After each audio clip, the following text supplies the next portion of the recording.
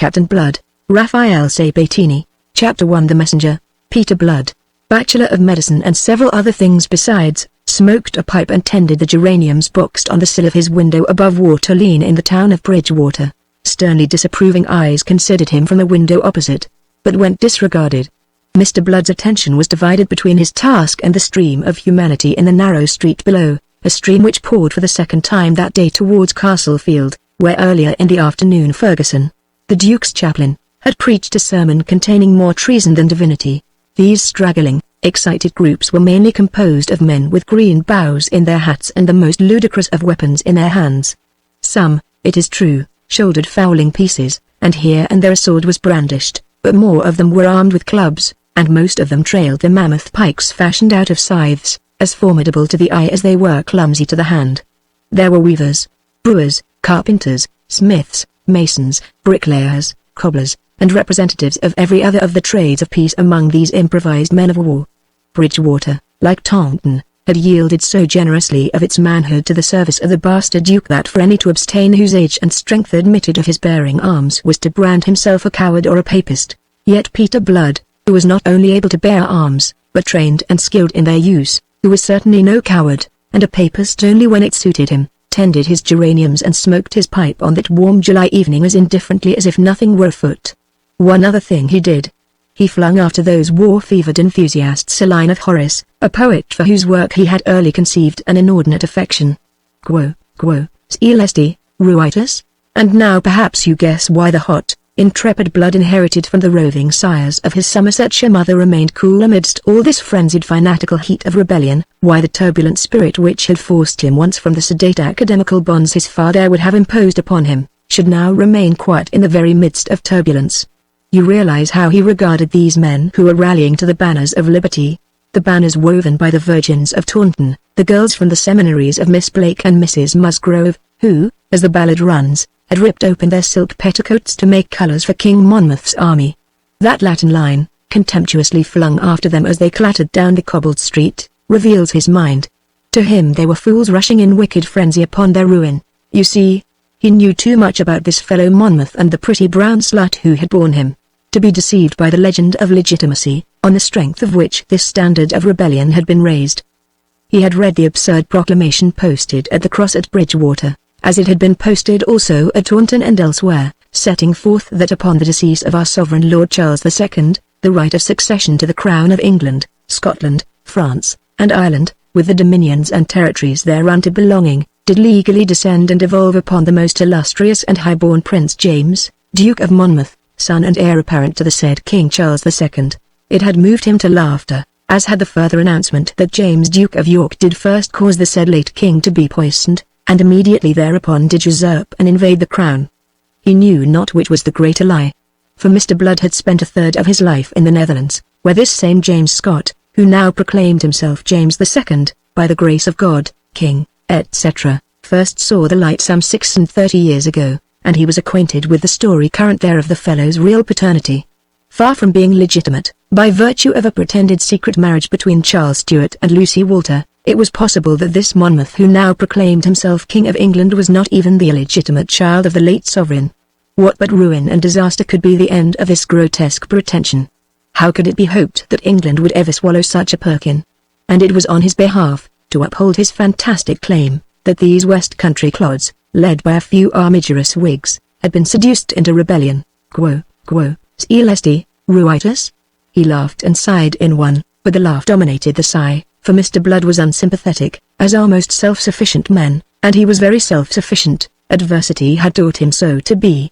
A more tender-hearted man, possessing his vision and his knowledge, might have found cause for tears in the contemplation of these ardent, simple, nonconformist sheep going forth to the shambles, escorted to the rallying ground on Castlefield by wives and daughters, sweethearts and mothers, sustained by the delusion that they were to take the field in defense of right, of liberty, and of religion.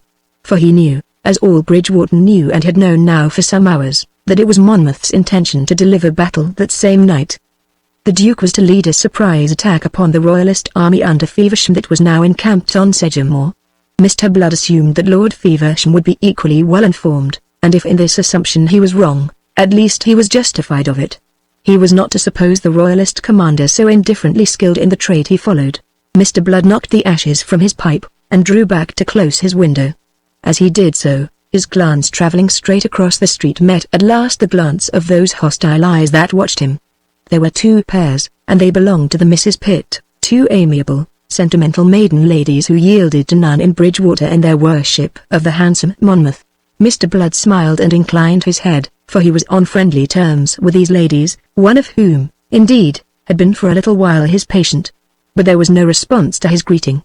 Instead, the eyes gave him back a stare of cold disdain. The smile on his thin lips grew a little broader, a little less pleasant. He understood the reason of that hostility, which had been daily growing in this past week since Monmouth had come to turn the brains of women of all ages. The Misses Pitt, he apprehended, contemned him that he, a young and vigorous man, of a military training which might now be valuable to the cause, should stand aloof, that he should placidly smoke his pipe and tend his geraniums on this evening of all evenings, when men of spirit were rallying to the Protestant champion, offering their blood to place him on the throne where he belonged. If Mr. Blood had condescended to debate the matter with these ladies, he might have urged that having had his fill of wandering and adventuring, he was now embarked upon the career for which he had been originally intended and for which his studies had equipped him, that he was a man of medicine and not of war, a healer, not a slayer. But they would have answered him, he knew, that in such a cause it behoved every man who deemed himself a man to take up arms. They would have pointed out that their own nephew Jeremiah, who was by trade a sailor, the master of a ship, which by an ill chance for that young man had come to anchor at this season in Bridgewater Bay, had quitted the helm to snatch up a musket in defence of right. But Mr. Blood was not of those who argue. As I have said, he was a self-sufficient man. He closed the window, drew the curtains, and turned to the pleasant, candle-lighted room, and the table on which Mrs. Barlow, his housekeeper, was in the very act of spreading supper. To her, however, he spoke aloud his thought. "It's out of favour I am with the vinegary virgins over the way." He had a pleasant, vibrant voice, whose metallic ring was softened and muted by the Irish accent which in all his wanderings he had never lost. It was a voice that could woo seductively and caressingly, or command in such a way as to compel obedience. Indeed, the man's whole nature was in that voice of his. For the rest of him, he was tall and spare, swarthy of tint as a gypsy, with eyes that were startlingly blue in that dark face and under those level black brows. In their glance those eyes, flanking a high-bridged, intrepid nose, were of singular penetration and of a steady haughtiness that went well with his firm lips. Though dressed in black as became his calling, yet it was with an elegance derived from the love of clothes that is peculiar to the adventurer he had been, rather than to the staid medicus he now was. His coat was a fine camlet, and it was laced with silver. There were ruffles of Mechlin at his wrists and a Mechlin cravat encased his throat. His great black periwig was as sedulously curled as any at Whitehall. Seeing him thus, and perceiving his real nature, which was plain upon him, you might have been tempted to speculate how long such a man would be content to lie by in this little backwater of the world into which chance had swept him some 6 months ago, how long he would continue to pursue the trade for which he had qualified himself before he had begun to live. Difficult of belief though it may be when you know his history, previous and subsequent, yet it is possible that but for the trick that fate was about to play him, he might have continued this peaceful existence, settling down completely to the life of a doctor in this Somersetshire haven. It is possible, but not probable. He was the son of an Irish medicus, by a Somersetshire lady in whose veins ran the rover blood of the Frobishers, which may account for a certain wildness that had early manifested itself in his disposition. This wildness had profoundly alarmed his father, who for an Irishman was of a singularly peace-loving nature. He had early resolved that the boy should follow his own honourable profession, and Peter Blood, being quick to learn and oddly greedy of knowledge, had satisfied his parent by receiving at the age of 20 the degree of Baccalaureus Medicinae at Trinity College, Dublin. His father survived that satisfaction by 3 months only. His mother had then been dead some years already. Thus Peter Blood came into an inheritance or some few £100, with which he had set out to see the world and give for a season a free rein to that restless spirit by which he was imbued. A set of curious chances led him to take service with the Dutch, then at war with France, and a predilection for the sea made him elect that this service should be upon that element. He had the advantage of a commission under the famous De Ruyter, and fought in the Mediterranean engagement in which the great Dutch admiral lost his life. After the peace of Nijmegen his movements are obscure. But we know that he spent 2 years in a Spanish prison, though we do not know how he contrived to get there. It may be due to this that upon his release he took his sword to France, and saw service with the French in their warring upon the Spanish Netherlands. Having reached, At last, the age of 32, his appetite for adventure surfeited, his health having grown indifferent as the result of a neglected wound. He was suddenly overwhelmed by homesickness. He took ship from Nantes with intent to cross to Ireland. But the vessel being driven by stress of weather into Bridgewater Bay, and Blood's health having grown worse during the voyage, he decided to go ashore there, additionally urged to it by the fact that it was his mother's native soil. Thus in January of that year 1685 he had come to Bridgewater, possessor of a fortune that was approximately the same as that with which he had originally set out from Dublin 11 years ago, because he liked the place, in which his health was rapidly restored to him, and because he conceived that he had passed through adventures enough for a man's lifetime. He determined to settle there, and take up at last the profession of medicine from which he had, with so little profit, broken away. That is all his story, or so much of it as matters up to that night, 6 months later, when the Battle of Sedgemoor was fought. Deeming the impending action no affair of his, as indeed it was not, and indifferent to the activity with which Bridgewater was that night agog, Mr. Blood closed his ears to the sounds of it, and went early to bed.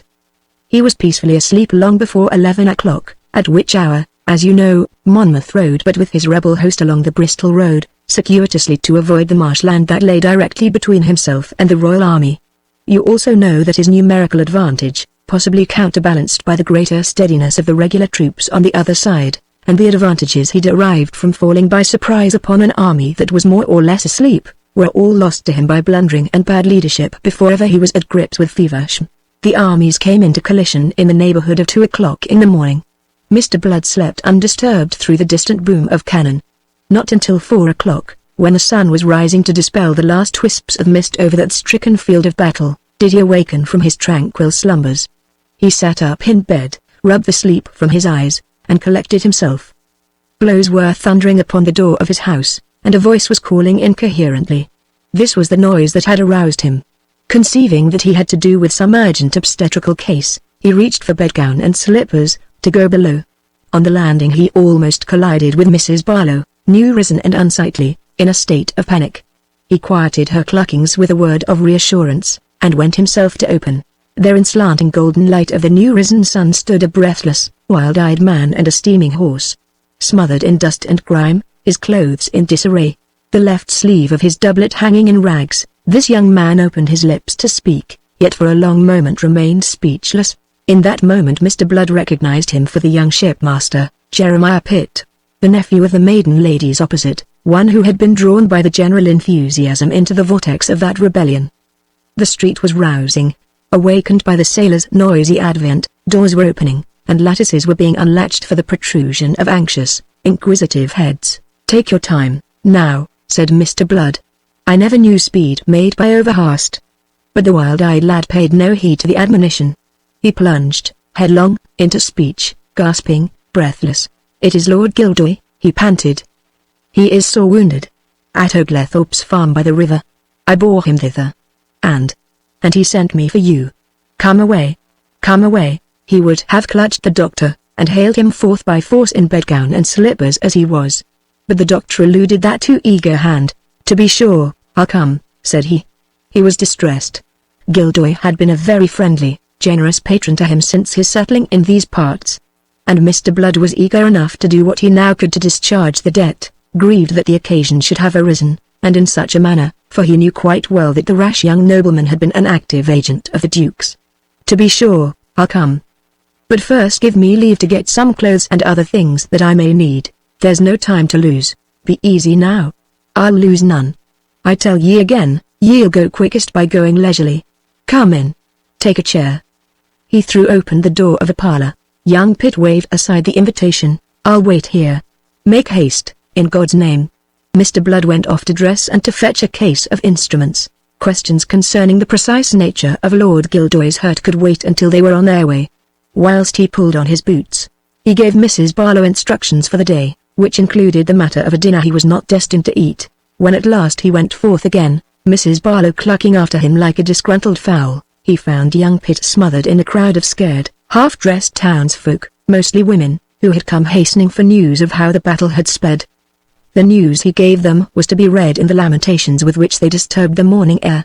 At sight of the doctor, dressed and booted, the case of instruments tucked under his arm, the messenger disengaged himself from those who pressed about, shook off his weariness and the two tearful aunts that clung most closely, and seizing the bridle of his horse, he climbed to the saddle. "Come along, sir," he cried. "Man behind me, Mr. Blood." Without wasting words, did as he was bidden. Pitt touched the horse with his spur.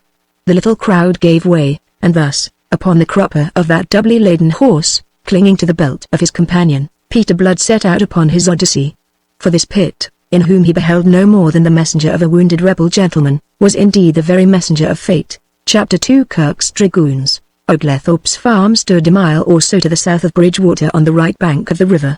It was a straggling Tudor building showing grey above the ivy that clothed its lower parts. Approaching it now, through the fragrant orchards amid which it seemed to drowse in Arcadian peace beside the waters of the Pirate, sparkling in the morning sunlight, Mr. Blood might have had a difficulty in believing it part of a world tormented by strife and bloodshed. On the bridge, as they had been riding out of Bridgewater, they had met a vanguard of fugitives from the field of battle, weary, broken men, many of them wounded, all of them terror-stricken, staggering in speedless haste with the last remnants of their strength into the shelter which it was their vain illusion the town would afford them. Eyes glazed with lassitude and fear looked up piteously out of haggard faces at Mr. Blood and his companion as they rode forth. Hoarse voices cried a warning that merciless pursuit was not far behind. Undeterred, however, young Pitt rode amain along the dusty road by which these poor fugitives from that swift trout on Sedgemoor came flocking in ever-increasing numbers. Presently he swung aside, and quitting the road took to a pathway that crossed the dewy meadowlands. Even here they met odd groups of these human derelicts, who were scattering in all directions, looking fearfully behind them as they came through the long grass, expecting at every moment to see the red coats of the dragoons. But as Pitt's direction was a southward one, bringing them ever nearer to Feversham's headquarters, they were presently clear of that human flotsam and jetsam of the battle, and riding through the peaceful orchards heavy with the ripening fruit that was soon to make its annual yield of cider. At last they alighted on the kidney stones of the courtyard, and Baines, the master of the homestead, grave of countenance and flustered of manner, gave them welcome. In the spacious, stone-flagged hall, the doctor found Lord Gildoy, a very tall and dark young gentleman, prominent of chin and nose, stretched on a cane day bed under one of the tall mullioned windows, in the care of Mrs. Baines and her comely daughter. His cheeks were leaden-hued, his eyes closed, and from his blue lips came with each laboured breath a faint, moaning noise. Mr. Blood stood for a moment silently considering his patient. He deplored that a youth with such bright hopes in life as Lord Gildoy's should have risked all, perhaps existence itself, to forward the ambition of a worthless adventurer. Because he had liked and honoured this brave lad he paid his case the tribute of a sigh. Then he knelt to his task, ripped away doublet and underwear to lay bare his lordship's mangled side, and called for water and linen and what else he needed for his work. He was still intent upon it a half-hour later when the dragoons invaded the homestead. The clatter of hoofs and hoarse shouts that heralded their approach disturbed him not at all. For one thing, he was not easily disturbed, for another, his task absorbed him. But his lordship, who had now recovered consciousness, showed considerable alarm, and the battle-stained Jeremy Pitt sped to cover in a clothes-press. Baines was uneasy, and his wife and daughter trembled. Mr. Blood reassured them. "Why, what's to fear?" he said. "It's a Christian country, this, and Christian men do not make war upon the wounded, nor upon those who harbour them." He still had, you see, illusions about Christians. He held a glass of cordial, prepared under his directions, to his lordship's lips. "Give your mind peace, my lord. The worst is done." And then they came rattling and clanking into the stone-flagged hall, a round dozen jack-booted, lobster-coated troopers of the Dampiers regiment, led by a sturdy, black-browed fellow with a deal of gold lace about the breast of his coat. Baines stood his ground, his attitude half defiant, whilst his wife and daughter shrank away in renewed fear. Mr. Blood, at the head of the day-bed, looked over his shoulder to take stock of the invaders.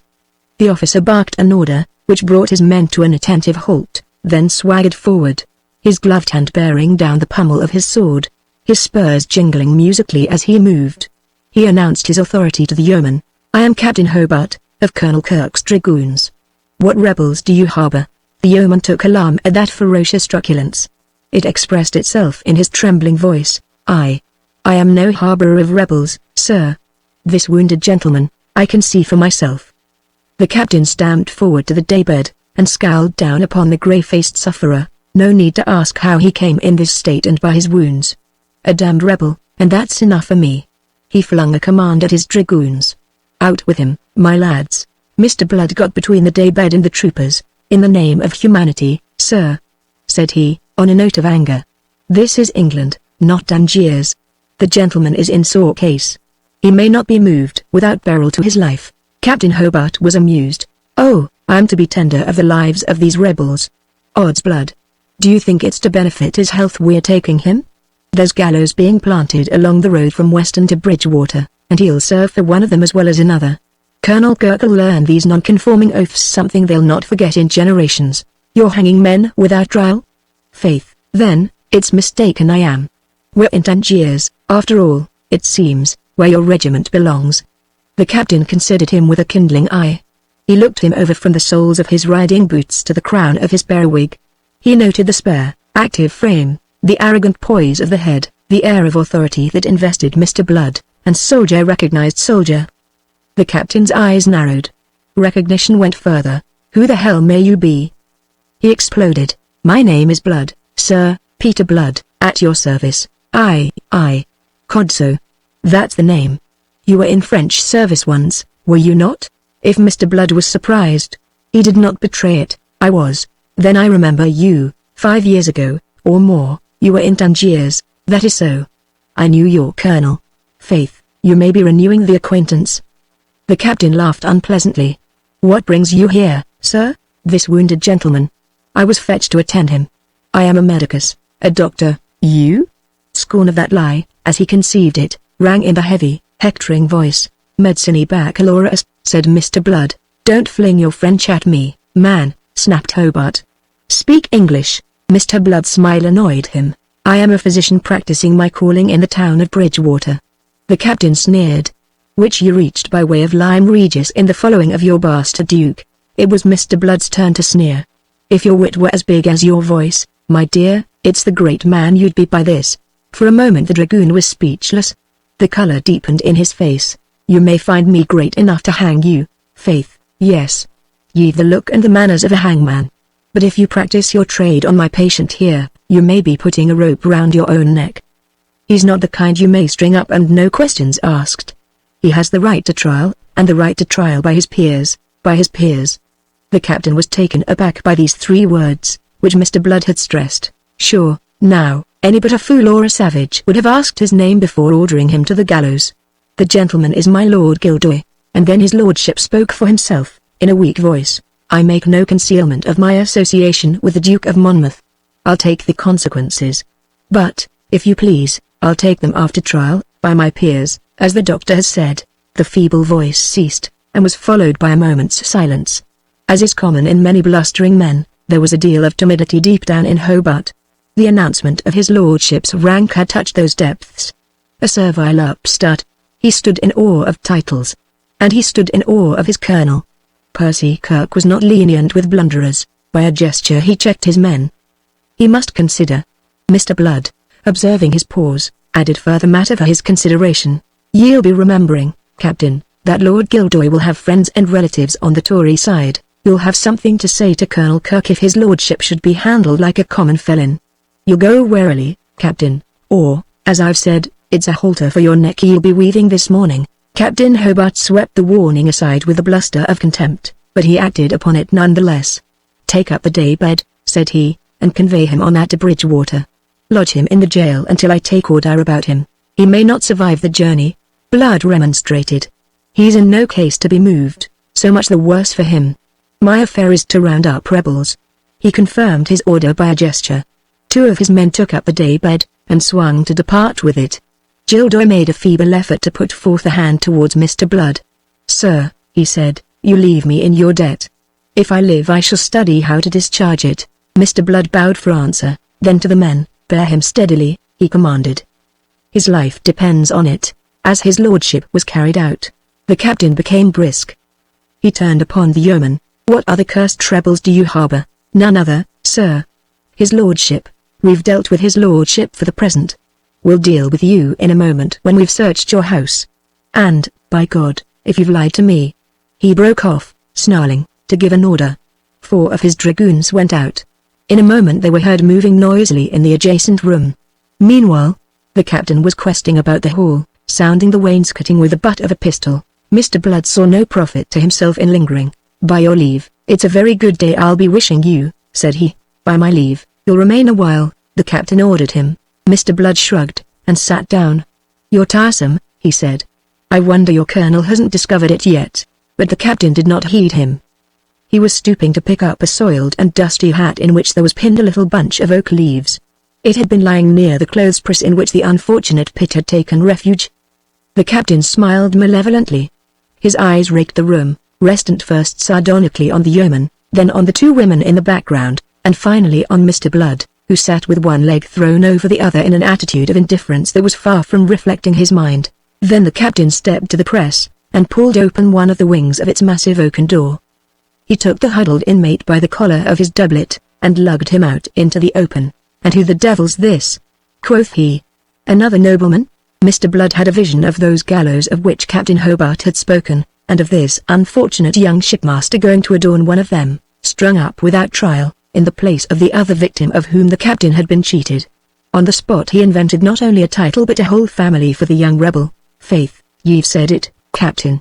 This is Viscount Pitt, first cousin to Sir Thomas Vernon, who's married to that slut Mulkirk, sister to your own colonel, and sometime lady-in-waiting upon King James's queen." Both the captain and his prisoner gasped. But whereas thereafter young Pitt discreetly held his peace, the captain rapped out a nasty oath. He considered his prisoner again. "He's lying, is he not?" he demanded, seizing the lad by the shoulder, and glaring into his face. "He's rallying Rue, by God. If ye believe that," said Blood, "hang him, and see what happens to you."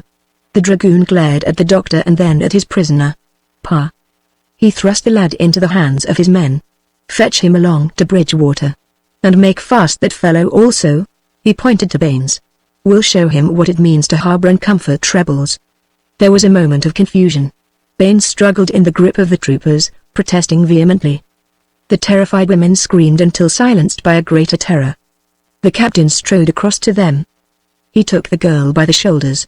She was a pretty, golden-headed creature, with soft blue eyes that looked up entreatingly, piteously into the face of the dragoon. He laid upon her, his eyes aglow, took her chin in his hand, and set her shuddering by his brutal kiss. "It's in earnest," he said, smiling grimly. "Let that quiet you, little rebel, till I've done with these rogues." And he swung away again, leaving her faint and trembling in the arms of her anguished mother. His men stood, grinning, awaiting orders, the two prisoners now fast pinioned. "Take them away. Let Cornet Drake have charge of them." His smouldering eye again sought the cowering girl. "I'll stay a while, to search out this place. There may be other rebels hidden here." As an afterthought, he added, "And take this fellow with you." He pointed to Mr. Blood. "Bestir." Mr. Blood started out of his musings. He had been considering that in his case of instruments there was a lancet with which he might perform on Captain Hobart a beneficial operation. Beneficial, that is, to humanity. In any case, the dragoon was obviously plethoric and would be the better for a bloodletting. The difficulty lay in making the opportunity. He was beginning to wonder if he could lure the captain aside with some tale of hidden treasure, when this untimely interruption set a term to that interesting speculation. He sought to temporize. "Faith, it will suit me very well," said he. "For Bridgewater is my destination, and but that ye detained me I'd have been on my way thither now. Your destination there will be the jail, bar. Ye are surely joking. There's a gallows for you if you prefer it. It's merely a question of now or later." Rude hands seized Mr. Blood, and that precious lancet was in the case on the table out of reach. He twisted out of the grip of the dragoons, for he was strong and agile, but they closed with him again immediately, and bore him down. Pinning him to the ground, they tied his wrists behind his back, then roughly pulled him to his feet again. "Take him away," said Hobart shortly, and turned to issue his orders to the other waiting troopers. "Go search the house, from attic to cellar, then report to me here." The soldiers trailed out by the door leading to the interior. Mr. Blood was thrust by his guards into the courtyard, where Pitt and Baines already waited. From the threshold of the hall, he looked back at Captain Hobart, and his sapphire eyes were blazing. On his lips trembled a threat of what he would do to Hobart if he should happen to survive this business. The times he remembered that to utter it were probably to extinguish his chance of living to execute it. For today the king's men were masters in the West, and the West was regarded as enemy country, to be subjected to the worst horror of war by the victorious side. Here a captain of horse was for the moment lord of life and death. Under the apple trees in the orchard, Mr. Blood and his companions in misfortune were made fast each to a trooper's stirrup leather. Then at the sharp order of the cornet, the little troop started for Bridgewater. As they set out there was the fullest confirmation of Mr. Blood's hideous assumption that to the dragoons this was a conquered enemy country. There were sounds of rending timbers, of furniture smashed and overthrown, the shouts and laughter of brutal men, to announce that this hunt for rebels was no more than a pretext for pillage and destruction. Finally, above all other sounds, came the piercing screams of a woman in acutest agony. Baines checked in his stride, and swung round writhing, his face ashen. As a consequence, he was jerked from his feet by the rope that attached him to the stirrup leather, and he was dragged helplessly a yard or two before the trooper reined in, cursing him foully, and striking him with the flat of his sword. It came to Mr. Blood, as he trudged forward under the laden apple trees on that fragrant, delicious July morning, that man, as he had long suspected, was the vilest work of God, and that only a fool would set himself up as a healer of a species that was best exterminated. Chapter 3 The Lord Chief Justice. It was not until 2 months later, on the 19th of September, if you must have the actual date, that Peter Blood was brought to trial, upon a charge of high treason. We know that he was not guilty of this, but we need not doubt that he was quite capable of it by the time he was indicted. Those 2 months of inhuman, unspeakable imprisonment had moved his mind to a cold and deadly hatred of King James and his representatives. It says something for his fortitude that in all the circumstances he should still have had a mind at all. Yet, terrible as was the position of this entirely innocent man, he had cause for thankfulness on 2 counts.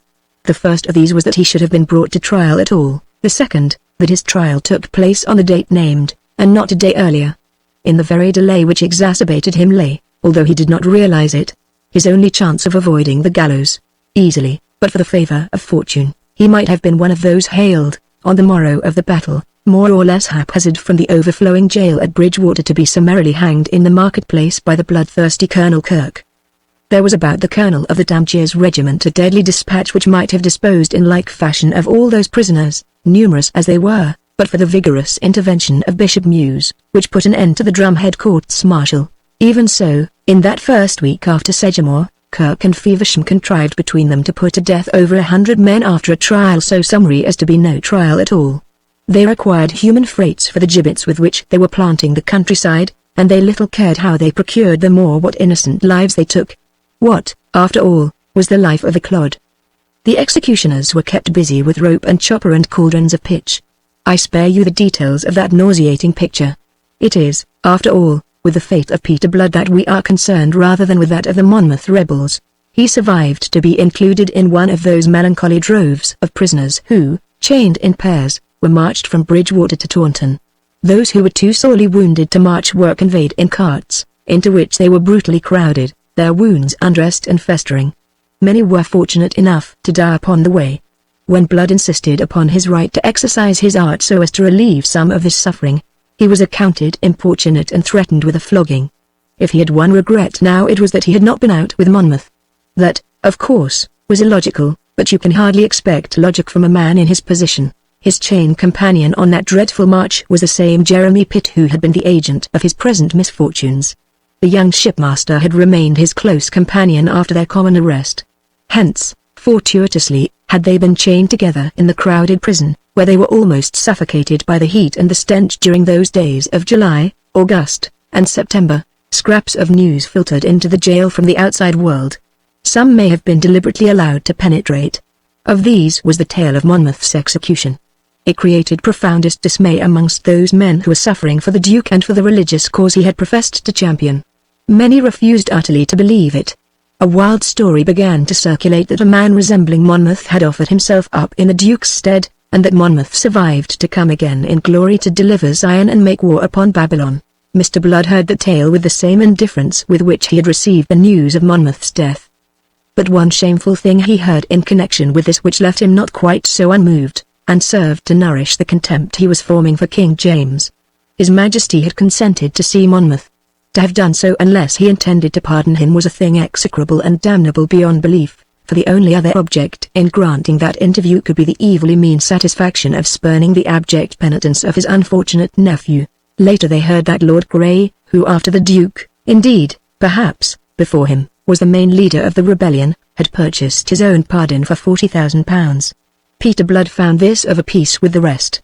His contempt for King James blazed out at last. "Why, here's a filthy mean creature to sit on a throne. If I had known as much of him before as I know today, I don't doubt I should have given cause to be where I am now."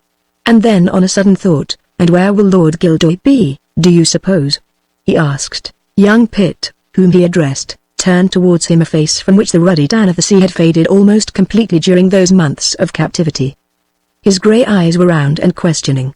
Blood answered him, "Sure, now, we've never seen his lordship since the day at Oglethorpe's. And where are the other gentry that were taken, the real leaders of this plaguey rebellion?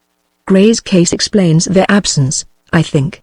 They are wealthy men that can ransom themselves.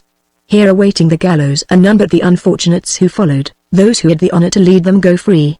It's a curious and instructive reversal of the usual way of these things. Faith, it's an uncertain world entirely," he laughed, and settled down into that spirit of scorn, wrapped in which he stepped later into the great hall of Taunton Castle to take his trial. With him went Pitt and the yeoman Baines. The three of them were to be tried together, and their case was to open the proceedings of that ghastly day. The hall, even to the galleries, thronged with spectators, most of whom were ladies, was hung in scarlet, a pleasant conceit, this, of the Lord Chief Justice's, who naturally enough preferred the colour that should reflect his own bloody mind. At the upper end, on a raised dais, sat the Lords Commissioners, the 5 judges in their scarlet robes and heavy dark periwigs, Baron Jeffreys of Wilmot throned in the middle place. The prisoners filed in under guard. The crier called for silence under pain of imprisonment, and as the hum of voices gradually became hushed, Mr. Blood considered with interest the 12 good men and true that composed the jury. Neither good nor true did they look. They were scared, uneasy, and hangdog as any set of thieves caught with their hands in the pockets of their neighbors. They were 12 shaken men, each of whom stood between the sword of the Lord Chief Justice's recent bloodthirsty charge and the wall of his own conscience. From them Mr. Blood's calm, deliberate glance passed on to consider the Lords Commissioners, and particularly the presiding judge, that Lord Jeffreys, whose terrible fame had come ahead of him from Dorchester. He beheld a tall, slight man on the young side of 40, with an oval face that was delicately beautiful.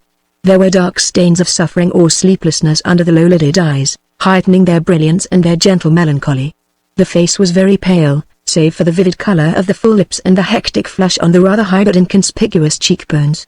It was something in those lips that marred the perfection of that countenance, a fault, elusive but undeniable, lurked there to belie the fine sensitiveness of those nostrils, the tenderness of those dark, liquid eyes and the noble calm of that pale brow. The physician in Mr. Blood regarded the man with peculiar interest, knowing as he did the agonizing malady from which his lordship suffered, and the amazingly irregular, debauched life that he led in spite of it. Perhaps because of it, Peter Blood, hold up your hand. Abruptly he was recalled to his position by the harsh voice of the Clerk of Arraigns. His obedience was mechanical, and the clerk droned out the wordy indictment which pronounced Peter Blood a false traitor against the most illustrious and most excellent Prince, James II, by the grace of God, of England, Scotland, France, and Ireland King, his supreme and natural Lord.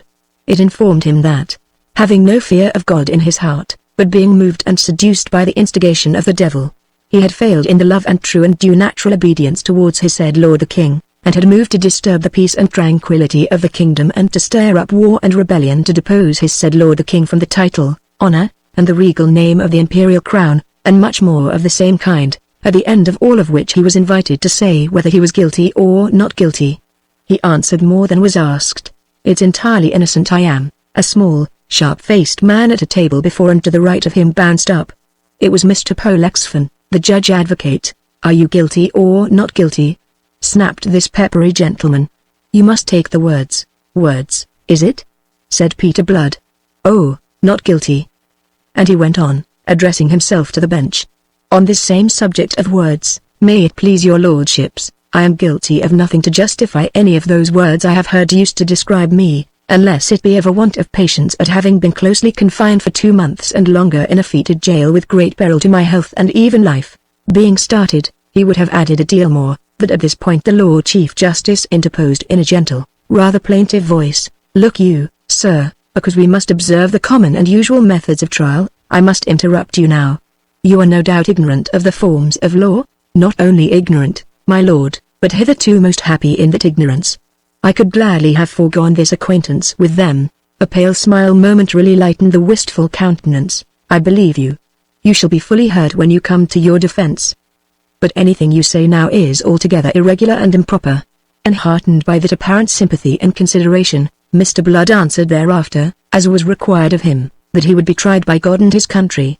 Whereupon, having prayed to God to send him a good deliverance, the clerk called upon Andrew Baines to hold up his hand and plead. From Baines, who pleaded not guilty, the clerk passed on to Pitt, who boldly owned his guilt. The Lord Chief Justice stirred at that. "Come, that's better," quoth he, and his 4 scarlet brethren nodded. If all were as obstinate as his 2 fellow rebels, there would never be an end. After that ominous interpellation, delivered with an inhuman niceness that sent a shiver through the court, Mr. Pollexfen got to his feet. With great prolixity he stated the general case against the 3 men, and the particular case against Peter Blood, whose indictment was to be taken first. The only witness called for the king was Captain Hobart. He testified briskly to the manner in which he had found and taken the 3 prisoners, together with Lord Gildoy. Upon the orders of his colonel he would have hanged Pitt out of hand, but was restrained by the lies of the prisoner Blood, who led him to believe that Pitt was a peer of the realm and a person of consideration. As the captain's evidence concluded, Lord Jeffreys looked across at Peter Blood. "Will the prisoner Blood ask the witness any questions?" "None, my lord. He has correctly related what occurred. I am glad to have your admission of that without any of the prevarications that are usual in your kind. And I will say this, that here prevarication would avail you little. For we always have the truth in the end. Be sure of that." Baines and Pitt similarly admitted the accuracy of the captain's evidence, whereupon the scarlet figure of the Lord Chief Justice heaved a sigh of relief. "This being so, let us get on, in God's name, for we have much to do." There was now no trace of gentleness in his voice.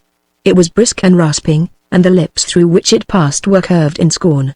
"I take it, Mr. Pollexfen, that the wicked treason of these 3 rogues being established, indeed, admitted by them, there is no more to be said." Peter Blood's voice rang out crisply, on a note that almost seemed to contain laughter. "May it please your lordship. But there's a deal more to be said." His lordship looked at him, first in blank amazement at his audacity, then gradually with an expression of dull anger. The scarlet lips fell into unpleasant, cruel lines that transfigured the whole countenance. "How now, rogue? Would you waste our time with idle subterfuge? I would have your lordship and the gentlemen of the jury hear me on my defense, as your lordship promised that I should be heard." "Why, so you shall, villain, so you shall." His lordship's voice was harsh as a file.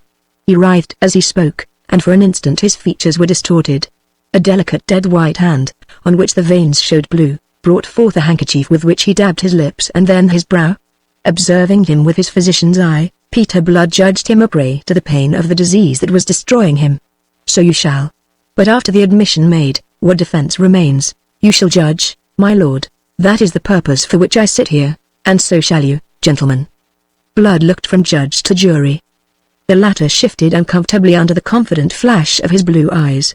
Lord Jeffreys's bullying charge had whipped the spirit out of them. Had they, themselves, been prisoners accused of treason, he could not have arraigned them more ferociously. Peter Blood stood boldly forward, erect, self-possessed, and saturnine. He was freshly shaven, and his periwig, if out of curl, was at least carefully combed and dressed. "Captain Hobart has testified to what he knows, that he found me at Oglethorpe's farm on the Monday morning after the battle at Weston. But he has not told you what I did there." Again the judge broke in. "Why, what should you have been doing there in the company of rebels, 2 of whom, Lord Gildoy and your fellow there, have already admitted their guilt?" "That is what I beg leave to tell your lordship." "I pray you do, and in God's name be brief, man. For if I am to be troubled with the say of all you traitor dogs, I may sit here until the spring assizes. I was there, my lord, in my quality as a physician, to dress Lord Gildoy's wounds." "What's this? Do you tell us that you're a physician? A graduate of Trinity College, Dublin?" "Good God!" cried Lord Jeffreys, his voice suddenly swelling, his eyes upon the jury. "What an impudent rogue is this! You heard the witness say that he had known him in Tangiers some years ago, and that he was then an officer in the French service. You heard the prisoner admit that the witness had spoken the truth? Why, so he had. Yet what I am telling you is also true, so it is. For some years I was a soldier, but before that I was a physician, and I have been one again since January last, established in Bridgewater, as I can bring 100 witnesses to prove. There's not a need to waste our time with that. I will convict you out of your own rascally mouth. I will ask you only this: how came you, who represent yourself as a physician, peacefully following your calling in the town of Bridgewater, to be with the army of the Duke of Monmouth.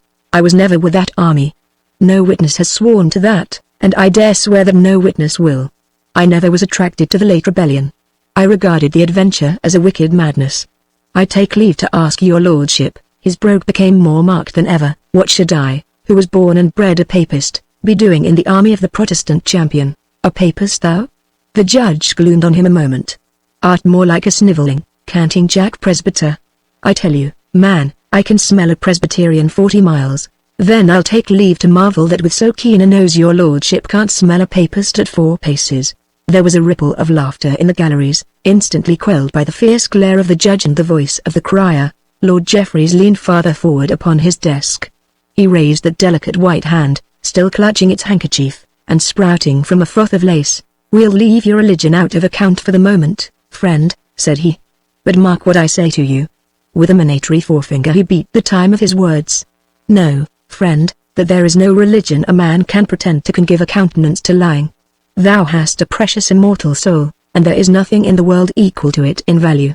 Consider that the great God of heaven and earth, before whose tribunal thou and we and all persons are to stand at the last day, will take vengeance on thee for every falsehood, and justly strike thee into eternal flames, make thee drop into the bottomless pit of fire and brimstone, if thou offer to deviate the least from the truth and nothing but the truth. For I tell thee God is not mocked. On that I charge you to answer truthfully. How came you to be taken with these rebels?" Peter Blood gaped at him a moment in consternation. The man was incredible, unreal, fantastic, a nightmare judge. Then he collected himself to answer. "I was summoned that morning to succor Lord Gildoy, and I conceived it to be the duty imposed upon me by my calling to answer that summons." "Did you so?" The judge, terrible now of aspect, his face white, his twisted lips red as the blood for which they thirsted, glared upon him in evil mockery. Then he controlled himself as if by an effort. He sighed. He resumed his earlier gentle plaintiveness. "Lord, how you waste our time. But I'll have patience with you. Who summoned you? Master Pitt, as he will testify." "Oh, Master Pitt will testify, he that is himself a traitor self-confessed. Is that your witness? There is also Master Baines here, who can answer to it."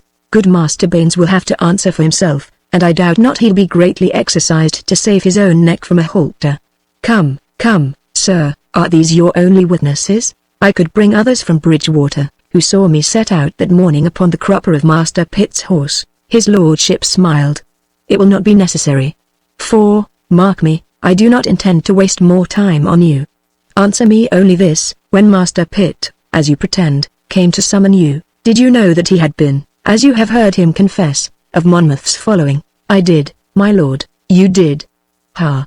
His lordship looked at the cringing jury and uttered a short, stabbing laugh. "Yet in spite of that you went with him? To succor a wounded man, as was my sacred duty." "Thy sacred duty, sayest thou?" Fury blazed out of him again. "Good God! What generation of vipers do we live in? Thy sacred duty, rogue, is to thy king and to God. But let it pass. Did he tell you whom it was that you were desired to succor?" "Lord Gildoy." "Yes. And you knew that Lord Gildoy had been wounded in the battle, and on what side he fought?" "I knew, and yet, being, as you would have us believe, a true and loyal subject of our Lord the King, you went to succor him?" Peter Blood lost patience for a moment. "My business, my lord, was with his wounds, not with his politics." A murmur from the galleries and even from the jury approved him. It served only to drive his terrible judge into a deeper fury. "Jesus God! Was there ever such an impudent villain in the world as thou?" He swung, white-faced, to the jury. "I hope, gentlemen of the jury, you take notice of the horrible carriage of this traitor rogue, and withal you cannot but observe the spirit of this sort of people. What a villainous and devilish one it is! Out of his own mouth he has said enough to hang him a dozen times. Yet is there more. Answer me this, sir, when you cozened Captain Hobart with your lies concerning the station of this other traitor Pitt, what was your business then? To save him from being hanged without trial, as was threatened. What concern was it of yours whether or how the wretch was hanged? Justice is the concern of every loyal subject, for an injustice committed by one who holds the king's commission is in some sense a dishonor to the king's majesty. It was a shrewd, sharp thrust aimed at the jury, and it reveals, I think, the alertness of the man's mind, his self-possession ever steadiest in moments of dire peril. With any other jury it must have made the impression that he hoped to make. It may even have made its impression upon these poor pusillanimous sheep, but the dread judge was there to efface it. He gasped aloud, then flung himself violently forward. "Lord of Heaven!" he stormed. "Was there ever such a canting, impudent rascal? But I have done with you. I see thee, villain, I see thee already with a halter round thy neck." Having spoken so, gloatingly, evilly, he sank back again, and composed himself. It was as if a curtain fell. All emotion passed again from his pale face. Back to invest it again came that gentle melancholy. Speaking after a moment's pause. His voice was soft, almost tender, yet every word of it carried sharply through that hushed court. "If I know my own heart, it is not in my nature to desire the hurt of anybody, much less to delight in his eternal perdition. It is out of compassion for you that I have used all these words, because I would have you have some regard for your immortal soul, and not ensure its damnation by obdurately persisting in falsehood and prevarication. But I see that all the pains in the world, and all compassion and charity are lost upon you, and therefore I will say no more to you." He turned again to the jury, the countenance of wistful beauty. "Gentlemen, I must tell you for law, of which we are the judges, and not you, that if any person be in actual rebellion against the king, and another person, who really and actually was not in rebellion, does knowingly receive, harbor, comfort, or succor him, such a person is as much a traitor as he who indeed bore arms. We are bound by our oaths and consciences to declare to you what is law, and you are bound by your oaths and your consciences to deliver and to declare to us by your verdict the truth of the facts." Upon that he proceeded to his summing up, showing how Baines and Blood were both guilty of treason, the first for having harbored a traitor, the second for having succored that traitor by dressing his wounds. He interlarded his address by sycophantic allusions to his natural lord and lawful sovereign, the king, whom God had set over them, and with vituperations of nonconformity and of Monmouth, of whom, in his own words, he dared boldly affirm that the meanest subject within the kingdom that was of legitimate birth had a better title to the crown. Jesus God! That ever we should have such a generation of vipers among us, he burst out in rhetorical frenzy. And then he sank back as if exhausted by the violence he had used. A moment he was still, dabbing his lips again, then he moved uneasily, once more his features were twisted by pain, and in a few snarling, almost incoherent words he dismissed the jury to consider the verdict. Peter Blood had listened to the intemperate, the blasphemous, and almost obscene invective of that tirade with a detachment that afterwards, in retrospect, surprised him. He was so amazed by the man, by the reactions taking place in him between mind and body, and by his methods of bullying and coercing the jury into bloodshed, that he almost forgot that his own life was at stake. The absence of that day's jury was a brief one. The verdict found the 3 prisoners guilty. Peter Blood looked round the scarlet-hung court. For an instant that foam of white faces seemed to heave before him. Then he was himself again, and a voice was asking him what he had to say for himself, why sentence of death should not be passed upon him, being convicted of high treason. He laughed, and his laugh jarred uncannily upon the deathly stillness of the court. It was all so grotesque, such a mockery of justice administered by that wistful-eyed jack-pudding in scarlet, who was himself a mockery, the venal instrument of a brutally spiteful and vindictive king. His laughter shocked the austerity of that same jack-pudding. "Do you laugh, sirrah, with the rope about your neck, upon the very threshold of that eternity you are so suddenly to enter into?" And then Blood took his revenge. "Faith, it's in better case I am for mirth than your lordship. For I have this to say before you deliver judgment. Your lordship sees me, an innocent man whose only offence is that I practiced charity, with a halter round my neck. Your lordship, being the justiciar, speaks with knowledge of what is to come to me. I, being a physician, may speak with knowledge of what is to come to your lordship. And I tell you that I could not now change places with you, that I could not exchange this halter that you fling about my neck for the stone that you carry in your body. The death to which you may doom me is a light pleasantry by contrast with the death to which your lordship has been doomed by the great judge with whose name your lordship makes so free." The Lord Chief Justice sat stiffly upright, his face ashen, his lips twitching, and whilst you might have counted 10 there was no sound in that paralyzed court after Peter Blood had finished speaking. All those who knew Lord Jeffreys regarded this as the lull before the storm, and braced themselves for the explosion. But none came. Slowly, faintly, the colour crept back into that ashen face. The scarlet figure lost its rigidity, and bent forward. His lordship began to speak. In a muted voice and briefly, much more briefly than his wont on such occasions and in a manner entirely mechanical, the manner of a man whose thoughts are elsewhere while his lips are speaking. He delivered sentence of death in the prescribed form, and without the least allusion to what Peter Blood had said. Having delivered it, he sank back exhausted, his eyes half closed, his brow agleam with sweat. The prisoners filed out.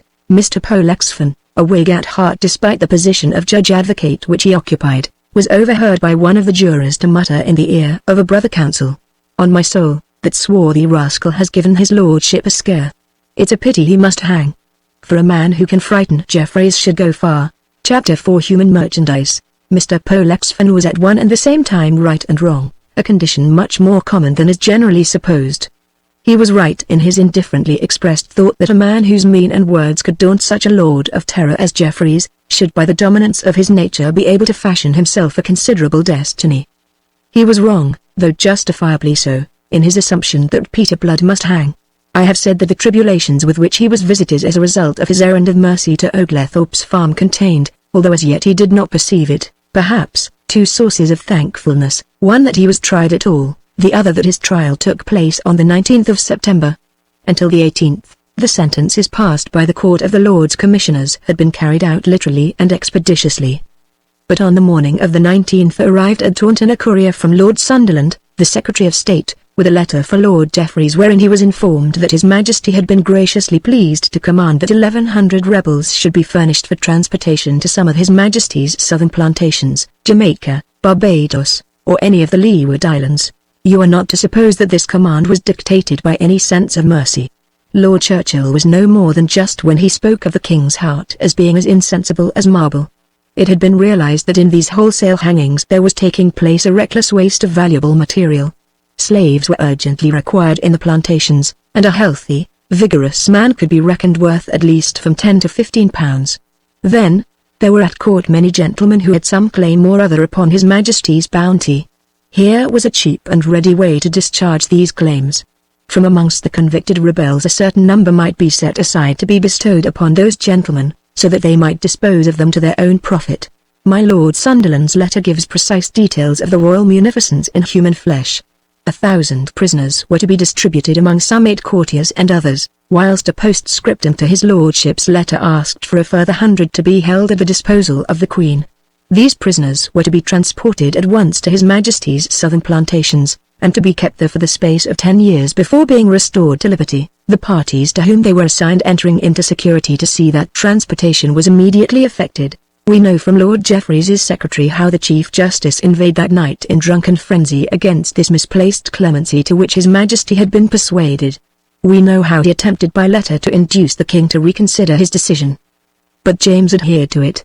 It was, apart from the indirect profit he derived from it, a clemency full worthy of him. He knew that to spare lives in this fashion was to convert them into living deaths. Many must succumb in torment to the horrors of West Indian slavery, and so be the envy of their surviving companions. Thus it happened that Peter Blood, and with him Jeremy Pitt and Andrew Baines, instead of being hanged, drawn, and quartered as their sentences directed, were conveyed to Bristol and there shipped with some 50 others aboard the Jamaica Merchant. From close confinement under hatches, ill nourishment and foul water, a sickness broke out amongst them, of which 11 died. Amongst these was the unfortunate yeoman from Oglethorpe's farm, brutally torn from his quiet homestead amid the fragrant cider orchards for no other sin but that he had practiced mercy. The mortality might have been higher than it was but for Peter Blood. At first the master of the Jamaica Merchant had answered with oaths and threats the doctor's expostulations against permitting men to perish in this fashion, and his insistence that he should be made free of the medicine chest and given leave to minister to the sick. But presently Captain Gardner came to see that he might be brought to task for these too heavy losses of human merchandise, and because of this he was belatedly glad to avail himself of the skill of Peter Blood. The doctor went to work zealously and zestfully, and wrought so ably that, by his ministrations and by improving the condition of his fellow captives, he checked the spread of the disease. Towards the middle of December the Jamaica Merchant dropped anchor in Carlisle Bay, and put ashore the 42 surviving rebels convict. If these unfortunates had imagined, as many of them appear to have done, that they were coming into some wild, savage country, the prospect, of which they had a glimpse before they were hustled over the ship's side into the waiting boats, was enough to correct the impression. They beheld a town of sufficiently imposing proportions composed of houses built upon European notions of architecture, but without any of the huddle usual in European cities. The spire of a church rose dominantly above the red roofs, a fort guarded the entrance of the wide harbour, with guns thrusting their muzzles between the crenels, and the wide facade of Government House revealed itself dominantly placed on a gentle hill above the town. This hill was vividly green as is an English hill in April, and the day was such a day as April gives to England, the season of heavy rains being newly ended. On a wide cobbled space on the seafront they found a guard of red-coated militia drawn up to receive them, and a crowd, attracted by their arrival, which in dress and manner differed little from a crowd in a seaport at home save that it contained fewer women and a great number of Negroes. To inspect them, drawn up there on the mole, came Governor Steed, a short, stout, red-faced gentleman, in blue taffetas burdened by a prodigious amount of gold lace, who limped a little and leaned heavily upon a stout ebony cane. After him, in the uniform of a colonel of the Barbados militia, rolled a tall, corpulent man who towered head and shoulders above the governor, with malevolence plainly written on his enormous yellowish countenance. At his side, and contrasting oddly with his grossness, moving with an easy stripling grace, came a slight young lady in a modish riding gown. The broad brim of a grey hat with scarlet sweep of ostrich plume shaded an oval face upon which the climate of the Tropic of Cancer had made no impression, so delicately fair was its complexion. Ringlets of red-brown hair hung to her shoulders. Frankness looked out from her hazel eyes which were set wide, commiseration repressed now the mischievousness that normally inhabited her fresh young mouth. Peter Blood caught himself staring in a sort of amazement at that piquant face, which seemed here so out of place, and finding his stare returned, he shifted uncomfortably. He grew conscious of the sorry figure that he cut. Unwashed, with rank and the matted hair and a disfiguring black beard upon his face, and the erstwhile splendid suit of black camlet in which he had been taken prisoner now reduced to rags that would have disgraced a scarecrow, he was in no case for inspection by such dainty eyes as these. Nevertheless, they continued to inspect him with round-eyed, almost childlike wonder and pity. Their owner put forth a hand to touch the scarlet sleeve of her companion, whereupon with an ill-tempered grunt the man swung his great bulk round so that he directly confronted her. Looking up into his face, she was speaking to him earnestly, but the colonel plainly gave her no more than the half of his attention. His little beady eyes, closely flanking a fleshly, pendulous nose, had passed from her and were fixed upon fair-haired, sturdy young Pitt, who was standing beside Blood. The governor had also come to a halt, and for a moment now that little group of three stood in conversation. What the lady said, Peter could not hear at all, for she lowered her voice. The colonel's reached him in a confused rumble, but the governor was neither considerate nor indistinct. He had a high-pitched voice which carried far, and believing himself witty, he desired to be heard by all. But, my dear Colonel Bishop, it is for you to take first choice from this dainty nosegay, and at your own price. After that we'll send the rest to auction. Colonel Bishop nodded his acknowledgement. He raised his voice in answering. Your Excellency is very good. But, faith, they're a weedy lot, not likely to be of much value in the plantation. His beady eyes scanned them again, and his contempt of them deepened the malevolence of his face. It was as if he were annoyed with them for being in no better condition. Then he beckoned forward Captain Gardner, the master of the Jamaica merchant, and for some minutes stood in talk with him over a list which the latter produced at his request. Presently he waved aside the list and advanced to lean towards the rebels convict, his eyes considering them, his lips pursed. Before the young Somersetshire shipmaster he came to a halt, and stood an instant pondering him. Then he fingered the muscles of the young man's arm, and bade him open his mouth that he might see his teeth. He pursed his coarse lips again and nodded. He spoke to Gardner over his shoulder. £15 for this one. The captain made a face of dismay. £15. It isn't half what I meant to ask for him. It is double what I had meant to give, grunted the colonel. But he would be cheap at £30, Your Honor. I can get a Negro for that. These white swine don't live. They're not fit for the labor. Gardner broke into protestations of Pitt's health, youth, and vigor. It was not a man he was discussing, it was a beast of burden. Pitt, a sensitive lad, stood mute and unmoving. Only the ebb and flow of color in his cheeks showed the inward struggle by which he maintained his self-control. Peter Blood was nauseated by the loathsome haggle. In the background, moving slowly away down the line of prisoners, went the lady in conversation with the governor, who smirked and preened himself as he limped beside her. She was unconscious of the loathly business the colonel was transacting. Was she, wondered Blood, indifferent to it? Colonel Bishop swung on his heel to pass on. I'll go as far as £20.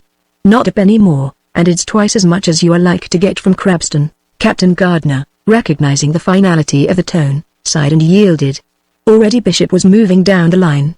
For Mr. Blood, as for a weedy youth on his left, the colonel had no more than a glance of contempt. But the next man, A middle-aged colossus named Wolverstone, who had lost an eye at Sedgemoor, drew his regard, and the haggling was recommenced. Peter Blood stood there in the brilliant sunshine and inhaled the fragrant air, which was unlike any air that he had ever breathed. It was laden with a strange perfume, blend of logwood flower, pimento, and aromatic cedars. He lost himself in unprofitable speculations born of that singular fragrance.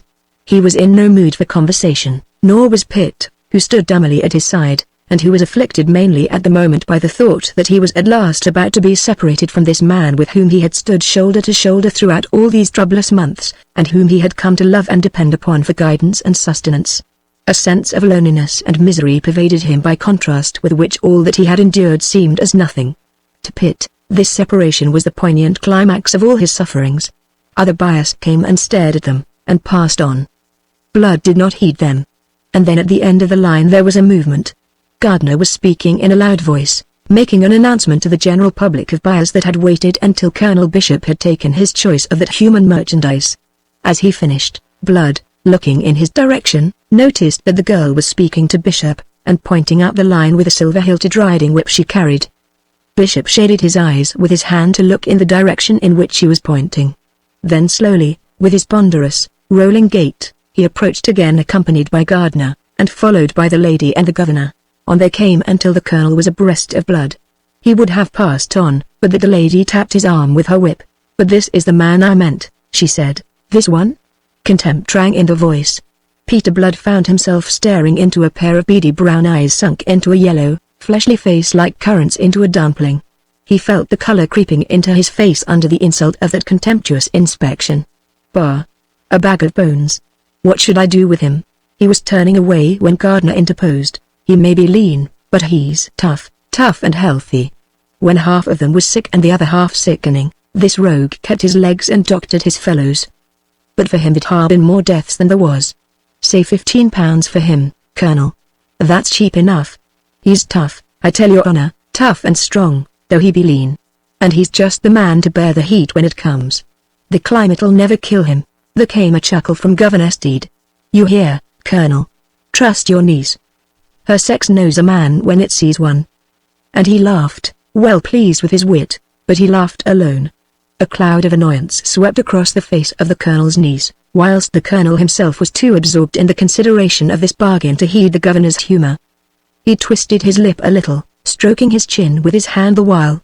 Jeremy Pitt had almost ceased to breathe. "I'll give you £10 for him," said the colonel at last. Peter Blood prayed that the offer might be rejected. For no reason that he could have given you. He was taken with repugnance at the thought of becoming the property of this gross animal, and in some sort the property of that hazel-eyed young girl. But it would need more than repugnance to save him from his destiny. A slave is a slave, and has no power to shape his fate. Peter Blood was sold to Colonel Bishop, a disdainful buyer, for the ignominious sum of £10. Chapter 5 Arabella Bishop. One sunny morning in January, about a month after the arrival of the Jamaica merchant at Bridgetown, Miss Arabella Bishop rode out from her uncle's fine house on the heights to the northwest of the city. She was attended by 2 Negroes who trotted after her at a respectful distance, and her destination was Government House, whither she went to visit the governor's lady, who had lately been ailing. Reaching the summit of a gentle, grassy slope, she met a tall, lean man dressed in a sober, gentlemanly fashion, who was walking in the opposite direction. He was a stranger to her, and strangers were rare enough in the island. And yet in some vague way he did not seem quite a stranger. Miss Arabella drew rein, affecting to pause that she might admire the prospect, which was fair enough to warrant it. Yet out of the corner of those hazel eyes she scanned this fellow very attentively as he came nearer. She corrected her first impression of his dress. It was sober enough, but hardly gentlemanly. Coat and breeches were of plain homespun, and if the former sat so well upon him it was more by virtue of his natural grace than by that of tailoring. His stockings were of cotton, harsh and plain, and the broadcaster, which he respectfully doffed as he came up with her, was an old one unadorned by band or feather. What had seemed to be a periwig at a little distance was now revealed for the man's own lustrous coiling black hair. Out of a brown, shaven, saturnine face 2 eyes that were startlingly blue considered her gravely. The man would have passed on but that she detained him. "I think I know you, sir," said she. Her voice was crisp and boyish, and there was something of boyishness in her manner, if one can apply the term to so dainty a lady. It arose perhaps from an ease, a directness, which disdained the artifices of her sex, and set her on good terms with all the world. To this it may be due that Miss Arabella had reached the age of 25, not merely unmarried but unwooed. She used with all men a sisterly frankness which in itself contains a quality of aloofness, rendering it difficult for any man to become her lover. Her negroes had halted at some distance in the rear, and they squatted now upon the short grass until it should be her pleasure to proceed upon her way. The stranger came to a standstill upon being addressed. "A lady should know her own property," said he. "My property? Your uncle's, leastways. Let me present myself. I am called Peter Blood, and I am worth precisely £10. I know it because that is the sum your uncle paid for me. It is not every man has the same opportunities of ascertaining his real value." She recognized him then. She had not seen him since that day upon the mole a month ago, and that she should not instantly have known him again despite the interest he had then aroused in her is not surprising, considering the change he had wrought in his appearance, which now was hardly that of a slave. "My God," said she. "And you can laugh. It's an achievement," he admitted. "But then, I have not fared as ill as I might." "I have heard of that," said she. What she had heard was that this rebel convict had been discovered to be a physician. The thing had come to the ears of Governor Steed, who suffered damnably from the gout, and Governor Steed had borrowed the fellow from his purchaser.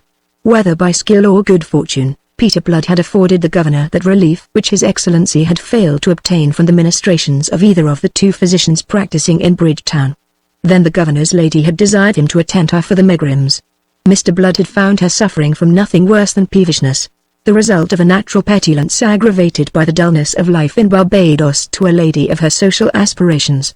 But he had prescribed for her nonetheless, and she had conceived herself the better for his prescription. After that the fame of him had gone through Bridgetown, and Colonel Bishop had found that there was more profit to be made out of this new slave by leaving him to pursue his profession than by setting him to work on the plantations, for which purpose he had been originally acquired. "It is yourself, Madame, I have to thank for my comparatively easy and clean condition," said Mr. Blood, "and I am glad to take this opportunity of doing so." The gratitude was in his words rather than in his tone. Was he mocking, she wondered, and looked at him with a searching frankness that another might have found disconcerting. He took the glance for a question, and answered it. "If some other planter had bought me," he explained, "it is odds that the facts of my shining abilities might never have been brought to light, and I should be hewing and hoeing at this moment like the poor wretches who were landed with me. And why do you thank me for that? It was my uncle who bought you, but he would not have done so had you not urged him. I perceived your interest. At the time I resented it." "You resented it?" There was a challenge in her boyish voice.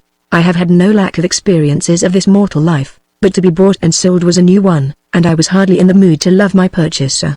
If I urged you upon my uncle, sir, it was that I commiserated you."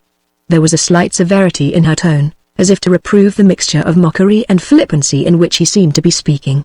She proceeded to explain herself. "My uncle may appear to you a hard man. No doubt he is. They are all hard men, these planters. It is the life, I suppose. But there are others here who are worse. There is Mr. Crabston, for instance, up at Spatestown. He was there on the mole, waiting to buy my uncle's leavings, and if you had fallen into his hands. A dreadful man. That is why." He was a little bewildered. This interest in a stranger, he began, then changed the direction of his probe. "But there were others as deserving of commiseration. You did not seem quite like the others." "I am not," said he. "Oh." She stared at him, bridling a little. "You have a good opinion of yourself. On the contrary. The others are all worthy rebels. I am not. That is the difference. I was one who had not the wit to see that England requires purifying. I was content to pursue a doctor's trade in Bridgewater whilst my betters were shedding their blood to drive out an unclean tyrant and his rascally crew." "Sir." She checked him. "I think you are talking treason." "I hope I am not obscure," said he. "There are those here who would have you flogged if they heard you. The governor would never allow it. He has the gout, and his lady has the megrims. Do you depend upon that?" She was frankly scornful. "You have certainly never had the gout. Probably not even the megrims," said he. She made a little impatient movement with her hand, and looked away from him a moment, out to sea. Quite suddenly she looked at him again, and now her brows were knit. "But if you are not a rebel, how come you here?" He saw the thing she apprehended, and he laughed. "Faith, now, it's a long story," said he, "and one perhaps that you would prefer not to tell?" Briefly on that he told it her. "My God! What an infamy!" she cried, when he had done. "Oh, it's a sweet country England under King James. There's no need to commiserate me further. All things considered, I prefer Barbados. Here at least one can believe in God." He looked first to right, then to left as he spoke, from the distant shadowy bulk of Mount Hilbay to the limitless ocean ruffled by the winds of heaven. Then, as if the fair prospect rendered him conscious of his own littleness and the insignificance of his woes, he fell thoughtful. "Is that so difficult elsewhere?" she asked him, and she was very grave. "Men make it so, I see." She laughed a little, on a note of sadness, it seemed to him. "I have never deemed Barbados the earthly mirror of heaven," she confessed. "But no doubt you know your world better than I." She touched her horse with her little silver-hilted whip. "I congratulate you on the seizing of your misfortunes." He bowed, and she moved on. Her negroes sprang up, and went trotting after her. A while Peter Blood remained standing there, where she left him, conning the sunlit waters of Carlisle Bay below, and the shipping in that spacious haven about which the gulls were fluttering noisily. It was a fair enough prospect, he reflected, but it was a prison, and in announcing that he preferred it to England, he had indulged that almost laudable form of boasting which lies in belittling our misadventures. He turned, and resuming his way, went off in long, swinging strides towards the little huddle of huts built of mud and wattles, a miniature village enclosed in a stockade which the plantation slaves inhabited, and where he, himself, was lodged with them. Through his mind sang the line of Lovelace: "Stone walls do not a prison make, nor iron bars a cage," but he gave it a fresh meaning, the very converse of that which its author had intended. A prison, he reflected, was a prison, though it had neither walls nor bars, however spacious it might be. And as he realized it that morning, so he was to realize it increasingly as time sped on. Daily he came to think more of his clipped wings, of his exclusion from the world, and less of the fortuitous liberty he enjoyed. Nor did the contrasting of his comparatively easy lot with that of his unfortunate fellow convicts bring him the satisfaction a differently constituted mind might have derived from it. Rather did the contemplation of their misery increase the bitterness that was gathering in his soul. Of the 42 who had been landed with him from the Jamaica merchant, Colonel Bishop had purchased no less than 25. The remainder had gone to lesser planters, some of them to Speightstown, and others still farther north. What may have been the lot of the latter he could not tell, but amongst Bishop's slaves Peter Blood came and went freely, sleeping in their quarters, and their lot he knew to be a brutalizing misery. They toiled in the sugar plantations from sunrise to sunset, and if their labors flagged, there were the whips of the overseer and his men to quicken them. They went in rags, some almost naked, they dwelt in squalor, and they were ill-nourished on salted meat and maize dumplings, food which to many of them was for a season at least so nauseating that 2 of them sickened and died before Bishop remembered that their lives had a certain value in labor to him and yielded to Blood's intercessions for a better care of such as fell ill. To curb insubordination, one of them who had rebelled against Kent, the brutal overseer, was lashed to death by negroes under his comrades' eyes, and another who had been so misguided as to run away into the woods was tracked, brought back, flogged, and then branded on the forehead with the letters F.T., that all might know him for a fugitive traitor as long as he lived. Fortunately for him the poor fellow died as a consequence of the flogging. After that a dull, spiritless resignation settled down upon the remainder. The most mutinous were quelled, and accepted their unspeakable lot with the tragic fortitude of despair. Peter Blood alone, escaping these excessive sufferings, remained outwardly unchanged, whilst inwardly the only change in him was a daily deeper hatred of his kind, a daily deeper longing to escape from this place where man defiled so foully the lovely work of his Creator. It was a longing too vague to amount to a hope. Hope here was inadmissible. And yet he did not yield to despair. He set a mask of laughter on his saturnine countenance and went his way, treating the sick to the profit of Colonel Bishop, and encroaching further and further upon the preserves of the 2 other men of medicine in Bridgetown.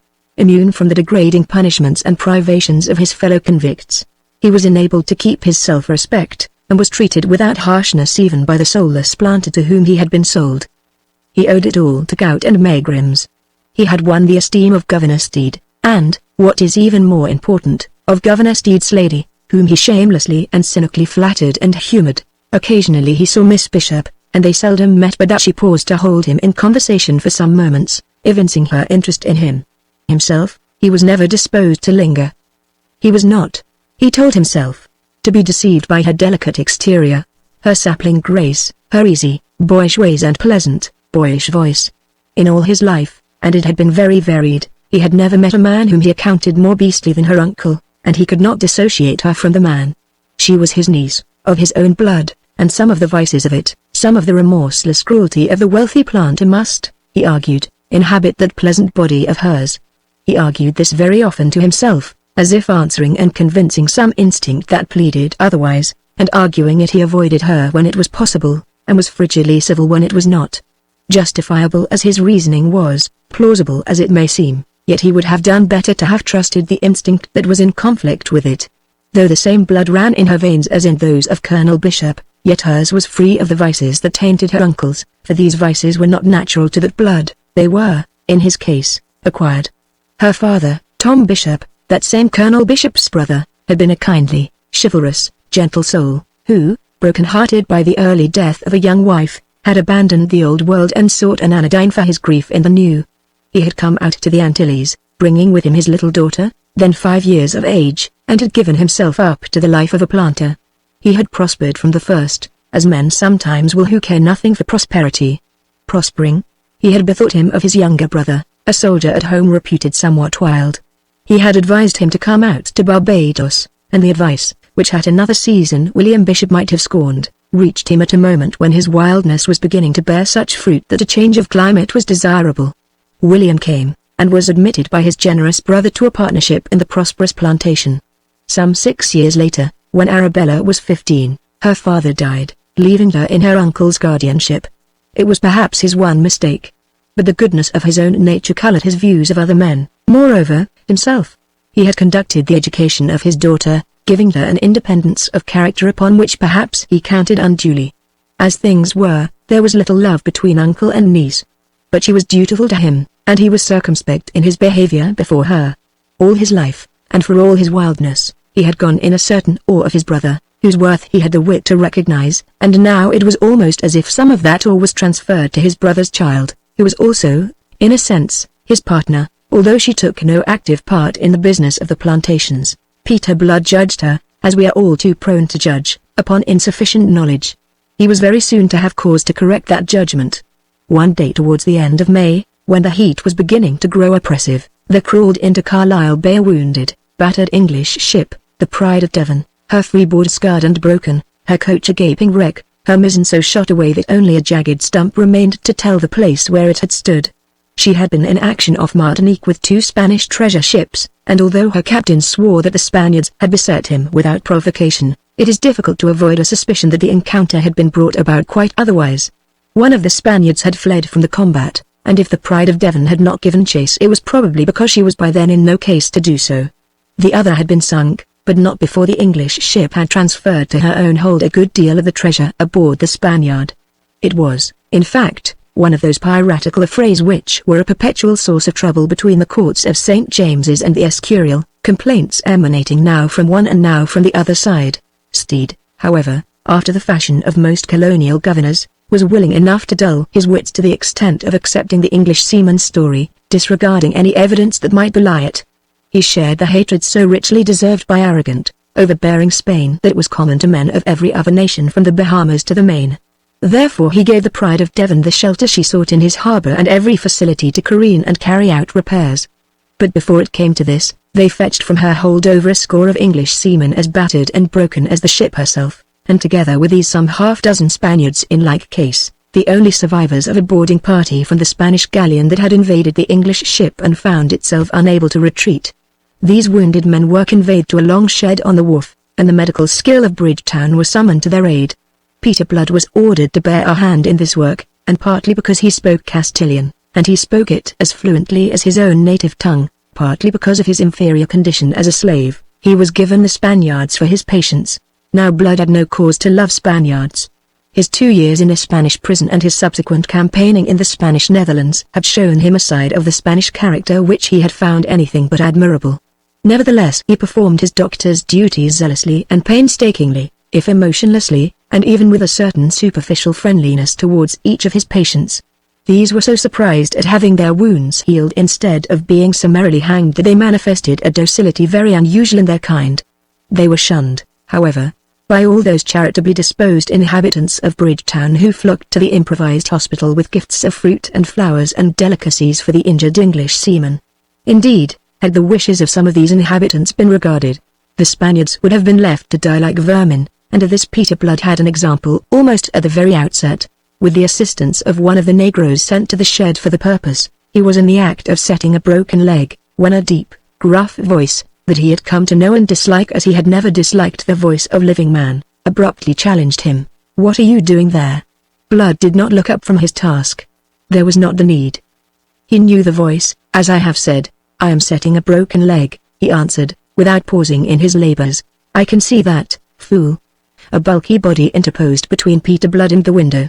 The half-naked man on the straw rolled his black eyes to stare up fearfully out of a clay-colored face at this intruder.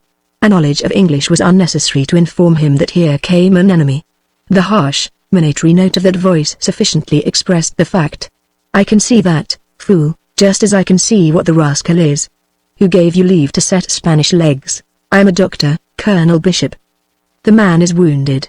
It is not for me to discriminate. I keep to my trade. Do you, by God?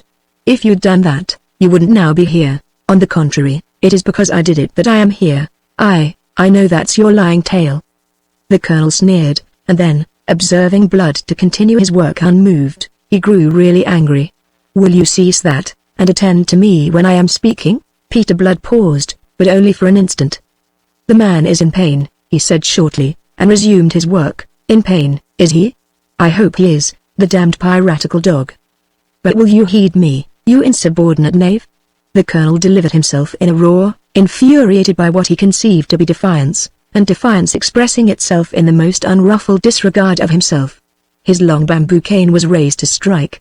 Peter Blood's blue eyes caught the flash of it, and he spoke quickly to arrest the blow. "Not insubordinate, sir, whatever I may be. I am acting upon the express orders of Governor Steed." The colonel checked, his great face empurpling. His mouth fell open. "Governor Steed?" he echoed. Then he lowered his cane, swung round, and without another word to Blood rolled away towards the other end of the shed where the governor was standing at the moment. Peter Blood chuckled. But his triumph was dictated less by humanitarian considerations than by the reflection that he had balked his brutal owner. The Spaniard, realizing that in this altercation, whatever its nature, the doctor had stood his friend, ventured in a muted voice to ask him what had happened. But the doctor shook his head in silence, and pursued his work. His ears were straining to catch the words now passing between Steed and Bishop. The colonel was blustering and storming, the great bulk of him towering above the wizened little overdressed figure of the governor. But the little fop was not to be browbeaten. His Excellency was conscious that he had behind him the force of public opinion to support him. Some there might be, but they were not many, who held such ruthless views as Colonel Bishop. His Excellency asserted his authority. It was by his orders that Blood had devoted himself to the wounded Spaniards, and his orders were to be carried out. There was no more to be said. Colonel Bishop was of another opinion. In his view there was a great deal to be said. He said it, with great circumstance, loudly, vehemently, obscenely, for he could be fluently obscene when moved to anger. "You talk like a Spaniard, Colonel," said the governor, and thus dealt the colonel's pride a wound that was to smart resentfully for many a week. At the moment it struck him silent, and sent him stamping out of the shed in a rage for which he could find no words. It was 2 days later when the ladies of Bridgetown, the wives and daughters of her planters and merchants, paid their first visit of charity to the wharf, bringing their gifts to the wounded seaman. Again Peter Blood was there, ministering to the sufferers in his care, moving among those unfortunate Spaniards whom no one heeded. All the charity, all the gifts were for the members of the crew of the Pride of Devon. And this Peter Blood accounted natural enough. But rising suddenly from the redressing of a wound, a task in which he had been absorbed for some moments, he saw to his surprise that one lady, detached from the general throng, was placing some plantains and a bundle of succulent sugar cane on the cloak that served one of his patients for a coverlet.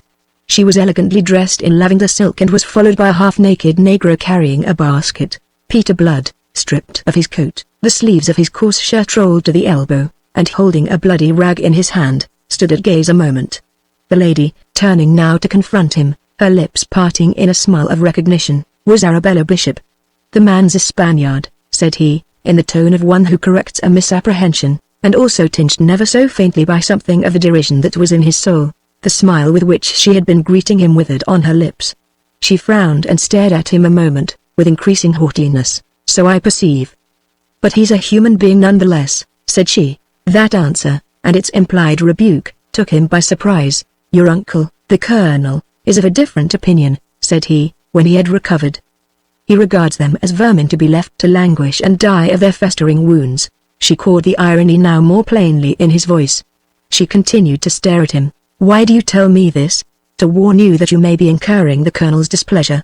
If he had had his way, I should never have been allowed to dress their wounds. And you thought, of course, that I must be of my uncle's mind? There was a crispness about her voice, an ominous challenging sparkle in her hazel eyes. I'd not willingly be rude to a lady even in my thoughts, said he. But that you should bestow gifts on them, considering that if your uncle came to hear of it. He paused, leaving the sentence unfinished. Ah, well, there it is. He concluded, but the lady was not satisfied at all. First you impute to me inhumanity, and then cowardice. Faith. For a man who would not willingly be rude to a lady even in his thoughts, it's none so bad. Her boyish laugh trilled out, but the note of it jarred his ears this time. He saw her now, it seemed to him, for the first time, and saw how he had misjudged her. Sure, now, how was I to guess that? That Colonel Bishop could have an angel for his niece? Said he recklessly, for he was reckless as men often are in sudden penitence. You wouldn't, of course. I shouldn't think you often guess aright. Having withered him with that and her glance, she turned to her negro and the basket that he carried. From this she lifted now the fruits and delicacies with which it was laden, and piled them in such heaps upon the beds of the 6 Spaniards that by the time she had so served the last of them her basket was empty, and there was nothing left for her own fellow countrymen. These, indeed, stood in no need of her bounty, as she no doubt observed, since they were being plentifully supplied by others. Having thus emptied her basket, she called her negro, and without another word or so much as another glance at Peter Blood, swept out of the place with her head high and chin thrust forward. Peter watched her departure. Then he fetched a sigh. It startled him to discover that the thought that he had incurred her anger gave him concern. It could not have been so yesterday. It became so only since he had been vouchsafed this revelation of her true nature. Bad cess to it now, it serves me right. It seems I know nothing at all of human nature. But how the devil was I to guess that a family that can breed a devil like Colonel Bishop should also breed a saint like this? Chapter 6 Plans of Escape. After that Arabella Bishop went daily to the shed on the wharf with gifts of fruit, and later of money and of wearing apparel for the Spanish prisoners. But she contrived so to time her visits that Peter Blood never again met her there. Also his own visits were growing shorter in a measure as his patients healed. That they all throve and returned to health under his care, whilst fully 1/3 of the wounded in the care of Wacker and Bronson, the 2 other surgeons, died of their wounds, served to increase the reputation in which this rebel convict stood in Bridgetown. It may have been no more than the fortune of war. But the townsfolk did not choose so to regard it. It led to a further dwindling of the practices of his free colleagues and a further increase of his own labors and his owner's profit. Wacker and Bronson laid their heads together to devise a scheme by which this intolerable state of things should be brought to an end. But that is to anticipate. One day, whether by accident or design, Peter Blood came striding down the wharf a full half-hour earlier than usual, and so met Miss Bishop just issuing from the shed. He doffed his hat and stood aside to give her passage. She took it, chin in the air, and eyes which disdained to look anywhere where the sight of him was possible. Miss Arabella, said he, on a coaxing, pleading note. She grew conscious of his presence, and looked him over with an air that was faintly, mockingly searching. La, said she. It's the delicate-minded gentleman, Peter groaned. Am I so hopelessly beyond forgiveness? I ask it very humbly. What condescension! It is cruel to mock me, said he, and adopted mock humility. After all, I am but a slave. And you might be ill one of these days. What, then? It would be humiliating to send for me if you treat me like an enemy. You are not the only doctor in Bridgetown. But I am the least dangerous. She grew suddenly suspicious of him, aware that he was permitting himself to rally her, and in a measure she had already yielded to it. She stiffened, and looked him over again. You make too free, I think, she rebuked him. A doctor's privilege. I am not your patient. Please to remember it in future. And on that, unquestionably angry, she departed. Now is she a vixen or am I a fool, or is it both? He asked the blue vault of heaven, and then went into the shed. It was to be a morning of excitements. As he was leaving an hour or so later, Wacker, the younger of the other 2 physicians, joined him. An unprecedented condescension this, for hitherto neither of them had addressed him beyond an occasional and surly good day. If you are for Colonel Bishop's, I'll walk with you a little way, Dr. Blood, said he. He was a short, broad man of 45 with pendulous cheeks and hard blue eyes. Peter Blood was startled. But he dissembled it. I am for Government House, said he. Ah. To be sure. the governor's lady. And he laughed, or perhaps he sneered. Peter Blood was not quite certain. She encroaches a deal upon your time, I hear. Youth and good looks, Dr. Blood. Youth and good looks. They are inestimable advantages in our profession as in others, particularly where the ladies are concerned. Peter stared at him. If you mean what you seem to mean, you had better say it to Governor Steed. It may amuse him. You surely misapprehend me. I hope so. You're so very hot, now. The doctor linked his arm through Peter's. I protest I desire to be your friend, to serve you. Now, listen. Instinctively his voice grew lower. This slavery in which you find yourself must be singularly irksome to a man of parts such as yourself. What intuitions! Cried sardonic Mr. Blood.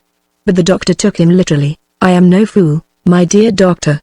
I know a man when I see one, and often I can tell his thoughts. If you can tell me mine, you'll persuade me of it, said Mr. Blood.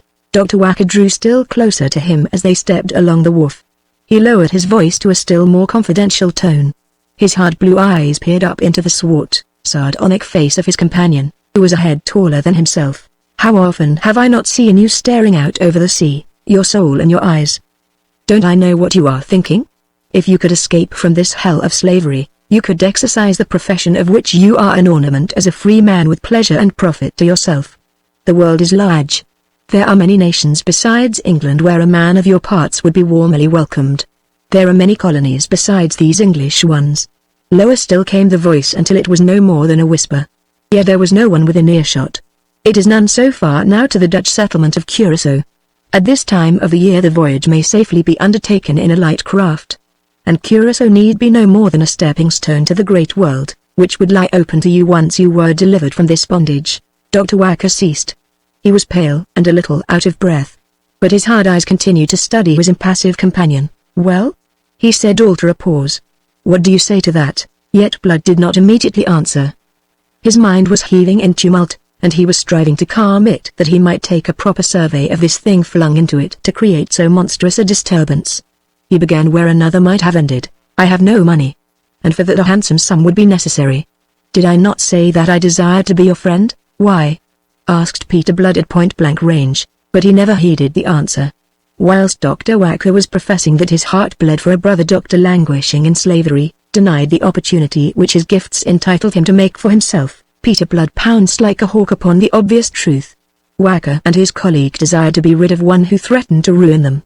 Sluggishness of decision was never a fault of Blood's. He leapt where another crawled. And so this thought of evasion never entertained until planted the now by Dr. Wacker sprouted into instant growth. I see, he said, whilst his companion was still talking, explaining, and to save Dr. Wacker's face he played the hypocrite. It is very noble in you, very brotherly, as between men of medicine. It is what I myself should wish to do in like case. The hard eyes flashed. The husky voice grew tremulous as the other asked almost too eagerly. You agree, then? You agree? Agree? Blood laughed. If I should be caught and brought back, they'd clip my wings and brand me for life. Surely the thing is worth a little risk. More tremulous than ever was the tempter's voice. Surely, Blood agreed. But it asks more than courage. It asks money. A sloop might be bought for £20, perhaps. It shall be forthcoming. It shall be a loan, which you shall repay us, repay me, when you can. That betraying us so hastily retrieved completed Blood's understanding. The other doctor was also in the business. They were approaching the peopled part of the mole. Quickly, but eloquently, Blood expressed his thanks, where he knew that no thanks were due. We will talk of this again, sir, tomorrow, he concluded. You have opened for me the gates of hope, in that at least he tittered no more than the bare truth, and expressed it very boldly. It was, indeed, as if a door had been suddenly flung open to the sunlight for escape from a dark prison in which a man had thought to spend his life. He was in haste now to be alone, to straighten out his agitated mind and plan coherently what was to be done. Also he must consult another. Already he had hit upon that other. For such a voyage a navigator would be necessary, and a navigator was ready to his hand in Jeremy Pitt. The first thing was to take counsel with the young shipmaster, who must be associated with him in this business if it were to be undertaken. All that day his mind was in turmoil with this new hope, and he was sick with impatience for night and a chance to discuss the matter with his chosen partner. As a result Blood was betimes that evening in the spacious stockade that enclosed the huts of the slaves together with the big white house of the overseer, and he found an opportunity of a few words with Pitt, unobserved by the others. "Tonight when all are asleep, come to my cabin. I have something to say to you." The young man stared at him, roused by Blood's pregnant tone out of the mental lethargy into which he had of late been lapsing as a result of the dehumanizing life he lived. Then he nodded understanding and assent, and they moved apart. The 6 months or plantation life in Barbados had made an almost tragic mark upon the young seaman. His erstwhile bright alertness was all departed.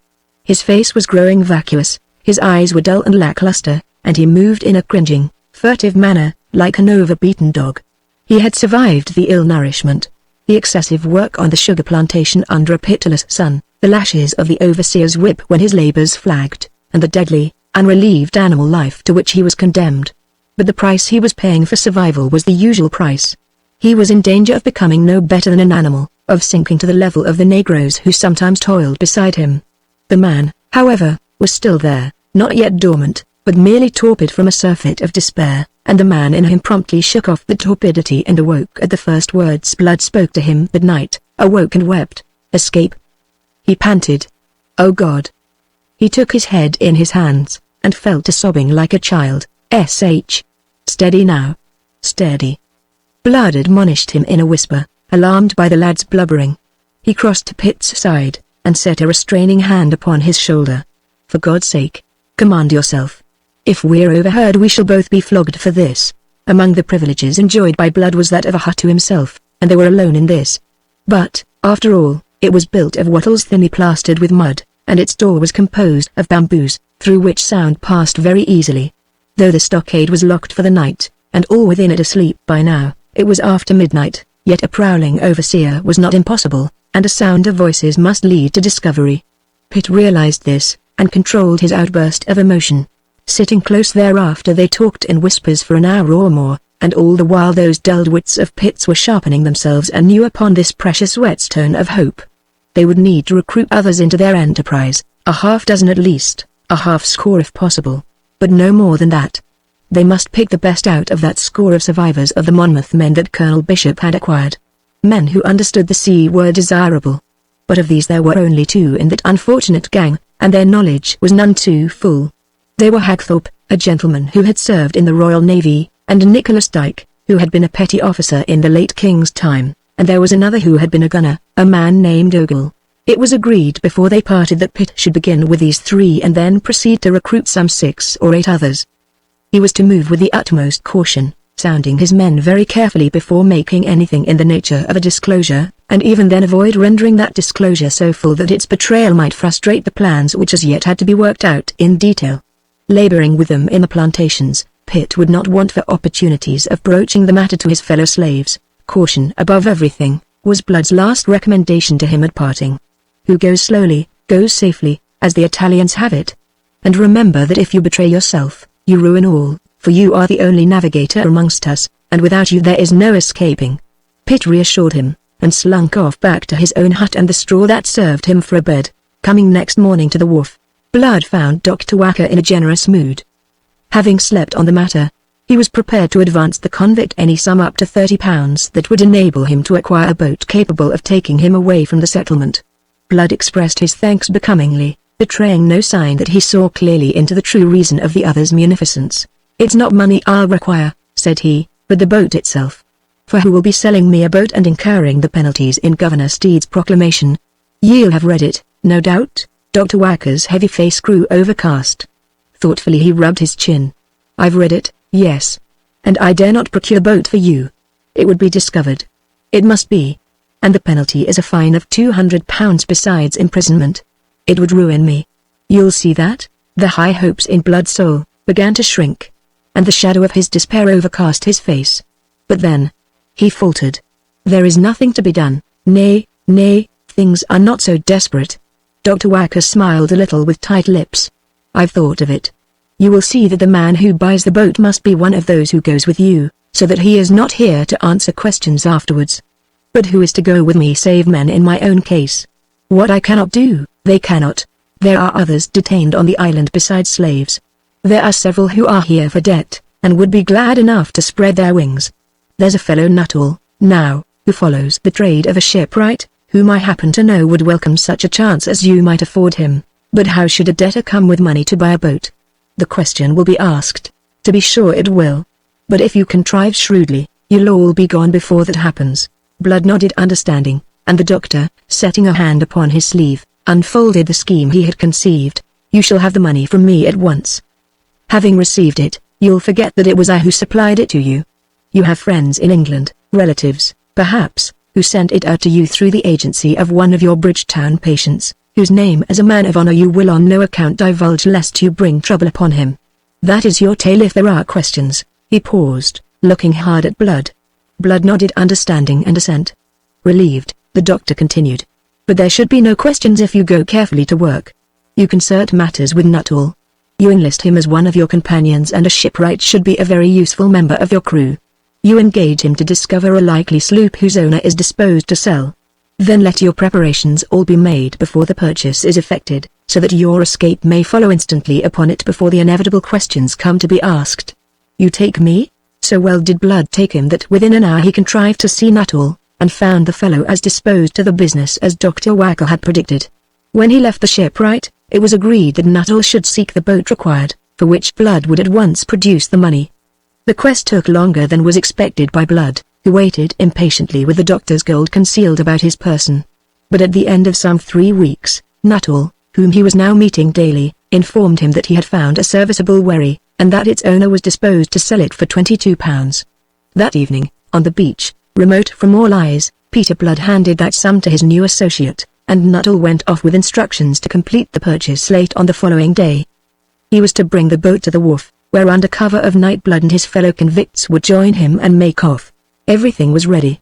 In the shed, from which all the wounded men had now been removed and which had since remained untenanted, Nuttall had concealed the necessary stores, 100 weight of bread, a quantity of cheese, a cask of water and some few bottles of canary, a compass, quadrant, chart, half-hourglass, log and line, a tarpaulin, some carpenter's tools, and a lantern and candles.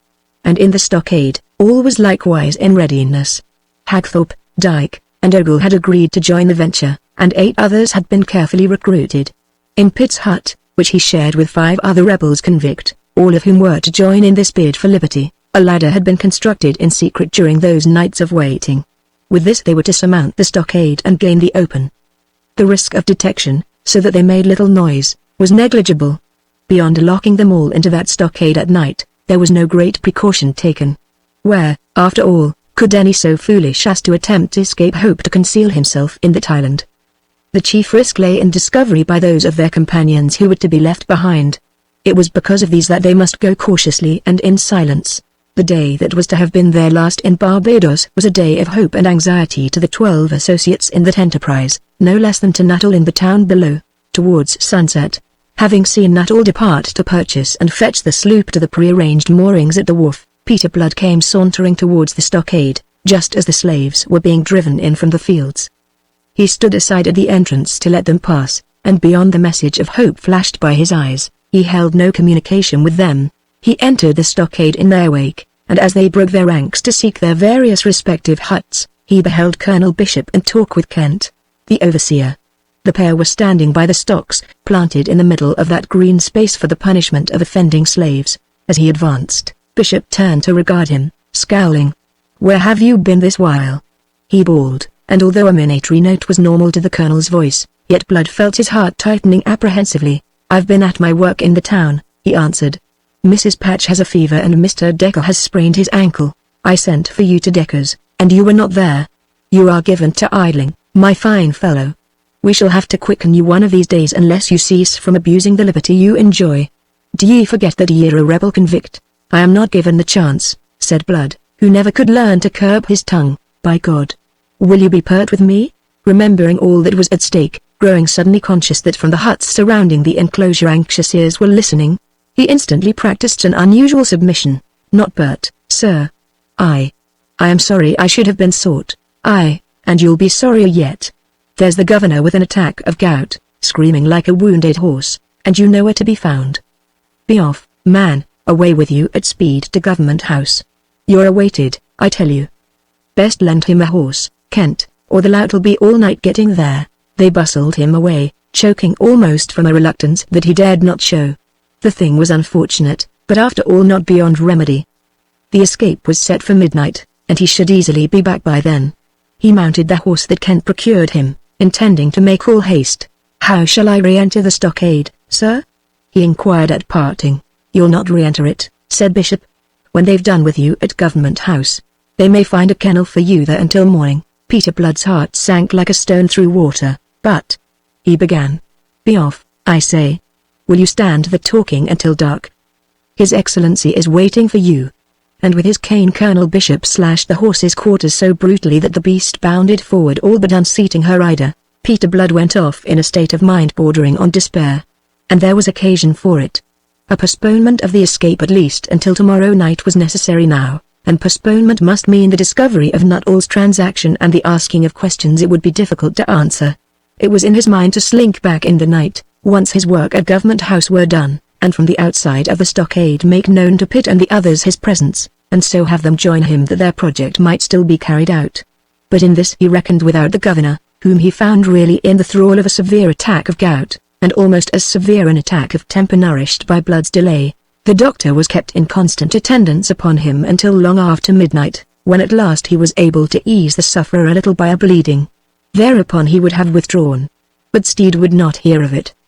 Blood must sleep in his own chamber to be at hand in case of need. It was as if fate made sport of him. For that night at least the escape must be definitely abandoned. Not until the early hours of the morning did Peter Blood succeed in making a temporary escape from Government House on the ground that he required certain medicaments which he must, himself, procure from the apothecary. On that pretext, he made an excursion into the awakening town, and went straight to Nuttall, whom he found in a state of livid panic. The unfortunate debtor, who had sat up waiting through the night, conceived that all was discovered and that his own ruin would be involved. Peter Blood quieted his fears. "It will be for tonight instead," he said, with more assurance than he felt, "if I have to bleed the governor to death. Be ready as last night, but if there are questions meanwhile," bleated Nuttall. He was a thin, pale, small-featured man with weak eyes that now blinked desperately. "Answer as best you can. Use your wits, man. I can stay no longer." And Peter went off to the apothecary for his pretexted drugs. Within an hour of his going came an officer of the secretaries to Nuttall's miserable hovel. The seller of the boat had, as by law required since the coming of the rebels convict, duly reported the sale at the secretary's office, so that he might obtain the reimbursement of the £10 surety into which every keeper of a small boat was compelled to enter. The secretary's office postponed this reimbursement until it should have obtained confirmation of the transaction. "We are informed that you have bought a wherry from Mr. Robert Farrell," said the officer. "That is so," said Nuttall, who conceived that for him this was the end of the world. "You are in no haste, it seems, to declare the same at the secretary's office." The emissary had a proper bureaucratic haughtiness. Nuttall's weak eyes blinked at a redoubled rate. To declare it? Ye know it's the law." I didn't, may it please you, but it's in the proclamation published last January." I can't read, sir." I didn't know, for." The messenger withered him with his disdain. "Well, now you're informed. See to it that you are at the secretary's office before noon with the £10 surety into which you are obliged to enter." The pompous officer departed, leaving Nuttall in a cold perspiration despite the heat of the morning.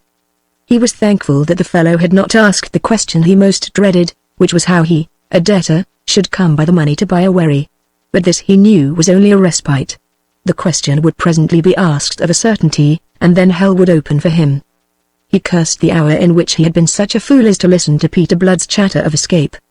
He thought it very likely that the whole plot would be discovered, and that he would probably be hanged, or at least branded and sold into slavery like those other damned rebels convict, with whom he had been so mad as to associate himself. If only he had the £10 for this infernal surety, which until this moment had never entered into their calculations, it was possible that the thing might be done quickly and questions postponed until later. As the secretary's messenger had overlooked the fact that he was a debtor, so might the others at the secretary's office, at least for a day or two, and in that time he would, he hoped, be beyond the reach of their questions. But in the meantime what was to be done about this money? And it was to be found before noon. Nuttall snatched up his hat, and went out in quest of Peter Blood. But where look for him? Wandering aimlessly up the irregular, unpaved street, he ventured to inquire of one or two if they had seen Dr. Blood that morning. He affected to be feeling none so well, and indeed his appearance bore out the deception. None could give him information, and since Blood had never told him of Wacker's share in this business, he walked in his unhappy ignorance past the door of the one man in Barbados who would eagerly have saved him in this extremity. Finally he determined to go up to Colonel Bishop's plantation. Probably Blood would be there. If he were not, Nuttall would find Pitt, and leave a message with him. He was acquainted with Pitt and knew of Pitt's share in this business. His pretext for seeking Blood must still be that he needed medical assistance, and at the same time that he set out, insensitive in his anxiety to the broiling heat, to climb the heights to the north of the town.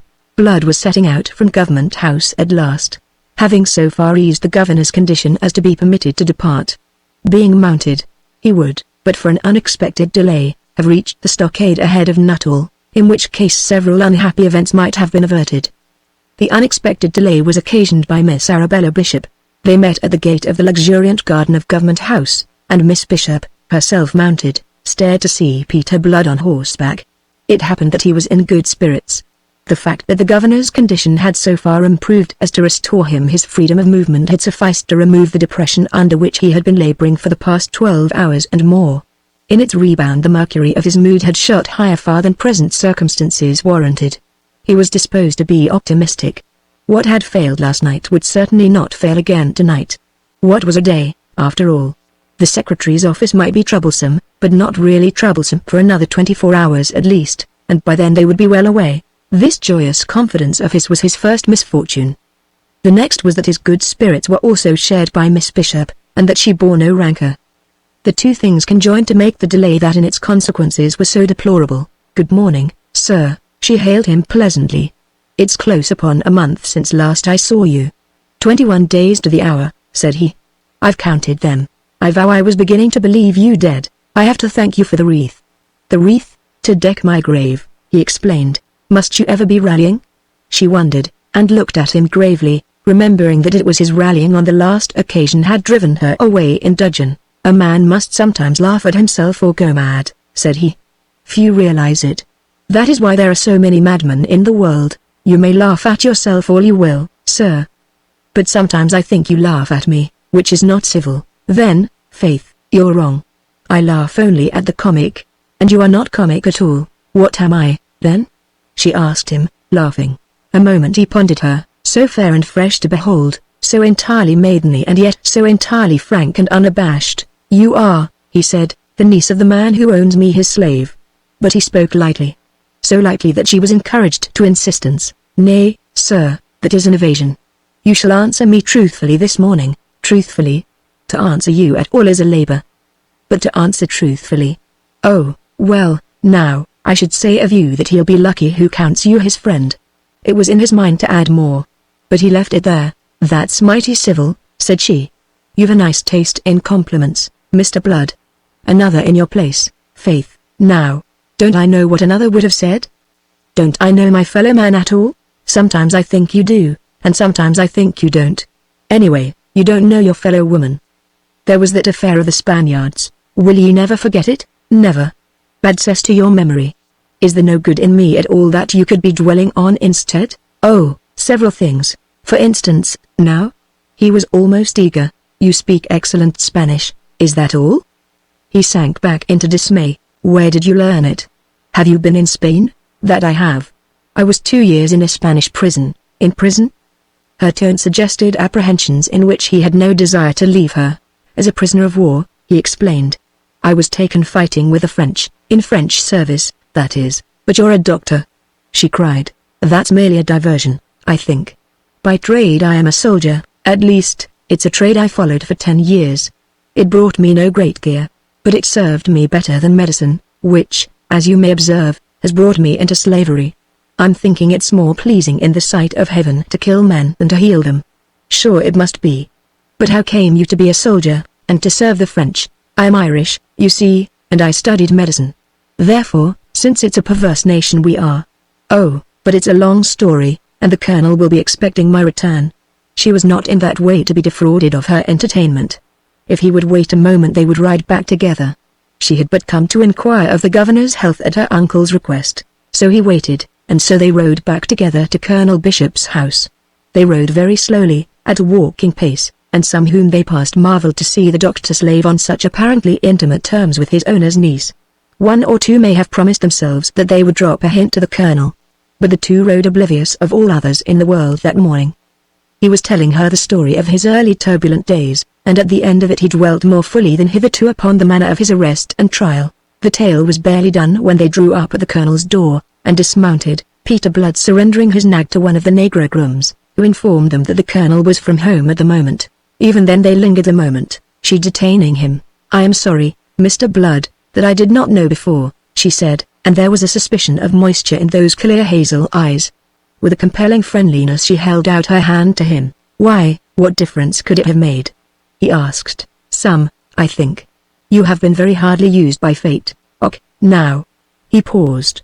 His keen sapphire eyes considered her steadily a moment from under his level black brows. "It might have been worse," he said, with a significance which brought a tinge of color to her cheeks and a flutter to her eyelids. He stooped to kiss her hand before releasing it, and she did not deny him. Then he turned and strode off towards the stockade a half-mile away, and a vision of her face went with him, tinted with a rising blush and a sudden unusual shyness. He forgot in that little moment that he was a rebel convict with 10 years of slavery before him. He forgot that he had planned an escape, which was to be carried into effect that night, forgot even the peril of discovery which as a result of the governor's gout now overhung him. Chapter 7 Pirates. Mr. James Nuttall made all speed, regardless of the heat, in his journey from Bridgetown to Colonel Bishop's plantation, and if ever man was built for speed in a hot climate that man was Mr. James Nuttall, with his short, thin body, and his long, fleshless legs.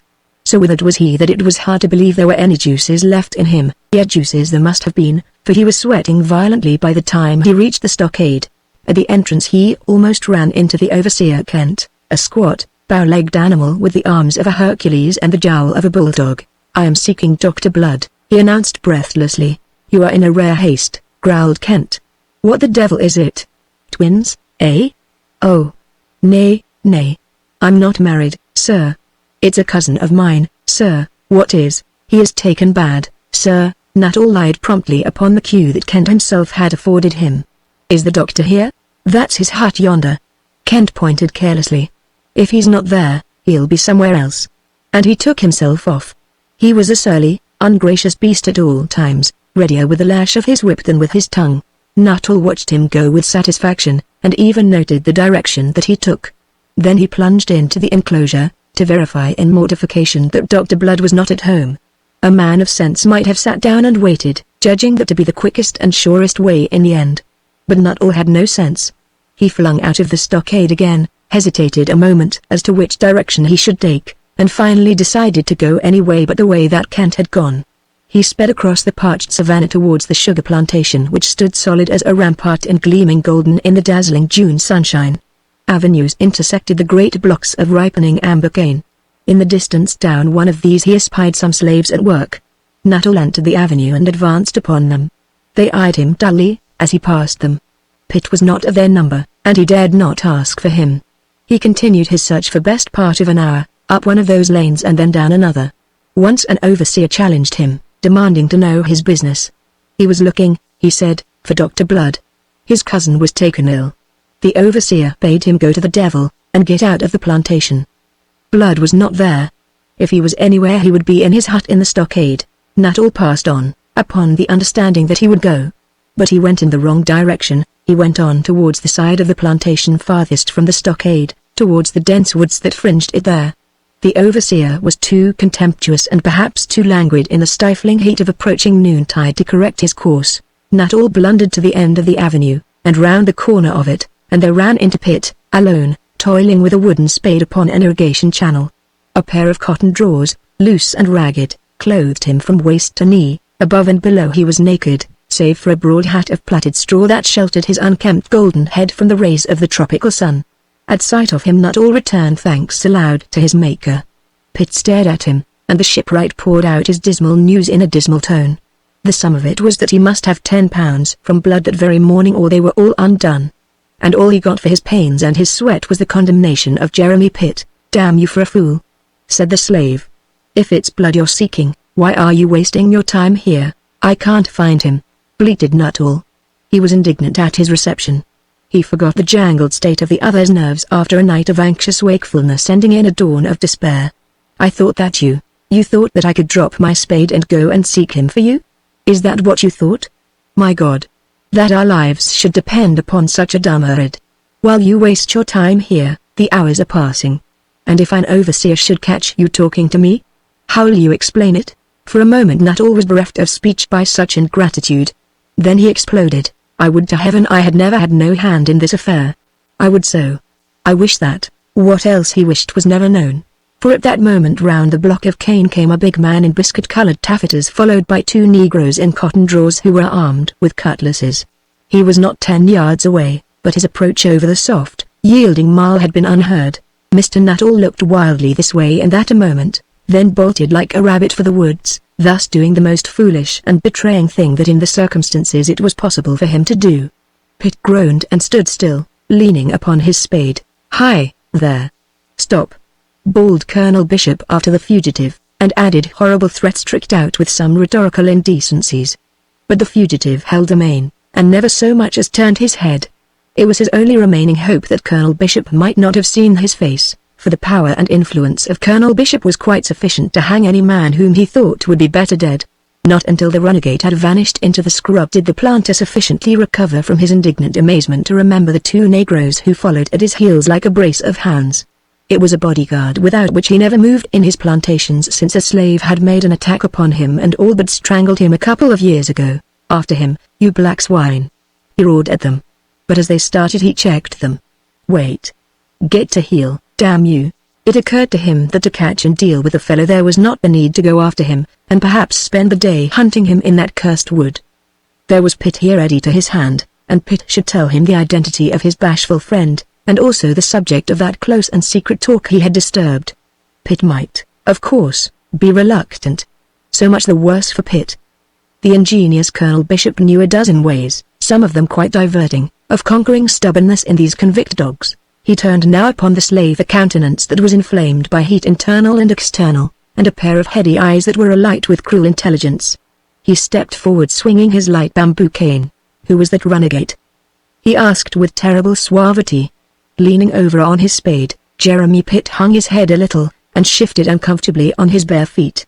Vainly he groped for an answer in a mind that could do nothing but curse the idiocy of Mr. James Nuttall. The planter's bamboo cane fell on the lad's naked shoulders with stinging force. "Answer me, you dog. What's his name?" Jeremy looked at the burly planter out of sullen, almost defiant ease. "I don't know," he said, and in his voice there was a faint note at least of the defiance aroused in him by a blow which he dared not, for his life's sake, return. His body had remained unyielding under it, but the spirit within writhed now in torment. "You don't know? Well, here's to quicken your wits." Again the cane descended. "Have you thought of his name yet?" "I have not." "Stubborn, eh?" For a moment the colonel leered. Then his passion mastered him. "Swoons. You impudent dog. Do you trifle with me? Do you think I'm to be mocked?" Pitt shrugged, shifted sideways on his feet again, and settled into dogged silence. Few things are more provocative, and Colonel Bishop's temper was never one that required much provocation. Brute fury now awoke in him. Fiercely now he lashed those defenseless shoulders, accompanying each blow by blasphemy and foul abuse, until, stung beyond endurance, the lingering embers of his manhood fanned into momentary flame. Pitt sprang upon his tormentor, but as he sprang, so also sprang the watchful blacks. Muscular bronze arms coiled crushingly about the frail white body, and in a moment the unfortunate slave stood powerless. His wrists pinioned behind him in a leathern thong, breathing hard, his face mottled. Bishop bonded him a moment. "Then, fetch him along," he said, down the long avenue between those golden walls of cane standing some 8 feet high.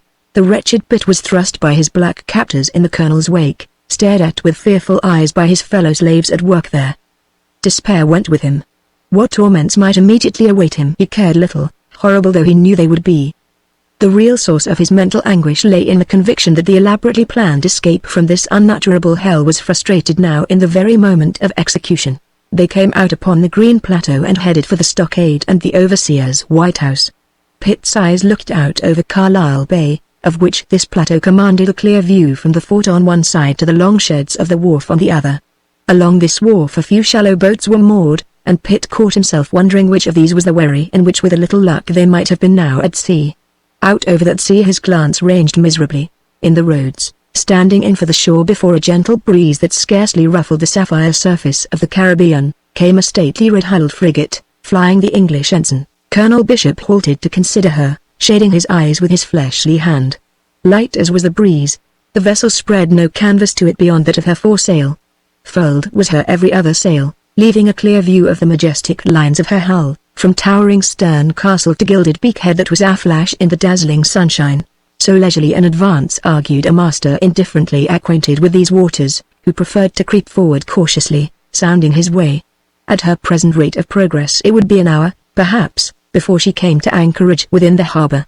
And whilst the colonel viewed her, admiring, perhaps, the gracious beauty of her, Pitt was hurried forward into the stockade, and clapped into the stocks that stood there ready for slaves who required correction. Colonel Bishop followed him presently, with leisurely, rolling gait. A mutinous cur that shows his fangs to his master must learn good manners at the cost of a striped hide, was all he said before setting about his executioner's job. That with his own hands he should do that which most men of his station would, out of self-respect, have relegated to one of the negroes, gives you the measure of the man's beastliness. It was almost as if with relish, as if gratifying some feral instinct of cruelty, that he now lashed his victim about head and shoulders. Soon his cane was reduced to splinters by his violence. You know, perhaps, the sting of a flexible bamboo cane when it is whole. But do you realize its murderous quality when it has been split into several long lithe blades, each with an edge that is of the keenness of a knife? When, at last, from very weariness, Colonel Bishop flung away the stump and thongs to which his cane had been reduced, the wretched slave's back was bleeding pulp from neck to waist. As long as full sensibility remained, Jeremy Pitt had made no sound. But in a measure as from pain his senses were mercifully dulled, he sank forward in the stocks, and hung there now in a huddled heap, faintly moaning. Colonel Bishop set his foot upon the crossbar, and leaned over his victim, a cruel smile on his full, coarse face. "Let that teach you a proper submission," said he. "And now touching that shy friend of yours, you shall stay here without meat or drink, do ye hear me, until you please to tell me his name and business." He took his foot from the bar. "When you've had enough of this, send me word, and we'll have the branding irons to you." On that he swung on his heel, and strode out of the stockade, his negroes following. Pitt had heard him, as we hear things in our dreams. At the moment so spent was he by his cruel punishment, and so deep was the despair into which he had fallen, that he no longer cared whether he lived or died. Soon, however, from the partial stupor which pain had mercifully induced, a new variety of pain aroused him. The stocks stood in the open under the full glare of the tropical sun, and its blistering rays streamed down upon that mangled, bleeding back until he felt as if flames of fire were searing it. And, soon, to this was added a torment still more unspeakable. Flies, the cruel flies of the Antilles, drawn by the scent of blood, descended in a cloud upon him. Small wonder that the ingenious Colonel Bishop, who so well understood the art of loosening stubborn tongues, had not deemed it necessary to have recourse to other means of torture. Not all his fiendish cruelty could devise a torment more cruel, more unendurable than the torments nature would here procure a man in Pitt's condition. The slave writhed in his stocks until he was in danger of breaking his limbs, and writhing, screamed in agony. Thus was he found by Peter Blood, who seemed to his troubled vision to materialize suddenly before him. Mr. Blood carried a large palmetto leaf. Having whisked away with this the flies that were devouring Jeremy's back, he slung it by a strip of fibre from the lad's neck, so that it protected him from further attacks as well as from the rays of the sun. Next, sitting down beside him, he drew the sufferer's head down on his own shoulder, and bathed his face from a pannikin of cold water. Pitt shuddered and moaned on a long, indrawn breath. "Drink," he gasped. "Drink, for the love of Christ." The pannikin was held to his quivering lips. He drank greedily, noisily, nor ceased until he had drained the vessel. Cooled and revived by the draught, he attempted to sit up. "My back!" he screamed. There was an unusual glint in Mr. Blood's eyes, his lips were compressed. But when he parted them to speak, his voice came cool and steady. "Be easy, now. One thing at a time. Your back's taking no harm at all for the present, since I've covered it up. I'm wanting to know what's happened to you. Do ye think we can do without a navigator, that ye go and provoke that beast Bishop until he all but kills you?" Pitt sat up and groaned again. But this time his anguish was mental rather than physical. "I don't think a navigator will be needed this time, Peter." "What's that?" cried Mr. Blood. Pitt explained the situation as briefly as he could, in a halting, gasping speech. I'm to rot here until I tell him the identity of my visitor and his business. Mr. Blood got up, growling in his throat. Bad cess to the filthy slaver, said he. But it must be contrived, nevertheless. To the devil with Nuttall. Whether he gives surety for the boat or not, whether he explains it or not, the boat remains, and we're going. And you're coming with us. You're dreaming, Peter, said the prisoner. We're not going this time. The magistrates will confiscate the boat since the surety is not paid, even if when they press him Nuttall does not confess the whole plan and get us all branded on the forehead. Mr. Blood turned away, and with agony in his eyes looked out to sea over the blue water by which he had so fondly hoped soon to be travelling back to freedom. The great red ship had drawn considerably nearer shore by now. Slowly, majestically, she was entering the bay. Already 1 or 2 wherries were putting off from the wharf to board her. From where he stood, Mr. Blood could see the glinting of the brass cannons mounted on the prow above the curving beakhead, and he could make out the figure of a seaman in the forechains on her larboard side, leaning out to heave the lead. An angry voice aroused him from his unhappy thoughts. What the devil are you doing here? The returning Colonel Bishop came striding into the stockade, his negroes following ever. Mr. Blood turned to face him, and over that swarthy countenance, which, indeed, by now was tanned to the golden brown of a half-caste Indian, a mask descended. Doing? Said he blandly. Why, the duties of my office. The colonel, striding furiously forward, observed 2 things. The empty pannikin on the seat beside the prisoner, and the palmetto leaf protecting his back. Have you dared to do this? The veins on the planter's forehead stood out like cords. Of course I have. Mr. Blood's tone was one of faint surprise. I said he was to have neither meat nor drink until I ordered it. Sure, now, I never heard ye. You never heard me? How should you have heard me when you weren't here? Then how did ye expect me to know what orders ye'd given? Mr. Blood's tone was positively aggrieved. All that I knew was that one of your slaves was being murdered by the sun and the flies. And I says to myself, this is one of the colonel's slaves, and I'm the colonel's doctor, and sure it's my duty to be looking after the colonel's property. So I just gave the fellow a spoonful of water and covered his back from the sun. And wasn't I right now, right? The colonel was almost speechless. Be easy, now, be easy. Mr. Blood implored him. It's an apoplexy ye'll be contacting if ye give way to heat like this. The planter thrust him aside with an imprecation, and stepping forward tore the palmetto leaf from the prisoner's back. In the name of humanity, now. Mr. Blood was beginning. The colonel swung upon him furiously. Out of this, he commanded. And don't come near him again until I send for you, unless you want to be served in the same way. He was terrific in his menace, in his bulk, and in the power of him. But Mr. Blood never flinched. It came to the colonel, as he found himself steadily regarded by those light blue eyes that looked so arrestingly odd in that tawny face, like pale sapphires set in copper, that this rogue had for some time now been growing presumptuous. It was a matter that he must presently correct. Meanwhile Mr. Blood was speaking again, his tone quietly insistent. In the name of humanity, he repeated, ye'll allow me to do what I can to ease his sufferings, or I swear to you that I'll forsake at once the duties of a doctor, and that it's devil another patient will I attend in this unhealthy island at all. For an instant the colonel was too amazed to speak. Then by God, he roared. Do ye dare take that tone with me, you dog? Do ye dare to make terms with me? I do that. The unflinching blue eyes looked squarely into the colonel's, and there was a devil peeping out of them, the devil of recklessness that is born of despair. Colonel Bishop considered him for a long moment in silence. I've been too soft with you, he said at last. But that's to be mended. And he tightened his lips. I'll have the rods to you, until there's not an inch of skin left on your dirty back, will ye so? And what would Governor Steed do, then? Ye are not the only doctor on the island. Mr. Blood actually laughed. And will ye tell that to His Excellency, him with the gout in his foot so bad that he can't stand? Ye know very well it's devil another doctor will he tolerate, being an intelligent man that knows what's good for him. But the colonel's brute passion thoroughly aroused was not so easily to be balked. If you're alive when my blacks have done with you, perhaps you'll come to your senses. He swung to his negroes to issue an order. But it was never issued. At that moment a terrific rolling thunderclap drowned his voice and shook the very air. Colonel Bishop jumped, his negroes jumped with him, and so even did the apparently imperturbable Mr. Blood. Then the 4 of them stared together seawards, down in the bay all that could be seen of the great ship, standing now within a cable's length of the fort, were her topmasts thrusting above a cloud of smoke in which she was enveloped. From the cliffs a flight of startled seabirds had risen to circle in the blue, giving tongue to their alarm, the plaintive curlew noisiest of all. As those men stared from the eminence on which they stood, not yet understanding what had taken place, they saw the British Jack dip from the main truck and vanish into the rising cloud below. A moment more, and up through that cloud to replace the flag of England soared the golden-crimson banner of Castile. And then they understood. Pirates! Roared the colonel, and again, pirates! Fear and incredulity were blent in his voice.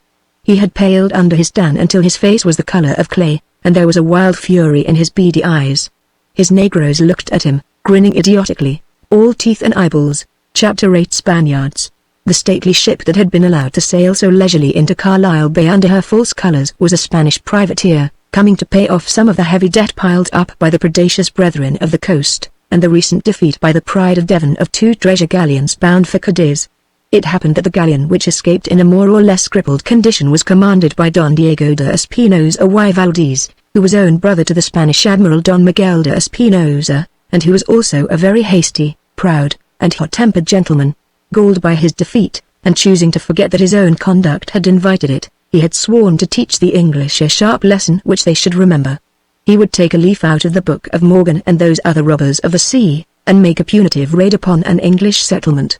Unfortunately for himself and for many others, his brother the Admiral was not at hand to restrain him when for this purpose he fitted out the Cinco Lagos at San Juan de Puerto Rico. He chose for his objective the island of Barbados, whose natural strength was apartment to render her defenders careless. He chose it also because thither had the Pride of Devon been tracked by his scouts, and he desired a measure of poetic justice to invest his vengeance. And he chose a moment when there were no ships of war at anchor in Carlisle Bay. He had succeeded so well in his intentions that he had aroused no suspicion until he saluted the fort at short range with a broadside of 20 guns, and now the 4 gaping watchers in the stockade on the headland beheld the great ship creep forward under the rising cloud of smoke, her mainsail unfurled to increase her steering way, and go about close-hauled to bring her larboard guns to bear upon the unready fort. With the crashing roar of that second broadside, Colonel Bishop awoke from stupefaction to a recollection of where his duty lay. In the town below drums were beating frantically, and a trumpet was bleating, as if the peril needed further advertising. As commander of the Barbados militia, the place of Colonel Bishop was at the head of his scanty troops, in that fort which the Spanish guns were pounding into rubble. Remembering it, he went off at the double, despite his bulk and the heat, his negroes trotting after him. Mr. Blood turned to Jeremy Pitt. He laughed grimly. "Now that," said he, "is what I call a timely interruption. Though what'll come of it," he added as an afterthought, "the devil himself knows." As a third broadside was thundering forth, he picked up the palmetto leaf and carefully replaced it on the back of his fellow slave. And then into the stockade, panting and sweating, came Kent, followed by best part of a score of plantation workers, some of whom were black and all whom were in a state of panic.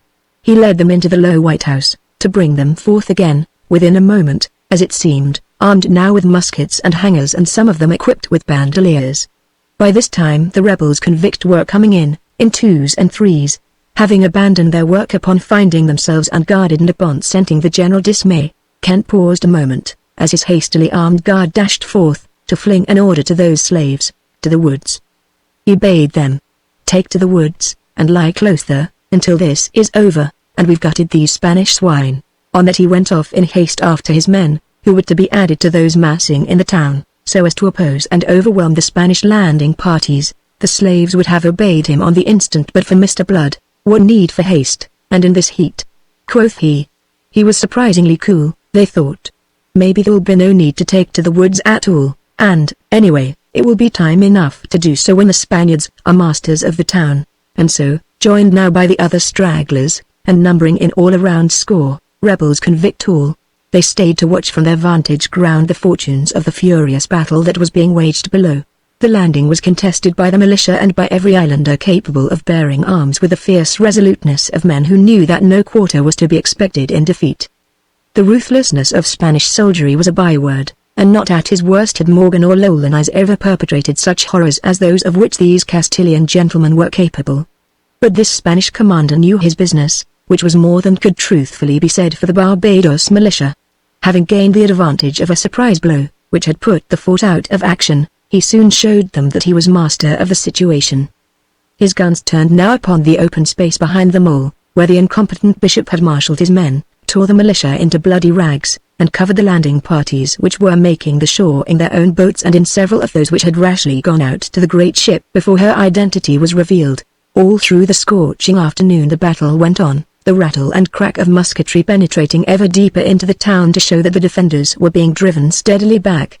By sunset 250 Spaniards were masters of Bridgetown, the islanders were disarmed, and at Government House, Governor Steed, his gout forgotten in his panic, supported by Colonel Bishop and some lesser officers, was being informed by Don Diego, with an urbanity that was itself a mockery, of the sum that would be required in ransom. For 100,000 pieces of 8 and 50 head of cattle, Don Diego would forbear from reducing the place to ashes.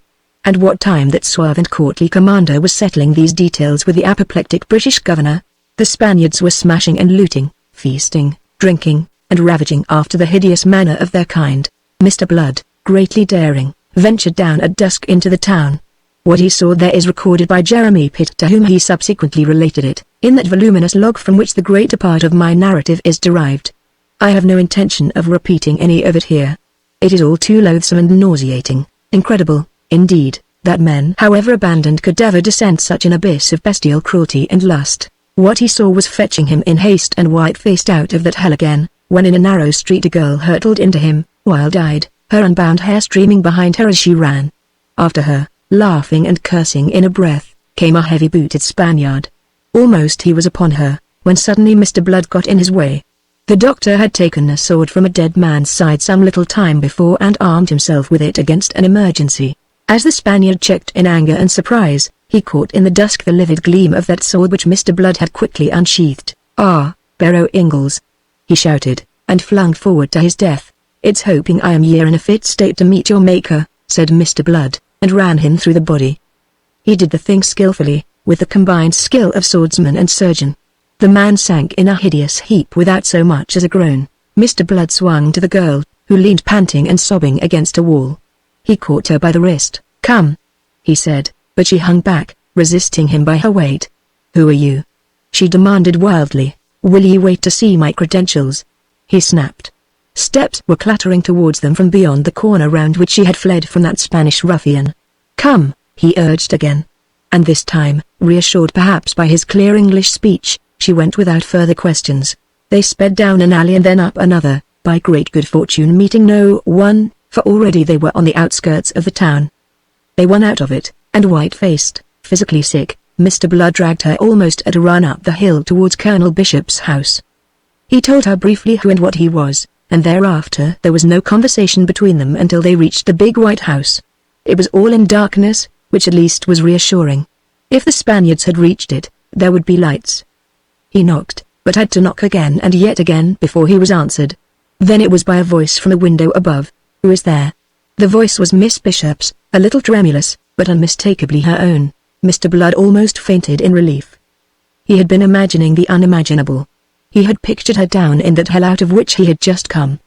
He had conceived that she might have followed her uncle into Bridgetown, or committed some other imprudence, and he turned cold from head to foot at the mere thought of what might have happened to her. "It is I, Peter Blood," he gasped. "What do you want?" It is doubtful whether she would have come down to open. For at such a time as this it was no more than likely that the wretched plantation slaves might be in revolt and prove as great a danger as the Spaniards. But at the sound of her voice, the girl Mr. Blood had rescued peered up through the gloom. "Arabella," she called.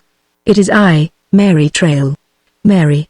The voice ceased above on that exclamation. The head was withdrawn. After a brief pause the door gaped wide.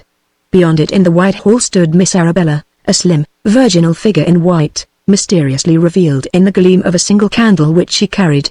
Mr. Blood strode in followed by his distraught companion, who, falling upon Arabella's slender bosom, surrendered herself to a passion of tears. But he wasted no time. "Whom have you here with you? What servants?" he demanded sharply. The only male was James, an old negro groom. "The very man," said Blood. "Bid him get out horses. Then away with you to Spatestown, or even farther north, where you will be safe. Here you are in danger, in dreadful danger, but I thought the fighting was over." She was beginning, pale and startled. "So it is. But the deviltry's only beginning. Miss Trail will tell you as you go. In God's name, madame, take my word for it, and do as I bid you. He saved me," sobbed Miss Trail. "Saved you?" Miss Bishop was aghast. "Saved you from what, Mary?" "Let that wait," snapped Mr. Blood almost angrily. "You've all the night for chattering when you're out of this, and way beyond their reach. Will you please call James, and do as I say, and at once? You are very peremptory." "Oh, my God. I am peremptory." "Speak, Miss Trail, tell her whether I've cause to be peremptory." Yes, the girl cried, shuddering. "Do as he says." "Oh, for pity's sake, Arabella." Miss Bishop went off, leaving Mr. Blood and Miss Trail alone again. I shall never forget what you did, sir," said she, through her diminishing tears. She was a slight wisp of a girl, a child, no more. "I've done better things in my time."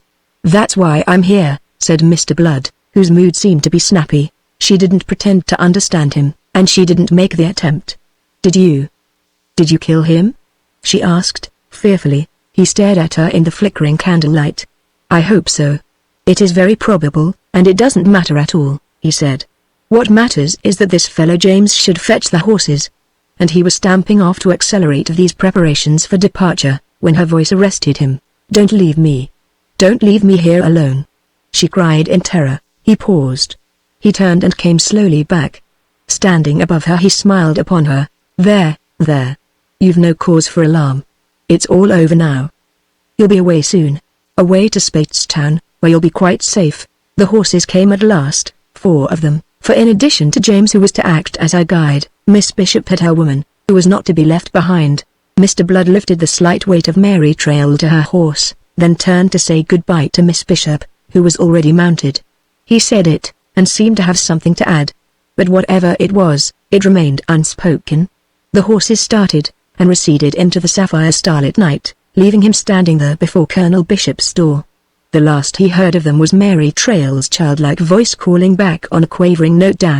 "I shall never forget what you did, Mr. Blood. I shall never forget." But as it was not the voice he desired to hear, the assurance brought him little satisfaction. He stood there in the dark watching the fireflies amid the rhododendrons, till the hoofbeats had faded. Then he sighed and roused himself. He had much to do.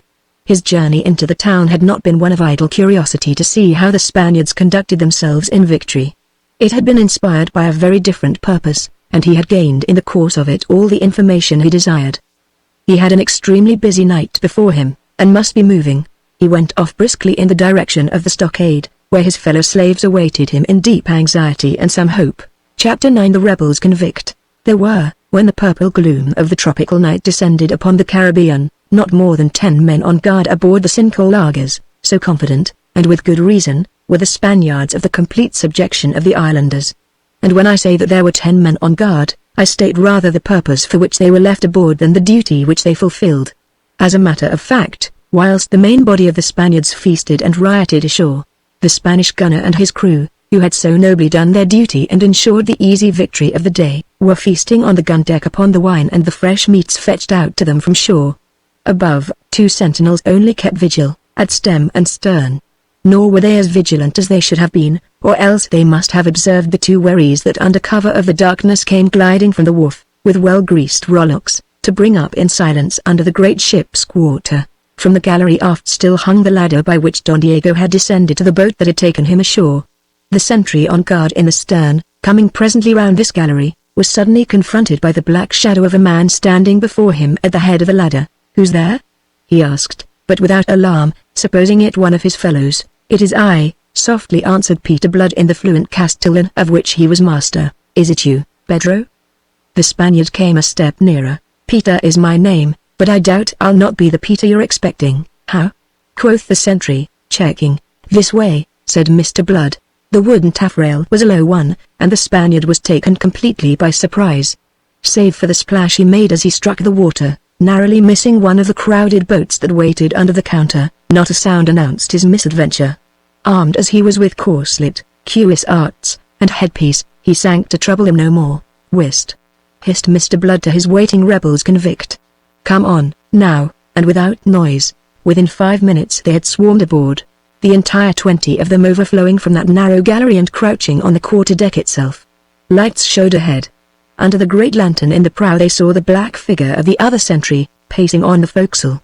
From below sounds reached them of the orgy on the gun deck. A rich male voice was singing an obscene ballad to which the others chanted in chorus. "Y estos son los hijos de Castilla y de Leon. From what I've seen today I can well believe it," said Mr. Blood, and whispered, "Forward, after me." Crouching low, they glided, noiseless as shadows, to the quarter-deck rail, and thence slipped without sound down into the waist. 2/3 of them were armed with muskets, some of which they had found in the overseer's house, and others supplied from the secret hoard that Mr. Blood had so laboriously assembled against the day of escape. The remainder were equipped with knives and cutlasses. In the vessel's waist they hung a while, until Mr. Blood had satisfied himself that no other sentinel showed above decks but that inconvenient fellow in the prow. Their first attention must be for him. Mr. Blood, himself, crept forward with 2 companions, leaving the others in the charge of that Nathaniel Hagthorpe whose sometime commission in the King's Navy gave him the best title to this office. Mr. Blood's absence was brief. When he rejoined his comrades there was no watch above the Spaniards' decks. Meanwhile the revellers below continued to make merry at their ease in the conviction of complete security. The garrison of Barbados was overpowered and disarmed, and their companions were ashore in complete possession of the town, glutting themselves hideously upon the fruits of victory. What, then, was there to fear? Even when their quarters were invaded and they found themselves surrounded by a score of wild, hairy, half-naked men, who, save that they appeared once to have been white, looked like a horde of savages, the Spaniards could not believe their eyes. Who could have dreamed that a handful of forgotten plantation slaves would have dared to take so much upon themselves? The half-drunken Spaniards, their laughter suddenly quenched, the song perishing on their lips, stared, stricken and bewildered at the levelled muskets by which they were checkmated. And then, from out of this uncouth pack of savages that beset them, stepped a slim, tall fellow with light blue eyes in a tawny face, eyes in which glinted the light of a wicked humour. He addressed them in the purest Castilian. "You will save yourselves pain and trouble by regarding yourselves my prisoners, and suffering yourselves to be quietly bestowed out of harm's way. Name of God," swore the gunner, which did no justice at all to an amazement beyond expression. "If you please," said Mr. Blood, and thereupon those gentlemen of Spain were induced without further trouble beyond a musket prod or 2 to drop through a scuttle to the deck below. After that the rebels convict refreshed themselves with the good things in the consumption of which they had interrupted the Spaniards. To taste palatable Christian food after months of salt fish and maize dumplings was in itself a feast to these unfortunates. But there were no excesses. Mr. Blood saw to that, although it required all the firmness of which he was capable, dispositions were to be made without delay against that which must follow before they could abandon themselves fully to the enjoyment of their victory. This, after all, was no more than a preliminary skirmish, although it was one that afforded them the key to the situation. It remained to dispose so that the utmost profit might be drawn from it. Those dispositions occupied some very considerable portion of the night. But, at least, they were complete before the sun peeped over the shoulder of Mount Helibe to shed his light upon a day of some surprises. It was soon after sunrise that the rebel convict who paced the quarter-deck in Spanish corselet and headpiece, a Spanish musket on his shoulder, announced the approach of a boat. It was Don Diego de Espinosa y Valdez coming aboard with 4 great treasure chests, containing each 25,000 pieces of 8, the ransom delivered to him at dawn by Governor Steed. He was accompanied by his son, Don Esteban, and by 6 men who took the oars. Aboard the frigate all was quiet and orderly as it should be. She rode at anchor, her larboard to the shore, and the main ladder on her starboard side. Round to this came the boat with Don Diego and his treasure. Mr. Blood had disposed effectively. It was not for nothing that he had served under de Ruyter. The swings were waiting, and the windlass manned.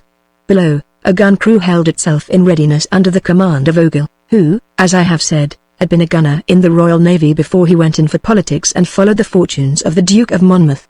He was a sturdy, resolute fellow who inspired confidence by the very confidence he displayed in himself. Don Diego mounted the ladder and stepped upon the deck, alone, and entirely unsuspicious. What should the poor man suspect? Before he could even look round, and survey this guard drawn up to receive him, a tap over the head with a capstan bar efficiently handled by Hagthorpe put him to sleep without the least fuss. He was carried away to his cabin, whilst the treasure chests, handled by the men he had left in the boat, were being hauled to the deck. That being satisfactorily accomplished, Don Esteban and the fellows who had manned the boat came up the ladder, one by one, to be handled with the same quiet efficiency. Peter Blood had a genius for these things, and almost, I suspect, an eye for the dramatic. Dramatic, certainly, was the spectacle now offered to the survivors of the raid, with Colonel Bishop at their head, and gout-ridden Governor Steed sitting on the ruins of a wall beside him, they glumly watched the departure of the 8 boats containing the weary Spanish ruffians who had glutted themselves with rapine, murder, and violences unspeakable. They looked on, between relief at this departure of their remorseless enemies, and despair at the wild ravages which, temporarily at least, had wrecked the prosperity and happiness of that little colony. The boats pulled away from the shore, with their loads of laughing, jeering Spaniards, who were still flinging taunts across the water at their surviving victims. They had come midway between the wharf and the ship, when suddenly the air was shaken by the boom of a gun. A round shot struck the water within a fathom of the foremost boat, sending a shower of spray over its occupants. They paused at their oars, astounded into silence for a moment. Then speech burst from them like an explosion. Angrily voluble they anathematized this dangerous carelessness on the part of their gunner, who should know better than to fire a salute from a cannon loaded with shot. They were still cursing him when a second shot, better aimed than the first, came to crumple one of the boats into splinters, flinging its crew, dead and living, into the water. But if it silenced these, it gave tongue, still more angry, vehement, and bewildered to the crews of the other 7 boats. From each the suspended oars stood out poised over the water, whilst on their feet in the excitement the Spaniards screamed oaths at the ship, begging heaven and hell to inform them what madman had been let loose among her guns. Plump into their middle came a third shot, smashing a second boat with fearful execution. Followed again a moment of awful silence, then among those Spanish pirates all was gibbering and jabbering and splashing of oars, as they attempted to pull in every direction at once. Some were for going ashore, others for heading straight to the vessel and there discovering what might be amiss. That something was very gravely amiss there could be no further doubt, particularly as whilst they discussed and fumed and cursed 2 more shots came over the water to account for yet a third of their boats. The resolute Ogle was making excellent practice, and fully justifying his claims to know something of gunnery. In their consternation the Spaniards had simplified his task by huddling their boats together. After the 4th shot, opinion was no longer divided amongst them. As with one accord they went about, or attempted to do so, for before they had accomplished it 2 more of their boats had been sunk. The 3 boats that remained, without concerning themselves with their more unfortunate fellows, who were struggling in the water, headed back for the wharf at speed. If the Spaniards understood nothing of all this, the forlorn islanders ashore understood still less, until to help their wits they saw the flag of Spain come down from the mainmast of the Cinco Lagers, and the flag of England soar to its empty place.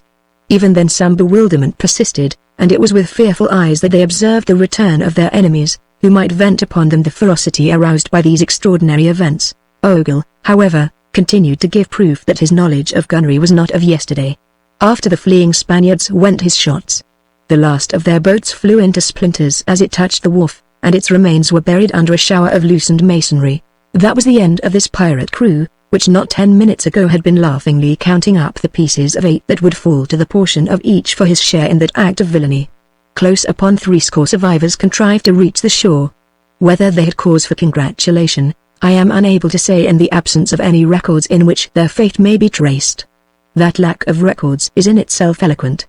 We know that they were made fast as they landed, and considering the offense they had given I am not disposed to doubt that they had every reason to regret the survival. The mystery of the succor that had come at the 11th hour to wreak vengeance upon the Spaniards, and to preserve for the island the extortionate ransom of 100,000 pieces of 8, remained yet to be probed. That the Cinco Lagers was now in friendly hands could no longer be doubted after the proofs it had given. But who, the people of Bridgetown asked one another, were the men in possession of her, and whence had they come? The only possible assumption ran the truth very closely. A resolute party of islanders must have got aboard during the night, and seized the ship. It remained to ascertain the precise identity of these mysterious saviors, and do them fitting honor. Upon this errand, Governor Steed's condition not permitting him to go in person, went Colonel Bishop as the governor's deputy, attended by 2 officers. As he stepped from the ladder into the vessel's waist, the colonel beheld there, beside the main hatch, the 4 treasure chests, the contents of one of which had been contributed almost entirely by himself. It was a gladsome spectacle, and his eyes sparkled in beholding it. Ranged on either side, athwart the deck, stood a score of men in 2 well-ordered files, with breasts and backs of steel, polished Spanish morions on their heads, overshadowing their faces, and muskets ordered at their sides. Colonel Bishop could not be expected to recognize at a glance in these upright, furbished, soldierly figures the ragged, unkempt scarecrows that but yesterday had been toiling in his plantations. Still less could he be expected to recognize at once the courtly gentleman who advanced to greet him, a lean, graceful gentleman, dressed in the Spanish fashion, all in black with silver lace, a gold-hilted sword dangling beside him from a gold-embroidered baldric, a broadcaster with a sweeping plume set above carefully curled ringlets of deepest black. "Be welcome aboard the Cinco Lagos, Colonel, darling," a voice vaguely familiar addressed the planter. "We've made the best of the Spaniard's wardrobe in honor of this visit, though it was scarcely yourself we had dared hope to expect. You find yourself among friends, old friends of yours, all." The colonel stared in stupefaction. Mr. Blood tricked out in all this splendor, indulging therein his natural taste, his face carefully shaven, his hair as carefully dressed, seemed transformed into a younger man. The fact is he looked no more than the 33 years he counted to his age. Peter Blood. It was an ejaculation of amazement. Satisfaction followed swiftly. "Was it you, then?" "Myself it was, myself and these, my good friends and yours." Mr. Blood tossed back the fine lace from his wrist, to wave a hand towards the file of men standing to attention there. The colonel looked more closely. "Gad's my life," he crowed on a note of foolish jubilation. "And it was with these fellows that you took the Spaniard and turned the tables on those dogs. Odd swoons. It was heroic, is it? Bedad, it's epic. Ye begin to perceive the breadth and depth of my genius." Colonel Bishop sat himself down on the hatch combing, took off his broad hat, and mopped his brow. "You amaze me," he gasped. "On my soul, you amaze me. To have recovered the treasure and to have seized this fine ship and all she'll hold. It will be something to set against the other losses we have suffered. As Gad's my life, you deserve well for this. I am entirely of your opinion, damn. You all deserve well, and damn, you shall find me grateful." "That's as it should be," said Mr. Blood. "The question is how well we deserve, and how grateful shall we find you?" Colonel Bishop considered him. There was a shadow of surprise in his face. "Why, His Excellency shall write home an account of your exploit, and maybe some portion of your sentences shall be remitted. The generosity of King James is well known," sneered Nathaniel Hagthorpe, who was standing by, and amongst the ranged rebels convict someone ventured to laugh. Colonel Bishop started up. He was pervaded by the first pang of uneasiness. It occurred to him that all here might not be as friendly as appeared. "And there's another matter," Mr. Blood resumed. "There's a matter of a flogging that's due to me. Ye're a man of your word in such matters, Colonel, if not perhaps in others, and ye said, I think, that ye'd not leave a square inch of skin on my back." The planter waved the matter aside. Almost it seemed to offend him. "Tush. Tush. After this splendid deed of yours, do you suppose I can be thinking of such things? I'm glad ye feel like that about it.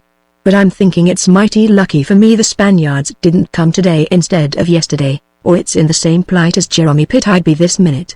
And in that case where was the genius that would have turned the tables on these rascally Spaniards? Why speak of it now?" Mr. Blood resumed. "Ye'll please to understand that I must, Colonel, darling. Ye've worked a deal of wickedness and cruelty in your time, and I want this to be a lesson to you, a lesson that ye'll remember, for the sake of others who may come after us. There's Jeremy up there in the round house with a back that's every color of the rainbow, and the poor lad'll not be himself again for a month. And if it hadn't been for the Spaniards maybe it's dead he'd be by now, and maybe myself with him." Hagthorpe lounged forward. He was a fairly tall, vigorous man with a clear-cut, attractive face which in itself announced his breeding. "Why will you be wasting words on the hog? Wondered that sometime officer in the Royal Navy. Fling him overboard and have done with him." The colonel's eyes bulged in his head. "What the devil do you mean?" he blustered. "It's the lucky man ye are entirely, Colonel, though ye don't guess the source of your good fortune." And now another intervened, the brawny, one-eyed Wolverstone, less mercifully disposed than his more gentlemanly fellow convict. "String him up from the yardarm," he cried, his deep voice harsh and angry, and more than one of the slaves standing to their arms made echo. Colonel Bishop trembled. Mr. Blood turned.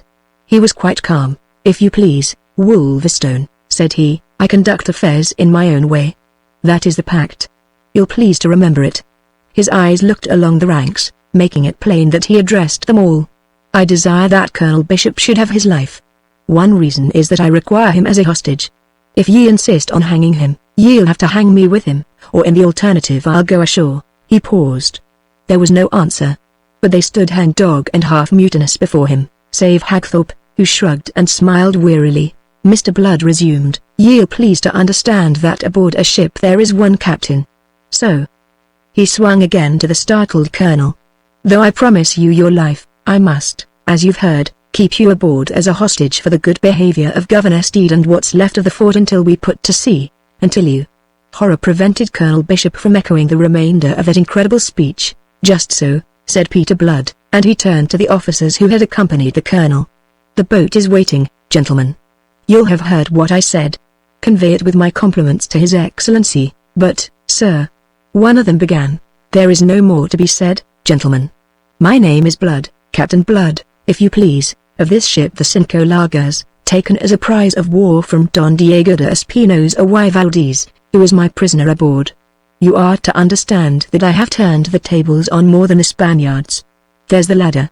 You'll find it more convenient than being heaved over the side, which is what'll happen if you linger.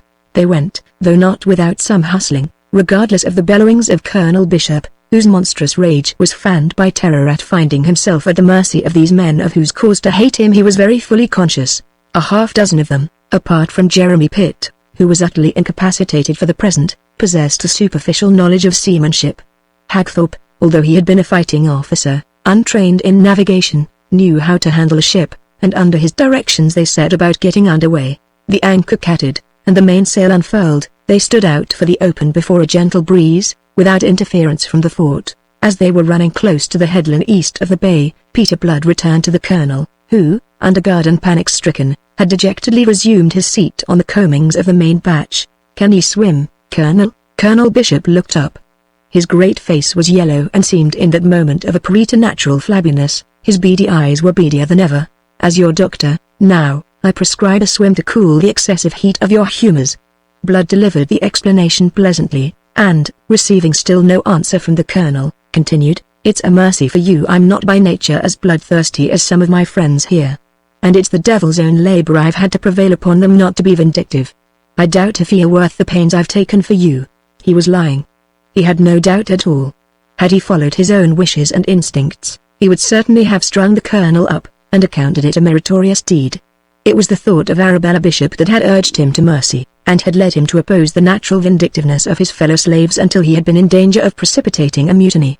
It was entirely to the fact that the colonel was her uncle, although he did not even begin to suspect such a cause, that he owed such mercy as was now being shown him. "You shall have a chance to swim for it," Peter Blood continued. "It's not above a quarter of a mile to the headland yonder, and with ordinary luck ye should manage it. Faith, you're fat enough to float. Come on. Now, don't be hesitating or it's a long voyage you'll be going with us, and the devil knows what may happen to you. You're not loved any more than you deserve." Colonel Bishop mastered himself, and rose. A merciless despot, who had never known the need for restraint in all these years, he was doomed by ironic fate to practice restraint in the very moment when his feelings had reached their most violent intensity. Peter Blood gave an order. A plank was run out over the gunwale, and lashed down. "If you please, Colonel," said he, with a graceful flourish of invitation. The colonel looked at him, and there was hell in his glance.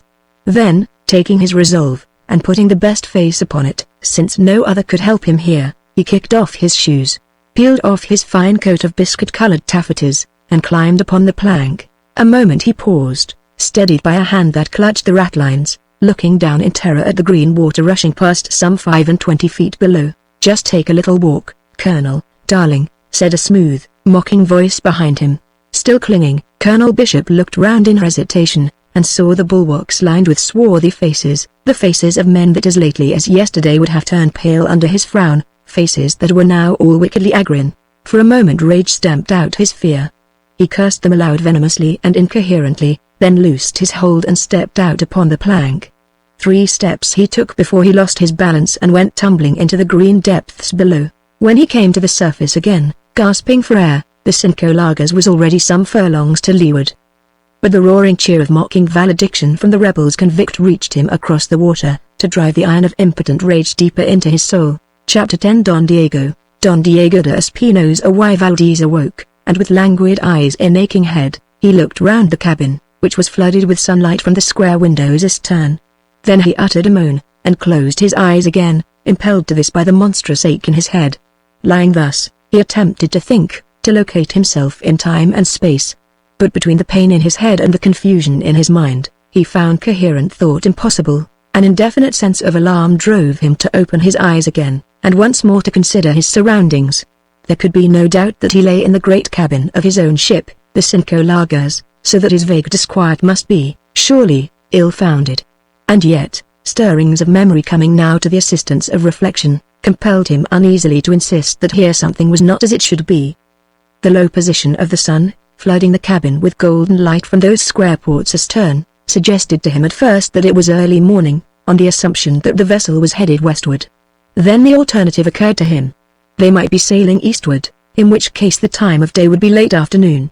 That they were sailing he could feel from the gentle forward heave of the vessel under him. But how did they come to be sailing, and he, the master, not to know whether their course lay east or west, not to be able to recollect whither they were bound? His mind went back over the adventure of yesterday, if of yesterday it was.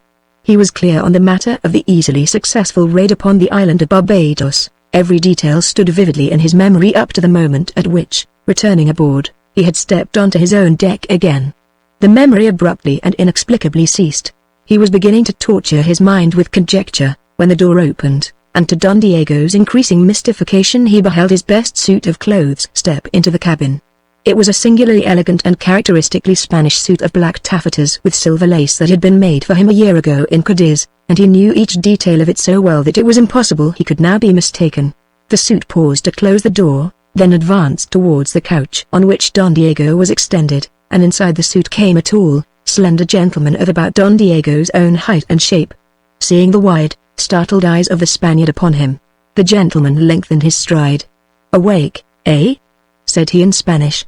The recumbent man looked up bewildered into a pair of light blue eyes that regarded him out of a tawny, sardonic face set in a cluster of black ringlets. But he was too bewildered to make any answer. The stranger's fingers touched the top of Don Diego's head, whereupon Don Diego winced and cried out in pain. "Tender, eh?" said the stranger.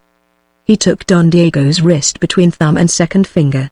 And then, at last, the intrigued Spaniard spoke. "Are you a doctor?" among other things.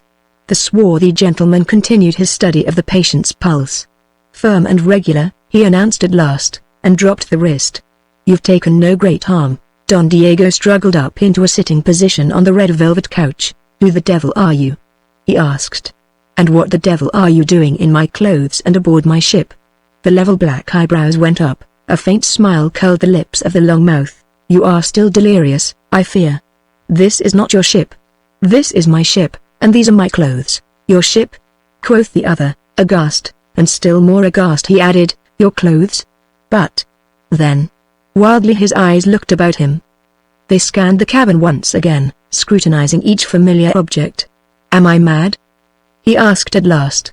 "Surely this ship is the Cinco Lagos?" "The Cinco Lagos it is, then." The Spaniard broke off. His glance grew still more troubled. "Valga me Dios!" he cried out, like a man in anguish. "Will you tell me also that you are Don Diego de Espinosa?" "Oh, no, my name is Blood, Captain Peter Blood.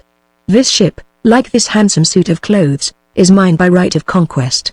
Just as you, Don Diego, are my prisoner." Startling as was the explanation, yet it proved soothing to Don Diego, being so much less startling than the things he was beginning to imagine. "But, are you not Spanish, then? You flatter my Castilian accent. I have the honor to be Irish." "You were thinking that a miracle had happened." "So it has, a miracle wrought by my genius, which is considerable." Succinctly now Captain Blood dispelled the mystery by a relation of the facts. It was a narrative that painted red and white by turns the Spaniard's countenance. He put a hand to the back of his head, and there discovered, in confirmation of the story, a lump as large as a pigeon's egg. Lastly, he stared wild-eyed at the sardonic Captain Blood. "And my son? What of my son?" he cried out.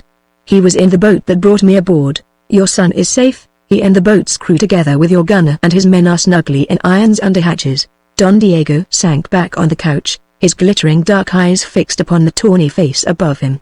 He composed himself. After all, he possessed the stoicism proper to his desperate trade. The dice had fallen against him in this venture. The tables had been turned upon him in the very moment of success. He accepted the situation with the fortitude of a fatalist. With the utmost calm he inquired, "And now, Senior Capitan?" "And now," said Captain Blood, to give him the title he had assumed, "being a humane man, I am sorry to find that ye are not dead from the tap we gave you. For it means that you'll be put to the trouble of dying all over again." "Ah!" Don Diego drew a deep breath. "But is that necessary?"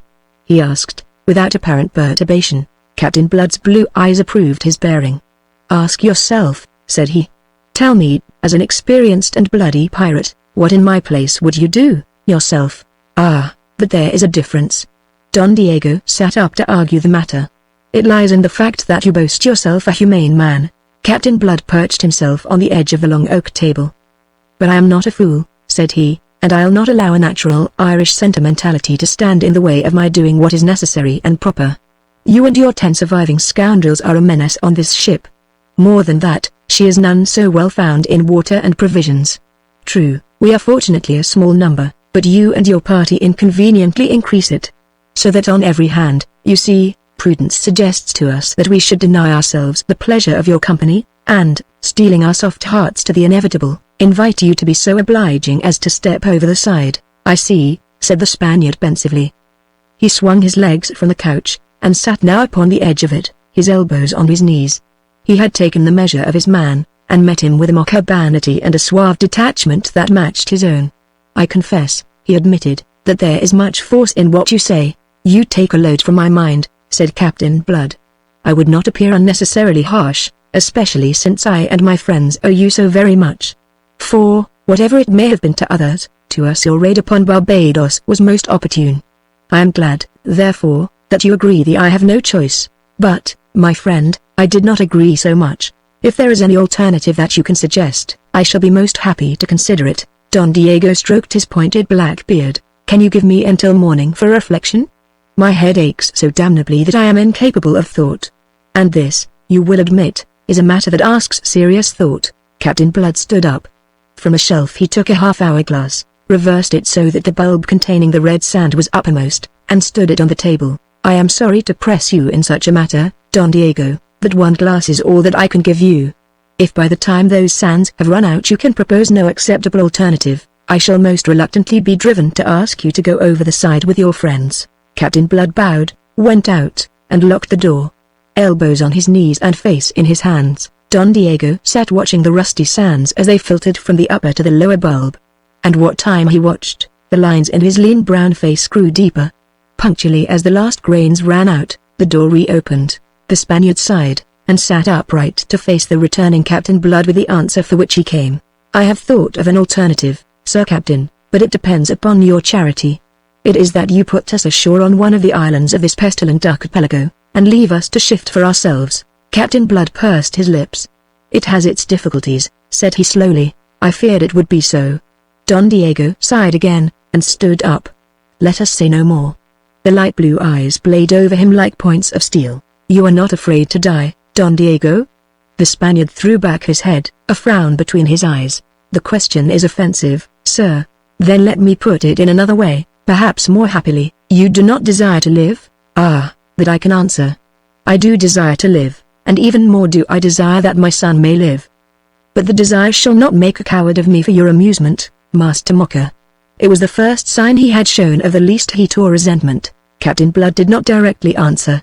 As before he perched himself on the corner of the table. "Would you be willing, sir, to earn life and liberty, for yourself, your son, and the other Spaniards who are on board? To earn it?"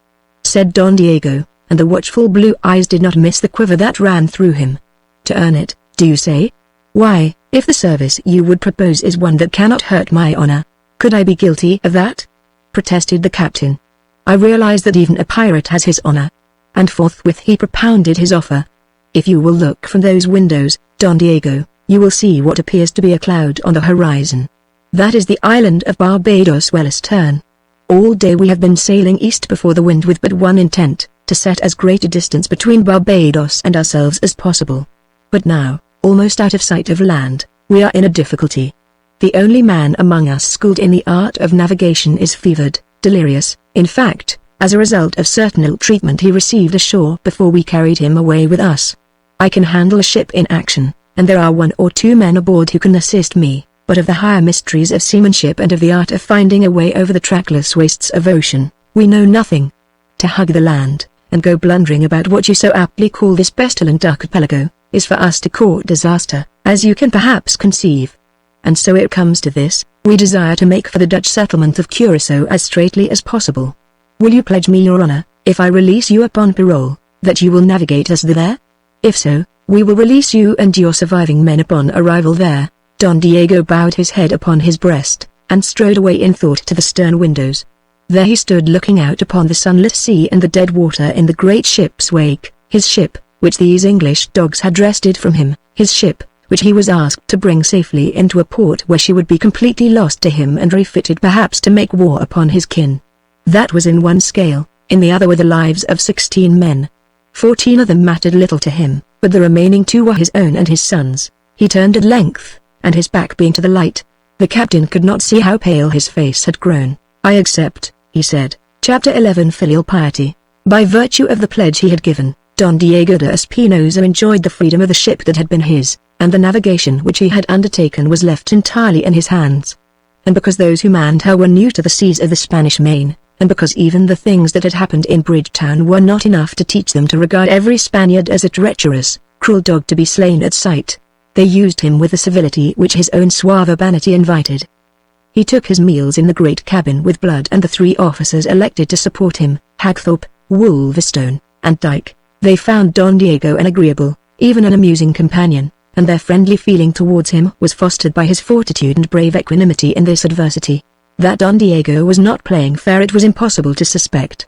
Moreover, there was no conceivable reason why he should not. And he had been of the utmost frankness with them. He had denounced their mistake in sailing before the wind upon leaving Barbados. They should have left the island to leeward, heading into the Caribbean and away from the archipelago.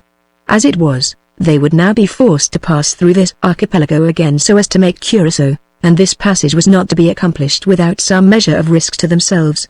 At any point between the islands they might come upon an equal or superior craft, whether she was Spanish or English would be equally bad for them, and being undermanned they were in no case to fight. To lessen this risk as far as possible, Don Diego directed at first a southerly and then a westerly course, and so, taking a line midway between the islands of Tobago and Grenada, they went safely through the danger zone and came into the comparative security of the Caribbean Sea. "If this wind holds," he told them that night at supper, after he had announced to them their position, "we should reach Curaçao inside 3 days. For 3 days the wind held, indeed it freshened a little on the second, and yet when the third night descended upon them they had still made no landfall. The Cinco Lagos was ploughing through a sea contained on every side by the blue bowl of heaven. Captain Blood uneasily mentioned it to Don Diego. "It will be for tomorrow morning." He was answered with calm conviction. "By all the saints, it is always tomorrow morning with you Spaniards, and tomorrow never comes, my friend. But this tomorrow is coming, rest assured. However early you may be astir, you shall see land ahead, Don Pedro." Captain Blood passed on, content, and went to visit Jerry Pitt, his patient, to whose condition Don Diego owed his chance of life. For 24 hours now the fever had left the sufferer, and under Peter Blood's dressings, his lacerated back was beginning to heal satisfactorily. So far, indeed, was he recovered that he complained of his confinement, of the heat in his cabin. To indulge him Captain Blood consented that he should take the air on deck, and so, as the last of the daylight was fading from the sky, Jeremy Pitt came forth upon the captain's arm. Seated on the hatch coamings, the Somersetshire lad gratefully filled his lungs with the cool night air, and professed himself revived thereby. Then with a seaman's instinct his eyes wandered to the darkling vault of heaven, spangled already with a myriad golden points of light. A while he scanned it idly, vacantly, then, his attention became sharply fixed. He looked round and up at Captain Blood, who stood beside him. "Do ye know anything of astronomy, Peter?" quoth he. "Astronomy, is it? Faith, now, I couldn't tell the belt of Orion from the girdle of Venus. Ah! And I suppose all the others of this lovely crew share your ignorance. It would be more amiable of you to suppose that they exceed it." Jeremy pointed ahead to a spot of light in the heavens over the starboard bow. "That is the North Star," said he. "Is it now? Glory be, I wonder ye can pick it out from the rest. And the North Star ahead almost over your starboard bow means that we're steering a course, north, northwest, or maybe north by west, for I doubt if we are standing more than 10 degrees westward. And why shouldn't we?" wondered Captain Blood. "You told me, didn't you, that we came west of the archipelago between Tobago and Grenada, steering for Curaçao? If that were our present course, we should have the North Star abeam, out yonder." On the instant Mr. Blood shed his laziness. He stiffened with apprehension, and was about to speak when a shaft of light clove the gloom above their heads, coming from the door of the poop cabin which had just been opened. It closed again, and presently there was a step on the companion. Don Diego was approaching. Captain Blood's fingers pressed Jerry's shoulder with significance. Then he called the Don, and spoke to him in English as had become his custom when others were present. "Will you settle a slight dispute for us, Don Diego?" said he lightly. "We are arguing, Mr. Pitt and I, as to which is the North Star, so?" The Spaniard's tone was easy, there was almost a suggestion that laughter lurked behind it, and the reason for this was yielded by his next sentence. "But you tell me Mr. Pitt here's your navigant?" "For lack of a better," laughed the captain, good-humoredly contemptuous. "Now I am ready to wager him 100 pieces of 8 that that is the North Star." And he flung out an arm towards a point of light in the heavens straight abeam. He afterwards told Pitt that had Don Diego confirmed him, he would have run him through upon that instant.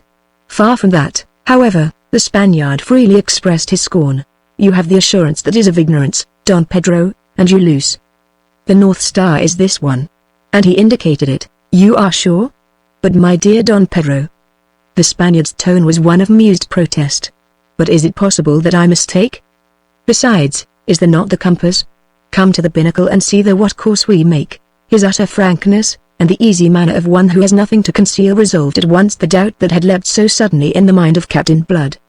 Pitt was satisfied less easily. "In that case, Don Diego, will you tell me, since Curacao is our destination, why our course is what it is?" Again there was no faintest hesitation on Don Diego's part. "You have reason to ask," said he, and sighed. "I had hoped it would not be observed. I have been careless, oh, of a carelessness very culpable. I neglect observation. Always it is my way. I make too sure. I count too much on dead reckoning.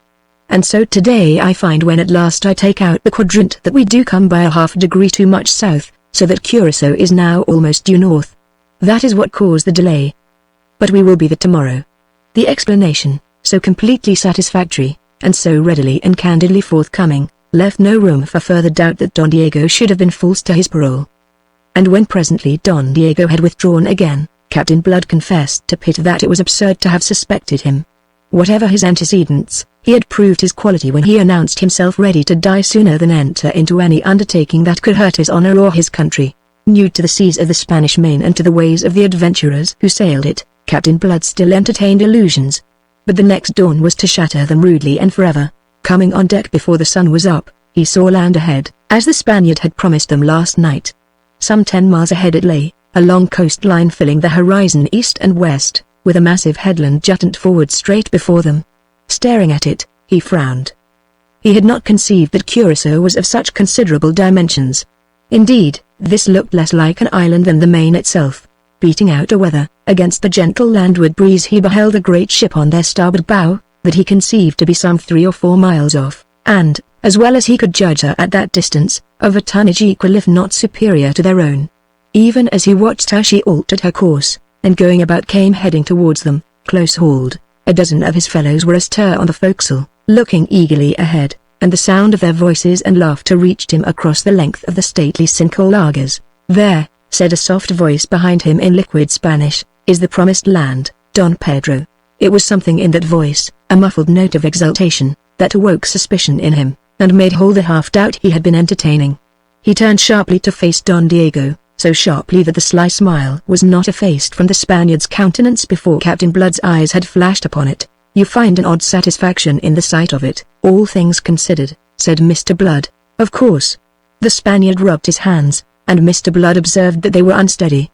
"The satisfaction of a mariner, or of a traitor, which?" Blood asked him quietly. And as the Spaniard fell back before him with suddenly altered countenance that confirmed his every suspicion, he flung an arm out in the direction of the distant shore. "What land is that?" he demanded. "Will you have the effrontery to tell me that is the coast of Curacao?" He advanced upon Don Diego suddenly, and Don Diego, step by step, fell back. "Shall I tell you what land it is? Shall I?" His fierce assumption of knowledge seemed to dazzle and daze the Spaniard. For still Don Diego made no answer. And then Captain Blood drew a bow at a venture, or not quite at a venture. Such a coastline as that, if not of the Main itself, and the Main he knew it could not be, must belong to either Cuba or Hispaniola. Now knowing Cuba to lie farther north and west of the two, it followed, he reasoned swiftly, that if Don Diego meant betrayal he would steer for the nearer of these Spanish territories. "That land, you treacherous, forsworn Spanish dog," is the island of Hispaniola." Having said it, he closely watched the swarthy face now overspread with pallor, to see the truth or falsehood of his guess reflected there. But now the retreating Spaniard had come to the middle of the quarter-deck, where the mizzen-sail made a screen to shut them off from the eyes of the Englishman below. His lips writhed in a snarling smile. "Ah, Barrow Ingalls. You know too much," he said under his breath, and sprang for the captain's throat, tight locked in each other's arms. They swayed a moment, then together went down upon the deck, the Spaniard's feet jerked from under him by the right leg of Captain Blood. The Spaniard had depended upon his strength, which was considerable. But it proved no match for the steady muscles of the Irishman, tempered of late by the vicissitudes of slavery. He had depended upon choking the life out of Blood, and so gaining the half hour that might be necessary to bring up that fine ship that was beating towards them, a Spanish ship, perforce, since none other would be so boldly cruising in these Spanish waters off Hispaniola. But all that Don Diego had accomplished was to betray himself completely, and to no purpose. This he realized when he found himself upon his back, pinned down by Blood, who was kneeling on his chest, whilst the men summoned by their captain's shout came clattering up the companion. "Will I say a prayer for your dirty soul now, whilst I am in this position?" Captain Blood was furiously mocking him. But the Spaniard, though defeated, now beyond hope for himself, forced his lips to smile, and gave back mockery for mockery. "Who will pray for your soul, I wonder, when that galleon comes to lie board and board with you?" "That galleon?" echoed Captain Blood with sudden and awful realization that already it was too late to avoid the consequences of Don Diego's betrayal of them. "That galleon," Don Diego repeated, and added with a deepening sneer, "Do you know what ship it is? I will tell you. It is the Encarnacion, the flagship of Don Miguel de Espinosa, the Lord Admiral of Castile, and Don Miguel is my brother. It is a very fortunate encounter. The Almighty, you see, watches over the destinies of Catholic Spain." There was no trace of humor or urbanity now in Captain Blood.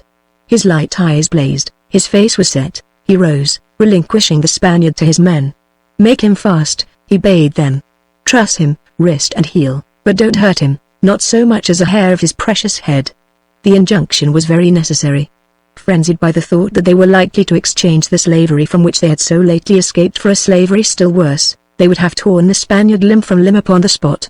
And if they now obeyed their captain and refrained, it was only because the sudden steely note in his voice promised for Don Diego Valdez something far more exquisite than death.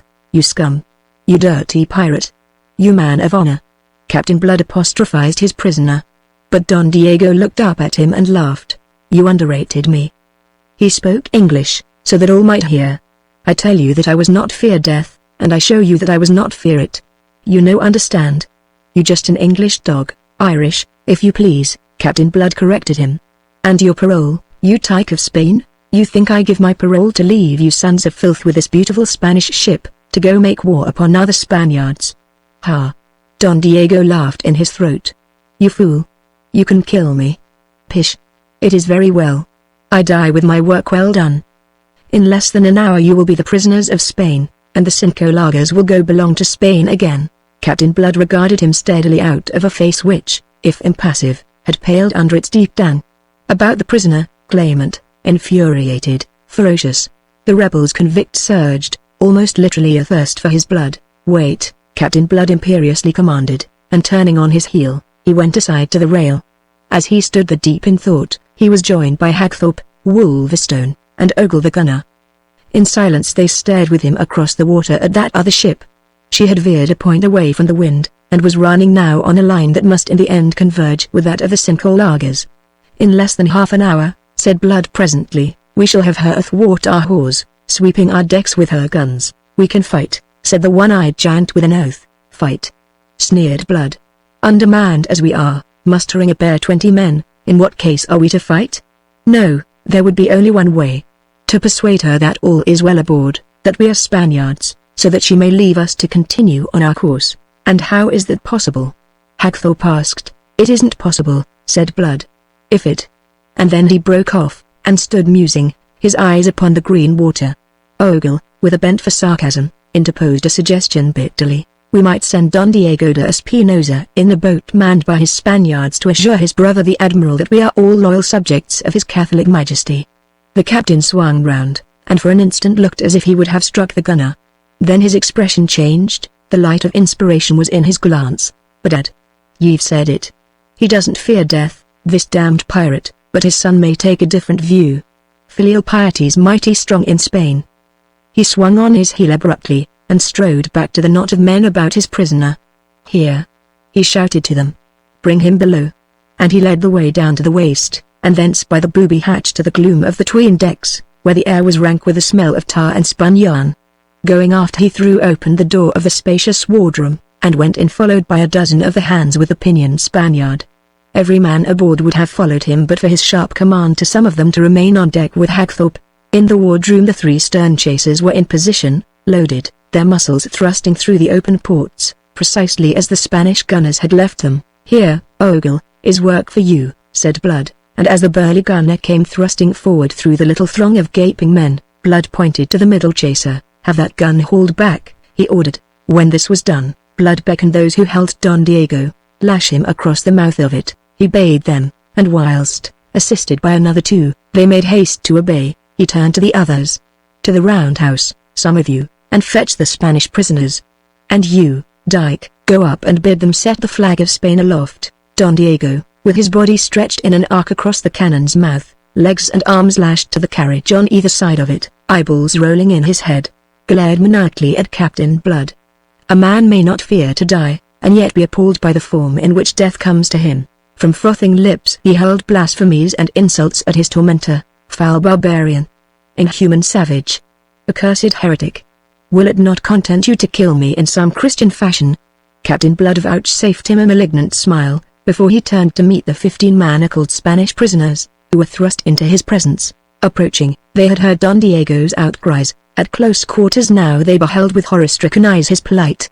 From amongst them a comely, olive-skinned stripling, distinguished in bearing and apparel from his companions, started forward with an anguished cry of "Father!" writhing in the arms that made haste to seize and hold him. He called upon heaven and hell to avert this horror, and lastly, addressed to Captain Blood an appeal for mercy that was at once fierce and piteous. Considering him, Captain Blood thought with satisfaction that he displayed the proper degree of filial piety. He afterwards confessed that for a moment he was in danger of weakening, that for a moment his mind rebelled against the pitiless thing it had planned. But to correct the sentiment he evoked a memory of what these Spaniards had performed in Bridgetown. Again he saw the white face of that child Mary trail as she fled in horror before the jeering ruffian whom he had slain, and other things even more unspeakable seen on that dreadful evening rose now before the eyes of his memory to stiffen his faltering purpose. The Spaniards had shown themselves without mercy or sentiment or decency of any kind, stuffed with religion. They were without a spark of that Christianity, the symbol of which was mounted on the mainmast of the approaching ship. A moment ago this cruel, vicious Don Diego had insulted the Almighty by his assumption that he kept a specially benevolent watch over the destinies of Catholic Spain. Don Diego should be taught his error. Recovering the cynicism in which he had approached his task, the cynicism essential to its proper performance, he commanded Ogle to kindle a match and remove the leaden apron from the touch-hole of the gun that bore Don Diego. Then, as the younger Espinosa broke into fresh intercessions mingled with imprecations, he wheeled upon him sharply. "Peace!" he snapped. "Peace, and listen. It is no part of my intention to blow your father to hell as he deserves, or indeed to take his life at all." Having surprised the lad into silence by that promise, a promise surprising enough in all the circumstances, he proceeded to explain his aims in that faultless and elegant Castilian of which he was fortunately master, as fortunately for Don Diego as for himself. "It is your father's treachery that has brought us into this plight and deliberately into risk of capture and death aboard that ship of Spain. Just as your father recognized his brother's flagship, so will his brother have recognized the Cinco lagers. So far, then, all is well. But presently the Incarnation will be sufficiently close to perceive that here all is not as it should be. Sooner or later, she must guess or discover what is wrong, and then she will open fire or lay us board and board. Now, we are in no case to fight, as your father knew when he ran us into this trap. But fight we will, if we are driven to it. We make no tame surrender to the ferocity of Spain." He laid his hand on the breech of the gun that bore Don Diego. "Understand this clearly, to the first shot from the Incarnation this gun will fire the answer. I make myself clear, I hope?" White-faced and trembling, young Espinosa stared into the pitiless blue eyes that so steadily regarded him. "If it is clear?" he faltered, breaking the utter silence in which all were standing. "But, name of God, how should it be clear? How should I understand? Can you avert the fight?" if you know a way, and if I, or these, can help you to it. If that is what you mean, in heaven's name let me hear it. A fight would be averted if Don Diego de Espinosa were to go aboard his brother's ship, and by his presence and assurances inform the admiral that all is well with the Cinco Lagos, that she is indeed still a ship of Spain as her flag now announces. But of course Don Diego cannot go in person, because he is otherwise engaged. He has a slight touch of fever, shall we say, that detains him in his cabin. But you, his son, may convey all this and some other matters together with his homage to your uncle.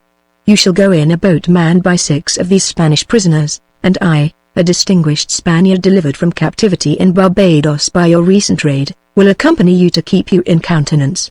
If I return alive, and without accident of any kind to hinder our free sailing hence, Don Diego shall have his life, as shall every one of you. But if there is the least misadventure, be it from treachery or ill fortune, I care not which, the battle, as I have had the honor to explain, will be opened on our side by this gun, and your father will be the first victim of the conflict. He paused a moment. There was a hum of approval from his comrades, an anxious stirring among the Spanish prisoners. Young Espinosa stood before him, the color ebbing and flowing in his cheeks. He waited for some direction from his father. But none came. Don Diego's courage, it seemed, had sadly waned under the true test. He hung limply in his fearful bonds, and was silent. Evidently he dared not encourage his son to defiance, and presumably was ashamed to urge him to yield. Thus, he left decision entirely with the youth. "Come," said Blood. "I have been clear enough, I think. What do you say?" Don Esteban moistened his parched lips, and with the back of his hand mopped the anguished sweat from his brow. His eyes gazed wildly a moment upon the shoulders of his father, as if beseeching guidance. But his father remained silent. Something like a sob escaped the boy. I accept," he answered at last, and swung to the Spaniards. "And you will accept too," he insisted passionately. "For Don Diego's sake and for your own, for all our sakes. If you do not, this man will butcher us all without mercy." Since he yielded, and their leader himself counseled no resistance, why should they encompass their own destruction by a gesture of futile heroism? They answered without much hesitation that they would do as was required of them. Blood turned, and advanced to Don Diego. "I am sorry to inconvenience you in this fashion, but—" For a second he checked and frowned as his eyes intently observed the prisoner. Then, after that scarcely perceptible pause, he continued, "But I do not think that you have anything beyond this inconvenience to apprehend, and you may depend upon me to shorten it as far as possible." Don Diego made him no answer. Peter Blood waited a moment, observing him, then he bowed and stepped back. Chapter 12 Don Pedro Sangre. The Cinco Lagos and the Encarnacion, after a proper exchange of signals, lay hove to within 1/4 of a mile of each other, and across the intervening space of gently heaving, sunlit waters sped a boat from the former, manned by 6 Spanish seamen and bearing in her stern sheets Don Esteban de Espinosa and Captain Peter Blood. She also bore 2 treasure chests containing 50,000 pieces of 8. Gold has at all times been considered the best of testimonies of good faith, and Blood was determined that in all respects appearances should be entirely on his side. His followers had accounted this a supererogation of pretense. But Blood's will in the matter had prevailed. He carried further a bulky package addressed to a Grand of Spain, heavily sealed with the arms of Espinosa, another piece of evidence hastily manufactured in the cabin of the Cinco Lagos, and he was spending these last moments in completing his instructions to his young companion. Don Esteban expressed his last lingering uneasiness. "But if you should betray yourself?" he cried. "It will be unfortunate for everybody. I advised your father to say a prayer for our success. I depend upon you to help me more materially. I will do my best." "God knows I will do my best," the boy protested. Blood nodded thoughtfully, and no more was said until they bumped alongside the towering mass of the Encarnacion. Up the ladder went Don Esteban, closely followed by Captain Blood. In the waist stood the Admiral himself to receive them, a handsome, self-sufficient man, very tall and stiff, a little older and grayer than Don Diego, whom he closely resembled. He was supported by 4 officers and a friar in the black and white habit of Saint Dominic. Don Miguel opened his arms to his nephew, whose lingering panic he mistook for pleasurable excitement, and having enfolded him to his bosom turned to greet Don Esteban's companion. Peter Blood bowed gracefully, entirely at his ease, so far as might be judged from appearances. "I am," he announced, making a literal translation of his name, "Don Pedro Sangre, an unfortunate gentleman of Leon. lately delivered from captivity by Don Esteban's most gallant father. And in a few words he sketched the imagined conditions of his capture by, and deliverance from, those accursed heretics who held the island of Barbados. "Benedicamus Domino," said the friar to his tale. "Ex hoc nunc etusque in seculum," replied Blood, the occasional papist, with lowered eyes. The admiral and his attending officers gave him a sympathetic hearing and a cordial welcome. Then came the dreaded question, "But where is my brother? Why has he not come, himself, to greet me?" It was young Espinosa who answered this. "My father is afflicted at denying himself that honor and pleasure. But unfortunately, sir uncle, he is a little indisposed." "Oh, nothing grave, merely sufficient to make him keep his cabin. It is a little fever, the result of a slight wound taken in the recent raid upon Barbados, which resulted in this gentleman's happy deliverance." "Nay, nephew, nay," Don Miguel protested with ironic repudiation. "I can have no knowledge of these things. I have the honor to represent upon the seas His Catholic Majesty, who is at peace with the King of England. Already you have told me more than it is good for me to know. I will endeavor to forget it, and I will ask you, sirs," he added, glancing at his officers, "to forget it also." But he winked into the twinkling eyes of Captain Blood, then added matter that at once extinguished that twinkle. "But since Diego cannot come to me, why, I will go across to him." For a moment Don Esteban's face was a mask of pallid fear.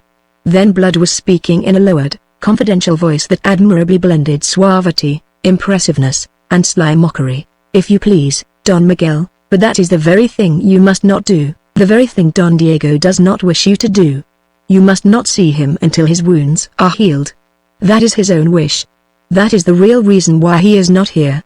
For the truth is that his wounds are not so grave as to have prevented his coming. It was his consideration of himself and the false position in which you would be placed if you had direct word from him of what has happened. As your Excellency has said, there is peace between His Catholic Majesty and the King of England, and your brother Don Diego." He paused a moment. "I am sure that I need say no more. What you hear from us is no more than a mere rumor. Your Excellency understands." His Excellency frowned thoughtfully. "I understand. In part," said he. Captain Blood had a moment's uneasiness. Did the Spaniard doubt his bona fides? Yet in dress and speech he knew himself to be impeccably Spanish, and was not Don Esteban there to confirm him? He swept on to afford further confirmation before the Admiral could say another word. "And we have in the boat below 2 chests containing 50,000 pieces of 8, which we are to deliver to your Excellency." His Excellency jumped. There was a sudden stir among his officers. "They are the ransom extracted by Don Diego from the governor of—" "Not another word, in the name of heaven!" cried the Admiral in alarm. "My brother wishes me to assume charge of this money, to carry it to Spain for him? Well, that is a family matter between my brother and myself. So, it can be done. But I must not know." He broke off. "A glass of Malaga in my cabin, if you please," he invited them. Whilst the chests are being hauled aboard, he gave his orders touching the embarkation of these chests, then led the way to his regally appointed cabin, his 4 officers and the friar following by particular invitation. Seated at table there, with the tawny wine before them, and the servant who had poured it withdrawn, Don Miguel laughed and stroked his pointed, grizzled beard. "Virgin Santissima! That brother of mine has a mind that thinks of everything. Left to myself, I might have committed a fine indiscretion by venturing aboard his ship at such a moment. I might have seen things which as Admiral of Spain it would be difficult for me to ignore." Both Esteban and Blood made haste to agree with him, and then Blood raised his glass, and drank to the glory of Spain and the damnation of the besotted James who occupied the throne of England. The latter part of his toast was at least sincere. The Admiral laughed. Sir, you need my brother here to curb your imprudences. You should remember that His Catholic Majesty and the King of England are very good friends. That is not a toast to propose in this cabin. But since it has been proposed, and by one who has such particular personal cause to hate these English hounds, why, we will honor it, but unofficially." They laughed, and drank the damnation of King James, quite unofficially, but the more fervently on that account. Then Don Esteban, uneasy on the score of his father, and remembering that the agony of Don Diego was being protracted with every moment that they left him in his dreadful position, rose and announced that they must be returning. "My father," he explained, "is in haste to reach San Domingo. He desired me to stay no longer than necessary to embrace you. If you will give us leave, then, Sir Uncle." In the circumstances Sir Uncle did not insist. As they returned to the ship's side, Blood's eyes anxiously scanned the line of seamen leaning over the bulwarks in idle talk with the Spaniards in the cock-boat that waited at the ladder's foot. But their manner showed him that there was no ground for his anxiety. The boat's crew had been wisely reticent. The Admiral took leave of them, of Esteban affectionately, of Blood ceremoniously. "I regret to lose you so soon, Don Pedro. I wish that you could have made a longer visit to the Encarnacion. I am indeed unfortunate," said Captain Blood politely, "but I hope that we may meet again. That is to flatter me beyond all that I deserve." They reached the boat, and she cast off from the great ship. As they were pulling away, the Admiral waving to them from the taffrail, they heard the shrill whistle of the bosun piping the hands to their stations, and before they had reached the Cinco Lagos, they beheld the Encarnacion go about under sail. She dipped her flag to them, and from her poop a gun fired a salute. Aboard the Cinco Lagos someone, it proved afterwards to be Hagthorpe, had the wit to reply in the same fashion. The comedy was ended. Yet there was something else to follow as an epilogue, a thing that added a grim ironic flavor to the whole. As they stepped into the waist of the Cinco Lagos, Hagthorpe advanced to receive them. Blood observed the set, almost scared expression on his face. "I see that you've found it," he said quietly. Hagthorpe's eyes looked a question. But his mind dismissed whatever thought it held. "Don Diego." He was beginning, and then stopped, and looked curiously at Blood. Noting the pause and the look, Esteban bounded forward, his face livid. "Have you broken faith, you curs? Has he come to harm?" he cried, and the 6 Spaniards behind him grew clamorous with furious questionings. "We do not break faith," said Hagthorpe firmly, so firmly that he quieted them. "And in this case there was not the need. Don Diego died in his bonds before ever you reached the Encarnacion." Peter Blood said nothing. "Died?" screamed Esteban. "You killed him, you mean? Of what did he die?" Hagthorpe looked at the boy. "If I am a judge," he said, "Don Diego died of fear." Don Esteban struck Hagthorpe across the face at that, and Hagthorpe would have struck back, but that Blood got between, whilst his followers seized the lad. "Let be," said Blood. "You provoked the boy by your insult to his father." "I was not concerned to insult," said Hagthorpe, nursing his cheek. "It is what has happened. Come and look." "I have seen," said Blood. "He died before I left the Cinco Lagos. He was hanging dead in his bonds when I spoke to him before leaving." "What are you saying?" cried Esteban. Blood looked at him gravely. Yet for all his gravity he seemed almost to smile, though without mirth. "If you had known that, eh?" he asked at last. For a moment Don Esteban stared at him wide-eyed, incredulous. "I don't believe you," he said at last, "yet you may.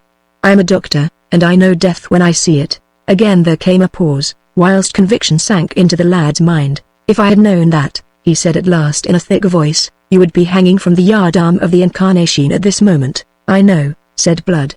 "I am considering it, the profit that a man may find in the ignorance of others." "But you'll hang her yet," the boy raved. Captain Blood shrugged, and turned on his heel.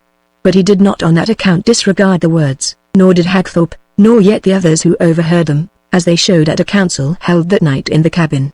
This council was met to determine what should be done with the Spanish prisoners. Considering that Curaçao now lay beyond their reach, as they were running short of water and provisions, and also that Pitt was hardly yet in case to undertake the navigation of the vessel, it had been decided that, going east of Hispaniola, and then sailing along its northern coast, they should make for Tortuga, that haven of the buccaneers, in which lawless port they had at least no danger of recapture to apprehend. It was now a question whether they should convey the Spaniards thither with them, or turn them off in a boat to make the best of their way to the coast of Hispaniola, which was but 10 miles off. This was the course urged by Blood himself. "There's nothing else to be done," he insisted. "In Tortuga they would be flayed alive, which is less than the swine deserve," growled Wolverstone. "And you'll remember, Peter," put in Hagthorpe, "that boy's threat to you this morning.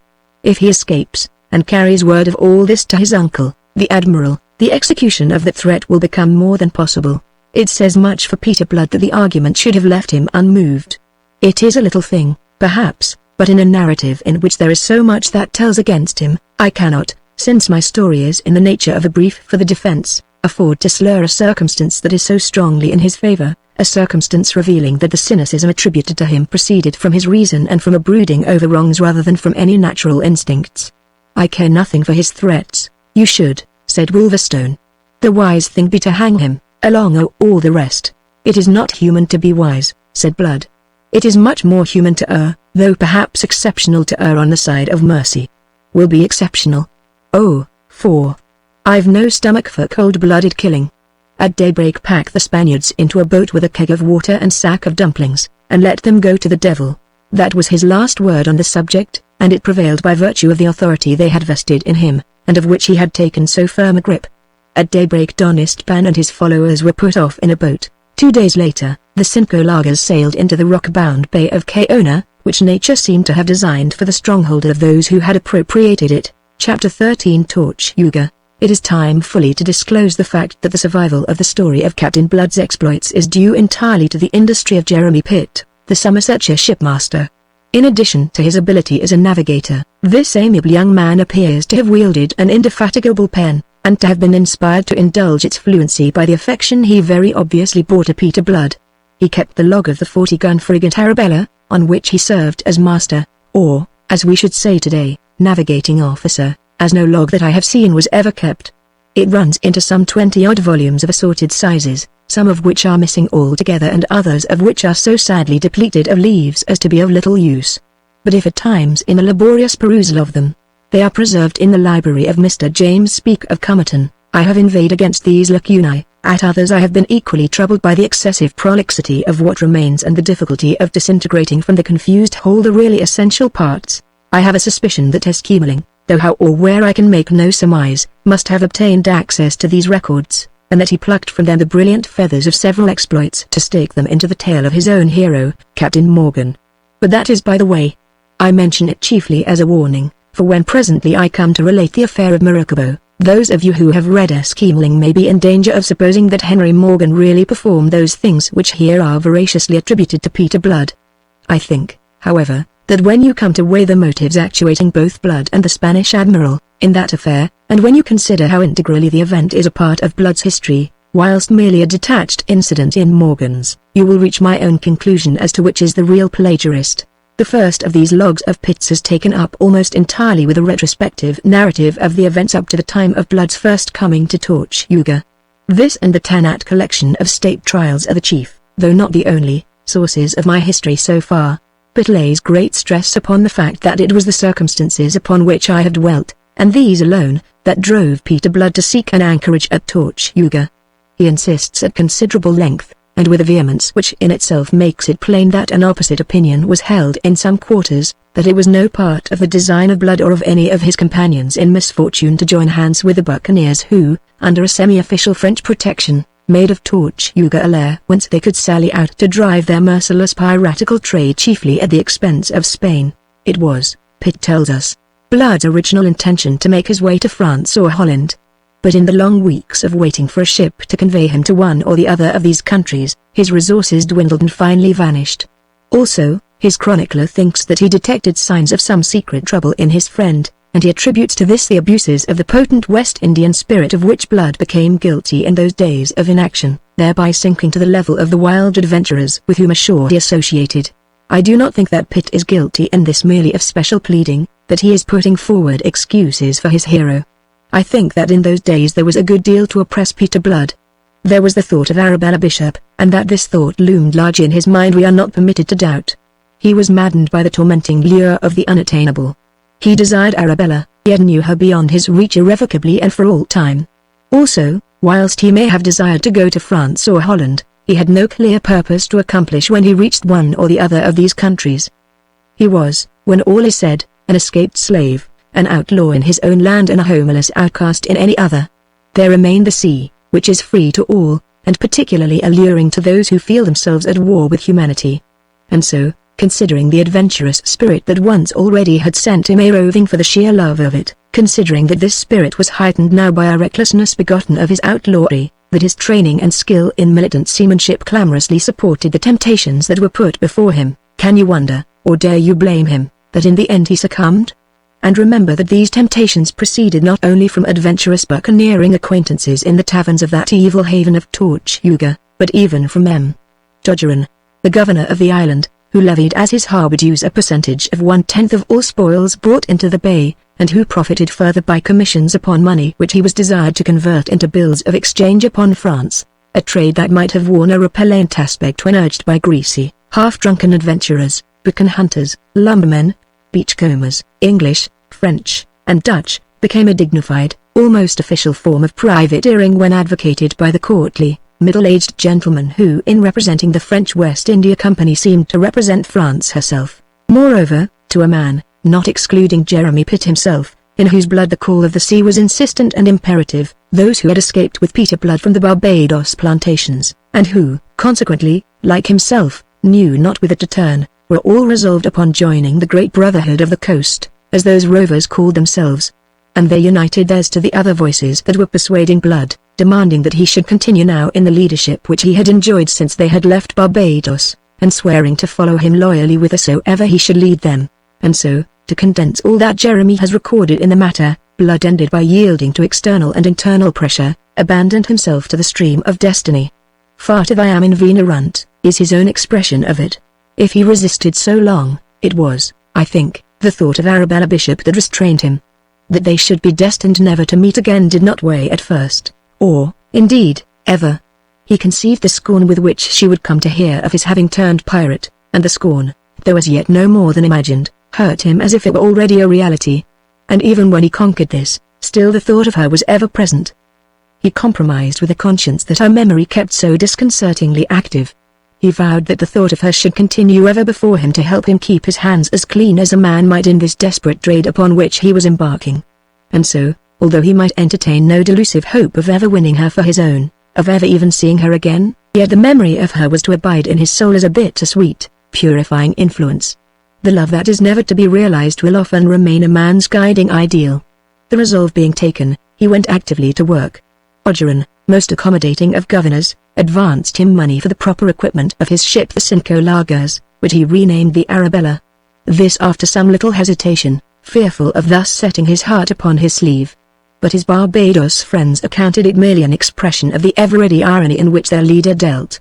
To the score of followers he already possessed, he added 60 more, picking his men with caution and discrimination, and he was an exceptional judge of men, from amongst the adventurers of Tortuga. With them all he entered into the articles usual among the brethren of the coast, under which each man was to be paid by a share in the prizes captured. In other respects, however, the articles were different. Aboard the Arabella there was to be none of the ruffianly indiscipline that normally prevailed in buccaneering vessels. Those who shipped with him undertook obedience and submission in all things to himself and to the officers appointed by election. Any to whom this clause in the articles was distasteful might follow some other leader. Towards the end of December, when the hurricane season had blown itself out, he put to sea in his well-found, well-manned ship, and before he returned in the following May from a protracted and adventurous cruise, the fame of Captain Peter Blood had run like ripples before the breeze across the face of the Caribbean Sea. There was a fight in the Windward Passage at the outset with a Spanish galleon, which had resulted in the gutting and finally the sinking of the Spaniard. There was a daring raid effected by means of several appropriated piraguas upon a Spanish pearl fleet in the Rio de la Jaca, from which they had taken a particularly rich haul of pearls. There was an overland expedition to the goldfields of Santa Maria, on the Main, the full tale of which is hardly credible, and there were lesser adventures through all of which the crew of the Arabella came with credit and profit if not entirely unscathed.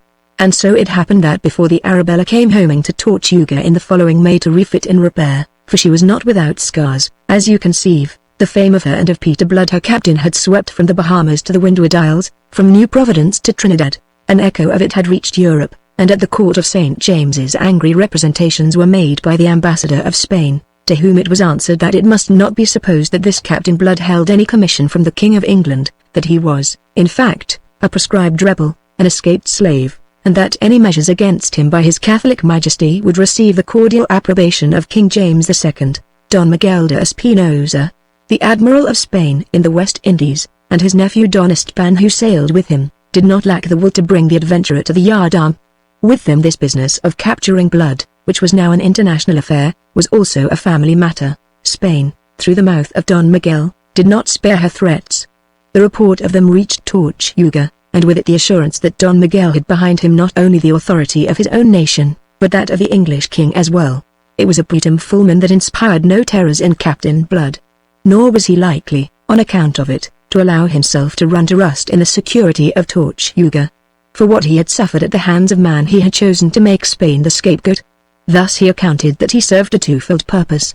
He took compensation and at the same time served, not indeed the Stuart king, whom he despised, but England and, For that matter, all the rest of civilized mankind which cruel, treacherous, greedy, bigoted Castiles sought to exclude from intercourse with the New World. One day as he sat with Hagthorpe and Wolverstone over a pipe and a bottle of rum in the stifling reek of tar and stale tobacco of a waterside tavern, he was accosted by a splendid ruffian in a gold-laced coat of dark blue satin with a crimson sash, a foot wide, about the waist. "Cursed Vousquan Appel sang?" The fellow hailed him. Captain Blood looked up to consider the questioner before replying. The man was tall and built on lines of agile strength, with a swarthy, aquiline face that it was brutally handsome. A diamond of great price flamed on the indifferently clean hand resting on the pommel of his long rapier, and there were gold rings in his ears, half concealed by long ringlets of oily chestnut hair. Captain Blood took the pipe stem from between his lips. "My name," he said, "is Peter Blood. The Spaniards know me for Don Pedro Sangre, and a Frenchman may call me Le Sang if he pleases." "Good," said the gaudy adventurer in English, and without further invitation he drew up a stool and sat down at that greasy table. "My name," he informed the three men, two of whom at least were eyeing him askance, "it is Levasseur. You may have heard of me." They had, indeed. He commanded a privateer of 20 guns that had dropped anchor in the bay a week ago, manned by a crew mainly composed of French bouquet hunters from northern Hispaniola, men who had good cause to hate the Spaniard with an intensity exceeding that of the English. Levasseur had brought them back to Tortuga from an indifferently successful cruise. It would need more, however, than lack of success to abate the fellow's monstrous vanity. A roaring, quarrelsome, hard-drinking, hard-gaming scoundrel, his reputation as a buccaneer stood high among the wild brethren of the coast. He enjoyed also a reputation of another sort. There was about his gaudy, swaggering ruffishness something that the women found singularly alluring. That he should boast openly of his bon fortunes did not seem strange to Captain Blood. What he might have found strange was that there appeared to be some measure of justification for these boasts. It was current gossip that even Mademoiselle Dogeron, the governor's daughter, had been caught in the snare of his wild attractiveness, and that Levasseur had gone the length of audacity of asking her hand in marriage of her father. M. Dogeron had made him the only possible answer. He had shown him the door. Levasseur had departed in a rage, swearing that he would make Mademoiselle his wife in the teeth of all the fathers in Christendom, and that M.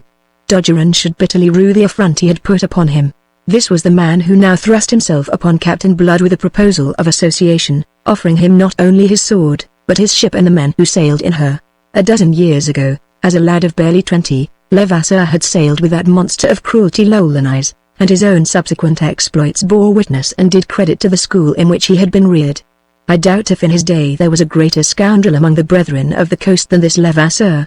And yet, repulsive though he found him, Captain Blood could not deny that the fellow's proposals displayed boldness, imagination, and resource, and he was forced to admit that jointly they could undertake operations of a greater magnitude than was possible singly to either of them. The climax of Levasseur's project was to be a raid upon the wealthy mainland city of Maracaibo, but for this, he admitted, 600 men at the very least would be required, and 600 men were not to be conveyed in the two bottoms they now commanded. Preliminary cruises must take place, having for one of their objects the capture of further ships. Because he disliked the man, Captain Blood would not commit himself at once. But because he liked the proposal he consented to consider it. Being afterwards pressed by both Hagthorpe and Wolverstone, who did not share his own personal dislike of the Frenchman, the end of the matter was that within a week articles were drawn up between Levasseur and Blood, and signed by them and, as was usual, by the chosen representatives of their followers. These articles contained, inter alia, the common provisions that, should the two vessels separate, a strict account must afterwards be rendered of all prizes severally taken, whilst the vessel taking a prize should retain 3/5 of its value, surrendering 2/5 to its associate. These shares were subsequently to be subdivided among the crew of each vessel, in accordance with the articles already obtaining between each captain and his own men. For the rest, the articles contained all the clauses that were usual, among which was the clause that any man found guilty of abstracting or concealing any part of a prize, be it of the value of no more than a peso, should be summarily hanged from the yardarm. All being now settled they made ready for sea, and on the very eve of sailing, Levasseur narrowly escaped being shot in a romantic attempt to scale the wall of the governor's garden, with the object of taking passionate leave of the infatuated Mademoiselle Dogeron. He desisted after having been twice fired upon from a fragrant ambush of pimento trees where the governor's guards were posted, and he departed vowing to take different and very definite measures on his return. That night he slept on board his ship, which with characteristic flamboyance he had named La Foudre, and there on the following day he received a visit from Captain Blood, whom he greeted half-mockingly as his admiral. The Irishman came to settle certain final details, of which all that need concern us is an understanding that, in the event of the two vessels becoming separated by accident or design, they should rejoin each other as soon as might be at Tortuga. Thereafter Levasseur entertained his admiral to dinner, and jointly they drank success to the expedition, so copiously on the part of Levasseur that when the time came to separate he was as nearly drunk as it seemed possible for him to be and yet retain his understanding. Finally, towards evening, Captain Blood went over the side and was rowed back to his great ship with her red bulwarks and gilded ports, touched into a lovely thing aflame by the setting sun. He was a little heavy-hearted. I have said that he was a judge of men, and his judgment of Levasseur filled him with misgivings which were growing heavier in a measure as the hour of departure approached. He expressed it to Wolverstone, who met him as he stepped aboard the Arabella. "You over-persuaded me into those articles, you blackguard, and it'll surprise me if any good comes of this association." The giant rolled his single bloodthirsty eye, and sneered, thrusting out his heavy jaw. "We'll wring the dog's neck if there's any treachery, so we will, if we are there to wring it by then. And on that, dismissing the matter, we sail in the morning, on the first of the ebb," he announced, and went off to his cabin. Chapter 14 Levasseur's Heroics. It would be somewhere about 10 o'clock on the following morning, a full hour before the time appointed for sailing, when a canoe brought up alongside La Foudre, and a half-caste Indian stepped out of her and went up the ladder. He was clad in drawers of hairy, untanned hide, and a red blanket served him for a cloak. He was the bearer of a folded scrap of paper for Captain Levasseur. The captain unfolded the letter, sadly soiled and crumpled by contact with the half-caste's person. Its contents may be roughly translated thus: "My well-beloved, I am in the Dutch brig Jongvro, which is about to sail. Resolved to separate us forever, my cruel father is sending me to Europe in my brother's charge. I implore you, come to my rescue. Deliver me, my well-beloved hero, your desolated Madeline, who loves you." The well-beloved hero was moved to the soul of him by that passionate appeal. His scowling glance swept the bay for the Dutch brig, which he knew had been due to sail for Amsterdam with a cargo of hides and tobacco. She was nowhere to be seen among the shipping in that narrow, rock-bound harbor. He roared out the question in his mind. In answer the half-caste pointed out beyond the frothing surf that marked the position of the reef constituting one of the stronghold's main defenses. Away beyond it, a mile or so distant, a sail was standing out to sea. "There she go," he said, "there." The Frenchman gazed and stared, his face growing white. The man's wicked temper awoke, and turned to vent itself upon the messenger. "And where have you been that you come here only now with this? Answer me." The half-caste shrank terrified before his fury. His explanation, if he had one, was paralyzed by fear. Levasseur took him by the throat, shook him twice, snarling the while, then hurled him into the scuppers. The man's head struck the gunwale as he fell, and he lay there, quite still, a trickle of blood issuing from his mouth. Levasseur dashed one hand against the other, as if dusting them. "Heave that muck overboard," he ordered some of those who stood idling in the waist. "Then up anchor, and let us after the Dutchman. Steady, Captain." "What's that?" There was a restraining hand upon his shoulder, and the broad face of his Lieutenant Cahusac, a burly, callous Breton scoundrel, was stolidly confronting him. Levasseur made clear his purpose with a deal of unnecessary obscenity. Cahusac shook his head. "A Dutch brig," said he. "Impossible. We should never be allowed, and who the devil will deny us?" Levasseur was between amazement and fury. "For one thing, there's your own crew will be none too willing. For another there's Captain Blood. I care nothing for Captain Blood, but it is necessary that you should. He has the power, the weight of metal and of men, and if I know him at all he'll sink us before he'll suffer interference with the Dutch. He has his own views of privateering, this Captain Blood, as I warned you." "Ah," said Levasseur, showing his teeth. But his eyes, riveted upon that distant sail, were gloomily thoughtful. Not for long. The imagination and resource which Captain Blood had detected in the fellow soon suggested a course. Cursing in his soul, and even before the anchor was weighed, the association into which he had entered, he was already studying ways of evasion. What Cahusac implied was true. Blood would never suffer violence to be done in his presence to a Dutchman, but it might be done in his absence, and, being done, Blood must perforce condone it, since it would then be too late to protest. Within the hour the Arabella and La Foudre were beating out to sea together. Without understanding the change of plan involved, Captain Blood, nevertheless, accepted it, and weighed anchor before the appointed time upon perceiving his associate to do so. All day the Dutch brig was in sight, though by evening she had dwindled to the merest speck on the northern horizon. The course prescribed for Blood and Levasseur lay eastward along the northern shores of Hispaniola. To that course the Arabella continued to hold steadily throughout the night. When day broke again, she was alone. Lafoudre under cover of the darkness had struck away to the northeast with every rag of canvas on her yards. Cahusac had attempted yet again to protest against this. "The devil take you." Levasseur had answered him. "A ship's a ship, be she Dutch or Spanish, and ships are our present need. That will suffice for the men." His lieutenant said no more. But from his glimpse of the letter, knowing that a girl and not a ship was his captain's real objective, he gloomily shook his head as he rolled away on his bowed legs to give the necessary orders. Dawn found Lafoudre close on the Dutchman's heels, not a mile astern, and the sight of her very evidently flustered the jonquereau. No doubt Mademoiselle's brother, recognizing Levasseur's ship, would be responsible for the Dutch uneasiness. They saw the jonquereau crowding canvas in a futile endeavor to outsail them, whereupon they stood off to starboard and raced on until they were in a position whence they could send a warning shot across her bow. The jonquereau veered, showed them her rudder, and opened fire with her stern chasers. The small shot went whistling through Lafoudre's shrouds with some slight damage to her canvas. Followed a brief running fight, in the course of which the Dutchman let fly a broadside. 5 minutes after that they were board and board, the jonquereau held tight in the clutches of Lafoudre's grapnels, and the buccaneers pouring noisily into her waist. The Dutchman's master, purple in the face, stood forward to beard the pirate, followed closely by an elegant, pale-faced young gentleman in whom Levasseur recognized his brother-in-law-elect. "Captain Levasseur, this is an outrage for which you shall be made to answer. What do you seek aboard my ship? At first I sought only that which belongs to me, something of which I am being robbed. But since you chose war and opened fire on me with some damage to my ship and loss of life to 5 of my men, why, war it is, and your ship a prize of war." From the quarter rail Mademoiselle Dodgerin looked down with glowing eyes and breathless wonder upon her well-beloved hero. Gloriously heroic he seemed as he stood towering there, masterful, audacious, beautiful. He saw her, and with a glad shout sprang towards her.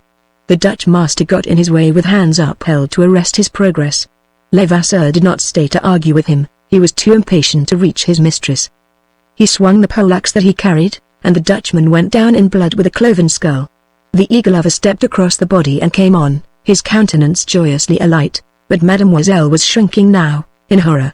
She was a girl upon the threshold of glorious womanhood, of a fine height and nobly molded, with heavy coils of glossy black hair above and about a face that was of the color of old ivory. Her countenance was cast in lines of arrogance, stressed by the low lids of her full dark eyes. In about her well-beloved was beside her, flinging away his bloody poleaxe, he opened wide his arms to enfold her.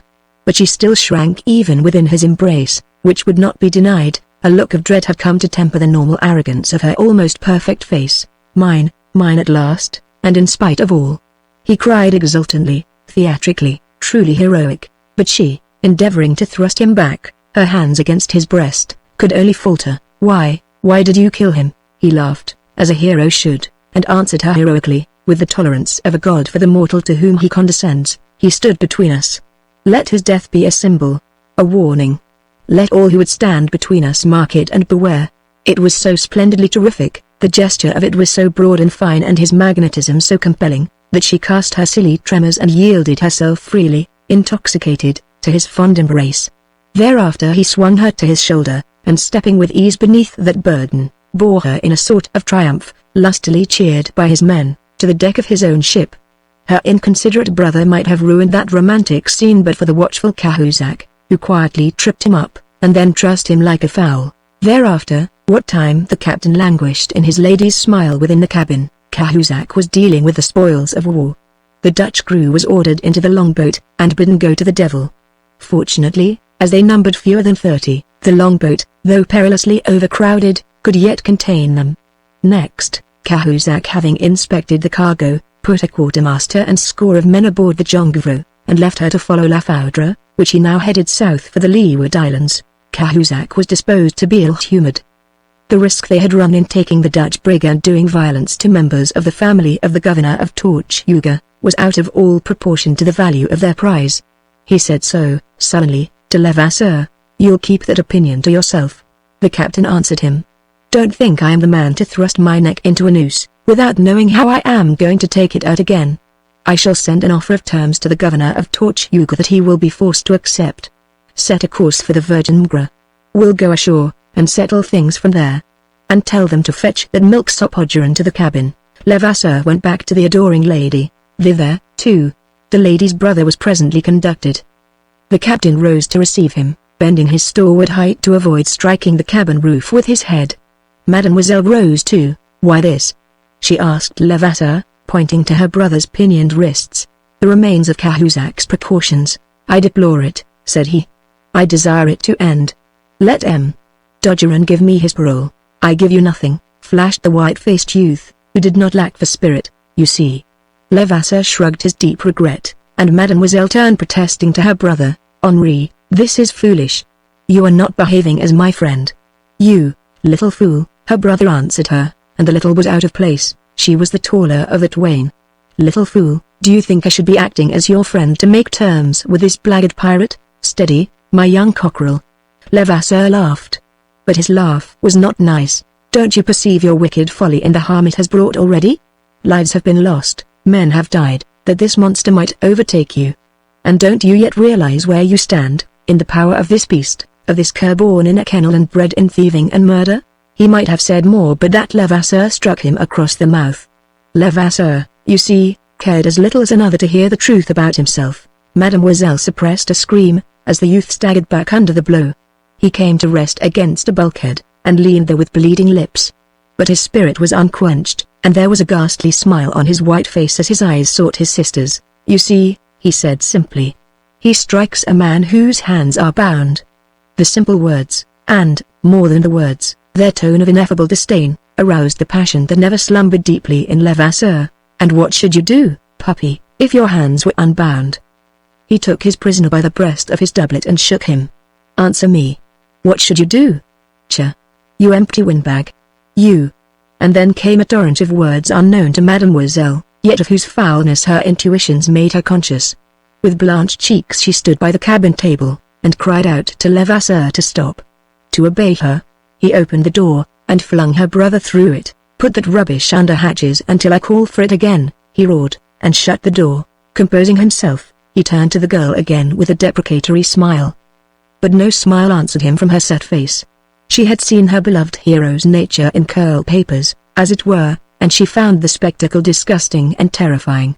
It recalled the brutal slaughter of a Dutch captain, and suddenly she realized that what her brother had just said of this man was no more than true. Fear growing to panic was written on her face, as she stood leaning for support against the table. "Why, sweetheart, what is this?" Levasseur moved towards her. She recoiled before him. There was a smile on his face, a glitter in his eyes that fetched her heart into her throat. He caught her, as she reached the uttermost limits of the cabin, seized her in his long arms and pulled her to him. "No, no," she panted. "Yes, yes," he mocked her, and his mockery was the most terrible thing of all.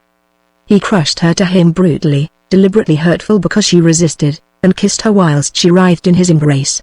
Then, his passion mounting, he grew angry and stripped off the last rag of hero's mask that still may have hung upon his face. "Little fool, did you not hear your brother say that you are in my power? Remember it, and remember that of your own free will you came.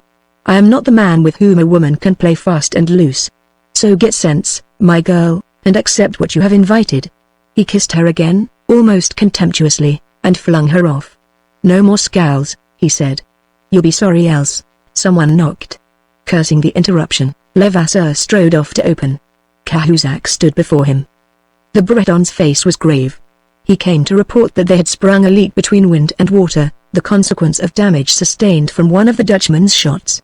In alarm Levasseur went off with him. The leakage was not serious so long as the weather kept fine, but should a storm overtake them it might speedily become so. A man was slung overboard to make a partial stoppage with a sailcloth, and the pumps were got to work. Ahead of them a low cloud showed on the horizon, which Cahusac pronounced one of the northernmost of the Virgin Islands. "We must run for shelter there, and careen her," said Levasseur. "I do not trust this oppressive heat. A storm may catch us before we make land." "A storm or something else," said Cahusac grimly. "Have you noticed that?" He pointed away to starboard. Levasseur looked, and caught his breath. Two ships that at the distance seemed of considerable burden were heading towards them some 5 miles away. "If they follow us, what is to happen?" demanded Cahusac. "We'll fight whether we're in case to do so or not," swore Levasseur, counsels of despair. Cahusac was contemptuous. To mark it he spat upon the deck. This comes of going to sea with a lovesick madman. Now, keep your temper, Captain, for the hands will be at the end of theirs if we have trouble as a result of this Dutchman business. For the remainder of the day Levasseur's thoughts were of anything but love. He remained on deck, his eyes now upon the land, now upon those two slowly gaining ships. To run for the open could avail him nothing, and in his leaky condition would provide an additional danger. He must stand at bay and fight. And then, towards evening, when within 3 miles of shore and when he was about to give the order to strip for battle, he almost fainted from relief to hear a voice from the crow's nest above announce that the larger of the two ships was the Arabella. Her companion was presumably a prize.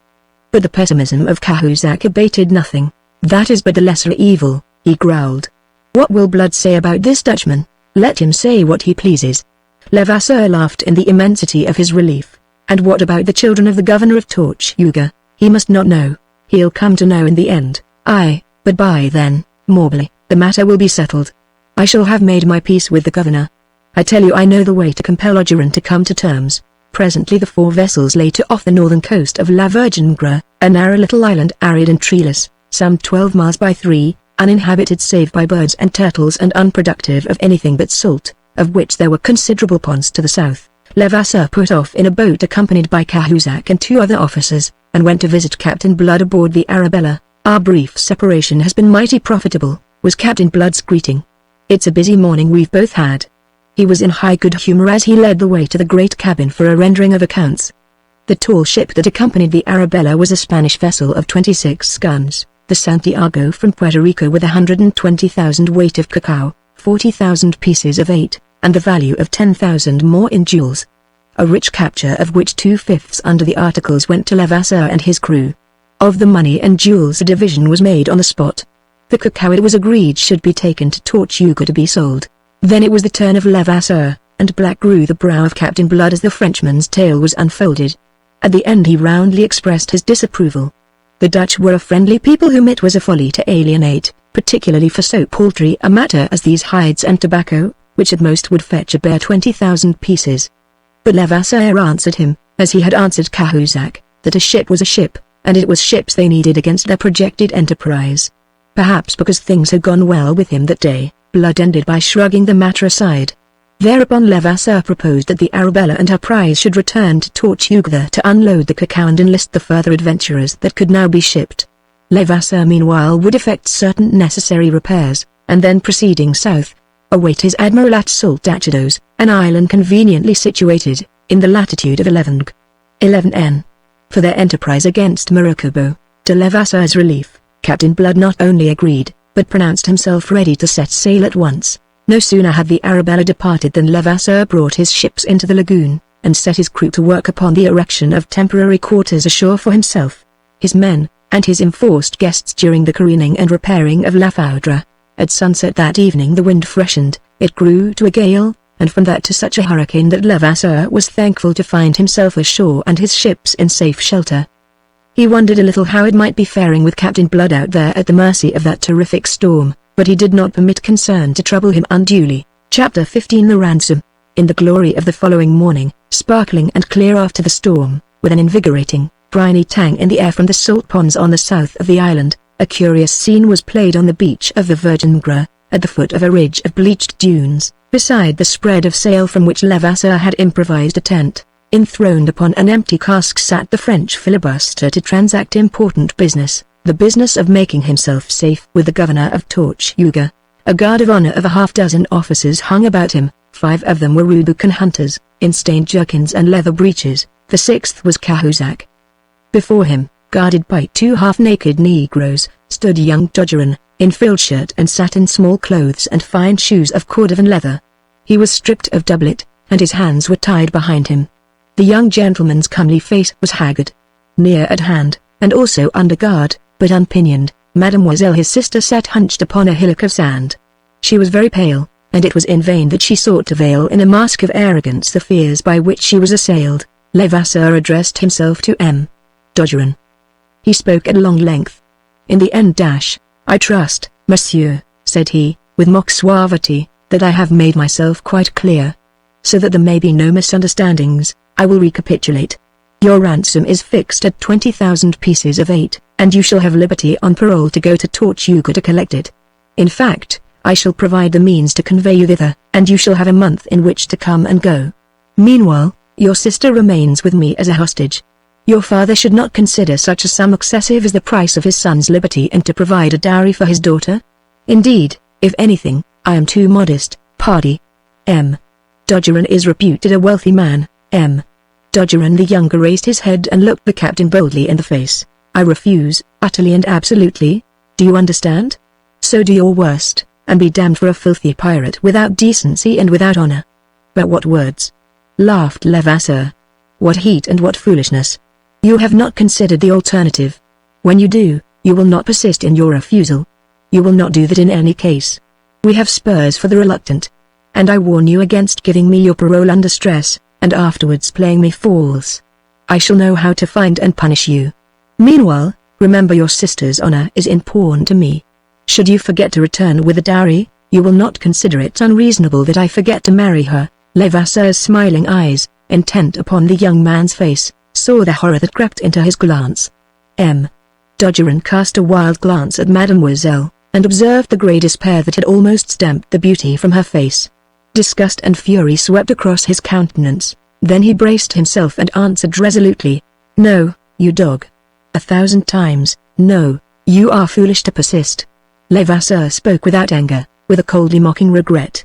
His fingers had been busy tying knots in a length of whipcord. He held it up. "You know this? It is a rosary of pain that has wrought the conversion of many a stubborn heretic. It is capable of screwing the eyes out of a man's head by way of helping him to see reason. As you please." He flung the length of knotted cord to one of the Negroes, who in an instant made it fast about the prisoner's brows.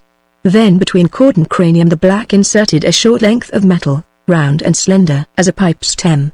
That done, he rolled his eyes towards Levasseur, awaiting the captain's signal. Levasseur considered his victim, and beheld him tense and braced, his haggard face of a leaden hue, beads of perspiration glinting on his pallid brow just beneath the whipcord. Mademoiselle cried out, and would have risen, but her guards restrained her, and she sank down again, moaning.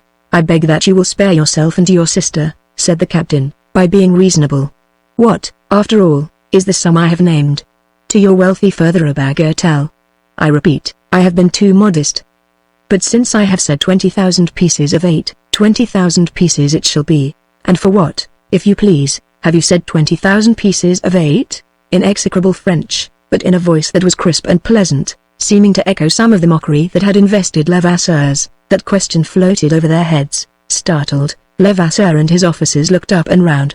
On the crest of the dunes behind them, in sharp silhouette against the deep cobalt of the sky, they beheld a tall, lean figure scrupulously dressed in black with silver lace, a crimson ostrich plume curled about the broad brim of his hat affording the only touch of color.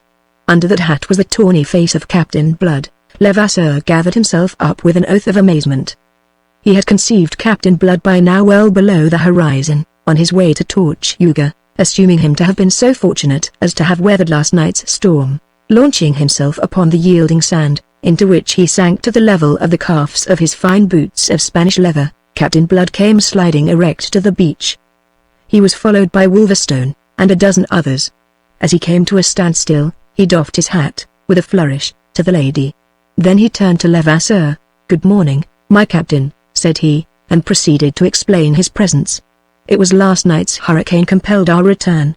We had no choice but to ride before it with strict poles, and it drove us back the way we had gone.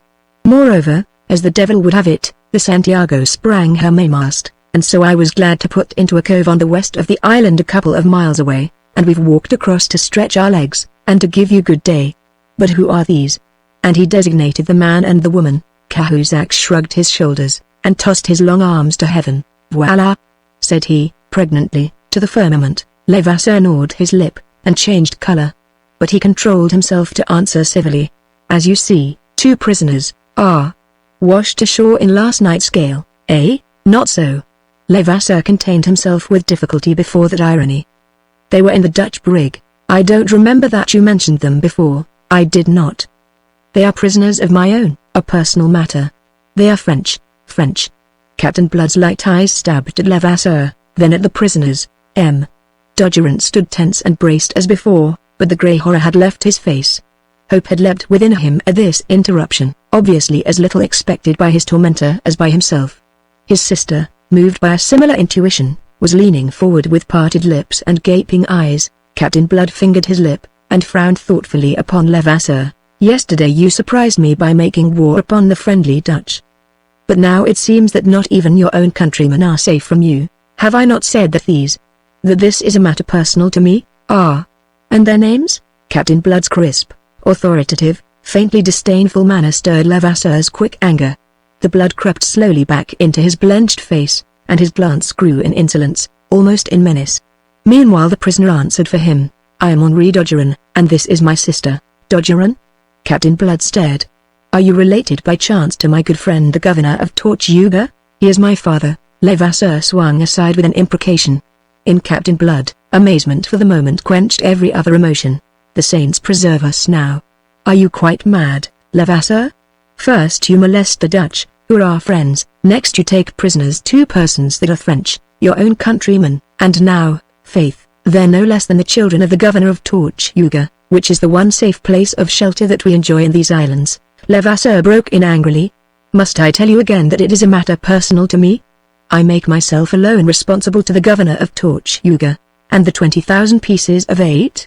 Is that also a matter personal to you?" "It is." "Now I don't agree with you at all." Captain Blood sat down on the cask that Levasseur had lately occupied, and looked up blandly. "I may inform you, to save time, that I heard the entire proposal that you made to this lady and this gentleman, and I'll also remind you that we sail under articles that admit no ambiguities. You have fixed their ransom at 20,000 pieces of 8. That sum then belongs to your crews and mine in the proportions by the articles established. You'll hardly wish to dispute it. But what is far more grave is that you have concealed from me this part of the prizes taken on your last cruise, and for such an offence as that the articles provide certain penalties that are something severe in character." "Ho, ho!" laughed Levasseur unpleasantly. Then added, "If you dislike my conduct we can dissolve the association. That is my intention. But we'll dissolve it when and in the manner that I choose, and that will be as soon as you have satisfied the articles under which we sailed upon this cruise." "What do you mean?" "I'll be as short as I can," said Captain Blood. "I'll waive for the moment the unseemliness of making war upon the Dutch, of taking French prisoners, and of provoking the anger of the governor of Tortuga. I'll accept the situation as I find it. Yourself you've fixed the ransom of this couple at 20,000 pieces, and, as I gather, the lady is to be your perquisite. But why should she be your perquisite more than another's, seeing that she belongs by the articles to all of us, as a prize of war?" Black as thunder grew the brow of Levasseur. "However," added Captain Blood, "I'll not dispute her to you if you are prepared to buy her." "Buy her? At the price you have set upon her?" Levasseur contained his rage, that he might reason with the Irishman. "That is the ransom of the man. It is to be paid for him by the governor of Tortuga." "No, no. Ye've parcelled that way together, very oddly, I confess. Ye've set their value at 20,000 pieces, and for that sum you may have them, since you desire it, but you'll pay for them the 20,000 pieces that are ultimately to come to you as the ransom of one and the dowry of the other, and that sum shall be divided among our crews. So that you do that, it is conceivable that our followers may take a lenient view of your breach of the articles we jointly signed." Levasseur laughed savagely. "Arca. Creedy. The good jest. I quite agree with you," said Captain Blood. To Levasseur the jest lay in that Captain Blood, with no more than a dozen followers, should come there attempting to hector him who had 100 men within easy call. But it seemed that he had left out of his reckoning something which his opponent had counted in. For as, laughing still, Levasseur swung to his officers, he saw that which choked the laughter in his throat. Captain Blood had shrewdly played upon the cupidity that was the paramount inspiration of those adventurers. And Levasseur now read clearly on their faces how completely they adopted Captain Blood's suggestion that all must participate in the ransom which their leader had thought to appropriate to himself. It gave the gaudy ruffian pause, and whilst in his heart he cursed those followers of his, who could be faithful only to their greed, he perceived, and only just in time, that he had best tread warily. "You misunderstand," he said, swallowing his rage. "The ransom is for division, when it comes. The girl, meanwhile, is mine on that understanding." "Good," grunted Cahusac. "On that understanding all arranges itself." "You think so?" said Captain Blood. "But if D'Ogeron should refuse to pay the ransom, what then?" He laughed, and got lazily to his feet. "No, no. If Captain Levasseur is meanwhile to keep the girl, as he proposes, then let him pay this ransom, and be his the risk if it should afterwards not be forthcoming." "That's it!" cried one of Levasseur's officers. And Cahusac added, "It's reasonable, that. Captain Blood is right. It is in the articles." "What is in the articles, you fools?" Levasseur was in danger of losing his head. "Sacre Dieu! Where do you suppose that I have 20,000 pieces? My whole share of the prizes of this cruise does not come to half that sum. I'll be your debtor until I've earned it. Will that content you?" All things considered, there is not a doubt that it would have done so had not Captain Blood intended otherwise. "And if you should die before you have earned it? Ours is a calling fraught with risks, my captain, damn you." Levasseur flung upon him livid with fury. "Will nothing satisfy you? Oh, but yes. 20,000 pieces of 8 for immediate division. I haven't got it. Then let someone buy the prisoners." "Who has? And who do you suppose has it if I have not?" "I have," said Captain Blood. "You have?" Levasseur's mouth fell open. You want the girl? Why not? And I exceed you in gallantry in that I will make sacrifices to obtain her, and in honesty in that I am ready to pay for what I want." Levasseur stared at him foolishly agape. Behind him pressed his officers, gaping also. Captain Blood sat down again on the cask, and drew from an inner pocket of his doublet a little leather bag. "I am glad to be able to resolve a difficulty that at one moment seemed insoluble." And under the bulging eyes of Levasseur and his officers, he untied the mouth of the bag and rolled into his left palm 4 or 5 pearls each of the size of a sparrow's egg. There were 20 such in the bag, the very pick of those taken in that raid upon the Pearl Fleet. "You boast in knowledge of pearls, Cahusac. At what do you value this?" The Breton took between coarse finger and thumb the proffered lustrous, delicately iridescent sphere, his shrewd eyes appraising it. 1,000 pieces, he answered shortly. "It will fetch rather more in Tortuga or Jamaica," said Captain Blood, "and twice as much in Europe. But I'll accept your valuation. They are almost of a size, as you can see. Here are 12, representing 12,000 pieces of 8, which is La Foudre's share of 3/5 of the prize, as provided by the articles. For the 8,000 pieces that go to the Arabella, I make myself responsible to my own men. And now, Wolverstone, if you please, will you take my property aboard the Arabella?" He stood up again, indicating the prisoners. "Ah, no." Levasseur threw wide the floodgates of his fury. "Ah, no, by example. You shall not take her." He would have sprung upon Captain Blood, who stood aloof, alert, tight-lipped, and watchful, but it was one of Levasseur's own officers who hindered him. "Nom de Dieu, my captain. What will you do?" "It is settled, honorably settled with satisfaction to all." "To all?" blazed Levasseur. "Aka. To all of you, you animals." "But what of me?" Cahusac, with the pearls clutched in his capacious hand, stepped up to him on the other side. "Don't be a fool, Captain. Do you want to provoke trouble between the crews? His men outnumber us by nearly 2 to 1. What's a girl more or less? In heaven's name, let her go. He's paid handsomely for her, and dealt fairly with us." "Dealt fairly?" roared the infuriated captain. "You." In all his foul vocabulary he could find no epithet to describe his lieutenant. He caught him a blow that almost sent him sprawling. The pearls were scattered in the sand. Cahusac dived after them, his fellows with him. Vengeance must wait.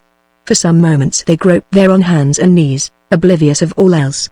And yet in those moments vital things were happening. Levasseur, his hand on his sword, his face a white mask of rage, was confronting Captain Blood to hinder his departure. "You do not take her while I live," he cried. "Then I'll take her when you're dead," said Captain Blood, and his own blade flashed in the sunlight.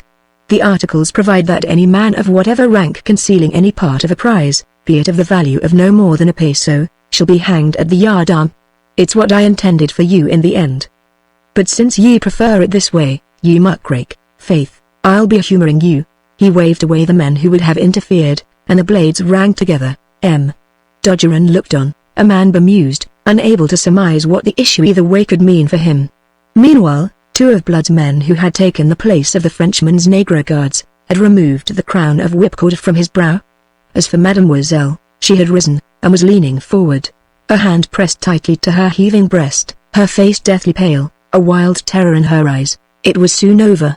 The brute strength, upon which Levasseur so confidently counted, could avail nothing against the Irishman's practiced skill. When, with both lungs transfixed, he lay prone on the white sand, coughing out his rascally life, Captain Blood looked calmly at Cahusac across the body. "I think that cancels the articles between us," he said. With soulless, cynical eyes Cahusac considered the twitching body of his recent leader. Had Levasseur been a man of different temper, the affair might have ended in a very different manner. But, then, it is certain that Captain Blood would have adopted in dealing with him different tactics. As it was, Levasseur commanded neither love nor loyalty. The men who followed him were the very dregs of that vile trade, and cupidity was their only inspiration. Upon that cupidity Captain Blood had deftly played, until he had brought them to find Levasseur guilty of the one offense they deemed unpardonable, the crime of appropriating to himself something which might be converted into gold and shared amongst them all. Thus now the threatening mob of buccaneers that came hastening to the theatre of that swift tragi-comedy were appeased by a dozen words of Cahusac's. Whilst still they hesitated, Blood added something to quicken their decision. "If you will come to our anchorage, you shall receive at once your share of the booty of the Santiago, that you may dispose of it as you please." They crossed the island, the two prisoners accompanying them, and later that day, the division made, they would have parted company but that Cahusac, at the instances of the men who had elected him Levasseur's successor, offered Captain Blood anew the services of that French contingent. "If you will sail with me again," the captain answered him, "you may do so on the condition that you make your peace with the Dutch, and restore the brig and her cargo." The condition was accepted, and Captain Blood went off to find his guests, the children of the governor of Tortuga, Mademoiselle Dodgerin and her brother. The latter, now relieved of his bonds, sat in the great cabin of the Arabella, whither they had been conducted. Wine and food had been placed upon the table by Benjamin, Captain Blood's negro steward and cook, who had intimated to them that it was for their entertainment. But it had remained untouched. Brother and sister sat there in agonized bewilderment, conceiving that their escape was but from frying pan to fire. At length, overwrought by the suspense, Mademoiselle flung herself upon her knees before her brother to implore his pardon for all the evil brought upon them by her wicked folly. Dodgerin was not in a forgiving mood. "I am glad that at least you realize what you have done. And now this other filibuster has bought you, and you belong to him. You realize that, too, I hope." He might have said more, but he checked upon perceiving that the door was opening. Captain Blood, coming from settling matters with the followers of Levasseur, stood on the threshold. Dodgerin had not troubled to restrain his high-pitched voice, and the captain had overheard the Frenchman's last two sentences. Therefore he perfectly understood why Mademoiselle should bound up at sight of him, and shrink back in fear. "Mademoiselle," said he in his vile but fluent French, "I beg you to dismiss your fears. Aboard this ship you shall be treated with all honor. So soon as we are in case to put to sea again, we steer a course for Tortuga to take you home to your father. And pray do not consider that I have bought you, as your brother has just said. All that I have done has been to provide the ransom necessary to bribe a gang of scoundrels to depart from obedience to the arch-scoundrel who commanded them, and so deliver you from all peril. Count it, if you please, a friendly loan to be repaid entirely at your convenience." Mademoiselle stared at him in unbelief. Dodgerin rose to his feet. "Monsieur, is it possible that you are serious?" "I am. It may not happen often nowadays. I may be a pirate. But my ways are not the ways of Levasseur, who should have stayed in Europe, and practiced purse-cutting. I have a sort of honor, shall we say, some rags of honor, remaining me from better days." Then on a brisk note he added, "We dine in an hour, and I trust that you will honor my table with your company. Meanwhile, Benjamin will see, monsieur, that you are more suitably provided in the matter of wardrobe." He bowed to them, and turned to depart again, but Mademoiselle detained him. "Monsieur," she cried sharply. He checked and turned, whilst slowly she approached him, regarding him between dread and wonder. "Oh, you are noble. I shouldn't put it as high as that myself," said he. You are. And it is but right that you should know all, Madeleine." Her brother cried out, to restrain her, but she would not be restrained. Her surcharged heart must overflow in confidence. "Monsieur, for what befell I am greatly at fault. This man, this Levasseur," he stared, incredulous in his turn. "My God! Is it possible? That animal!" Abruptly she fell on her knees, caught his hand and kissed it before he could wrench it from her. "What do you do?" he cried. "An amend. In my mind I dishonored you by deeming you his like, by conceiving your fight with Levasseur a combat between jackals. On my knees, monsieur, I implore you to forgive me." Captain Blood looked down upon her, and a smile broke on his lips, irradiating the blue eyes that looked so oddly light in that tawny face. "Why, child," said he, "I might find it hard to forgive you the stupidity of having thought otherwise." As he handed her to her feet again, He assured himself that he had behaved rather well in the affair. Then he sighed. That dubious fame of his that had spread so quickly across the Caribbean would by now have reached the ears of Arabella Bishop. That she would despise him, he could not doubt, deeming him no better than all the other scoundrels who drove this villainous buccaneering trade. Therefore he hoped that some echo of this deed might reach her also, and be set by her against some of that contempt. For the whole truth, which he withheld from Mademoiselle d'Ogeron, was that in venturing his life to save her, he had been driven by the thought that the deed must be pleasing in the eyes of Miss Bishop could she but witness it. Chapter 16 The Trap. That affair of Mademoiselle d'Ogeron bore as its natural fruit an improvement in the already cordial relations between Captain Blood and the governor of Tortuga. At the fine stone house, with its green jalousied windows, which M. d'Ogeron had built himself in a spacious and luxuriant garden to the east of Caona, the captain became a very welcome guest. M. d'Ogeron was in the captain's debt for more than the 20,000 pieces of eight which he had provided for Mademoiselle's ransom, and shrewd, hard bargain driver though he might be, the Frenchman could be generous and understood the sentiment of gratitude. This he now proved in every possible way, and under his powerful protection the credit of Captain Blood among the buccaneers very rapidly reached its zenith. So when it came to fitting out his fleet for that enterprise against Maracaibo, which had originally been Levasseur's project, he did not want for either ships or men to follow him. He recruited 500 adventurers in all, and he might have had as many thousands if he could have offered them accommodation. Similarly, without difficulty he might have increased his fleet to twice its strength of ships, but that he preferred to keep it what it was. The three vessels to which he confined it were the Arabella, the La Foudre, which Cahusac now commanded with a contingent of some 6 score Frenchmen, and the Santiago, which had been refitted and rechristened the Elizabeth, after that Queen of England whose seamen had humbled Spain as Captain Blood now hoped to humble it again. Hagthorpe, in virtue of his service in the navy, was appointed by Blood to command her, and the appointment was confirmed by the men. It was some months after the rescue of Mademoiselle d'Ogeron, in August of that year 1687, that this little fleet, after some minor adventures which I pass over in silence, sailed into the great lake of Maracaibo and effected its raid upon that opulent city of the Main. The affair did not proceed exactly as was hoped, and Blood's force came to find itself in a precarious position.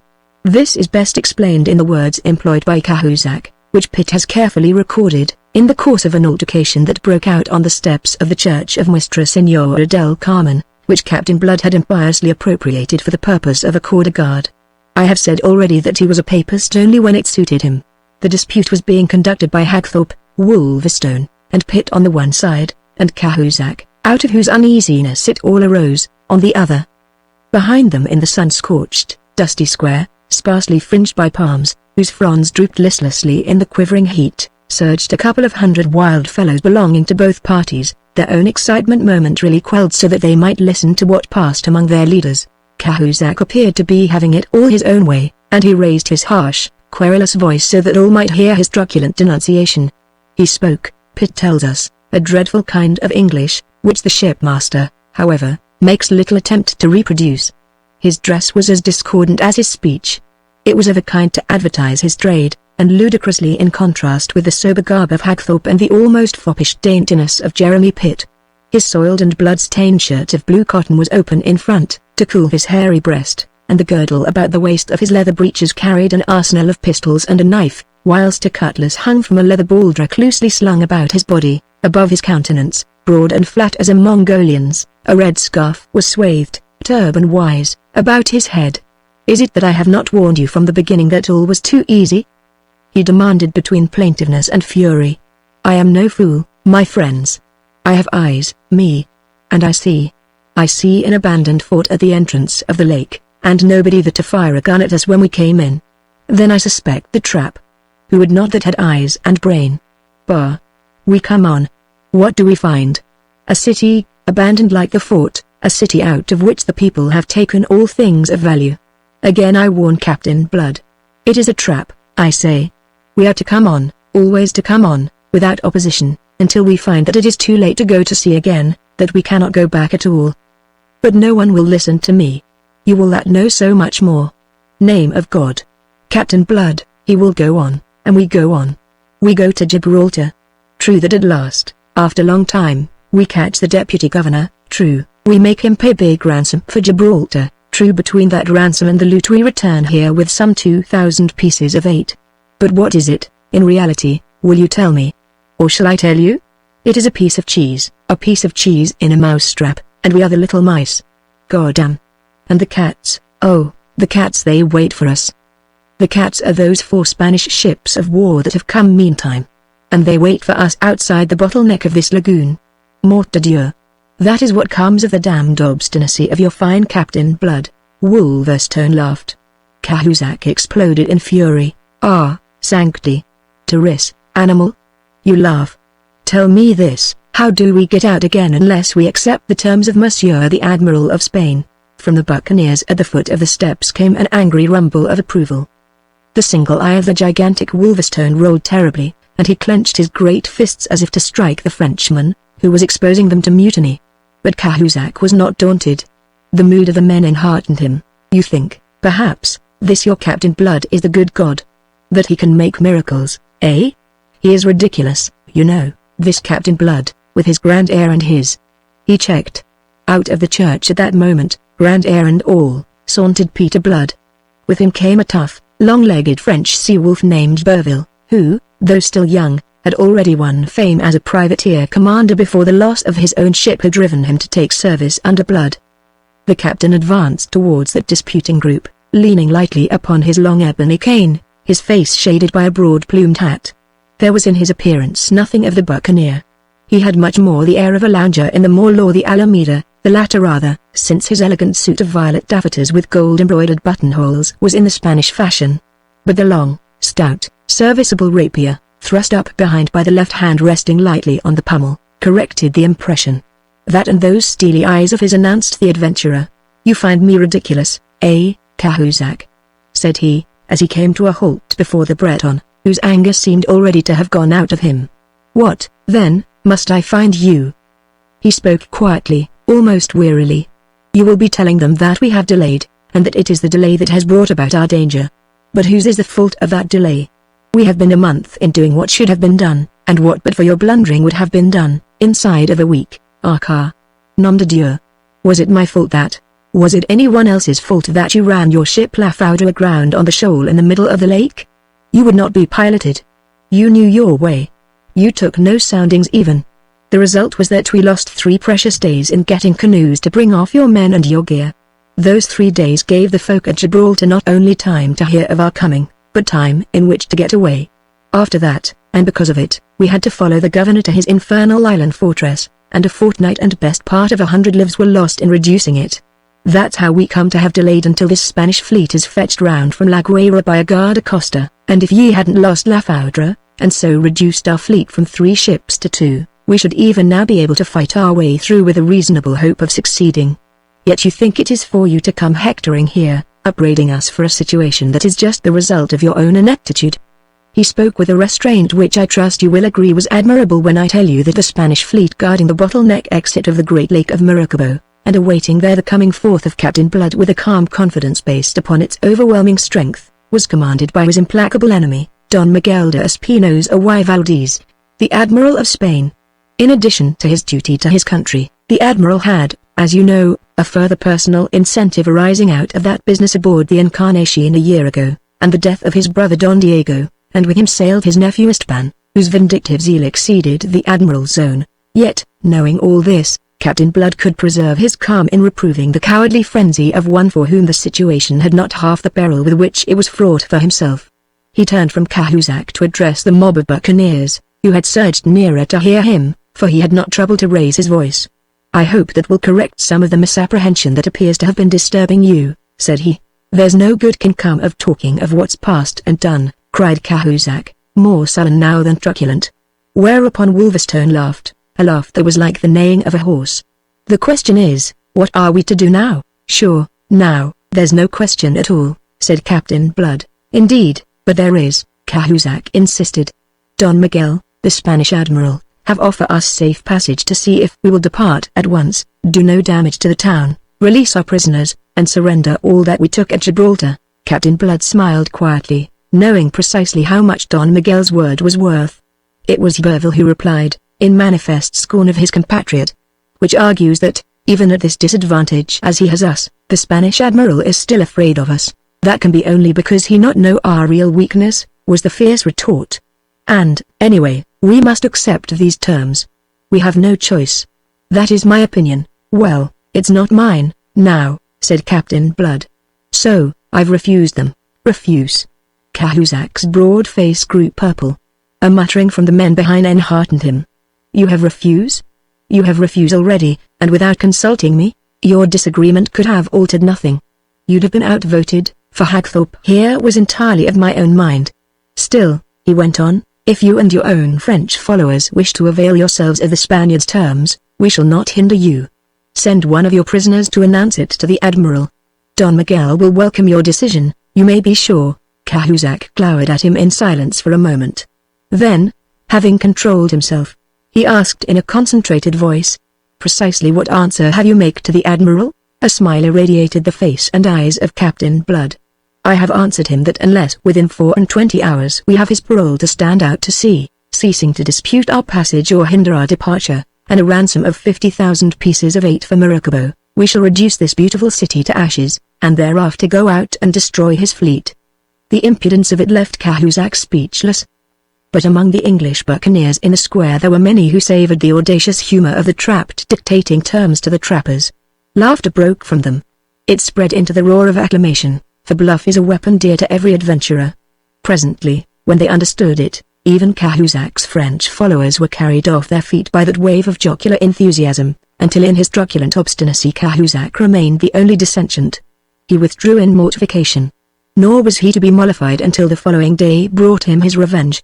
This came in the shape of a messenger from Don Miguel with a letter in which the Spanish admiral solemnly vowed to God that, since the pirates had refused his magnanimous offer to permit them to surrender with the honors of war, he would now await them at the mouth of the lake to destroy them on their coming forth. He added that should they delay their departure, he would so soon as he was reinforced by a fifth ship, the Santo Nino, on its way to join him from La Guaira, himself come inside to seek them at Maracaibo. This time Captain Blood was put out of temper. Trouble me no more, he snapped at Cahuzac, who came growling to him again. Send word to Don Miguel that you have seceded from me. He'll give you safe conduct, devil a doubt. Then take one of the sloops, order your men aboard and put to sea, and the devil go with you. Cahuzac would certainly have adopted that course if only his men had been unanimous in the matter. They, however, were torn between greed and apprehension. If they went they must abandon their share of the plunder, which was considerable, as well as the slaves and other prisoners they had taken. If they did this, and Captain Blood should afterwards contrive to get away unscathed, and from their knowledge of his resourcefulness, the thing, however unlikely, need not be impossible. He must profit by that which they now relinquished. This was a contingency too bitter for contemplation. And so, in the end, despite all that Cahuzac could say, the surrender was not to Don Miguel, but to Peter Blood. They had come into the venture with him, they asserted, and they would go out of it with him or not at all. That was the message he received from them that same evening by the sullen mouth of Cahuzac himself. He welcomed it, and invited the Breton to sit down and join the council which was even then deliberating upon the means to be employed. This council occupied the spacious patio of the governor's house, which Captain Blood had appropriated to his own uses, a cloistered stone quadrangle in the middle of which a fountain played coolly under a trellis of vine. Orange trees grew on 2 sides of it, and the still, evening air was heavy with the scent of them. It was one of those pleasant exterior interiors which Moorish architects had introduced to Spain and the Spaniards had carried with them to the New World. Here the council of war, composed of 6 men in all, deliberated until late that night upon the plan of action which Captain Blood put forward. The great freshwater lake of Maracaibo, nourished by a score of rivers from the snow-capped ranges that surround it on 2 sides, is some 120 miles in length and almost the same distance across at its widest. It is, as has been indicated, in the shape of a great bottle having its neck towards the sea at Maracaibo. Beyond this neck it widens again, and then the 2 long, narrow strips of land known as the islands of Vigilias and Palomas block the channel, standing lengthwise across it. The only passage out to sea for vessels of any draught lies in the narrow strait between these islands. Palomas, which is some 10 miles in length, is unapproachable for half a mile on either side by any but the shallowest craft save at its eastern end, where, completely commanding the narrow passage out to sea, stands the massive fort which the buccaneers had found deserted upon their coming. In the broader water between this passage and the bar, the 4 Spanish ships were at anchor in mid-channel. The Admiral's Encarnacion, which we already know, was a mighty galleon of 48 great guns and 8 small. Next in importance was the Salvador with 36 guns. The other two, the Infanta and the San Felipe, though smaller vessels, were still formidable enough with their 20 guns and 150 men apiece. Such was the fleet of which the Gauntlet was to be run by Captain Blood with his own Arabella of 40 guns, the Elizabeth of 26, and 2 sloops captured at Gibraltar, which they had indifferently armed with 4 culverins each. In men they had a bare 400 survivors of the 500-odd that had left Tortuga, to oppose to fully 1,000 Spaniards manning the galleons. The plan of action submitted by Captain Blood to that council was a desperate one, as Cahusac uncompromisingly pronounced it. "Why, so it is," said the captain. "But I've done things more desperate." Complacently he pulled at a pipe that was loaded with that fragrant sacerdotes tobacco for which Gibraltar was famous, and of which they had brought away some hogsheads. "And what is more, they've succeeded. Audaces fortunage of that. Bedad, they knew their world, the old Romans." He breathed into his companions and even into Cahusac some of his own spirit of confidence, and in confidence all went busily to work. For 3 days from sunrise to sunset, the buccaneers labored and sweated to complete the preparations for the action that was to procure their deliverance. Time pressed. They must strike before Don Miguel de Espinosa received the reinforcement of that 5th galleon, the Santo Nino, which was coming to join him from La Guaira. Their principal operations were on the larger of the 2 sloops captured at Gibraltar, to which vessel was assigned the leading part in Captain Blood's scheme. They began by tearing down all bulkheads, until they had reduced her to the merest shell, and in her sides they broke open so many ports that her gunwale was converted into the semblance of a grating. Next they increased by a half-dozen the scuttles in her deck, whilst into her hull they packed all the tar and pitch and brimstone that they could find in the town, to which they added 6 barrels of gunpowder, placed on end like guns at the open ports on her larboard side. On the evening of the 4th day, everything being now in readiness, all were got aboard, and the empty, pleasant city of Maracaibo was at last abandoned. But they did not weigh anchor until some 2 hours after midnight. Then, at last, on the first of the ebb, they drifted silently down towards the bar with all canvas furled save only their spilt sails, which, so as to give them steering way, were spread to the faint breeze that stirred through the purple darkness of the tropical night. The order of their going was as follows. Ahead went the improvised fire ship in charge of Wolverstone, with a crew of 6 volunteers, each of whom was to have 100 pieces of 8 over and above his share of plunder as a special reward. Next came the Arabella. She was followed at a distance by the Elizabeth, commanded by Hagthorpe, with whom was the now shipless Cahusac and the bulk of his French followers. The rear was brought up by the 2nd sloop and some 8 canoes, aboard of which had been shipped the prisoners, the slaves, and most of the captured merchandise.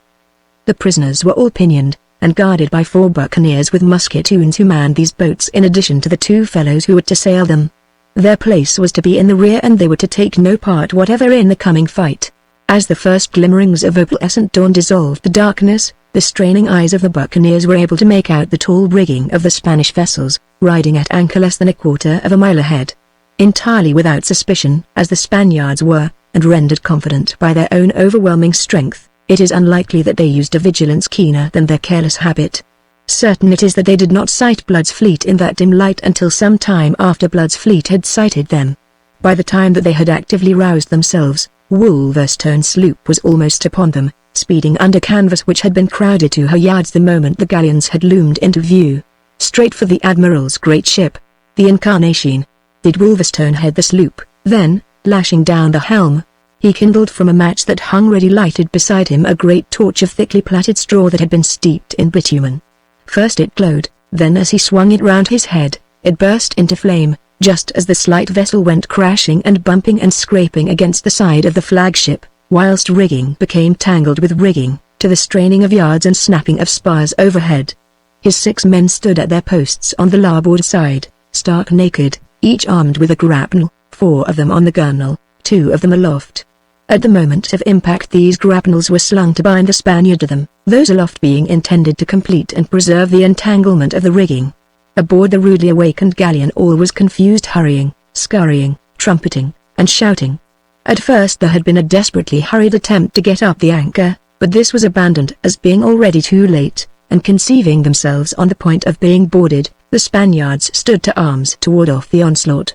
Its slowness in coming intrigued them, being so different from the usual tactics of the buccaneers. Further intrigued were they by the sight of the gigantic Wolverstone speeding naked along his deck with a great flaming torch held high. Not until he had completed his work did they begin to suspect the truth, that he was lighting slow matches, and then one of their officers, rendered reckless by panic, ordered a boarding party onto the shop. The order came too late. Wolverstone had seen his 6 fellows drop overboard after the grapnels were fixed, and then had sped, himself, to the starboard gunwale. Thence he flung his flaming torch down the nearest gaping scuttle into the hold, and thereupon dived overboard in his turn, to be picked up presently by the longboat from the Arabella. But before that happened the sloop was a thing of fire, from which explosions were hurling blazing combustibles aboard the Incarnation, and long tongues of flame were licking out to consume the galleon, beating back those daring Spaniards who, too late, strove desperately to cut her adrift. And whilst the most formidable vessel of the Spanish fleet was thus being put out of action at the outset, Blood had sailed into open fire upon the Salvador. First athwart her hawse he had loosed a broadside that had swept her decks with terrific effect, then going on and about, he had put a second broadside into her hull at short range, leaving her thus half crippled, temporarily, at least, and keeping to his course. He had bewildered the crew of the Infanta by a couple of shots from the chasers on his beakhead, then crashed alongside to grapple and board her, whilst Hagthorpe was doing the like by the San Felipe, and in all this time not a single shot had the Spaniards contrived to fire, so completely had they been taken by surprise, and so swift and paralyzing had been Blood's stroke. Boarded now and faced by the cold steel of the buccaneers, neither the San Felipe nor the Infanta offered much resistance.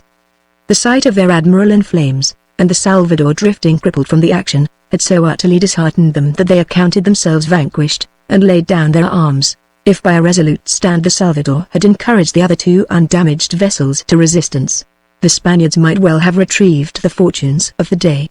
But it happened that the Salvador was handicapped in true Spanish fashion by being the treasure ship of the fleet, with plate on board to the value of some 50,000 pieces.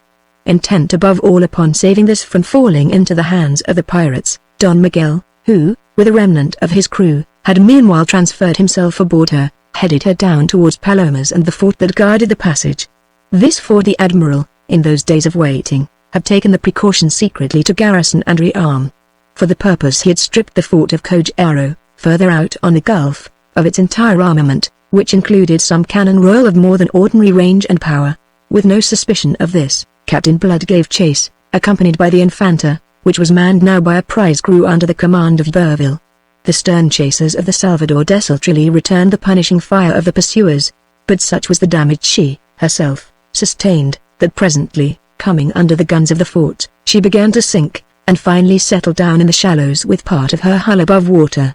Thence, some in boats and some by swimming, the admiral got his crew ashore on Palomas as best he could, and then, just as Captain Blood accounted the victory won, and that his way out of that trap to the open sea beyond Lake Clear, the fort suddenly revealed its formidable and utterly unsuspected strength.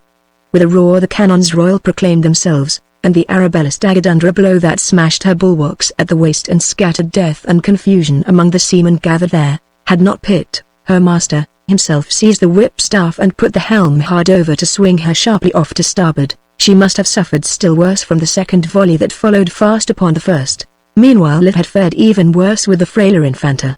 Although hit by one shot only, this had crushed her larboard timbers on the waterline, starting a leak that must presently have filled her, but for the prompt action of the experienced Burville in ordering her larboard guns to be flung overboard. Thus lightened, and listing now to starboard, he fetched her about, and went staggering after the retreating Arabella, followed by the fire of the fort, which did them, however, little further damage. Out of range, at last, they lay to, joined by the Elizabeth and the San Felipe, to consider their position. Chapter 17 The Dupes. It was a crestfallen Captain Blood who presided over that hastily summoned council held on the poop deck of the Arabella in the brilliant morning sunshine. It was, he declared afterwards, one of the bitterest moments in his career. He was compelled to digest the fact that having conducted the engagement with a skill of which he might justly be proud, having destroyed a force so superior in ships and guns and men that Don Miguel de Espinosa had justifiably deemed it overwhelming, his victory was rendered barren by 3 lucky shots from an unsuspected battery by which they had been surprised. And barren must their victory remain until they could reduce the fort that still remained to defend the passage. At first Captain Blood was for putting his ships in order and making the attempt there and then, but the others dissuaded him from betraying an impetuosity usually foreign to him, and born entirely of chagrin and mortification, emotions which will render unreasonable the most reasonable of men. With returning calm, he surveyed the situation. The Arabella was no longer encased to put to sea. The Infanta was merely kept afloat by artifice, and the San Felipe was almost as sorely damaged by the fire she had sustained from the buccaneers before surrendering. Clearly, then, he was compelled to admit in the end that nothing remained but to return to Maracaibo, to refit the ships before attempting to force the passage. And so, back to Maracaibo came those defeated victors of that short, terrible fight. And if anything had been wanting further to exasperate their leader, he had it in the pessimism of which Cahusac did not economize expressions. Transported at first to heights of dizzy satisfaction by the swift and easy victory of their inferior force that morning, the Frenchman was now plunged back and more deeply than ever into the abyss of hopelessness. And his mood infected at least the main body of his own followers. "It is the end," he told Captain Blood. "This time we are checkmated. I'll take the liberty of reminding you that you said the same before." Captain Blood answered him as patiently as he could. "Yet you've seen what you've seen, and you'll not deny that in ships and guns we are returning stronger than we went. Look at our present fleet, man." "I am looking at it," said Cahusac. "Pish. You're a white-livered cur when all is said. You call me a coward? I'll take that liberty." The Breton glared at him, breathing hard. But he had no mind to ask satisfaction for the insult. He knew too well the kind of satisfaction that Captain Blood was likely to afford him. He remembered the fate of Levasseur. So he confined himself to words. "It is too much. You go too far," he complained bitterly. "Look you, Cahusac, it's sick and tired I am of your perpetual whining and complaining when things are not as smooth as a convent dining table. If ye wanted things smooth and easy, ye shouldn't have taken to the sea, and ye should never ha sailed with me, for with me things are never smooth and easy. And that, I think, is all I have to say to you this morning." Cahusac flung away cursing, and went to take the feeling of his men. Captain Blood went off to give his surgeon's skill to the wounded, among whom he remained engaged until late afternoon. Then, at last, he went ashore, his mind made up, and returned to the house of the governor, to indite a truculent but very scholarly letter in purest Castilian to Don Miguel. "I have shown your excellency this morning of what I am capable," he wrote. "Although outnumbered by more than 2 to 1 in men, in ships, and in guns, I have sunk or captured the vessels of the great fleet with which you were to come to Maracaibo to destroy us. So that you are no longer encased to carry out your boast, even when your reinforcements on the Santo Nino reach you from La Guaira. From what has occurred, you may judge of what must occur.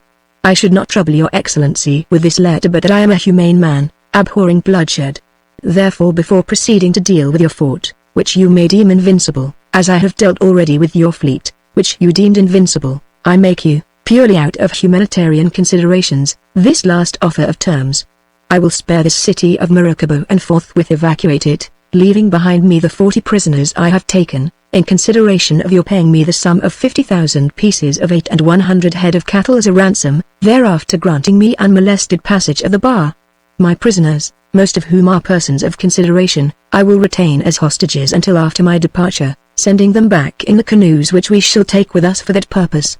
If your excellency should be so ill-advised as to refuse these terms, and thereby impose upon me the necessity of reducing your fort at the cost of some lives, I warn you that you may expect no quarter from us, and that I shall begin by leaving a heap of ashes where this pleasant city of Maracaibo now stands."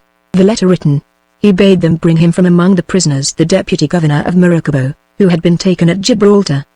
Disclosing its contents to him, he dispatched him with it to Don Miguel. His choice of a messenger was shrewd. The deputy governor was of all men the most anxious for the deliverance of his city, the one man who on his own account would plead most fervently for its preservation at all costs from the fate with which Captain Blood was threatening it. And as he reckoned so it befell. The deputy governor added his own passionate pleading to the proposals of the letter, but Don Miguel was of stouter heart. True, his fleet had been partly destroyed and partly captured. But then, he argued, he had been taken utterly by surprise. That should not happen again. There should be no surprising the fort.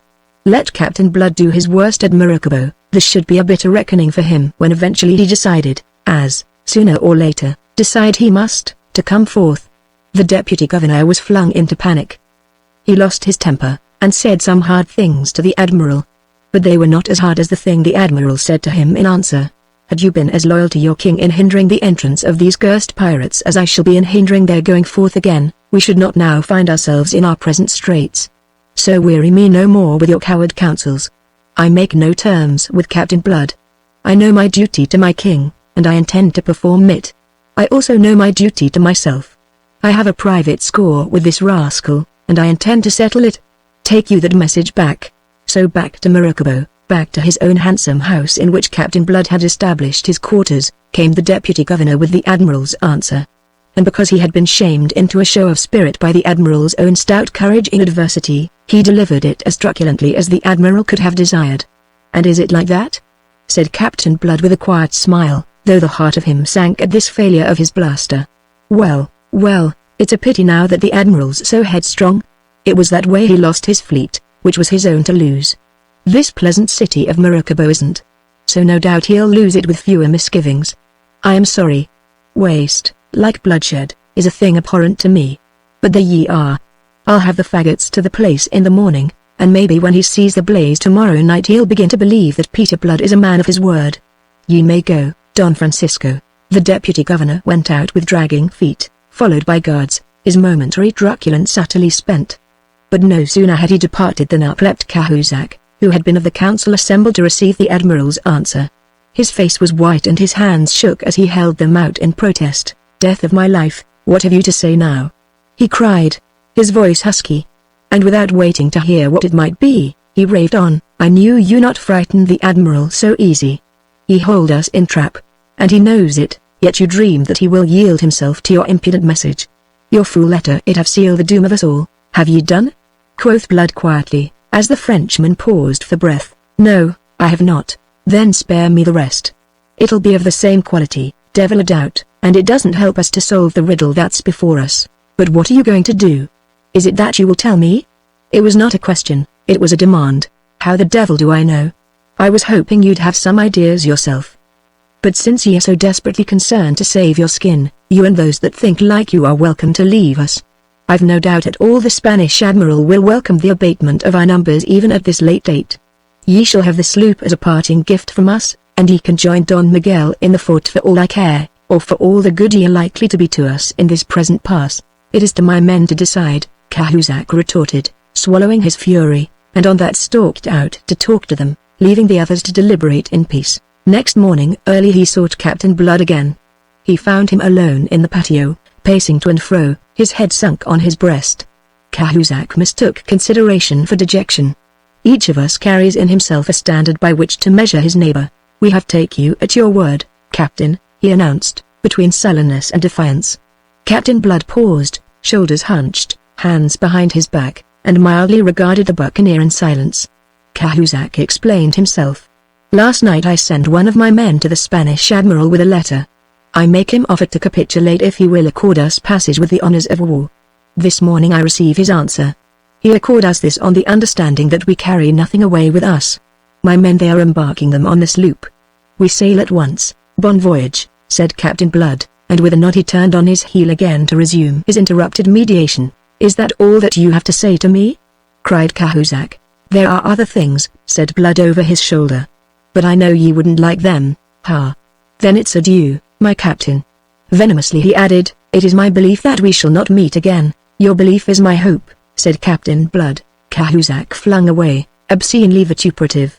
Before noon he was underway with his followers, some 60 dejected men who had allowed themselves to be persuaded by him into that empty-handed departure, in spite even of all that d'Iberville could do to prevent it. The admiral kept faith with him, and allowed him free passage out to sea, which, from his knowledge of Spaniards, was more than Captain Blood had expected. Meanwhile, no sooner had the deserters weighed anchor than Captain Blood received word that the deputy governor begged to be allowed to see him again. Admitted, Don Francisco at once displayed the fact that a night's reflection had quickened his apprehensions for the city of Maracaibo and his condemnation of the admiral's intransigence. Captain Blood received him pleasantly. "Good morning to you, Don Francisco. I have postponed the bonfire until nightfall. It will make a better show in the dark." Don Francisco, a slight, nervous, elderly man of high lineage and low vitality, came straight to business. "I am here to tell you, Don Pedro, that if you will hold your hand for 3 days, I will undertake to raise the ransom you demand, which Don Miguel de Espinosa refuses." Captain Blood confronted him, a frown contracting the dark brows above his light eyes. "And where will you be raising it?" quoth he, faintly betraying his surprise. Don Francisco shook his head. "That must remain my affair," he answered. "I know where it is to be found, and my compatriots must contribute. Give me leave for 3 days on parole, and I will see you fully satisfied. Meanwhile my son remains in your hands as a hostage for my return." And upon that he fell to pleading. But in this he was crisply interrupted. "By the saints! Ye are a bold man, Don Francisco, to come to me with such a tale, to tell me that ye know whether ransoms to be raised, and yet to refuse to say. D'ye think now that with a match between your fingers ye'd grow more communicative?" If Don Francisco grew a shade paler, yet again he shook his head. That was the way of Morgan and Lowlands and other pirates. But it is not the way of Captain Blood. If I had doubted that I should not have disclosed so much. The captain laughed. "You old rogue," said he. "Ye play upon my vanity, do you? Upon your honor, Captain, the honor of a pirate? Ye are surely crazed." "The honor of Captain Blood," Don Francisco insisted. "You have the repute of making war like a gentleman." Captain Blood laughed again, on a bitter, sneering note that made Don Francisco fear the worst. He was not to guess that it was himself the captain mocked. "That's merely because it's more remunerative in the end. And that is why you are accorded the 3 days you ask for. So about it, Don Francisco. You shall have what mules you need.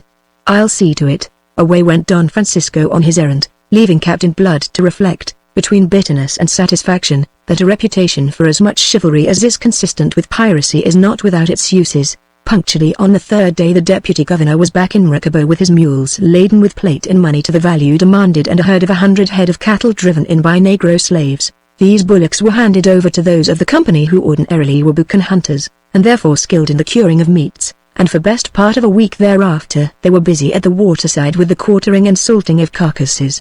While this was doing on the one hand and the ships were being refitted for sea on the other, Captain Blood was pondering the riddle on the solution of which his own fate depended. Indian spies whom he employed brought him word that the Spaniards, working at low tide, had salved the 30 guns of the Salvador, and thus had added yet another battery to their already overwhelming strength. In the end, and hoping for inspiration on the spot, Captain Blood made reconnaissance in person. At the risk of his life, accompanied by 2 friendly Indians, he crossed to the island in a canoe under cover of dark. They concealed themselves and the canoe in the short thick scrub with which that side of the island was densely covered, and lay there until daybreak. Then Blood went forward alone, and with infinite precaution, to make his survey. He went to verify a suspicion that he had formed, and approached the fort as nearly as he dared and a deal nearer than was safe. On all fours he crawled to the summit of an eminence a mile or so away, whence he found himself commanding a view of the interior dispositions of the stronghold. By the aid of a telescope with which he had equipped himself he was able to verify that, as he had suspected and hoped, the fort's artillery was all mounted on the seaward side. Satisfied, he returned to Maracaibo, and laid before the 6 who composed his council, Pitt, Hagthorpe, Burville, Wolverstone, Dyke, and Ogle, a proposal to storm the fort from the landward side. Crossing to the island under cover of night, they would take the Spaniards by surprise and attempt to overpower them before they could shift their guns to meet the onslaught. With the exception of Wolverstone, who was by temperament the kind of man who favors desperate chances, those officers received the proposal coldly. Hagthorpe incontinently opposed it. "It's a harebrained scheme, Peter," he said gravely, shaking his handsome head. "Consider now that we cannot depend upon approaching unperceived to a distance whence we might storm the fort before the cannon could be moved.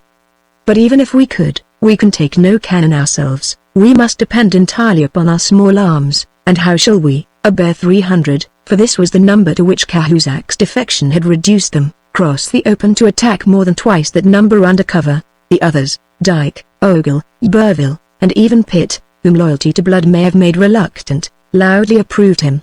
When they had done, "I have considered all," said Captain Blood. "I have weighed the risks and studied how to lessen them. In these desperate straits," he broke off abruptly. A moment he frowned, deep in thought, then his face was suddenly alight with inspiration. Slowly he drooped his head, and sat there considering, weighing, chin on breast. Then he nodded, muttering, "Yes," and again, "Yes." He looked up, to face them. "Listen," he cried. "You may be right. The risks may be too heavy. Whether or not, I have thought of a better way. That which should have been the real attack shall be no more than a feint. Here, then, is the plan I now propose." He talked swiftly and clearly, and as he talked one by one his officers' faces became alight with eagerness. When he had done, they cried as with one voice that he had saved them. "That is yet to be proved in action," said he.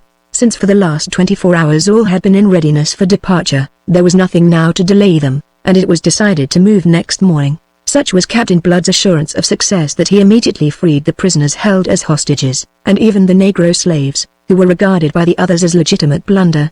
His only precaution against those released prisoners was to order them into the church and lock them up, to await deliverance at the hands of those who should presently be coming into the city. Then, all being aboard the 3 ships, with the treasure safely stowed in their holds and the slaves under hatches, the buccaneers weighed anchor and stood out for the bar, each vessel towing 3 piraguas astern. The admiral, beholding their stately advance in the full light of noon, their sails gleaming white in the glare of the sunlight, rubbed his long, lean hands in satisfaction, and laughed through his teeth. "At last," he cried.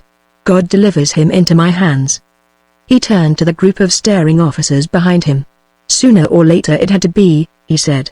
"Say now, gentlemen, whether I am justified of my patience. Here and today the troubles caused to the subjects of the Catholic king by this infamous Don Pedro Sangre, as he once called himself to me, he turned to issue orders, and the fort became lively as a hive.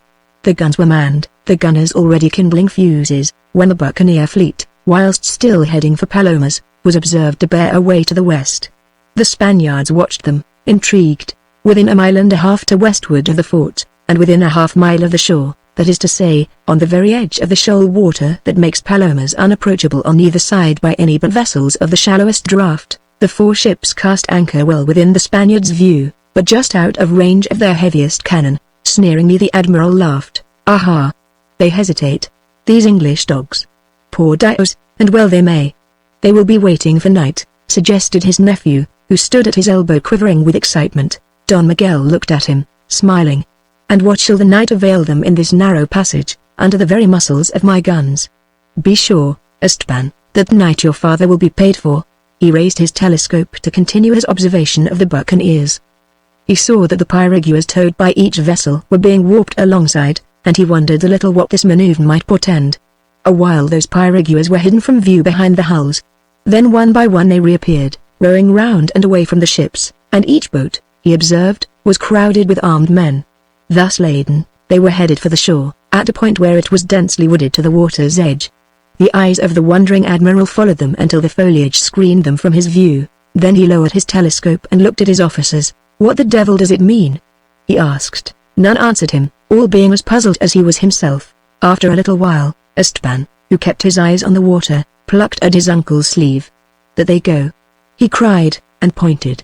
And there, indeed, went the piraguas on their way back to the ships. But now it was observed that they were empty, save for the men who rowed them. Their armed cargo had been left ashore. Back to the ships they pulled, to return again presently with a fresh load of armed men, which similarly they conveyed to Palomas. And at last one of the Spanish officers ventured an explanation. "They are going to attack us by land, to attempt to storm the fort, of course." The admiral smiled. "I had guessed it. Whom the gods would destroy they first make mad. Shall we make a sally?" urged Esteban, in his excitement. "A sally? Through that scrub? That would be to play into their hands. No, no, we will wait here to receive this attack. Whenever it comes, it is themselves will be destroyed, and utterly. Have no doubt of that." But by evening the admiral's equanimity was not quite so perfect. By then the piraguas had made a half-dozen journeys with their loads of men, and they had landed also, as Don Miguel had clearly observed through his telescope, at least a dozen guns. His countenance no longer smiled, it was a little wrathful and a little troubled now as he turned again to his officers. "Who was the fool who told me that they number but 300 men in all? They have put at least twice that number ashore already." Amazed as he was, his amazement would have been deeper had he been told the truth, that there was not a single buccaneer or a single gun ashore on Palomas. The deception had been complete.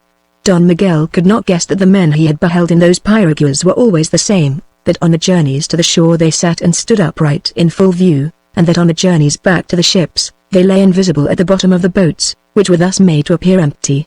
The growing fears of the Spanish soldiery at the prospect of a night attack from the landward side by the entire buccaneer force, and a force twice as strong as they had suspected the pestilent Blood to command, began to be communicated to the admiral. In the last hours of fading daylight, the Spaniards did precisely what Captain Blood so confidently counted that they would do, precisely what they must do to meet the attack, preparations for which had been so thoroughly simulated. They set themselves to labor like the damned at those ponderous guns emplaced to command the narrow passage out to sea. Groaning and sweating, Urged on by the curses and even the whips of their officers, they toiled in a frenzy of panic-stricken haste to shift the greater number and the more powerful of their guns across to the landward side, there to emplace them anew, so that they might be ready to receive the attack which at any moment now might burst upon them from the woods not half a mile away. Thus, when night fell, although in mortal anxiety of the onslaught of those wild devils whose reckless courage was a byword on the seas of the main, at least the Spaniards were tolerably prepared for it. Waiting, they stood to their guns, and whilst they waited thus, under cover of the darkness and as the tide began to ebb, Captain Blood's fleet weighed anchor quietly, and, as once before, with no more canvas spread than that which their sprits could carry, so as to give them steering way, and even these having been painted black, the 4 vessels, without a light showing, groped their way by soundings to the channel which led to that narrow passage out to sea. The Elizabeth and the Infanta, leading side by side, were almost abreast of the fort before their shadowy bulks and the soft gurgle of water at their prows were detected by the Spaniards, whose attention until that moment had been all on the other side. And now there arose on the night air such a sound of human baffled fury as may have resounded about Babel at the confusion of tongues. To heighten that confusion, and to scatter disorder among the Spanish soldiery, the Elizabeth emptied her larboard guns into the fort as she was swept past on the swift ebb, at once realizing, though not yet how, he had been duped, and that his prey was in the very act of escaping after all. The Admiral frantically ordered the guns that had been so laboriously moved to be dragged back to their former emplacements, and commanded his gunners meanwhile to the slender batteries that of all his powerful, but now unavailable, armament still remained trained upon the channel. With these, after the loss of some precious moments, the fort at last made fire. It was answered by a terrific broadside from the Arabella, which had now drawn abreast, and was crowding canvas to her yards. The enraged and gibbering Spaniards had a brief vision of her as the line of flame spurted from her red flank, and the thunder of her broadside drowned the noise of the creaking halyards. After that they saw her no more. Assimilated by the friendly darkness which the lesser Spanish guns were speculatively stabbing, the escaping ships fired never another shot that might assist their baffled and bewildered enemies to locate them. Some slight damage was sustained by Blood's fleet, but by the time the Spaniards had resolved their confusion into some order of dangerous offense, that fleet, well served by a southerly breeze, was through the Narrows and standing out to sea. Thus was Don Miguel de Espinosa left to chew the bitter cud of a lost opportunity, and to consider in what terms he would acquaint the Supreme Council of the Catholic King that Peter Blood had got away from Maracaibo, taking with him 2 20-gun frigates that were lately the property of Spain, to say nothing of 250,000 pieces of eight and other plunder. And all this in spite of Don Miguel's 4 galleons and his heavily armed fort that at one time had held the pirates so securely trapped. Heavy, indeed, grew the account of Peter Blood, which Don Miguel swore passionately to heaven should at all costs to himself be paid in full, nor were the losses already detailed the full total of those suffered on this occasion by the King of Spain. For on the following evening, off the coast of Uba, at the mouth of the Gulf of Venezuela, Captain Blood's fleet came upon the belated Santo Nino, speeding under full sail to reinforce Don Miguel at Maracaibo. At first the Spaniard had conceived that she was meeting the victorious fleet of Don Miguel, returning from the destruction of the pirates.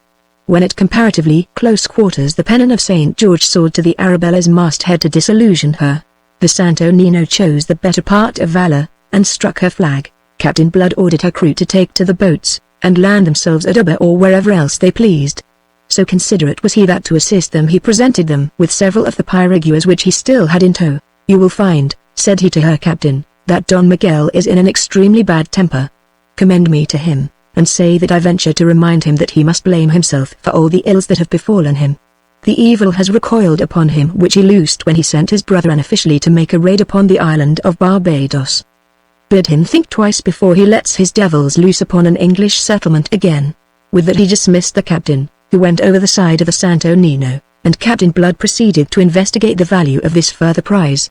When her hatches were removed, a human cargo was disclosed in her hold. "Slaves," said Wolverstone, and persisted in that belief, cursing Spanish devilry until Cahusac crawled up out of the dark bowels of the ship, and stood blinking in the sunlight. There was more than sunlight to make the Breton pirate blink.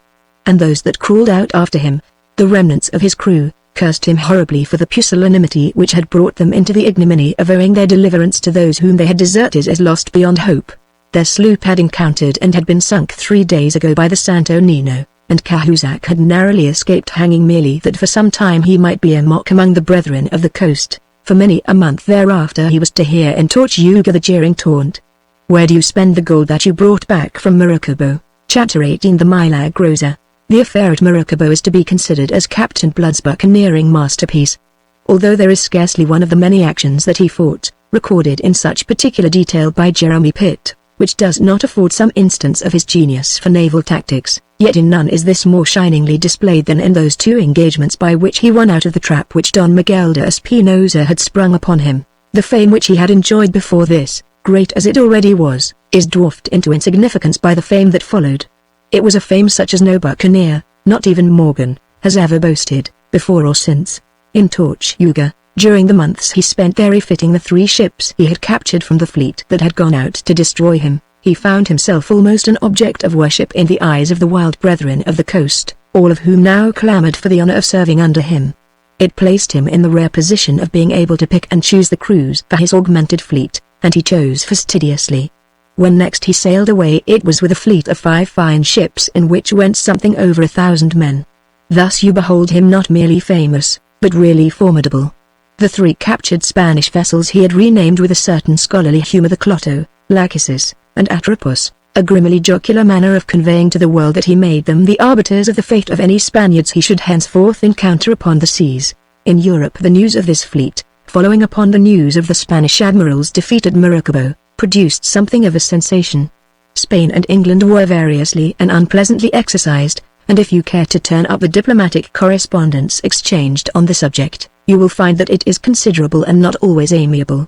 And meanwhile in the Caribbean, the Spanish Admiral Don Miguel de Espinosa might be said, to use a term not yet invented in his day, to have run amok. The disgrace into which he had fallen as a result of the disasters suffered at the hands of Captain Blood had driven the Admiral all but mad. It is impossible, if we impose our minds impartially, to withhold a certain sympathy from Don Miguel.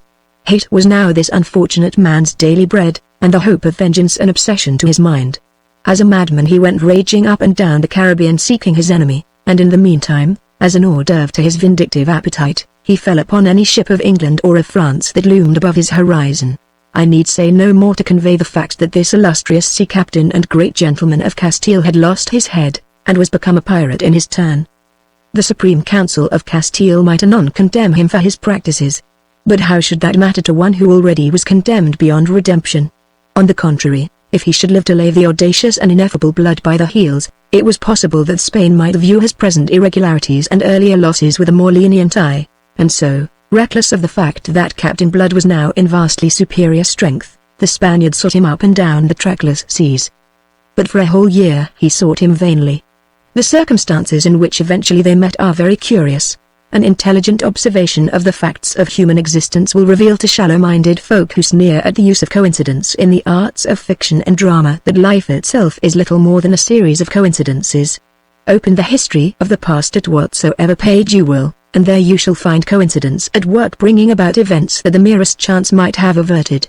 Indeed, coincidence may be defined as the very tool used by fate to shape the destinies of men and nations.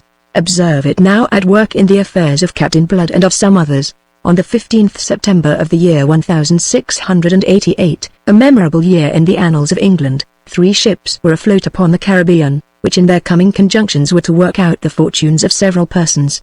The first of these was Captain Blood's flagship the Arabella, which had been separated from the buccaneer fleet in a hurricane off the Lesser Antilles. In somewhere about 17 n. lat. and 74 long, she was beating up for the windward passage, before the intermittent southeasterly breezes of that stifling season, homing for Tortuga, the natural rendezvous of the dispersed vessels. The second ship was the great Spanish galleon, the Milagrosa, which, accompanied by the smaller frigate Hidalga, lurked off the Caymites, to the north of the long peninsula that thrusts out from the southwest corner of Hispaniola. Aboard the Milagrosa sailed the vindictive Don Miguel. The third and last of these ships with which we are at present concerned was an English man-of-war, which on the date I have given was at anchor in the French port of St. Nicholas on the northwest coast of Hispaniola. She was on her way from Plymouth to Jamaica, and carried on board a very distinguished passenger in the person of Lord Julian Wade, who came charged by his kinsman, my Lord Sunderland, with a mission of some consequence and delicacy, directly arising out of the vexatious correspondence between England and Spain. The French government, like the English, excessively annoyed by the depredations of the buccaneers, and the constant straining of relations with Spain that ensued, had sought in vain to put them down by enjoining the utmost severity against them upon her various overseas governors. But these, either, like the governor of Tortuga, throve out of a scarcely tacit partnership with the filibusters, or, like the governor of French Hispaniola, felt that they were to be encouraged as a check upon the power and greed of Spain, which might otherwise be exerted to the disadvantage of the colonies of other nations. They looked, indeed, with apprehension upon recourse to any vigorous measures which must result in driving many of the buccaneers to seek new hunting grounds in the South Sea, to satisfy King James's anxiety to conciliate Spain, and in response to the Spanish ambassador's constant and grievous expostulations, my Lord Sunderland, the Secretary of State, had appointed a strong man to the deputy governorship of Jamaica. This strong man was that Colonel Bishop, who for some years now had been the most influential planter in Barbados. Colonel Bishop had accepted the post, and departed from the plantations in which his great wealth was being amassed with an eagerness that had its roots in a desire to pay off a score of his own with Peter Blood. From his first coming to Jamaica, Colonel Bishop had made himself felt by the buccaneers.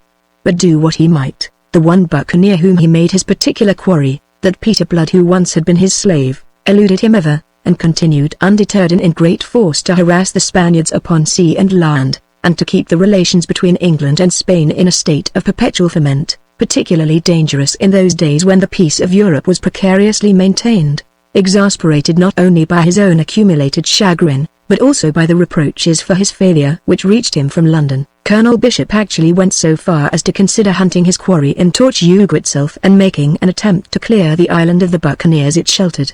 Fortunately for himself, he abandoned the notion of so insane an enterprise, deterred not only by the enormous natural strength of the place, but also by the reflection that a raid upon what was, nominally at least, a French settlement, must be attended by grave offence to France. Yet short of some such measure, it appeared to Colonel Bishop that he was baffled. He confessed as much in a letter to the Secretary of State. This letter and the state of things which it disclosed made my Lord Sunderland despair of solving this vexatious problem by ordinary means. He turned to the consideration of extraordinary ones, and bethought him of the plan adopted with Morgan, who had been enlisted into the King's service under Charles II. It occurred to him that a similar course might be similarly effective with Captain Blood. His lordship did not omit the consideration that Blood's present outlawry might well have been undertaken not from inclination, but under stress of sheer necessity, that he had been forced into it by the circumstances of his transportation, and that he would welcome the opportunity of emerging from it.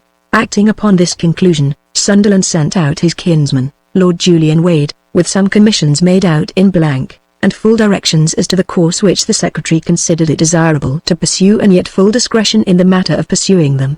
The crafty Sunderland, master of all labyrinths of intrigue, advised his kinsman that in the event of his finding Blood intractable, or judging for other reasons that it was not desirable to enlist him in the King's service, he should turn his attention to the officers serving under him, and by seducing them away from him leave him so weakened that he must fall an easy victim to Colonel Bishop's fleet, the Royal Mary, the vessel bearing that ingenious, tolerably accomplished, mildly dissolute, entirely elegant envoy of my Lord Sunderland's, made a good passage to St. Nicholas, her last port of call before Jamaica.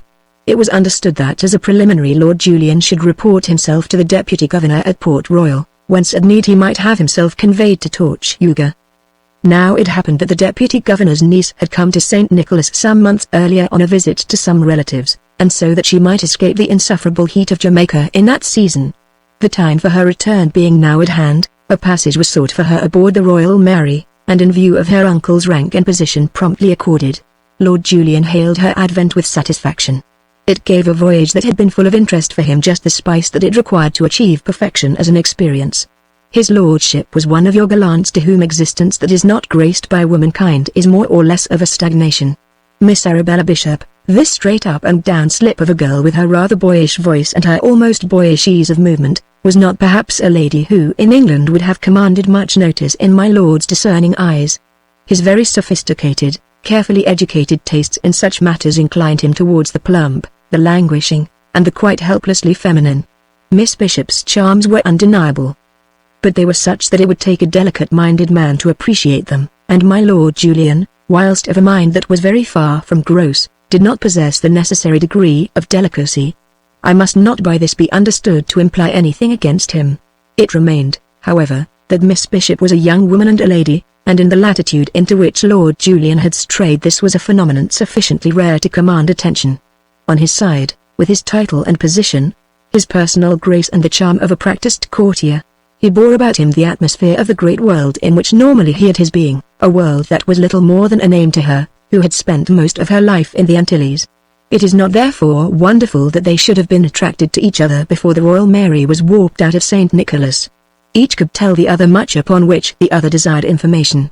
He could regale her imagination with stories of St. James's, in many of which he assigned himself a heroic, or at least a distinguished part, and she could enrich his mind with information concerning this new world to which he had come. Before they were out of sight of St. Nicholas they were good friends, and his lordship was beginning to correct his first impressions of her and to discover the charm of that frank, straightforward attitude of comradeship which made her treat every man as a brother. Considering how his mind was obsessed with the business of his mission, it is not wonderful that he should have come to talk to her of Captain Blood. Indeed, there was a circumstance that directly led to it. "I wonder now," he said, as they were sauntering on the poop, "if you ever saw this fellow Blood, who was at one time on your uncle's plantations as a slave." Miss Bishop halted. She leaned upon the taffrail, looking out towards the receding land, and it was a moment before she answered in a steady, level voice, "I saw him often. I knew him very well." "Ye don't say." His lordship was slightly moved out of an imperturbability that he had studiously cultivated. He was a young man of perhaps 28, well above the middle height in stature and appearing taller by virtue of his exceeding leanness. He had a thin, pale, rather pleasing hatchet face, framed in the curls of a golden periwig, a sensitive mouth and pale blue eyes that lent his countenance a dreamy expression, a rather melancholy pensiveness. But they were alert, observant eyes notwithstanding, although they failed on this occasion to observe the slight change of color which his question had brought to Miss Bishop's cheeks or the suspiciously excessive composure of her answer. "Ye don't say," he repeated, and came to lean beside her. "And what manner of man did you find him? In those days I esteemed him for an unfortunate gentleman. You were acquainted with his story?" "He told it me. That is why I esteemed him, for the calm fortitude with which he bore adversity. Since then, considering what he has done, I have almost come to doubt if what he told me of himself was true. If you mean of the wrongs he suffered at the hands of the Royal Commission that tried the Monmouth rebels, there's little doubt that it would be true enough. He was never out with Monmouth, that is certain. He was convicted on a point of law of which he may well have been ignorant when he committed what was construed into treason. But, faith, he's had his revenge, after a fashion. That," she said in a small voice, "is the unforgivable thing. It has destroyed him, deservedly." "Destroyed him?" His lordship laughed a little. "Be none so sure of that. He has grown rich, I hear. He has translated, so it is said, his Spanish spoils into French gold, which is being treasured up for him in France. His future father-in-law, M. Dodgeron, has seen to that." "His future father-in-law," said she, and stared at him round-eyed, with parted lips. Then added, "M. Dodgeron? The governor of Tortuga?" "The same. You see the fellow's well protected. It's a piece of news I gathered in St. Nicholas. I am not sure that I welcome it, for I am not sure that it makes any easier a task upon which my kinsman, Lord Sunderland, has sent me hither. But there it is. You didn't know?" She shook her head without replying. She had averted her face, and her eyes were staring down at the gently heaving water. After a moment she spoke, her voice steady and perfectly controlled. "But surely, if this were true, there would have been an end to his piracy by now. If he loved a woman and was betrothed, and was also rich as you say, surely he would have abandoned this desperate life, and—" "Why, so I thought," his lordship interrupted, "until I had the explanation. Dodgeron is avaricious for himself and for his child. And as for the girl, I'm told she's a wild piece, fit mate for such a man as Blood. Almost I marvel that he doesn't marry her and take her a-roving with him. It would been a new experience for her. And I marvel, too, at Blood's patience. He killed a man to win her, he killed a man for her, do you say?" There was horror now in her voice. "Yes, a French buccaneer named Levasseur. He was the girl's lover and Blood's associate on a venture. Blood coveted the girl, and killed Levasseur to win her. Pa. It's an unsavory tale, I own. But men live by different codes out in these parts." She had turned to face him. She was pale to the lips, and her hazel eyes were blazing, as she cut into his apologies for Blood. They must, indeed, if his other associates allowed him to live after that. "Oh, the thing was done in fair fight, I am told." "Who told you?" A man who sailed with them, a Frenchman named Cahusac, whom I found in a waterside tavern in St. Nicholas. He was Levasseur's lieutenant, and he was present on the island where the thing happened, and when Levasseur was killed. And the girl? Did he say the girl was present, too? Yes. She was a witness of the encounter. Blood carried her off when he had disposed of his brother Buccaneer. And the dead man's followers allowed it? He caught the note of incredulity in her voice, but missed the note of relief with which it was blent. Oh, I don't believe the tale. I won't believe it. I honor you for that, Miss Bishop. It strained my own belief that men should be so callous, until this Cahusac afforded me the explanation. What? She checked her unbelief, an unbelief that had uplifted her from an inexplicable dismay. Clutching the rail, she swung round to face his lordship with that question. Later he was to remember and perceive in her present behavior a certain oddness which went disregarded now. Blood purchased their consent, and his right to carry the girl off. He paid them in pearls that were worth more than 20,000 pieces of 8. His lordship laughed again with a touch of contempt. A handsome price. Faith, they're scoundrels all, just thieving, venal curs. And faith, it's a pretty tale this for a lady's ear. She looked away from him again, and found that her sight was blurred. After a moment in a voice less steady than before she asked him, "Why should this Frenchman have told you such a tale? Did he hate this Captain Blood?" "I did not gather that," said his lordship slowly. "He related it. Oh, just as a commonplace, an instance of buccaneering ways, a commonplace," said she. "My God. A commonplace. I dare say that we are all savages under the cloak that civilization fashions for us," said his lordship. "But this Blood, now, was a man of considerable parts, from what else this Cahusac told me. He was a bachelor of medicine, that is true, to my own knowledge, and he has seen much foreign service on sea and land. Cahusac said, though this I hardly credit, that he had fought under de Ruyter." "That also is true," said she. She sighed heavily. "Your Cahusac seems to have been accurate enough." "Alas, you are sorry, then?" She looked at him. She was very pale, he noticed, as we are sorry to hear of the death of one we have esteemed. Once I held him in regard for an unfortunate but worthy gentleman. Now, she checked, and smiled a little crooked smile. Such a man is best forgotten, and upon that she passed at once to speak of other things. The friendship, which it was her great gift to command in all she met, grew steadily between those two in the little time remaining, until the event befell that marred what was promising to be the pleasantest stage of his lordship's voyage. The marplot was the mad dog Spanish admiral, whom they encountered on the second day out, when halfway across the Gulf of Gonêves. The captain of the Royal Mary was not disposed to be intimidated even when Don Miguel opened fire on him. Observing the Spaniard's plentiful seaboard towering high above the water and offering him so splendid a mark, the Englishman was moved to scorn. If this Don who flew the banner of Castile wanted a fight, the Royal Mary was just the ship to oblige him. It may be that he was justified of his gallant confidence, and that he would that day have put an end to the wild career of Don Miguel de Espinosa, but that a lucky shot from the Milagrosa got among some powder stored in his forecastle, and blew up half his ship almost before the fight had started. How the powder came there will never now be known, and the gallant captain himself did not survive to inquire into it. Before the men of the Royal Mary had recovered from their consternation, their captain killed and a third of their number destroyed with him, the ship yawing and rocking helplessly in a crippled state. The Spaniards boarded her in the captain's cabin under the poop, to which Miss Bishop had been conducted for safety. Lord Julian was seeking to comfort and encourage her, with assurances that all would yet be well, at the very moment when Don Miguel was stepping aboard. Lord Julian himself was none so steady, and his face was undoubtedly pale. Not that he was by any means a coward. But this cooped-up fighting on an unknown element in a thing of wood that might at any moment founder under his feet into the depths of ocean was disturbing to one who could be brave enough ashore. Fortunately Miss Bishop did not appear to be in desperate need of the poor comfort he was encased to offer. Certainly she, too, was pale, and her hazel eyes may have looked a little larger than usual. But she had herself well in hand. Half sitting, half leaning on the captain's table, she preserved her courage sufficiently to seek to calm the octoroon-waiting woman who was grovelling at her feet in a state of terror. And then the cabin door flew open, and Don Miguel himself, tall, sunburned, and aquiline of face, strode in.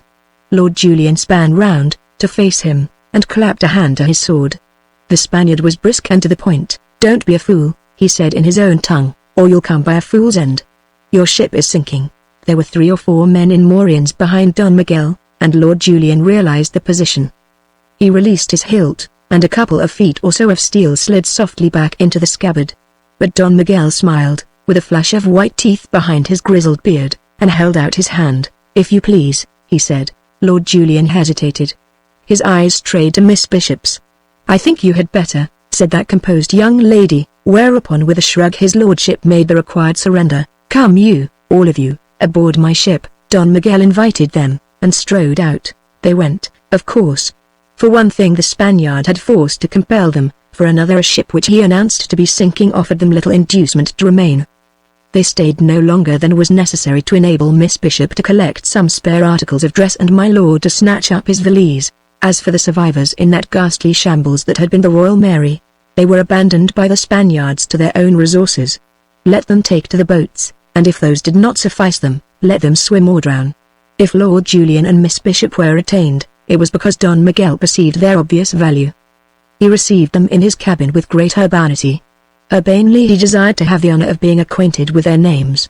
Lord Julian, sick with horror of the spectacle he had just witnessed, commanded himself with difficulty to supply them. Then haughtily he demanded to know in his turn the name of their aggressor. He was in an exceedingly ill temper. He realized that if he had done nothing positively discreditable in the unusual and difficult position into which fate had thrust him, at least he had done nothing creditable. This might have mattered less but that the spectator of his indifferent performance was a lady. He was determined if possible to do better now. "I am Don Miguel de Espinosa," he was answered. "Admiral of the navies of the Catholic King," Lord Julian gasped. If Spain made such a hubbub about the depredations of a renegade adventurer like Captain Blood, what could not England answer now? "Will you tell me, then, why you behave like a damned pirate?" he asked. And added, "I hope you realize what will be the consequences, and the strict account to which you shall be brought for this day's work, for the blood you have murderously shed, and for your violence to this lady and to myself." "I offer you no violence," said the Admiral, smiling, as only the man who holds the trumps can smile. "On the contrary, I have saved your lives, saved our lives." Lord Julian was momentarily speechless before such callous impudence. "And what of the lives you have destroyed in wanton butchery? By God, man, they shall cost you dear." Don Miguel's smile persisted. "It is possible. All things are possible. Meantime it is your own lives that will cost you dear. Colonel Bishop is a rich man, and you, my lord, are no doubt also rich. I will consider and fix your ransom, so that you're just the damned murderous pirate I was supposing you," stormed his lordship. "And you have the impudence to call yourself the Admiral of the navies of the Catholic King? We shall see what your Catholic King will have to say to it." The Admiral ceased to smile. He revealed something of the rage that had eaten into his brain.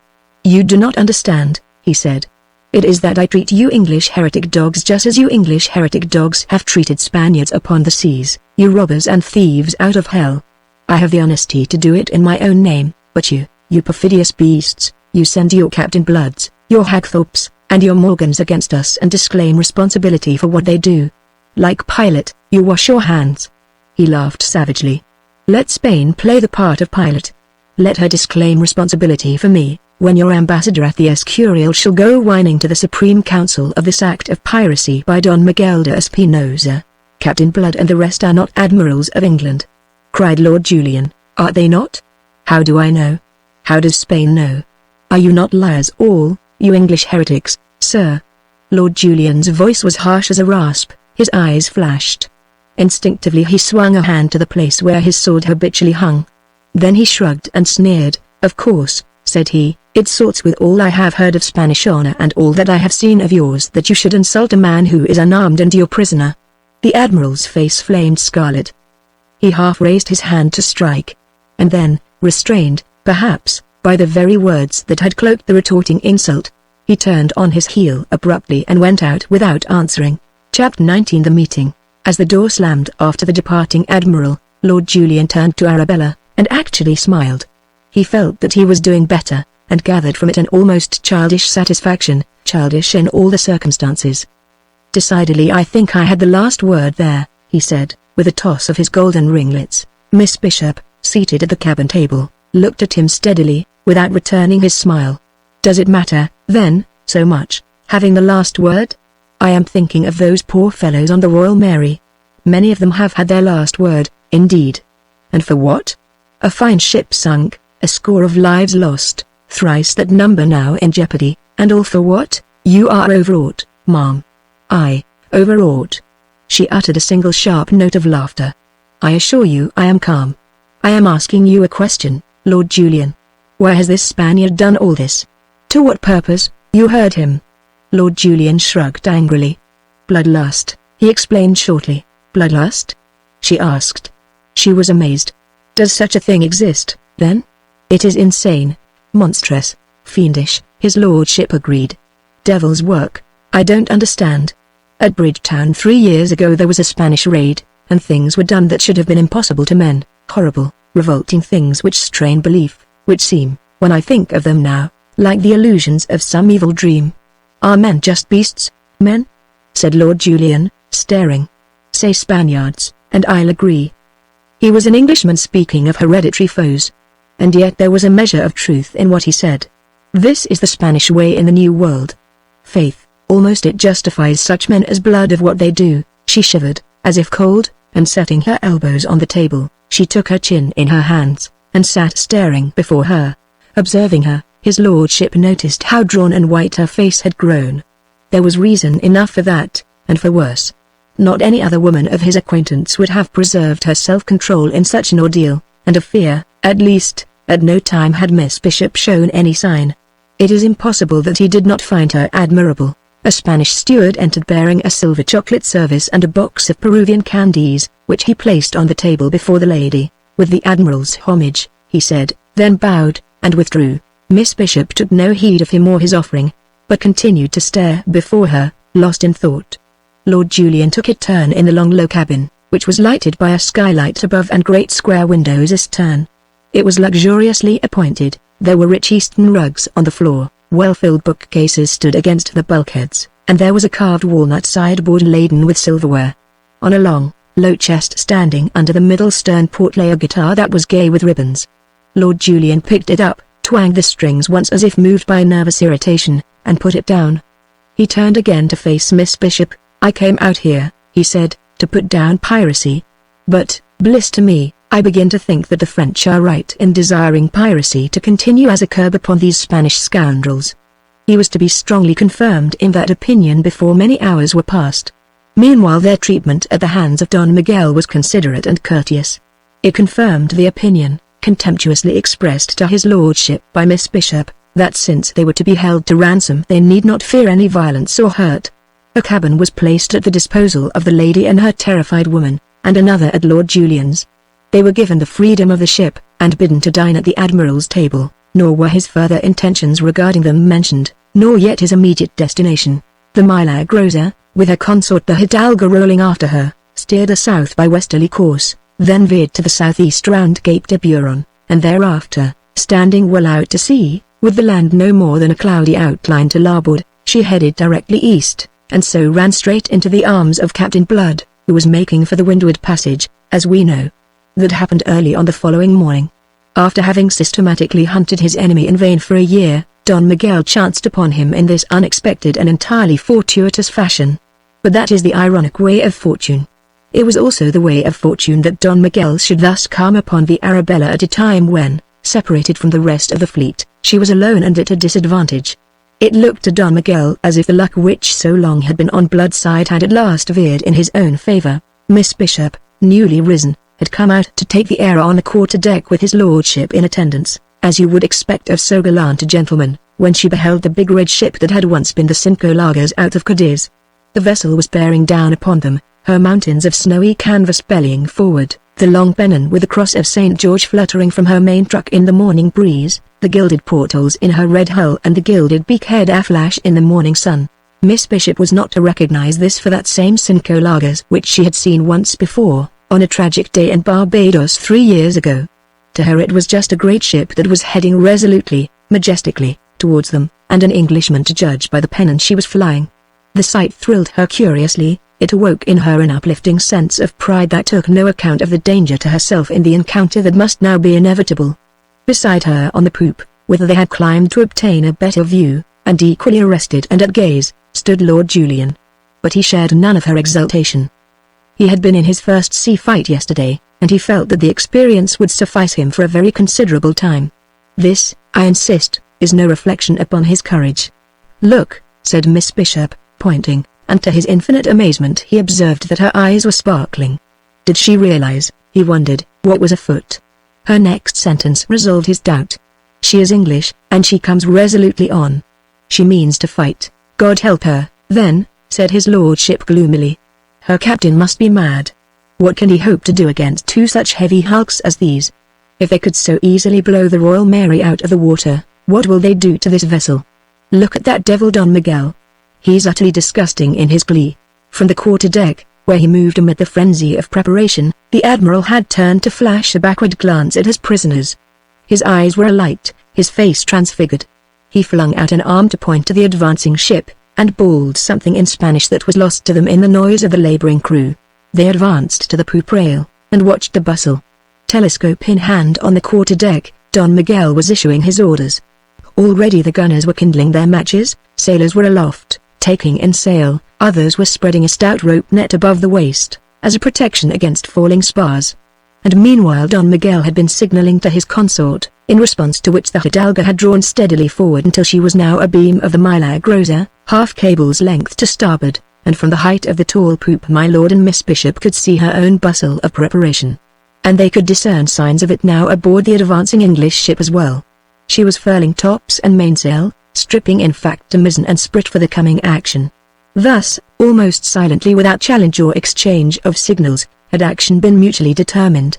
Of necessity now, under diminished sail, the advance of the Arabella was slower. But it was nonetheless steady. She was already within saker shot, and they could make out the figures stirring on her forecastle and the brass guns gleaming on her prow. The gunners of the Milagrosa raised their linstocks and blew upon their smouldering matches, looking up impatiently at the Admiral. But the Admiral solemnly shook his head. Patience. He exhorted them. Save your fire until we have him. He is coming straight to his doom, straight to the yardarm and the rope that have been so long waiting for him. Stab me, said his lordship. This Englishman may be gallant enough to accept battle against such odds. But there are times when discretion is a better quality than gallantry in a commander. Gallantry will often win through, even against overwhelming strength, said Miss Bishop. He looked at her, and noted in her bearing only excitement. Of fear he could still discern no trace. His lordship was past amazement. She was not by any means the kind of woman to which life had accustomed him. Presently, he said, you will suffer me to place you under cover. I can see best from here, she answered him. And added quietly, I am praying for this Englishman. He must be very brave. Under his breath Lord Julian damned the fellow's bravery. The Arabella was advancing now along a course which, if continued, must carry her straight between the two Spanish ships. My lord pointed it out. He's crazy surely, he cried. He's driving straight into a death trap. He'll be crushed to splinters between the two. No wonder that black-faced Don is holding his fire. In his place, I should do the same. But even at that moment the Admiral raised his hand, in the waist. Below him, a trumpet blared, and immediately the gunner on the prow touched off his guns. As the thunder of them rolled out, his lordship saw ahead beyond the English ship and to larboard of her two heavy splashes. Almost at once two successive spurts of flame leapt from the brass cannon on the Arabella's beakhead, and scarcely had the watchers on the poop seen the shower of spray, where one of the shots struck the water near them, then with a rending crash and a shiver that shook the Milagrosa from stem to stern, the other came to lodge in her forecastle. To avenge that blow, the Hidalgo blazed at the Englishman with both her forward guns. But even at that short range, between 200 and 300 yards, neither shot took effect. At 100 yards the Arabella's forward guns, which had meanwhile been reloaded, fired again at the Milagrosa, and this time smashed her bowsprit into splinters, so that for a moment she yawed wildly to port. Don Miguel swore profanely, and then, as the helm was put over to swing her back to her course, his own prow replied. But the aim was too high, and whilst one of the shots tore through the Arabella's shrouds and scarred her mainmast, the other again went wide. And when the smoke of that discharge had lifted, the English ship was found almost between the Spaniards, her bows in line with theirs and coming steadily on into what his lordship deemed a death trap. Lord Julian held his breath, and Miss Bishop gasped, clutching the rail before her. She had a glimpse of the wickedly grinning face of Don Miguel, and the grinning faces of the men at the guns in the waist. At last the Arabella was right between the Spanish ship's prow to poop and poop to prow.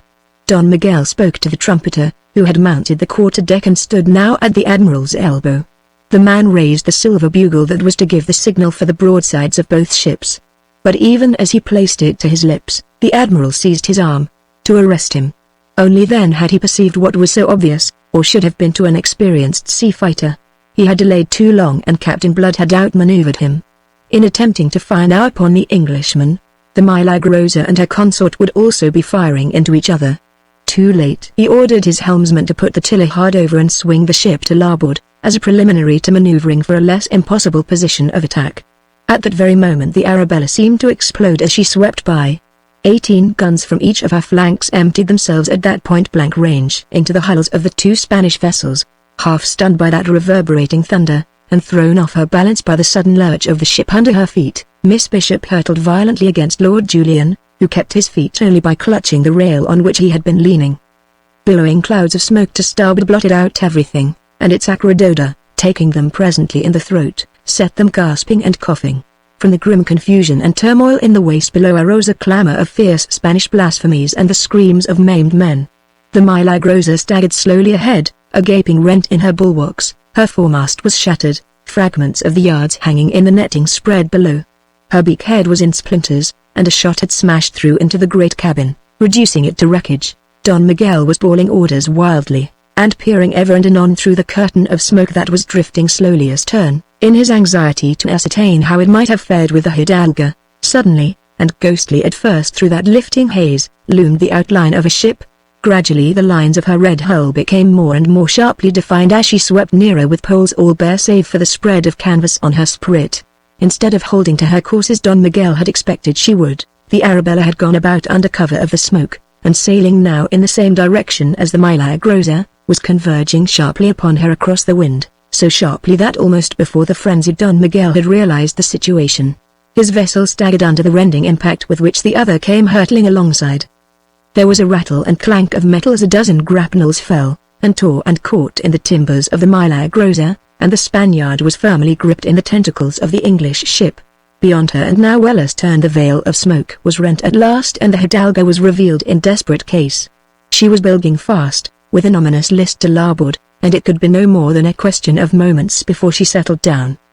The attention of her hands was being entirely given to a desperate endeavor to launch the boats in time. Of this Don Miguel's anguished eyes had no more than a fleeting but comprehensive glimpse before his own decks were invaded by a wild, yelling swarm of boarders from the grappling ship. Never was confidence so quickly changed into despair, never was hunter more swiftly converted into helpless prey. For helpless the Spaniards were. The swiftly executed boarding maneuver had caught them almost unawares in a moment of confusion following the punishing broadside they had sustained at such short range. For a moment there was a valiant effort by some of Don Miguel's officers to rally the men for a stand against these invaders. But the Spaniards, never at their best in close-quarter fighting, were here demoralized by knowledge of the enemies with whom they had to deal. Their hastily formed ranks were smashed before they could be steadied, driven across the waist to the break of the poop on the one side, and up to the forecastle bulkheads on the other. The fighting resolved itself into a series of skirmishes between groups. And whilst this was doing above, another horde of buccaneers swarmed through the hatch to the main deck below to overpower the gun crews at their stations there. On the quarter-deck, towards which an overwhelming wave of buccaneers was sweeping, led by a one-eyed giant, who was naked to the waist, stood Don Miguel, numbed by despair and rage. Above and behind him on the poop, Lord Julian and Miss Bishop looked on, his lordship aghast at the fury of this cooped-up fighting. The lady's brave calm conquered at last by horror so that she reeled the sick and faint. Soon, however, the rage of that brief fight was spent. They saw the banner of Castile come fluttering down from the masthead. A buccaneer had slashed the halyard with his cutlass. The boarders were in possession, and on the upper deck groups of disarmed Spaniards stood huddled now like herded sheep. Suddenly Miss Bishop recovered from her nausea, to lean forward staring wild-eyed, whilst if possible her cheeks turned yet a deadlier hue than they had been already. Picking his way daintily through that shambles in the waist came a tall man with a deeply tanned face that was shaded by a Spanish headpiece. He was armed in back and breast of black steel beautifully damascened with golden arabesques. Over this, like a stole, he wore a sling of scarlet silk, from each end of which hung a silver-mounted pistol. Up the broad companion to the quarter-deck he came, toying with easy assurance, until he stood before the Spanish admiral. Then he bowed stiff and formally. A crisp, metallic voice, speaking perfect Spanish, reached those two spectators on the poop, and increased the admiring wonder in which Lord Julian had observed the man's approach. "We meet again at last, Don Miguel," it said. "I hope you are satisfied. Although the meeting may not be exactly as you pictured it, at least it has been very ardently sought and desired by you." Speechless, livid of face, his mouth distorted and his breathing labored, Don Miguel de Espinosa received the irony of that man to whom he attributed his ruin and more beside. Then he uttered an inarticulate cry of rage, and his hand swept to his sword. But even as his fingers closed upon the hilt, the others closed upon his wrist to arrest the action. "Calm, Don Miguel," he was quietly but firmly enjoined. "Do not recklessly invite the ugly extremes such as you would, yourself, have practiced had the situation been reversed." A moment they stood looking into each other's eyes. "What do you intend by me?" the Spaniard inquired at last, his voice hoarse. Captain Blood shrugged. The firm lips smiled a little. "All that I intend has been already accomplished. And lest it increase your rancor, I beg you to observe that you have brought it entirely upon yourself. You would have it so." He turned and pointed to the boats, which his men were heaving from the boom amidships. "Your boats are being launched. You are at liberty to embark in them with your men before we scuttle this ship. Yonder are the shores of Hispaniola. You should make them safely. And if you'll take my advice, sir, you'll not hunt me again. I think I am unlucky to you. Get you home to Spain, Don Miguel, and to concerns that you understand better than this trade of the sea." For a long moment the defeated admiral continued to stare his hatred in silence. Then, still without speaking, he went down the companion, staggering like a drunken man, his useless rapier clattering behind him. His conqueror, who had not even troubled to disarm him, watched him go, then turned and faced those two immediately above him on the poop. Lord Julian might have observed, had he been less taken up with other things, that the fellow seemed suddenly to stiffen, and that he turned pale under his deep tan. A moment he stood at gaze, then suddenly and swiftly he came up the steps. Lord Julian stood forward to meet him. "You don't mean, sir, that you'll let that Spanish scoundrel go free?" he cried. The gentleman in the black corselet appeared to become aware of his lordship for the first time. "And who the devil may you be?" he asked, with a marked Irish accent. "And what business may it be of yours, at all?" His lordship conceived that the fellow's truculence and utter lack of proper deference must be corrected. "I am Lord Julian Wade," he announced, with that object. Apparently the announcement made no impression. "Are you, indeed? Then perhaps ye'll explain what the plague you're doing aboard this ship?" Lord Julian controlled himself to afford the desired explanation. He did so shortly and impatiently. "He took you prisoner, did he, along with Miss Bishop there? You're acquainted with Miss Bishop?" cried his lordship, passing from surprise to surprise. But this mannerless fellow had stepped past him, and was making a leg to the lady, who on her side remained unresponsive and forbidding to the point of scorn. Observing this, he turned to answer Lord Julian's question. "I had that honor once," said he. "But it seems that Miss Bishop has a shorter memory." His lips were twisted into a wry smile, and there was pain in the blue eyes that gleamed so vividly under his black brows, pain blending with the mockery of his voice. But of all this it was the mockery alone that was perceived by Miss Bishop. She resented it. "I do not number thieves and pirates among my acquaintance, Captain Blood," said she, whereupon his lordship exploded in excitement. "Captain Blood!" he cried. "Are you Captain Blood? What else were ye supposing?" Blood asked the question wearily, his mind on other things. "I do not number thieves and pirates among my acquaintance." The cruel phrase filled his brain, re-echoing and reverberating there. But Lord Julian would not be denied. He caught him by the sleeve with one hand, whilst with the other he pointed after the retreating, dejected figure of Don Miguel. "Do I understand that ye are not going to hang that Spanish scoundrel? What for should I be hanging him? Because he's just a damned pirate, as I can prove, as I have proved already." "Ah," said Blood, and Lord Julian marvelled at the sudden haggardness of a countenance that had been so devil-may-care but a few moments since. "I am a damned pirate, myself, and so I am merciful with my kind." "Don Miguel goes free," Lord Julian gasped. "After what I've told you that he has done? After his sinking of the Royal Mary? After his treatment of me, of us?" Lord Julian protested indignantly. "I am not in the service of England, or of any nation, sir. And I am not concerned with any wrongs our flag may suffer." His lordship recoiled before the furious glance that blazed at him out of Blood's haggard face. But the passion faded as swiftly as it had arisen. It was in a level voice that the captain added, "If you'll escort Miss Bishop aboard my ship, I shall be obliged to you. I beg that you'll make haste. We are about to scuttle this hulk." He turned slowly to depart. But again Lord Julian interposed. Containing his indignant amazement, his lordship delivered himself coldly. "Captain Blood, you disappoint me. I had hopes of great things for you." "Go to the devil," said Captain Blood, turning on his heel, and so departed. Chapter 20 Thief and Pirate. Captain Blood paced the poop of his ship alone in the tepid dusk, and the growing golden radiance of the great poop lantern in which a seaman had just lighted the 3 lamps. About him all was peace. The signs of the day's battle had been effaced, the decks had been swabbed, and order was restored above and below. A group of men squatting about the main hatch were drowsily chanting, their hardened natures softened, perhaps, by the calm and beauty of the night. They were the men of the larboard watch, waiting for 8 bells which was imminent. Captain Blood did not hear them, he did not hear anything save the echo of those cruel words which had dubbed him thief and pirate. Thief and pirate. It is an odd fact of human nature that a man may for years possess the knowledge that a certain thing must be of a certain fashion, and yet be shocked to discover through his own senses that the fact is in perfect harmony with his beliefs. When first, 3 years ago, at Tortuga he had been urged upon the adventurous course which he had followed ever since. He had known in what opinion Arabella Bishop must hold him if he succumbed.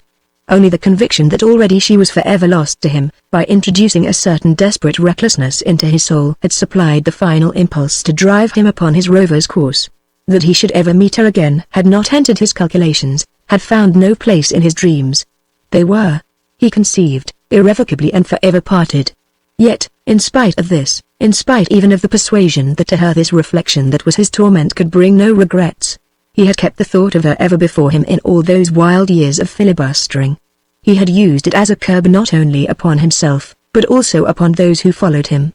Never had buccaneers been so rigidly held in hand, never had they been so firmly restrained, never so debarred from the excesses of rapine and lust that were usual in their kind as those who sailed with Captain Blood. It was, you will remember, stipulated in their articles that in these as in other matters they must submit to the commands of their leader. And because of the singular good fortune which had attended his leadership, he had been able to impose that stern condition of a discipline unknown before among buccaneers. How would not these men laugh at him now if he were to tell them that this he had done out of respect for a slip of a girl of whom he had fallen romantically enamored? How would not that laughter swell if he added that this girl had that day informed him that she did not number thieves and pirates among her acquaintance? Thief and pirate, how the words clung, how they stung and burned his brain. It did not occur to him, being no psychologist, nor learned in the tortuous workings of the feminine mind, that the fact that she should bestow upon him those epithets in the very moment and circumstance of their meeting was in itself curious. He did not perceive the problem thus presented, therefore he could not probe it. Else he might have concluded that if in a moment in which by delivering her from captivity he deserved her gratitude, yet she expressed herself in bitterness, it must be because that bitterness was anterior to the gratitude and deep-seated. She had been moved to it by hearing of the course he had taken. Why? It was what he did not ask himself, or some ray of light might have come to brighten his dark, his utterly evil despondency. Surely she would never have been so moved had she not cared, had she not felt that in what he did there was a personal wrong to herself. Surely, he might have reasoned, nothing short of this could have moved her to such a degree of bitterness and scorn as that which she had displayed. That is how you will reason. Not so, however, reasoned Captain Blood. Indeed, that night he reasoned not at all. His soul was given up to conflict between the almost sacred love he had borne her in all these years and the evil passion which she had now awakened in him. Extremes touch, and in touching may for a space become confused, indistinguishable. And the extremes of love and hate were tonight so confused in the soul of Captain Blood that in their fusion they made up a monstrous passion. Thief and pirate. That was what she deemed him, without qualification, oblivious of the deep wrongs he had suffered, the desperate case in which he found himself after his escape from Barbados, and all the rest that had gone to make him what he was. That he should have conducted his filibustering with hands as clean as were possible to a man engaged in such undertakings had also not occurred to her as a charitable thought with which to mitigate her judgment of a man she had once esteemed. She had no charity for him, no mercy. She had summed him up, convicted him and sentenced him in that one phrase. He was thief and pirate in her eyes, nothing more, nothing less. What, then, was she? What are those who have no charity? He asked the stars. Well, as she had shaped him hitherto, so let her shape him now. Thief and pirate she had branded him. She should be justified. Thief and pirate should he prove henceforth, no more nor less, as powerless, as remorseless, as all those others who had deserved those names. He would cast out the maudlin ideals by which he had sought to steer a course, put an end to this idiotic struggle to make the best of two worlds. She had shown him clearly to which world he belonged. Let him now justify her. She was aboard his ship, in his power, and he desired her. He laughed softly, jeeringly, as he leaned on the taffrail, looking down at the phosphorescent gleam in the ship's wake, and his own laughter startled him by its evil note. He checked suddenly, and shivered. A sob broke from him to end that troubled burst of mirth. He took his face in his hands and found a chill moisture on his brow. Meanwhile, Lord Julian, who knew the feminine part of humanity rather better than Captain Blood, was engaged in solving the curious problem that had so completely escaped the buccaneer. He was spurred to it, I suspect, by certain vague stirrings of jealousy. Miss Bishop's conduct in the perils through which they had come had brought him at last to perceive that a woman may lack the simpering graces of cultured femininity and yet because of that lack be the more admirable. He wondered what precisely might have been her earlier relations with Captain Blood, and was conscious of a certain uneasiness which urged him now to probe the matter. His lordship's pale, dreamy eyes had, as I have said, a habit of observing things, and his wits were tolerably acute. He was blaming himself now for not having observed certain things before, or, at least, for not having studied them more closely, and he was busily connecting them with more recent observations made that very day. He had observed, for instance, that Blood's ship was named the Arabella, and he knew that Arabella was Miss Bishop's name. And he had observed all the odd particulars of the meeting of Captain Blood and Miss Bishop, and the curious change that meeting had wrought in each. The lady had been monstrously uncivil to the captain. It was a very foolish attitude for a lady in her circumstances to adopt towards a man in Blood's, and his lordship could not imagine Miss Bishop as normally foolish. Yet, in spite of her rudeness, in spite of the fact that she was the niece of a man whom Blood must regard as his enemy, Miss Bishop and his lordship had been shown the utmost consideration aboard the captain's ship. A cabin had been placed at the disposal of each, to which their scanty remaining belongings and Miss Bishop's woman had been duly transferred. They were given the freedom of the great cabin, and they had sat down to table with Pitt, the master, and Wolverstone, who was Blood's lieutenant, both of whom had shown them the utmost courtesy. Also there was the fact that Blood, himself, had kept almost studiously from intruding upon them. His lordship's mind went swiftly but carefully down these avenues of thought, observing and connecting. Having exhausted them, he decided to seek additional information from Miss Bishop. For this he must wait until Pitt and Wolverstone should have withdrawn. He was hardly made to wait so long, for as Pitt rose from table to follow Wolverstone, who had already departed, Miss Bishop detained him with a question. "Mr. Pitt," she asked, "were you not one of those who escaped from Barbados with Captain Blood?" "I was." "I, too, was one of your uncle's slaves, and you have been with Captain Blood ever since?" "His shipmaster always, ma'am." She nodded. She was very calm and self-contained, but his lordship observed that she was unusually pale, though considering what she had that day undergone this afforded no matter for wonder. "Did you ever sail with a Frenchman named Cahusac?" "Cahusac?" Pitt laughed. The name evoked a ridiculous memory. "Aye. He was with us at Maracaibo." "And another Frenchman named Levasseur?" His lordship marveled at her memory of these names. "Aye. Cahusac was Levasseur's lieutenant, until he died." "Until who died?" "Levasseur. He was killed on one of the Virgin Islands 2 years ago." There was a pause. Then, in an even quieter voice than before, Miss Bishop asked, "Who killed him?" Pitt answered readily. There was no reason why he should not, though he began to find the catechism intriguing. "Captain Blood killed him." "Why?" Pitt hesitated. It was not a tale for a maid's ears. "They quarreled," he said shortly. "Was it about hay?" "A lady?" Miss Bishop relentlessly pursued him. "You might put it that way. What was the lady's name?" Pitt's eyebrows went up. Still he answered, "Miss Dodgeron. She was the daughter of the governor of Tortuga. She had gone off with this fellow Levasseur, and Peter delivered her out of his dirty clutches. He was a black-hearted scoundrel, and deserved what Peter gave him." "I see. And yet Captain Blood has not married her?" "Not yet," laughed Pitt, who knew the utter groundlessness of the common gossip in Tortuga which pronounced Dodgeron the captain's future wife. Miss Bishop nodded in silence, and Jeremy Pitt turned to depart, relieved that the catechism was ended. He paused in the doorway to impart a piece of information. "Maybe it'll comfort you to know that the captain has altered our course for your benefit. It's his intention to put you both ashore on the coast of Jamaica, as near Port Royal as we dare venture. We've gone about, and if this wind holds you'll soon be home again, mistress." "Vastly obliging of him," drawled his lordship, seeing that Miss Bishop made no shift to answer. Sombre-eyed she sat, staring into vacancy. "Indeed, ye may say so," Pitt agreed. "He's taking risks that few would take in his place. But that's always been his way." He went out, leaving his lordship pensive, those dreamy blue eyes of his intently studying Miss Bishop's face for all their dreaminess. His mind increasingly uneasy. At length Miss Bishop looked at him, and spoke. "Your Cahusac told you no more than the truth, it seems." "I perceived that you were testing it," said his lordship. "I am wondering precisely why." Receiving no answer, he continued to observe her silently, his long, tapering fingers toying with a ringlet of the golden periwig in which his long face was set. Miss Bishop sat bemused, her brows knit, her brooding glance seeming to study the fine Spanish point that edged the tablecloth. At last his lordship broke the silence. "He amazes me, this man," said he, in his slow, languid voice that never seemed to change its level. "That he should alter his course for us is in itself matter for wonder, but that he should take a risk on our behalf, that he should venture into Jamaica waters. It amazes me, as I have said." Miss Bishop raised her eyes, and looked at him.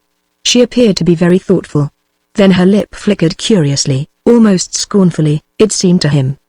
Her slender fingers drummed the table. "What is still more amazing is that he does not hold us to ransom," said she at last. "It's what you deserve." "Oh, and why, if you please, for speaking to him as you did.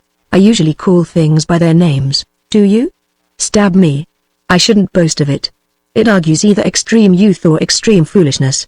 His lordship, you see, belonged to my Lord Sunderland's school of philosophy." He added after a moment, "So does the display of ingratitude." A faint colour stirred in her cheeks. "Your lordship is evidently aggrieved with me. I am disconsolate.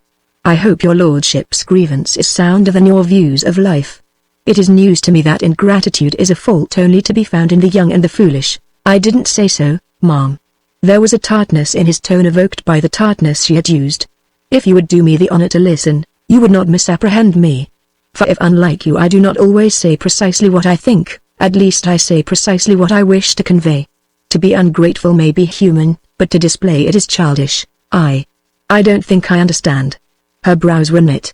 "How have I been ungrateful, and to whom?" "To whom?" "To Captain Blood. Didn't he come to our rescue?" "Did he?" Her manner was frigid. "I wasn't aware that he knew of our presence aboard the Milagrosa." His lordship permitted himself the slightest gesture of impatience. "You are probably aware that he delivered us," said he. "And living as you have done in these savage places of the world, you can hardly fail to be aware of what is known even in England, that this fellow Blood strictly confines himself to making war upon the Spaniards. So that to call him thief and pirate as you did was to overstate the case against him at a time when it would have been more prudent to have understated it." "Prudence?" Her voice was scornful. "What have I to do with prudence? Nothing, as I perceive. But, at least, study generosity. I tell you frankly, ma'am, that in Blood's place I should never have been so nice. Sink me. When you consider what he has suffered at the hands of his fellow countrymen, you may marvel with me that he should trouble to discriminate between Spanish and English. To be sold into slavery. Ugh!" His lordship shuddered. "And to a damned colonial planter." He checked abruptly. "I beg your pardon, Miss Bishop. For the moment, you were carried away by your heat in defense of this Siroba." Miss Bishop's scorn was almost fierce. His lordship stared at her again. Then he half closed his large, pale eyes, and tilted his head a little. "I wonder why you hate him so," he said softly. He saw the sudden scarlet flame upon her cheeks, the heavy frown that descended upon her brow. He had made her very angry, he judged. But there was no explosion. She recovered. "Hate him? Lord! What a thought! I don't regard the fellow at all." "Then he should, ma'am." His lordship spoke his thought frankly. "He's worth regarding. He'd be an acquisition to the King's Navy, a man that can do the things he did this morning. His service under De Ruyter wasn't wasted on him.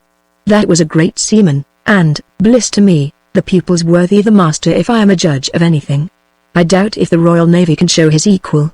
To thrust himself deliberately between those two, at point-blank range, and so turn the tables on them. It asks courage, resource, and invention. And we landlubbers were not the only ones he tricked by his maneuver. That Spanish admiral never guessed the intent until it was too late and Blood held him in check. A great man, Miss Bishop. A man worth regarding." Miss Bishop was moved to sarcasm. "You should use your influence with my Lord Sunderland to have the King offer him a commission." His lordship laughed softly. "Faith, it's done already. I have his commission in my pocket." And he increased her amazement by a brief exposition of the circumstances. In that amazement he left her, and went in quest of blood. But he was still intrigued. If she were a little less uncompromising in her attitude towards blood, his lordship would have been happier. He found the captain pacing the quarter-deck, a man mentally exhausted from wrestling with the devil, although of this particular occupation his lordship could have no possible suspicion. With the amiable familiarity he used, Lord Julian slipped an arm through one of the captain's, and fell into step beside him. "What's this?" snapped Blood, whose mood was fierce and raw. His lordship was not disturbed. "I desire, sir, that we be friends," said he suavely. "That's mighty condescending of you." Lord Julian ignored the obvious sarcasm. "It's an odd coincidence that we should have been brought together in this fashion, considering that I came out to the Indies especially to seek you. Ye are not by any means the first to do that," the other scoffed. "But they've mainly been Spaniards, and they hadn't your luck." "You misapprehend me completely," said Lord Julian. And on that he proceeded to explain himself and his mission. When he had done, Captain Blood, who until that moment had stood still under the spell of his astonishment, disengaged his arm from his lordship's, and stood squarely before him. "Ye are my guest aboard this ship," said he, "and I still have some notion of decent behavior left me from other days, thief and pirate though I may be. So I'll not be telling you what I think of you for daring to bring me this offer, or of my Lord Sunderland, since he's your kinsman for having the impudence to send it. But it does not surprise me at all that one who is a minister of James Stuart's should conceive that every man is to be seduced by bribes into betraying those who trust him." He flung out an arm in the direction of the waist, whence came the half-melancholy chant of the lounging buccaneers. "Again you misapprehend me," cried Lord Julian, between concern and indignation. "That is not intended. Your followers will be included in your commission, and do ye think they'll go with me to hunt their brethren, the brethren of the coast? On my soul, Lord Julian, it is yourself does the misapprehending. Are there not even notions of honor left in England? Oh, and there's more to it than that, even. Do ye think I could take a commission of King James's? I tell you I wouldn't be soiling my hands with it, thief and pirate's hands though they be. Thief and pirate is what you heard Miss Bishop call me today, a thing of scorn, an outcast. And who made me that? Who made me thief and pirate, if you were a rebel?" His lordship was beginning. "Ye must know that I was no such thing, no rebel at all. It wasn't even pretended. If it were, I could forgive them. But not even that cloak could they cast upon their foulness. Oh, no, there was no mistake. I was convicted for what I did, neither more nor less. That bloody vampire Jeffreys, bad cess to him, sentenced me to death, and his worthy master James Stuart afterwards sent me into slavery, because I had performed an act of mercy, because compassionately and without thought for creed or politics I had sought to relieve the sufferings of a fellow creature, because I had dressed the wounds of a man who was convicted of treason. That was all my offense. You'll find it in the records. And for that I was sold into slavery, because by the law of England, as administered by James Stuart in violation of the laws of God, who harbors or comforts a rebel is himself adjudged guilty of rebellion. Do ye dream, man, what it is to be a slave?" He checked suddenly at the very height of his passion. A moment he paused, then cast it from him as if it had been a cloak. His voice sank again. He uttered a little laugh of weariness and contempt. "But there. I grow hot for nothing at all. I explain myself, I think, and God knows, it is not my custom. I am grateful to you, Lord Julian, for your kindly intentions. I am so. But ye'll understand, perhaps. Ye look as if ye might." Lord Julian stood still. He was deeply stricken by the other's words, the passionate, eloquent outburst that in a few sharp, clear-cut strokes had so convincingly presented the man's bitter case against humanity, his complete apologia and justification for all that could be laid to his charge. His lordship looked at that keen, intrepid face gleaming lividly in the light of the great poop lantern, and his own eyes were troubled. He was abashed. He fetched a heavy sigh. "A pity," he said slowly. "Oh, bliss to me, a cursed pity." He held out his hand, moved to it on a sudden generous impulse. "But no offense between us, Captain Blood, oh, no offense. But I'm a thief and a pirate." He laughed without mirth, and, disregarding the proffered hand, swung on his heel. Lord Julian stood a moment, watching the tall figure as it moved away towards the taffrail. Then letting his arms fall helplessly to his sides in dejection, he departed. Just within the doorway of the alley leading to the cabin, he ran into Miss Bishop. Yet she had not been coming out, for her back was towards him, and she was moving in the same direction. He followed her, his mind too full of Captain Blood to be concerned just then with her movements. In the cabin he flung into a chair, and exploded, with a violence altogether foreign to his nature. Damn if ever I met a man I liked better, or even a man I liked as well. Yeah, there's nothing to be done with him, so I heard, she admitted in a small voice. She was very white, and she kept her eyes upon her folded hands. He looked up in surprise, and then sat conning her with brooding glance. I wonder, now, he said presently, if the mischief is of your working. Your words have rankled with him. He threw them at me again and again. He wouldn't take the king's commission. He wouldn't take my hand even. What's to be done with a fellow like that? He'll end on a yardarm for all his luck. And the quixotic fool is running into danger at the present moment on our behalf. How? She asked him with a sudden startled interest. How? Have you forgotten that he's sailing to Jamaica, and that Jamaica is the headquarters of the English fleet? True, your uncle commands it. She leaned across the table to interrupt him, and he observed that her breathing had grown labored, that her eyes were dilating in alarm. But there is no hope for him in that, she cried. Oh, don't imagine it. He has no bitter enemy in the world. My uncle is a hard, unforgiving man. I believe that it was nothing but the hope of taking and hanging Captain Blood that made my uncle leave his Barbados plantations to accept the deputy governorship of Jamaica. Captain Blood doesn't know that, of course. She paused with a little gesture of helplessness. I can't think that it would make the least difference if he did, said his lordship gravely. A man who can forgive such an enemy as Don Miguel and take up this uncompromising attitude with me isn't to be judged by ordinary rules.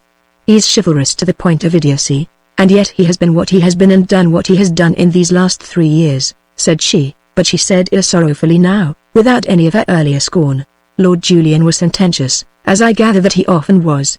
Life can be infernally complex, he sighed. Chapter 21 The Service of King James. Miss Arabella Bishop was aroused very early on the following morning by the brazen voice of a bugle and the insistent clanging of a bell in the ship's belfry. As she lay awake, idly watching the rippled green water that appeared to be streaming past the heavily glazed porthole, she became gradually aware of the sounds of swift, labored bustle, the clatter of many feet, the shouts of hoarse voices, and the persistent trundlings of heavy bodies in the wardroom immediately below the deck of the cabin. Conceiving these sounds to portend a more than normal activity, she sat up, pervaded by a vague alarm, and roused her still slumbering woman. In his cabin on the starboard side Lord Julian, disturbed by the same sounds, was already astir and hurriedly dressing. When presently he emerged under the break of the poop, he found himself staring up into a mountain of canvas. Every foot of sail that she could carry had been crowded to the Arabella's yards, to catch the morning breeze. Ahead and on either side stretched the limitless expanse of ocean, sparkling golden in the sun, as yet no more than a half-disk of flame upon the horizon straight ahead. About him in the waist, where all last night had been so peaceful, there was a frenziedly active bustle of some 30 men. By the rail, immediately above and behind Lord Julian, stood Captain Blood in altercation with a one-eyed giant, whose head was swathed in a red cotton kerchief, whose blue shirt hung open at the waist. As his lordship, moving forward, revealed himself, their voices ceased, and Blood turned to greet him. "Good morning to you," he said, and added, "I've blundered badly, so I have. I should have known better than to come so close to Jamaica by night. But I was in haste to land you. Come up here. I have something to show you." Wondering, Lord Julian mounted the companion as he was bidden. Standing beside Captain Blood, he looked astern, following the indication of the captain's hand, and cried out in his amazement. There, not more than 3 miles away, was land, an uneven wall of vivid green that filled the western horizon. And a couple of miles this side of it, bearing after them, came speeding 3 great white ships. They fly no colors, but they're part of the Jamaica fleet. Blood spoke without excitement, almost with a certain listlessness. When dawn broke we found ourselves running to meet them. We went about, and it's been a race ever since. But the Arabella's been at sea these 4 months, and her bottom's too foul for the speed we're needing. Wolverstone hooked his thumbs into his broad leather belt, and from his great height looked down sardonically upon Lord Julian, tall man though his lordship was. "So that you're like to be in yet another sea fight afore you've done with ships, my lord." "That's a point we were just arguing," said Blood. "For I hold that we're in no case to fight against such odds, the odds be damned." Wolverstone thrust out his heavy jowl. "We're used to odds. The odds was heavier at Maracaibo, yet we won out, and took 3 ships. They was heavier yesterday when we engaged Don Miguel, aye, but those were Spaniards, and what better are these? "Are ye afeard of a lovely Barbados planter? Whatever ails you, Peter? I've never known ye scared afore." A gun boomed out behind them. "That'll be the signal to light to," said Blood, in the same listless voice, and he fetched a sigh. Wolverstone squared himself defiantly before his captain. "I'll see Colonel Bishop in hell or ever I lies to for him." And he spat, presumably for purposes of emphasis. His lordship intervened. "Oh, but, by your leave, surely there is nothing to be apprehended from Colonel Bishop, considering the service you have rendered to his niece and to me." Wolverstone's hoarse laugh interrupted him. "Hark to the gentleman," he mocked. "Ye don't know Colonel Bishop, that's clear. Not for his niece, not for his daughter, not for his own mother, will he forego the blood what he thinks due to him. A drinker of blood, he is. A nasty beast. We knows. The captain and me. We been his slaves. But there is myself," said Lord Julian, with great dignity. Wolverstone laughed again, whereat his lordship flushed. He was moved to raise his voice above its usual languid level. "I assure you that my word counts for something in England." "Oh, aye, in England. But this ain't England, damn," came the roar of a second gun, and a round shot splashed the water less than half a cable's length astern. Blood leaned over the rail to speak to the fair young man immediately below him by the helmsman at the whipstaff. "Bid them take in sail, Jeremy," he said quietly. "We lie to." But Wolverstone interposed again. "Hold there a moment, Jeremy," he roared. "Wait." He swung back to face the captain, who had placed a hand on his shoulder and was smiling, a trifle wistfully. "Steady, old wolf. Steady." Captain Blood admonished him. "Steady, yourself, Peter. Ye've gone mad. Will ye do muscle to hell out of tenderness for that cold slip of a girl?" "Stop!" cried Blood in sudden fury. But Wolverstone would not stop. "It's the truth, you fool. It's that cursed petticoat's making a coward of you. It's for her that ye are afeard, and she, Colonel Bishop's niece. My God, man, ye'll have a mutiny aboard, and I'll lead it myself sooner than surrender to be hanged in Port Royal." Their glances met, sullen defiance braving dull anger, surprise, and pain. "There is no question," said Blood, "of surrender for any man aboard save only myself. If Bishop can report to England that I am taken and hanged, he will magnify himself and at the same time gratify his personal rancor against me. That should satisfy him. I'll send him a message offering to surrender aboard his ship, taking Miss Bishop and Lord Julian with me, but only on condition that the Arabella is allowed to proceed unharmed. It's a bargain that he'll accept, if I know him at all. It's a bargain he'll never be offered," retorted Wolverstone, and his earlier vehemence was as nothing to his vehemence now. "Ye are surely daft even to think of it, Peter. Not so daft as you when you talk of fighting that." He flung out an arm as he spoke to indicate the pursuing ships, which were slowly but surely creeping nearer. "Before we've run another half-mile we shall be within range." Wolverstone swore elaborately, then suddenly checked. Out of the tail of his single eye he had espied a trim figure in grey silk that was ascending the companion. So engrossed had they been that they had not seen Miss Bishop come from the door of the passage leading to the cabin. And there was something else that those three men on the poop, and pit immediately below them, had failed to observe. Some moments ago O'Doul, followed by the main body of his gun-deck crew, had emerged from the booby hatch, to fall into muttered, angrily vehement talk with those who, abandoning the gun tackles upon which they were laboring, had come to crowd about him. Even now Blood had no eyes for that. He turned to look at Miss Bishop, marveling a little, after the manner in which yesterday she had avoided him, that she should now venture upon the quarter-deck. Her presence at this moment, and considering the nature of his altercation with Wolverstone, was embarrassing.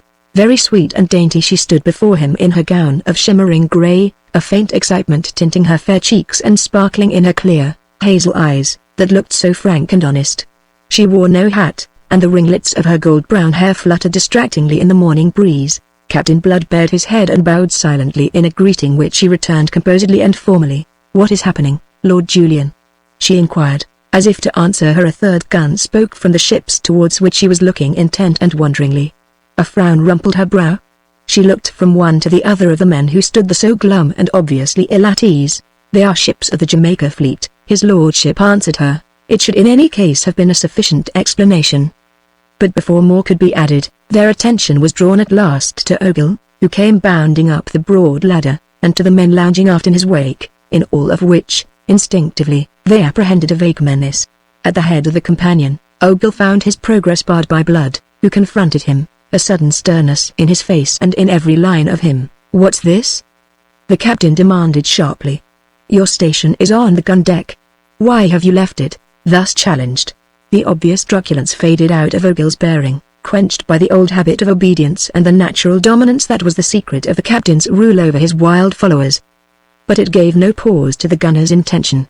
If anything, it increased his excitement. Captain, he said, and as he spoke he pointed to the pursuing ships. Colonel Bishop holds us. We're in no case either to run or fight.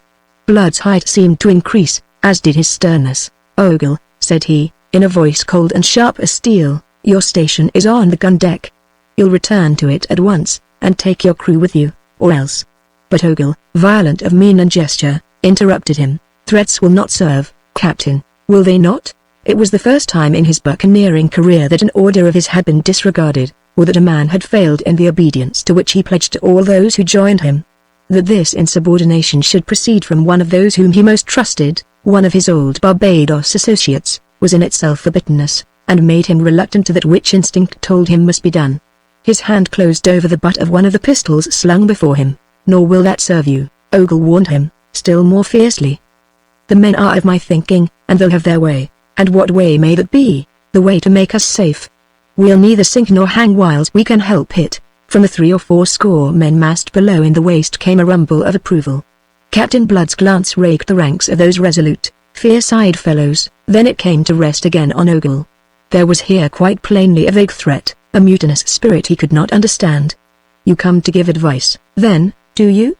Quoth he, relenting nothing of his sternness. That's it, Captain, advice. That girl, there. He flung out a bare arm to point to her. Bishop's girl, the governor of Jamaica's niece. We want her as a hostage for our safety, aye. Roared in chorus the buccaneers below, and 1 or 2 of them elaborated that affirmation. In a flash Captain Blood saw what was in their minds. And for all that he lost nothing of his outward stern composure, fear invaded his heart. And how, he asked, do you imagine that Miss Bishop will prove such a hostage? It's a providence having her aboard, a providence. Heave to, Captain, and signal them to send a boat, and assure themselves that Miss is here. Then let them know that if they attempt to hinder our sailing hence, we'll hang the doxy first and fight for it after. That'll cool Colonel Bishop's heat, maybe. And maybe it won't. Slow and mocking came Wolverstone's voice to answer the other's confident excitement, and as he spoke he advanced to Blood's side, an unexpected ally. Some o' them doorcocks may believe that tale. He jerked a contemptuous thumb towards the men in the waist, whose ranks were steadily being increased by the advent of others from the forecastle. Although even somehow they should know better, for there's still a few as on Barbados with us, and are acquainted like me and you with Colonel Bishop.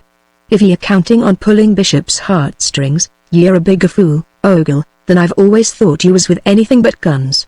There's no heaving to for such a matter as that unless you wants to make quite sure of our being sunk.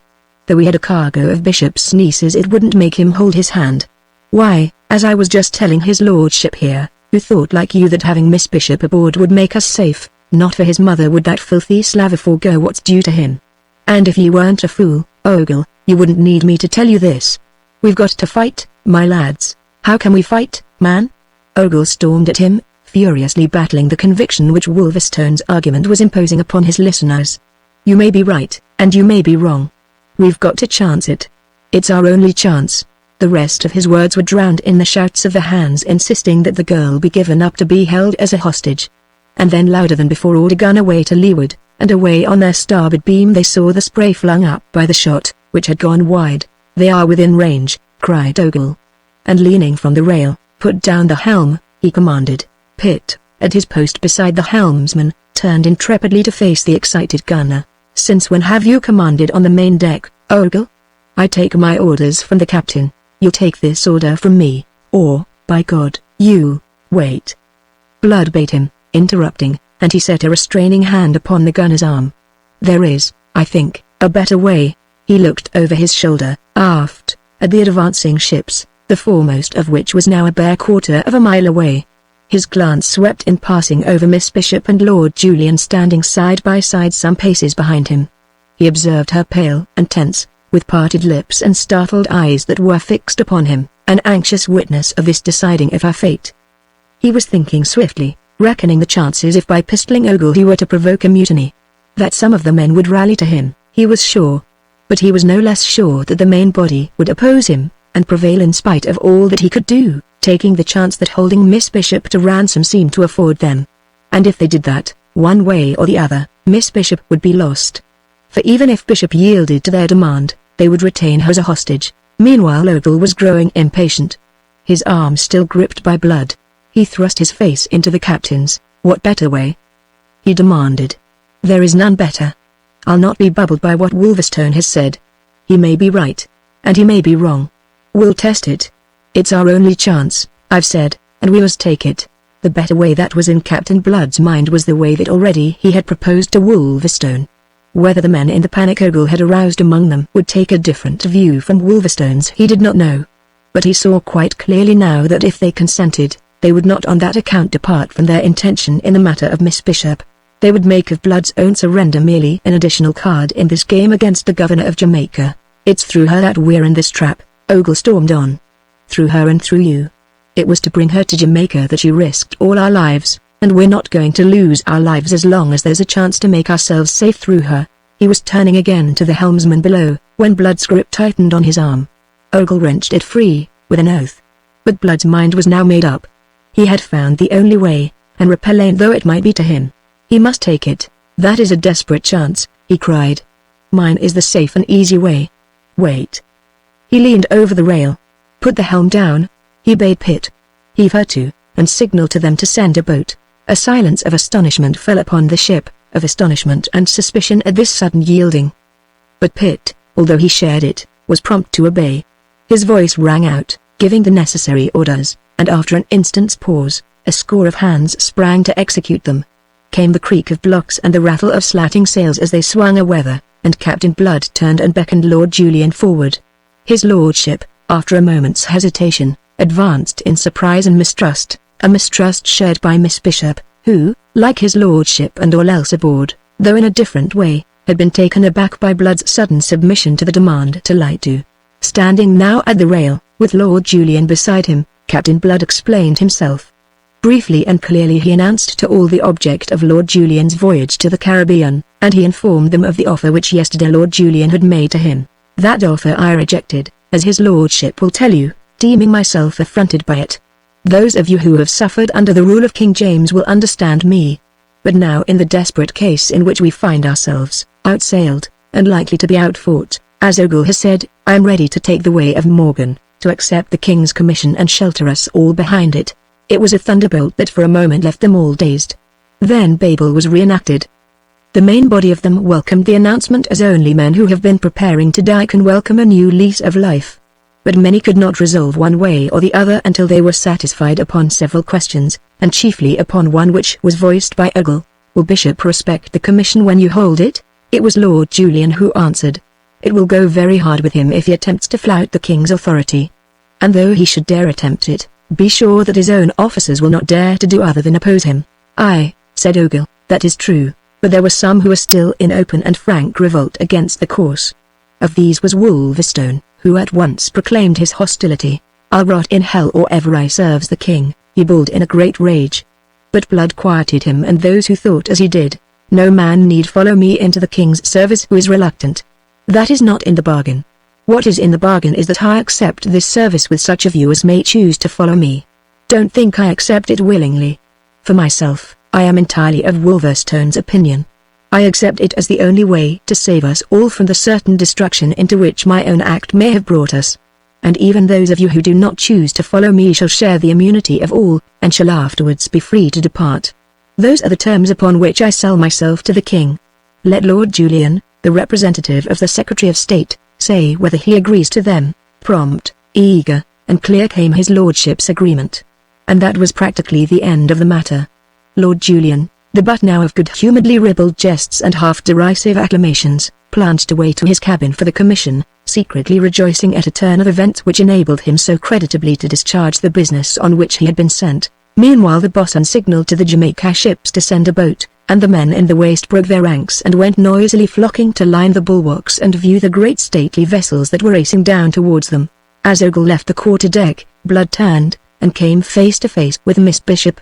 She had been observing him with shining eyes, but at sight of his dejected countenance, and the deep frown that scarred his brow, her own expression changed. She approached him with a hesitation entirely unusual to her. She set a hand lightly upon his arm. "You have chosen wisely, sir," she commended him, "however much against your inclinations." He looked with gloomy eyes upon her for whom he had made this sacrifice. "I owed it to you, or thought I did," he said. She did not understand. "Your resolve delivered me from a horrible danger," she admitted. And she shivered at the memory of it. "But I do not understand why you should have hesitated when first it was proposed to you." "It is an honorable service, King James's?" He sneered. "England's," she corrected him in reproof. "The country is all, sir, the sovereign naught.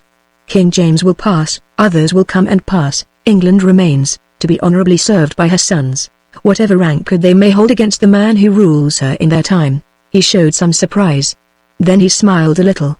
"Shrewd advocacy," he approved it. "You should have spoken to the crew." And then, the note of irony deepening in his voice.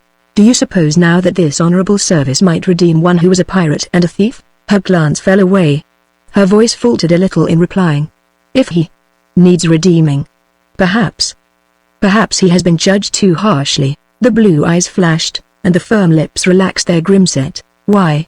If ye think that," he said, considering her, an odd hunger in his glance, "life might have its uses, after all, and even the service of King James might become tolerable." Looking beyond her, across the water, he observed a boat putting off from one of the great ships, which, hove to now, were rocking gently some 300 yards away.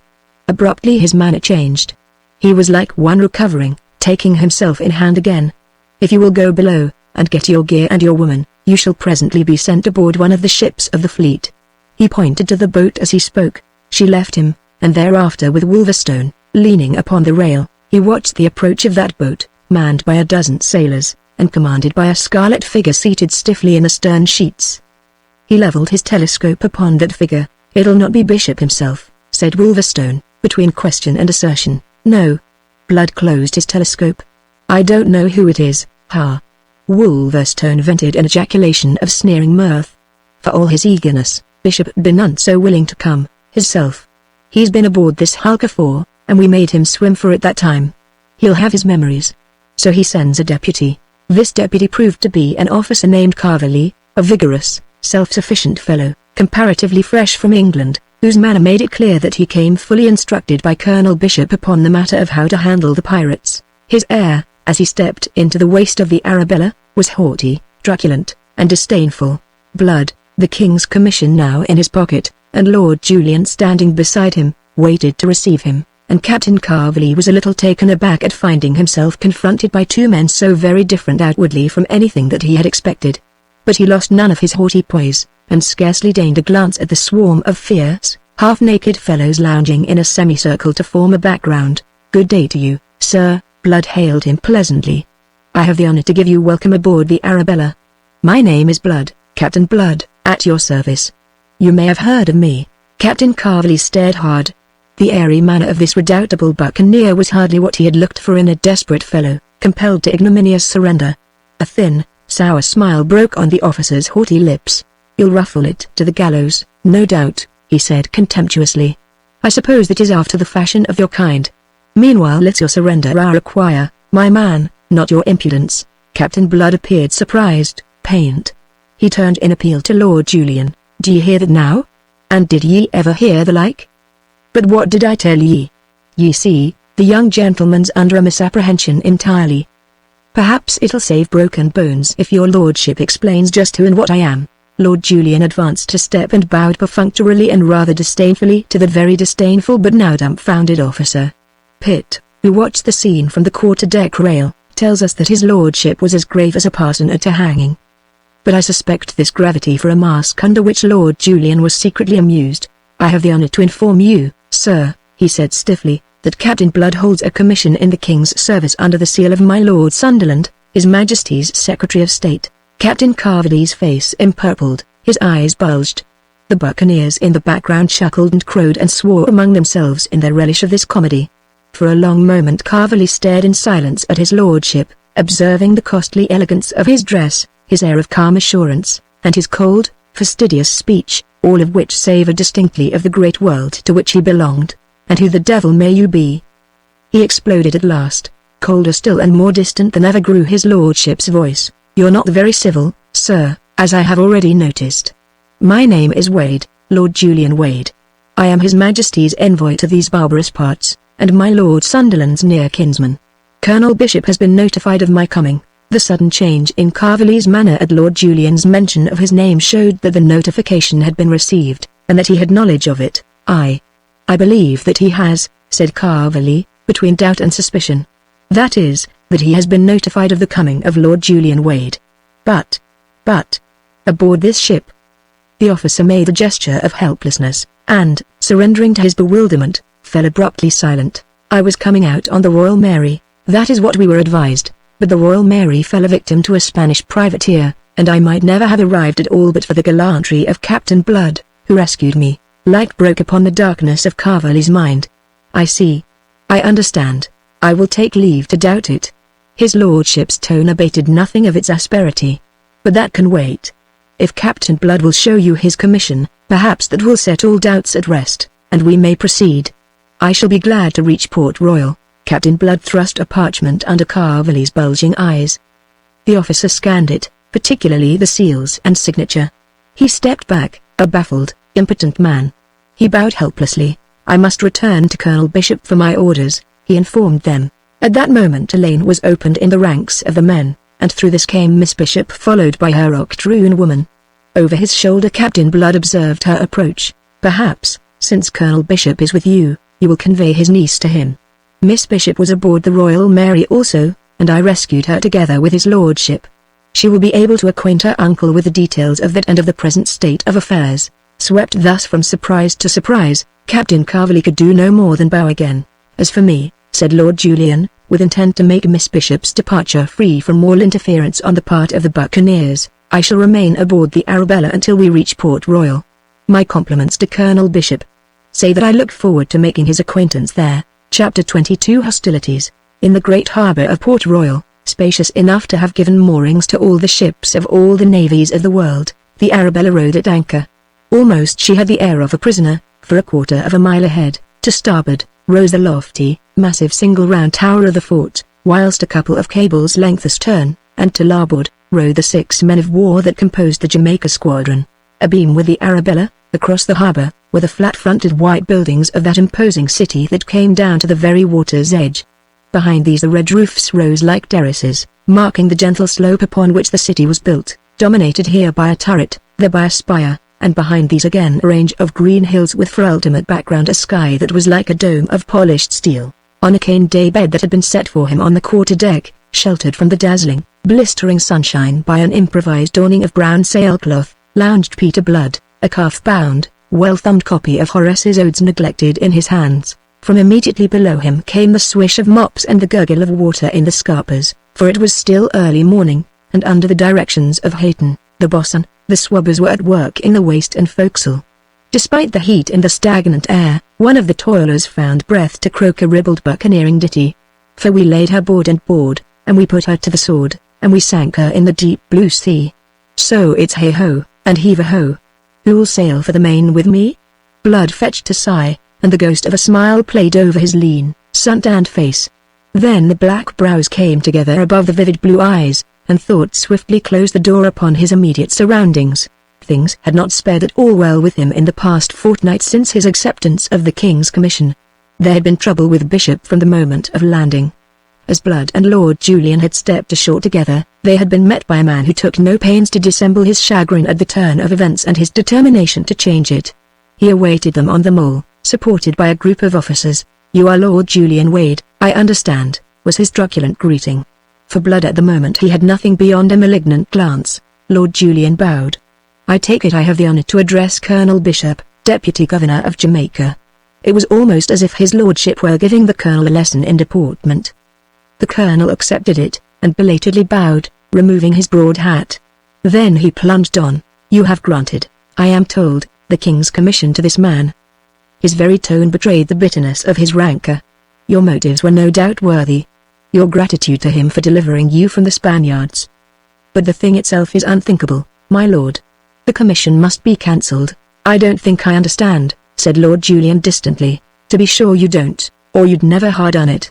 the fellows babbled. You? Why, he's first a rebel, then an escaped slave, and lastly a bloody pirate. I've been hunting him this year past. I assure you, sir, that I was fully informed of all. I do not grant the king's commission lightly, don't you, by God. And what else do you call this? But as His Majesty's Deputy Governor of Jamaica, I'll take leave to correct your mistake in my own way. Ah. And what way may that be? There's a gallows waiting for this rascal in Port Royal. Blood would have intervened at that, but Lord Julian forestalled him. I see, sir, that you do not yet quite apprehend the circumstances. If it is a mistake to grant Captain Blood a commission, the mistake is not mine. I am acting upon the instructions of my Lord Sunderland, and with a full knowledge of all the facts. His lordship expressly designated Captain Blood for this commission if Captain Blood could be persuaded to accept it. Colonel Bishop's mouth fell open in surprise and dismay. Lord Sunderland designated him? He asked, amazed. Expressly. His lordship waited a moment for a reply. None coming from the speechless deputy governor. He asked a question. Would you still venture to describe the matter as a mistake, sir? And dare you take the risk of correcting it? I had not dreamed. I understand, sir. Let me present Captain Blood. Perforce Bishop must put on the best face he could command. But that it was no more than a mask for his fury and his venom was plain to all. From that unpromising beginning matters had not improved, rather had they grown worse. Blood's thoughts were upon this and other things as he lounged there on the day bed. He had been a fortnight in Port Royal, his ship virtually a unit now in the Jamaica squadron. And when the news of it reached Tortuga and the buccaneers who awaited his return, the name of Captain Blood, which had stood so high among the brethren of the coast, would become a byword, a thing of execration, and before all was done his life might pay forfeit for what would be accounted a treacherous defection. And for what had he placed himself in this position? For the sake of a girl who avoided him so persistently and intentionally that he must assume that she still regarded him with aversion. He had scarcely been vouchsafed a glimpse of her in all this fortnight, although with that in view for his main object he had daily haunted her uncle's residence, and daily braved the unmasked hostility and baffled rancor in which Colonel Bishop held him. Nor was that the worst of it. He was allowed plainly to perceive that it was the graceful, elegant young trifler from St. James's, Lord Julian Wade, to whom her every moment was devoted. And what chance had he, a desperate adventurer with a record of outlawry, against such a rival as that, a man of parts? Moreover, as he was bound to admit, you conceive the bitterness of his soul. He beheld himself to be as the dog in the fable that had dropped the substance to snatch at a delusive shadow. He sought comfort in a line on the open page before him. Levius fit patientia quicquid corrigere snuffers, sought it, but hardly found it. A boat that had approached unnoticed from the shore came scraping and bumping against the great red hull of the Arabella, and a raucous voice sent up a hailing shout. From the ship's belfry 2 silvery notes rang clear and sharp, and a moment or two later the boatswain's whistle shrilled a long wail. The sounds disturbed Captain Blood from his disgruntled musings. He rose, tall, active, and arresting the elegant in a scarlet, gold-laced coat that advertised his new position, and slipping the slender volume into his pocket, advanced to the carved rail of the quarter-deck, just as Jeremy Pitt was setting foot upon the companion. "A note for you from the Deputy Governor," said the master shortly, as he proffered a folded sheet. Blood broke the seal, and read. Pitt, loosely clad in shirt and breeches, leaned against the rail the while and watched him, unmistakable concern imprinted on his fair, frank countenance. Blood uttered a short laugh, and curled his lip. "It is a very peremptory summons," he said, and passed the note to his friend. The young master's grey eyes skimmed it. Thoughtfully he stroked his golden beard. "You'll not go?" he said, between question and assertion. "Why not? Haven't I been a daily visitor at the fort? But it'll be about the old wolf that he wants to see you. It gives him a grievance at last. You know, Peter, that it is Lord Julian alone has stood between Bishop and his hate of you. If now he can show that, what if he can?" Blood interrupted carelessly. "Shall I be in greater danger ashore than aboard, now that we've but 50 men left, and they lukewarm rogues who would as soon serve the king as me? Jeremy, dear lad, the Arabella's a prisoner here. Bedad, twixt the ford there and the fleet yonder. Don't be forgetting that." Jeremy clenched his hands. "Why did ye let Wolverstone and the others go?" he cried, with a touch of bitterness. "You should have seen the danger. How could I in honesty have detained them? It was in the bargain. Besides, how could their staying have helped me?" And as Pitt did not answer him, "Ye see?" he said, and shrugged. "I'll be getting my hat and cane and sword, and go ashore in the cockboat. see it manned for me. Ye are going to deliver yourself into Bishop's hands, Peter warned him. Well, maybe he'll not find me quite so easy to grasp as he imagines. There's a thorn or two left on me. And with a laugh Blood departed to his cabin. Jeremy Pitt answered the laugh with an oath. A moment he stood irresolute where Blood had left him. Then slowly, reluctance dragging at his feet, he went down the companion to give the order for the cockboat. If anything should happen to you, Peter, he said, as Blood was going over the side, Colonel Bishop had better look to himself. These 50 lads may be lukewarm at present, as you say, but, sink me, they'll be anything but lukewarm if there's a breach of faith. And what should be happening to me, Jeremy? Sure, now, I'll be back for dinner, so I will. Blood climbed down into the waiting boat. But laugh though he might, he knew as well as Pitt that in going ashore that morning he carried his life in his hands. Because of this, it may have been that when he stepped onto the narrow mole, in the shadow of the shallow outer wall of the fort through whose crenels were thrust the black noses of its heavy guns, he gave order that the boat should stay for him at that spot. He realized that he might have to retreat in a hurry. Walking leisurely, he skirted the embattled wall, and passed through the great gates into the courtyard. Half a dozen soldiers lounged there, and in the shadow cast by the wall, Major Mallard, the commandant, was slowly pacing. He stopped short at sight of Captain Blood, and saluted him, as was his due, but the smile that lifted the officer's stiff mustachios was grimly sardonic. Peter Blood's attention, however, was elsewhere. On his right stretched a spacious garden, beyond which rose the White House that was the residence of the Deputy Governor. In that garden's main avenue, that was fringed with palm and sandalwood, he had caught sight of Miss Bishop alone. He crossed the courtyard with suddenly lengthened stride. "Good morning to ye, ma'am," was his greeting as he overtook her, and hat in hand now, he added on a note of protest, "Sure, it's nothing less than uncharitable to make me run in this heat." "Why do you run, then?" she asked him coolly, standing slim and straight before him, all in white and very maidenly save in her unnatural composure. "I am pressed," she informed him. "So you will forgive me if I do not stay." "You were none so pressed until I came," he protested, and if his thin lips smiled, his blue eyes were oddly hard. "Since you perceive it, sir, I wonder that you trouble to be so insistent." That crossed the swords between them, and it was against Blood's instinct to avoid an engagement. "Faith, you explain yourself after a fashion," said he. "But since it was more or less in your service that I donned the king's coat, you should suffer it to cover the thief and pirate." She shrugged and turned aside, in some resentment and some regret. Fearing to betray the latter, she took refuge in the former. "I do my best," said she, "so that ye can be charitable in some ways." He laughed softly. "Glory be, now, I should be thankful for so much. Maybe I'm presumptuous. But I can't forget that when I was no better than a slave in your uncle's household in Barbados, you used me with a certain kindness. Why not? In those days you had some claim upon my kindness. You were just an unfortunate gentleman then. And what else would you be calling me now? Hardly unfortunate. We have heard of your good fortune on the seas, how your luck has passed into a byword. And we have heard other things, of your good fortune in other directions." She spoke hastily, the thought of Mademoiselle Dogerin in her mind, and instantly would have recalled the words had she been able. But Peter Blood swept them lightly aside, reading into them none of her meaning, as she feared he would. "Aye, a deal of lies, devil a doubt, as I could prove to you. I cannot think why you should trouble to put yourself on your defense," she discouraged him, "so that ye may think less badly of me than you do. What I think of you can be a very little matter to you, sir." This was a disarming stroke. He abandoned combat for expostulation. "Can ye say that now? Can ye say that, beholding me in this livery of a service I despise? Didn't ye tell me that I might redeem the past? It's little enough I am concerned to redeem the past save only in your eyes. In my own I've done nothing at all that I am ashamed of, considering the provocation I received." Her glance faltered, and fell away before his own that was so intent. I can't think why you should speak to me like this," she said, with less than her earlier assurance. "Ah, now, can't ye, indeed?" he cried. "Sure, then, I'll be telling ye." "Oh, please." There was real alarm in her voice. "I realize fully what you did, and I realize that partly, at least, you may have been urged by consideration for myself. Believe me, I am very grateful.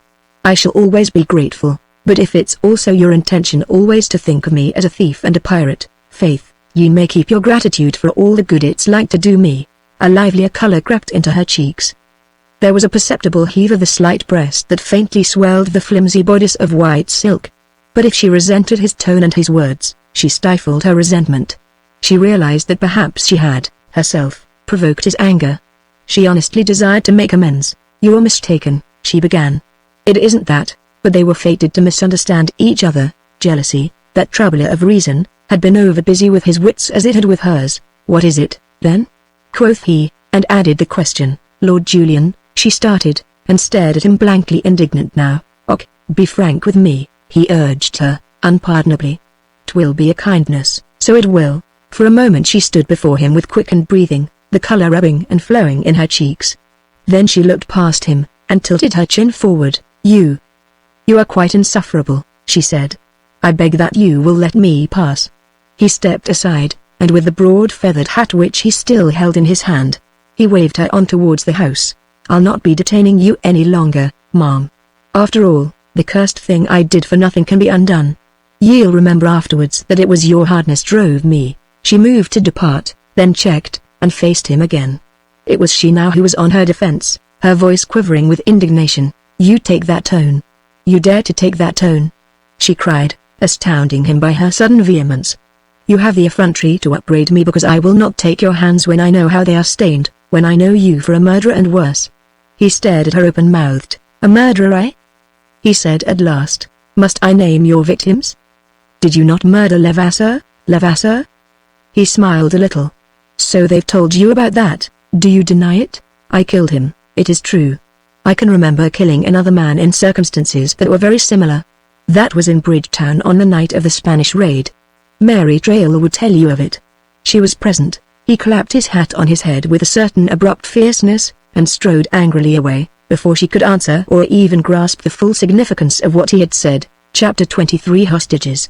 Peter Blood stood in the pillared portico of Government House, and with unseeing eyes that were laden with pain and anger, stared out across the great harbor of Port Royal to the green hills rising from the farther shore and the ridge of the Blue Mountains beyond, showing hazily through the quivering heat. He was aroused by the return of the negro who had gone to announce him, and following now this slave, he made his way through the house to the wide piazza behind it, in whose shade Colonel Bishop and my Lord Julian Wade took what little air there was. "So you've come," the deputy governor hailed him, and followed the greeting by a series of grunts of vague but apparently ill-humored import. He did not trouble to rise, not even when Lord Julian, obeying the instincts of finer breeding, set him the example.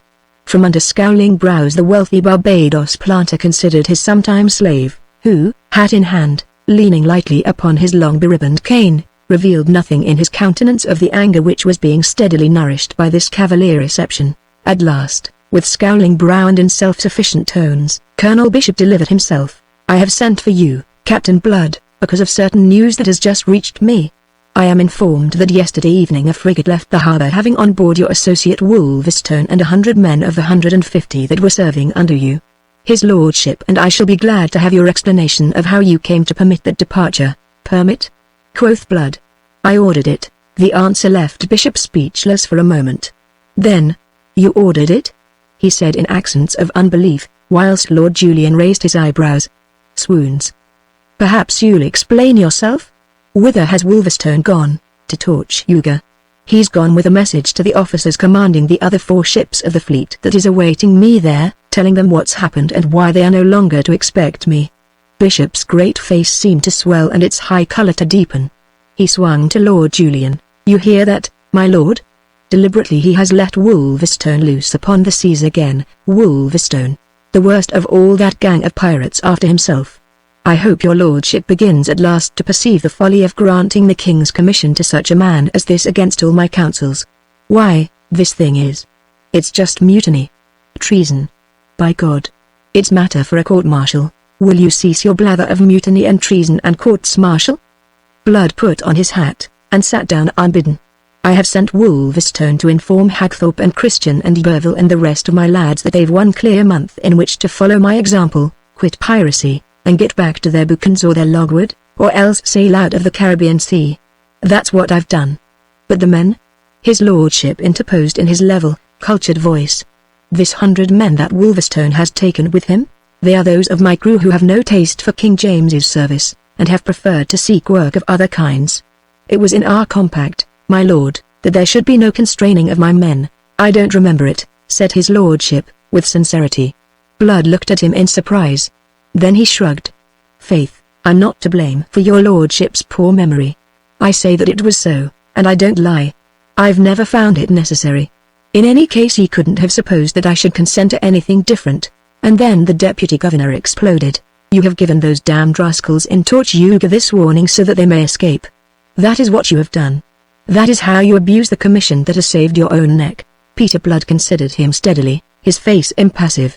I will remind you, he said at last, very quietly, that the object in view was, leaving out of account your own appetites which, as everyone knows, are just those of a hangman, to rid the Caribbean of buccaneers.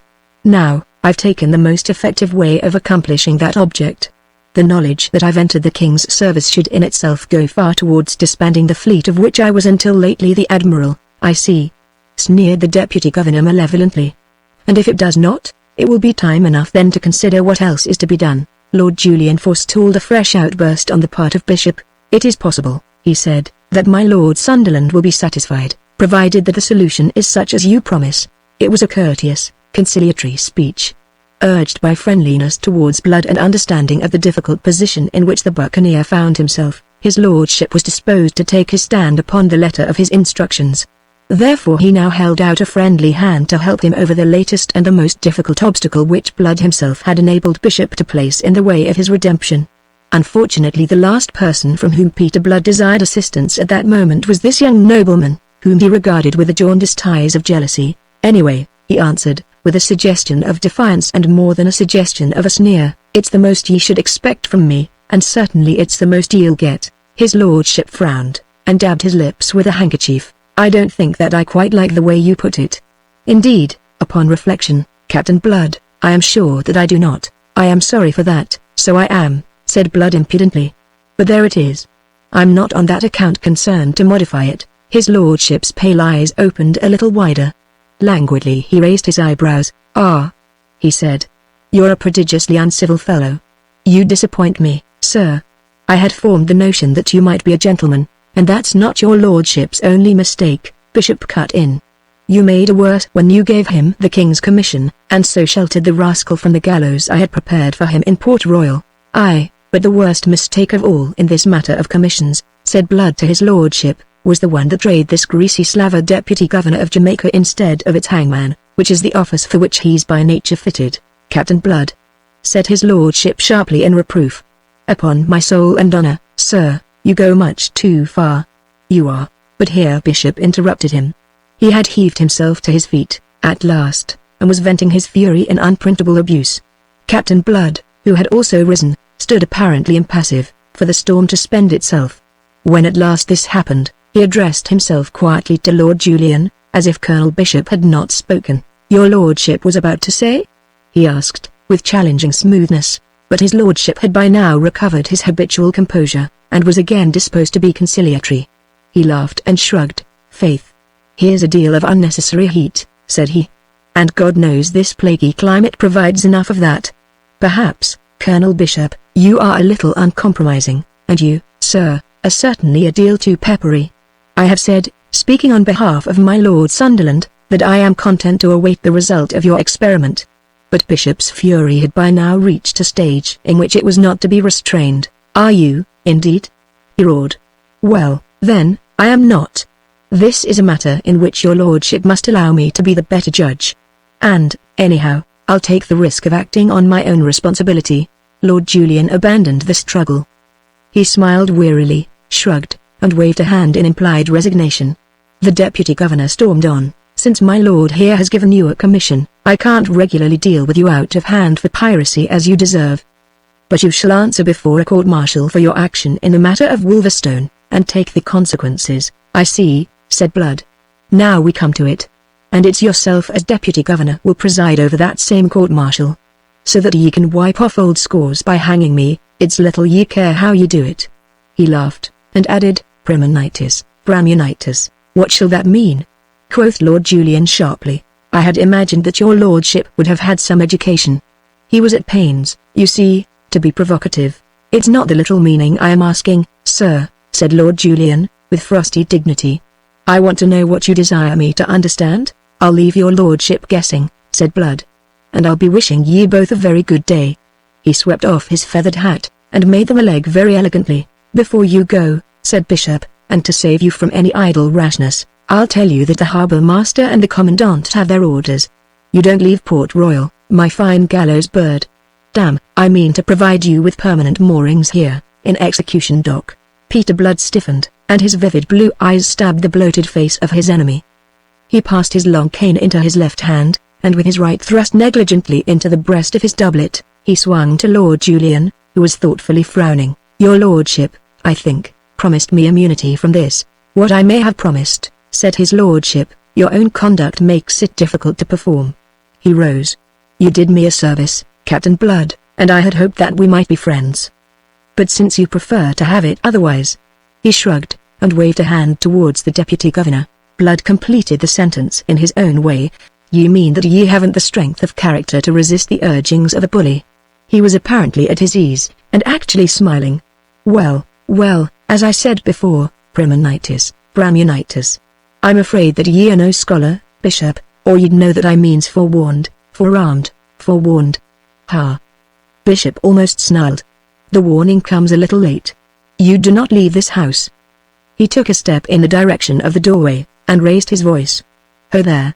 He was beginning to call, then with a sudden audible catch in his breath, he stopped short.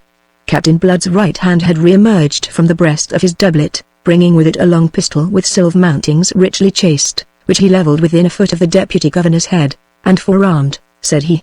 Don't stir from where you are, my lord, or there may be an accident. And my lord, who had been moving to Bishop's assistance, stood instantly arrested. Chapfallen, with much of his high colour suddenly departed, the deputy governor was swaying on unsteady legs. Peter Blood considered him with a grimness that increased his panic. I marvel that I don't pistol you without more ado, ye fat blackguard. If I don't, it's for the same reason that once before I gave ye your life when it was forfeit. Ye are not aware of the reason, to be sure, but it may comfort ye to know that it exists. At the same time I'll warn ye not to put too heavy a strain on my generosity, which resides at the moment in my trigger finger. Ye mean to hang me, and since that's the worst that can happen to me anyway, you'll realize that I'll not boggle at increasing the account by spilling your nasty blood. He cast his cane from him, thus disengaging his left hand. Be good enough to give me your arm, Colonel Bishop. Come, man. Your arm. Under the compulsion of that sharp tone, those resolute eyes, and that gleaming pistol, Bishop obeyed without demur. His recent foul volubility was stemmed. He could not trust himself to speak. Captain Blood tucked his left arm through the deputy governor's proffered right. Then he thrust his own right hand with its pistol back into the breast of his doublet. Though invisible, it's aiming at ye nonetheless, and I give you my word of honor that I'll shoot ye dead upon the very least provocation, whether that provocation is yours or another's. Ye'll bear that in mind, Lord Julian. And now, ye greasy hangman, step out as brisk and lively as ye can, and behave as naturally as ye may, or it's the black stream of cositas you'll be contemplating. Arm in arm they passed through the house, and down the garden, where Arabella lingered, awaiting Peter Blood's return. Consideration of his parting words had brought her first turmoil of mind, then a clear perception of what might be indeed the truth of the death of Levasseur. She perceived that the particular inference drawn from it might similarly have been drawn from Blood's deliverance of Mary Trail. When a man so risks his life for a woman, the rest is easily assumed. For the men who will take such risks without hope of personal gain are few. Blood was of those few, as he had proved in the case of Mary Trail. It needed no further assurances of his to convince her that she had done him a monstrous injustice. She remembered words he had used, words overheard aboard his ship, which he had named the Arabella, on the night of her deliverance from the Spanish admiral, words he had uttered when she had approved his acceptance of the king's commission, the words he had spoken to her that very morning, which had but served to move her indignation. All these assumed the fresh meaning in her mind, delivered now from its unwarranted preconceptions. Therefore she lingered there in the garden, awaiting his return that she might make amends, that she might set a term to all misunderstanding. In impatience she awaited him. Yet her patience, it seemed, was to be tested further. For when at last he came, it was in company, unusually close and intimate company, with her uncle. In vexation she realized that explanations must be postponed. Could she have guessed the extent of that postponement, vexation would have been changed into despair. He passed, with his companion, from that fragrant garden into the courtyard of the fort. Here the commandant, who had been instructed to hold himself in readiness with the necessary men against the need to effect the arrest of Captain Blood, was amazed by the curious spectacle of the deputy governor of Jamaica strolling forth arm in arm and apparently on the friendliest terms with the intended prisoner. For as they went, Blood was chatting and laughing briskly. They passed out of the gates unchallenged, and so came to the mole where the cockboat from the Arabella was waiting. They took their places side by side in the stern sheets, and were pulled away together, always very close and friendly, to the great red ship where Jeremy Pitt so anxiously awaited news. You can see the master's amazement to see the deputy governor come toiling up the entrance ladder, with Blood following very close behind him. "Sure, I walked into a trap, as ye feared, Jeremy," Blood hailed him. "But I walked out again, and fetched the trapper with me. He loves his life, does this fat rascal." Colonel Bishop stood in the waist, his great face blenched to the color of clay, his mouth loose, almost afraid to look at the sturdy ruffians who lounged about the shot rack on the main hatch. Blood shouted an order to the boatswain, who was leaning against the forecastle bulkhead. "Throw me a rope with a running noose over the yardarm there, against the need of it. Now, don't be alarming yourself, Colonel, darling. It's no more than a provision against your being unreasonable, which I am sure ye'll not be. We'll talk the matter over whiles we are dining, for I trust ye'll not refuse to honour my table by your company." He led away the will-less, cowed bully to the great cabin. Benjamin, the negro steward, in white drawers and cotton shirt, made haste by his command to serve dinner. Colonel Bishop collapsed on the locker under the stern ports, and spoke now for the first time. "May I ask what are your intentions?" he quavered. "Why, nothing sinister, Colonel. Although ye deserve nothing less than that same rope and yardarm, I assure you that it's to be employed only as a last resource. Ye've said his lordship made a mistake when he handed me the commission which the Secretary of State did me the honor to design for me. I'm disposed to agree with you, so I'll take to the sea again. Crescentians iterabim equa. It's the fine Latin scholar ye'll be when I've done with ye. I'll be getting back to Tortuga and my buccaneers, who at least are honest, decent fellows. So I've fetched ye aboard as a hostage, my God," groaned the deputy governor. Ye never mean that ye'll carry me to Tortuga?" Blood laughed outright. "Oh, I'd never serve ye such a bad turn as that. No, no. All I want is that ye ensure my safe departure from Port Royal. And, if ye are reasonable, I'll not even trouble you to swim for it this time. Ye've given certain orders to your harbour master, and others to the commandant of your plaguey fort. Ye'll be so good as to send for them both aboard here, and inform them in my presence that the Arabella is leaving this afternoon on the King's service and is to pass out unmolested. And so as to make quite sure of their obedience, they shall go a little voyage with us, themselves. Here's what you require. Now write, unless you prefer the yardarm." Colonel Bishop heaved himself up in a pet. "You constrain me with violence." He was beginning. Blood smoothly interrupted him. "Sure, now, I am not constraining you at all. I'm giving you a perfectly free choice between the pen and the rope. It's a matter for yourself entirely." Bishop glared at him, then shrugging heavily, he took up the pen and sat down at the table. In an unsteady hand he wrote that summons to his officers. Blood dispatched it ashore, and then bade his unwilling guest to table. "I trust, Colonel, your appetite is as stout as usual." The wretched bishop took the seat to which he was commanded. As for eating, however, that was not easy to a man in his position, nor did Blood press him. The captain, himself, felt with a good appetite. But before he was midway through the meal came Hayton to inform him that Lord Julian Wade had just come aboard, and was asking to see him instantly. "I was expecting him," said Blood. "Fetch him in." Lord Julian came. He was very stern and dignified. His eyes took in the situation at a glance, as Captain Blood rose to greet him. "It's mighty friendly of you to have joined us, my lord." "Captain Blood," said his lordship with asperity, "I find your humor a little forced. I don't know what may be your intentions, but I wonder do you realize the risks you're running, and I wonder does your lordship realize the risks to yourself in following us aboard as I had counted that you would." "What shall that mean, sir?" Blood signaled to Benjamin, who was standing behind Bishop. "Set a chair for his lordship. Hayton, send his lordship's boat ashore. Tell them he'll not be returning yet a while." "What's that?" cried his lordship. "Bliss to me. Do ye mean to detain me? Are ye mad?" "Better wait, Hayton, in case his lordship should turn violent," said Blood. "You, Benjamin, you heard the message. Deliver it." "Will you tell me what you intend, sir?" demanded his lordship, quivering with anger. Just to make myself and my lads here safe from Colonel Bishop's gallows. I've said that I trusted to your gallantry not to leave him in the lurch, but to follow him hither, and there's a note from his hand gone ashore to summon the harbour master and the commandant of the fort.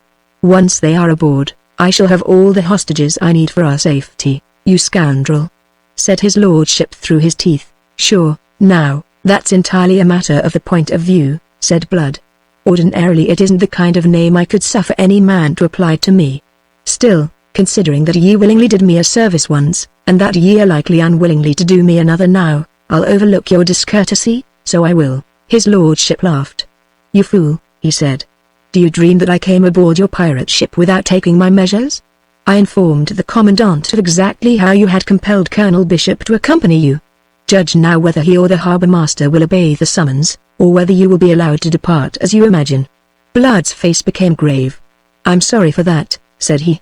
"I thought you would be," answered his lordship. "Oh, but not on my own account. It's the deputy governor that I'm sorry for. Do ye know what ye've done? Sure, now, ye very likely hanged him." "My God!" cried Bishop in a sudden increase of panic. "If they so much as put a shot across my bows, up goes their deputy governor to the yardarm. Your only hope, Colonel, lies in the fact that I shall send them word of that intention. And so that you may mend as far as you can the harm you have done, it's yourself shall bear them the message, my lord." "I'll see you damned before I do," fumed his lordship. "Why, that's unreasonable and unreasoning. But if ye insist, why, another messenger will do as well, and another hostage aboard, as I had originally intended, will make my hand the stronger." Lord Julian stared at him, realizing exactly what he had refused. "You'll think better of it now that ye understand?" quoth Blood. "Aye, in God's name, go, my lord," spluttered Bishop, "and make yourself obeyed. This damned pirate has me by the throat." His lordship surveyed him with an eye that was not by any means admiring. "Why, if that is your wish," he began. Then he shrugged, and turned again to Blood. "I suppose I can trust you that no harm will come to Colonel Bishop if you are allowed to sail?" "You have my word for it," said Blood. "And also that I shall put him safely ashore again without delay." Lord Julian bowed stiffly to the cowering deputy governor. "You understand, sir, that I do as you desire," he said coldly. "Aye, man, aye." Bishop assented hastily. "Very well." Lord Julian bowed again and took his departure.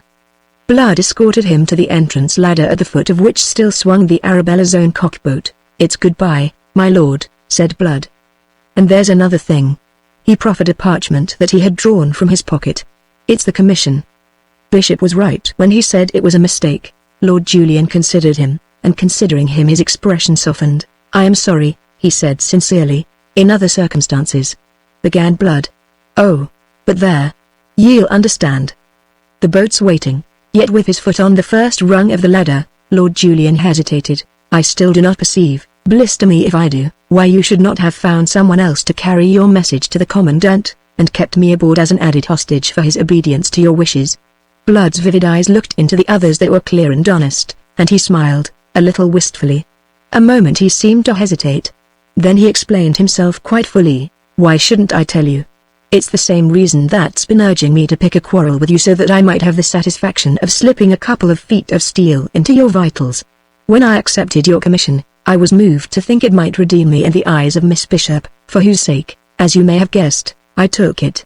But I have discovered that such a thing is beyond accomplishment. I should have known it for a sick man's dream. I have discovered also that if she's choosing you, as I believe she is, she's choosing wisely between us. And that's why I'll not have your life risked by keeping you aboard whilst the message goes by another who might bungle it. And now perhaps ye'll understand." Lord Julian stared at him bewildered. His long, aristocratic face was very pale. "My God," he said. "And you tell me this?" "I tell you because—" "Oh, plague on it, so that ye may tell her, so that she may be made to realize that there's something of the unfortunate gentleman left under the thief and pirate she accounts me, and that her own good is my supreme desire. Knowing that, she may, she may remember me more kindly, if it's only in her prayers. That's all, my lord." Lord Julian continued to look at the buccaneer in silence. In silence, at last. He held out his hand, and in silence Blood took it. "I wonder whether you are right," said his lordship, "and whether you are not the better man. Where she is concerned, see that you make sure that I am right. Goodbye to you." Lord Julian wrung his hand in silence, went down the ladder, and was pulled ashore. From the distance he waved to Blood, who stood leaning on the bulwarks watching the receding cockboat. The Arabella sailed within the hour, moving lazily before a sluggish breeze. The fort remained silent and there was no movement from the fleet to hinder her departure. Lord Julian had carried the message effectively, and had added to it his own personal commands. Chapter 24 War. 5 miles out at sea from Port Royal, whence the details of the coast of Jamaica were losing their sharpness, the Arabella hove to, and the sloop she had been towing was warped alongside. Captain Blood escorted his compulsory guest to the head of the ladder. Colonel Bishop, who for 2 hours and more had been in a state of mortal anxiety, breathed freely at last, and as the tide of his fears receded, so that of his deep-rooted hate of this audacious buccaneer resumed its normal flow. But he practiced circumspection. If in his heart he vowed that once back in Port Royal there was no effort he would spare, no nerve he would not strain, to bring Peter Blood to final moorings in Execution Dock, at least he kept that vow strictly to himself. Peter Blood had no illusions. He was not, and never would be, the complete pirate. There was not another buccaneer in all the Caribbean who would have denied himself the pleasure of stringing Colonel Bishop from the yardarm, and by thus finally stifling the vindictive planter's hatred have increased his own security. But Blood was not of these. Moreover, in the case of Colonel Bishop there was a particular reason for restraint. Because he was Arabella Bishop's uncle, his life must remain sacred to Captain Blood, and so the captain smiled into the sallow, bloated face and the little eyes that fixed him with a malevolence not to be dissembled. "A safe voyage home to you, Colonel, darling," said he in valediction, and from his easy, smiling manner you would never have dreamt of the pain he carried in his breast. "It's the second time you've served me for a hostage. Ye'll be well advised to avoid a third. I'm not lucky to you, Colonel, as you should be perceiving." Jeremy Pitt, the master, lounging at Blood's elbow, looked darkly upon the departure of the deputy governor. Behind them a little mob of grim, stalwart, sun-tanned buccaneers were restrained from cracking Bishop like a flea only by their submission to the dominant will of their leader. They had learnt from Pitt while yet in Port Royal of their captain's danger, and whilst as ready as he to throw over the king's service which had been thrust upon them, yet they resented the manner in which this had been rendered necessary, and they marvelled now at Blood's restraint where Bishop was concerned. The deputy governor looked round and met the lowering hostile glances of those fierce eyes. Instinct warned him that his life at that moment was held precariously, that an injudicious word might precipitate an explosion of hatred from which no human power could save him. Therefore he said nothing. He inclined his head in silence to the captain, and went blundering and stumbling in his haste down that ladder to the sloop and its waiting negro crew. They pushed off the craft from the red hull of the Arabella, bent to their sweeps, then, hoisting sail, headed back for Port Royal, intent upon reaching it before darkness should come down upon them. And Bishop, the great bulk of him huddled in the stem sheets, sat silent, his black brows knitted, his coarse lips pursed, malevolence and vindictiveness so whelming now his recent panic that he forgot his near escape of the yardarm and the running noose. On the mole at Port Royal, under the low, embattled wall of the fort, Major Mallard and Lord Julian waited to receive him, and it was with infinite relief that they assisted him from the sloop. Major Mallard was disposed to be apologetic. "Glad to see you safe, sir," said he. "I'd have sunk Blood's ship in spite of your excellencies being aboard but for your own orders by Lord Julian, and his lordship's assurance that he had Blood's word for it that no harm should come to you so that no harm came to him. I'll confess I thought it rash of his lordship to accept the word of a damned pirate. I have found it as good as another's," said his lordship, cropping the major's too eager eloquence. He spoke with an unusual degree of that frosty dignity he could assume upon occasion. The fact is that his lordship was in an exceedingly bad humour. Having written jubilantly home to the Secretary of State that his mission had succeeded, he was now faced with the necessity of writing again to confess that this success had been ephemeral. And because Major Mallard's crisp moustachios were lifted by a sneer at the notion of a buccaneer's word being acceptable, he added still more sharply, "My justification is here in the person of Colonel Bishop safely returned. As against that, sir, your opinion does not waver very much. You should realize it, as your lordship says." Major Mallard's manner was tinged with irony. "To be sure, here is the colonel safe and sound. And out yonder is Captain Blood, also safe and sound, to begin his piratical ravages all over again. I do not propose to discuss the reasons with you, Major Mallard, and, anyway, it's not for long," growled the colonel, finding speech at last. "No, by..." He emphasized the assurance by an unprintable oath. "If I spend the last shilling of my fortune and the last ship of the Jamaica fleet, I'll have that rascal in a hempen necktie before I rest." and I'll not be long about it." He had empurpled in his angry vehemence, and the veins of his forehead stood out like whipcord. Then he checked. "You did well to follow Lord Julian's instructions," he commended the Major. With that he turned from him, and took his lordship by the arm. "Come, my lord. We must take order about this, you and I." They went off together, skirting the redoubt, and so through courtyard and garden to the house where Arabella waited anxiously. The sight of her uncle brought her infinite relief, not only on his own account, but on account also of Captain Blood. "You took a great risk, sir," she gravely told Lord Julian after the ordinary greetings had been exchanged. But Lord Julian answered her as he had answered Major Mallard. "There was no risk, ma'am." She looked at him in some astonishment. His long, aristocratic face wore a more melancholy, pensive air than usual. He answered the inquiry in her glance. "So that Blood's ship were allowed to pass the fort, no harm could come to Colonel Bishop.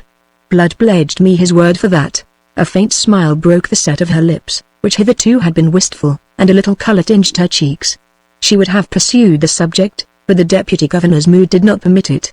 He sneered and snorted at the notion of Blood's word being good for anything, forgetting that he owed to it his own preservation at that moment. At supper, and for long thereafter, he talked of nothing but Blood, of how he would lay him by the heels, and what hideous things he would perform upon his body. And as he drank heavily the while, his speech became increasingly gross and his threats increasingly horrible, until in the end Arabella withdrew, white-faced and almost on the verge of tears. It was not often that Bishop revealed himself to his niece. Oddly enough, this coarse, overbearing planter went in a certain awe of that slim girl. It was as if she had inherited from her father the respect in which he had always been held by his brother. Lord Julian, who began to find Bishop disgusting beyond endurance, excused himself soon after, and went in quest of the lady.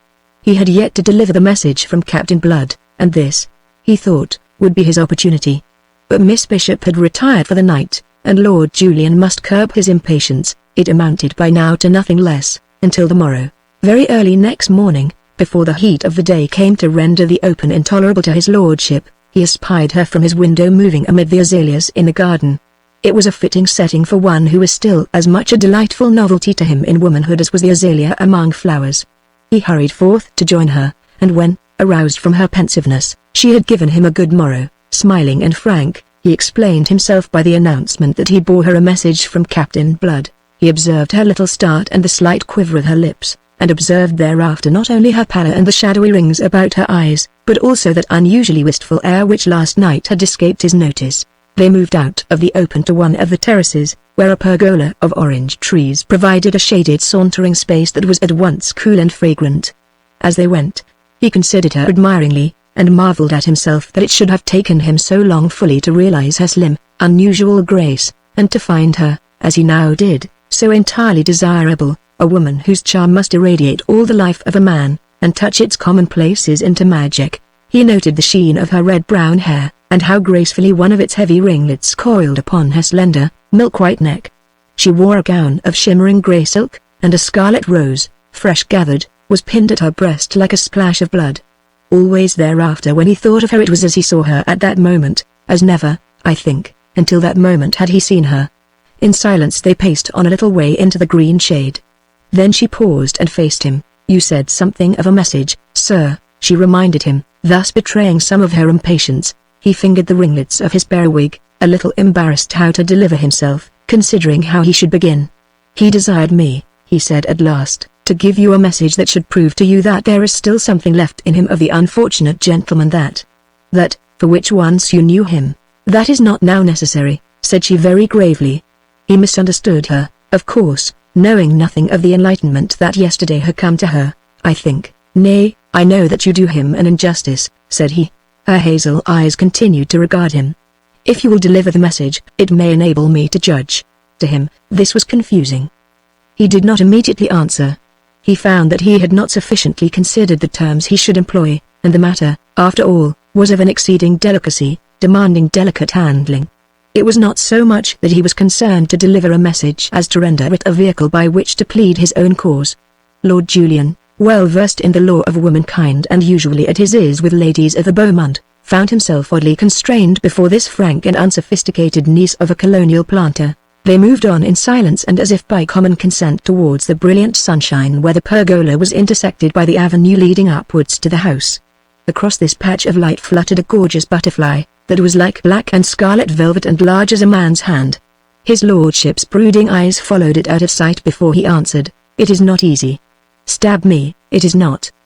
He was a man who deserved well.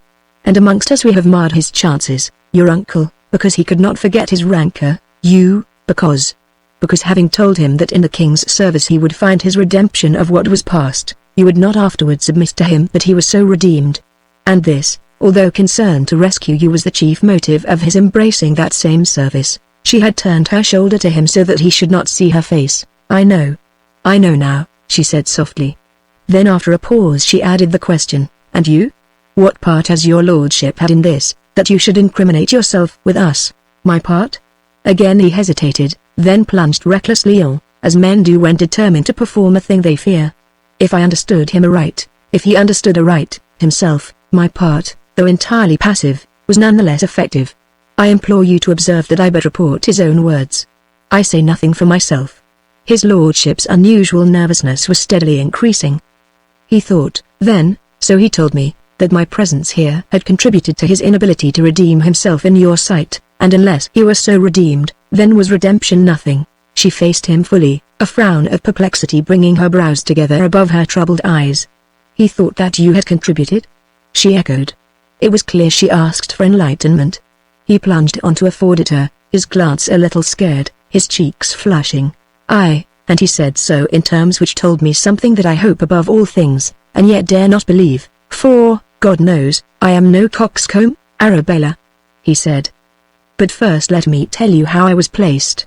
I had gone aboard his ship to demand the instant surrender of your uncle whom he held captive. He laughed at me. Colonel Bishop should be a hostage for his safety. By rashly venturing aboard his ship, I afforded him in my own person yet another hostage as valuable at least as Colonel Bishop. Yet he bade me depart, not from the fear of consequences, for he is above fear, nor from any personal esteem for me whom he confessed that he had come to find detestable, and this for the very reason that made him concerned for my safety. I do not understand," she said, as he paused. "Is not that a contradiction in itself? It seems so only. The fact is, Arabella, this unfortunate man has the temerity to love you." She cried out at that, and clutched her breast whose calm was suddenly disturbed. Her eyes dilated as she stared at him. "I've startled you," said he, with concern. "I feared I should. But it was necessary so that you may understand. Go on," she bade him. "Well, then, he saw in me one who made it impossible that he should win you, so he said. Therefore he could with satisfaction have killed me. But because my death might cause you pain, because your happiness was the thing that above all things he desired, he surrendered that part of his guarantee of safety which my person afforded him. If his departure should be hindered, and I should lose my life in what might follow, there was the risk that you might mourn me. That risk he would not take. Him you deemed a thief and a pirate," he said, and added that, "I am giving you his own words always, if in choosing between us two, your choice, as he believed, would fall on me, then were you in his opinion choosing wisely.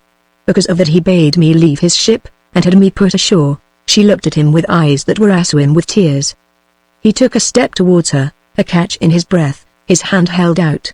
"Was he right, Arabella? My life's happiness hangs upon your answer." But she continued silently to regard him with those tear-laden eyes, without speaking, and until she spoke he dared not advance farther. A tormenting doubt beset him.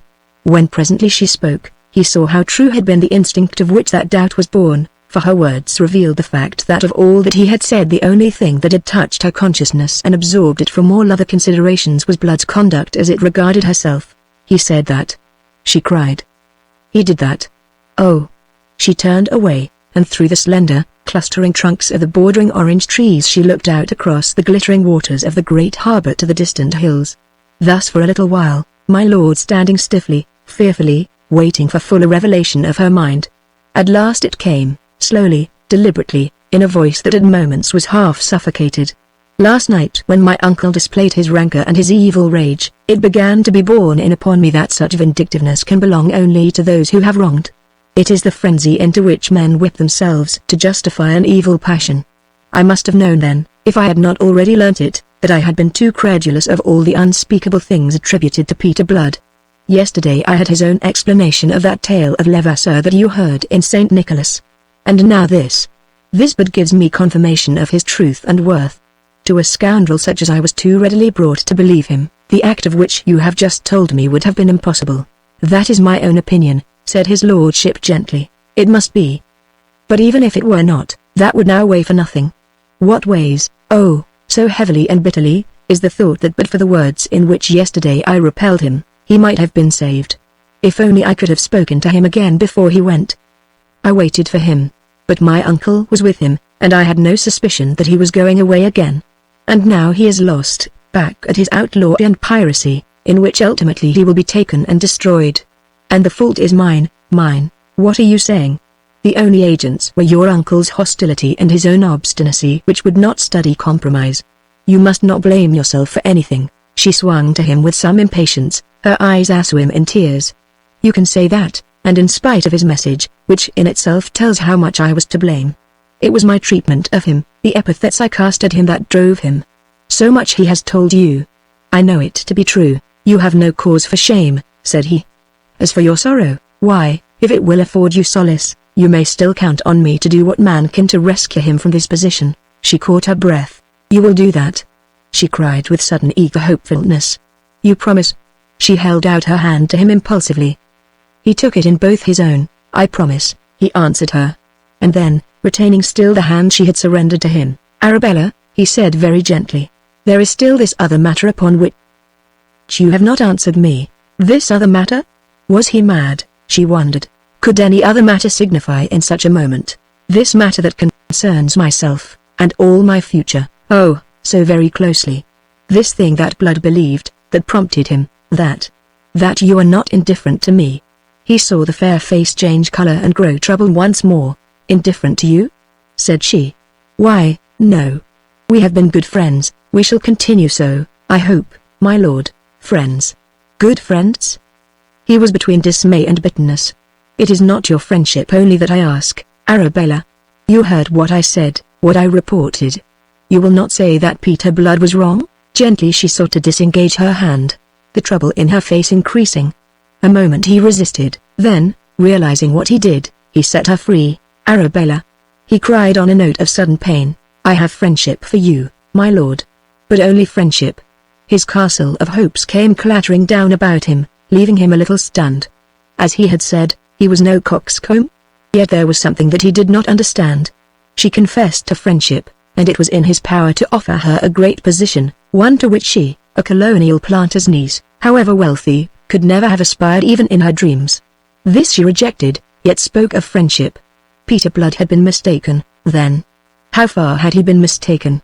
Had he been as mistaken in her feelings towards himself as he obviously was in her feelings towards his lordship?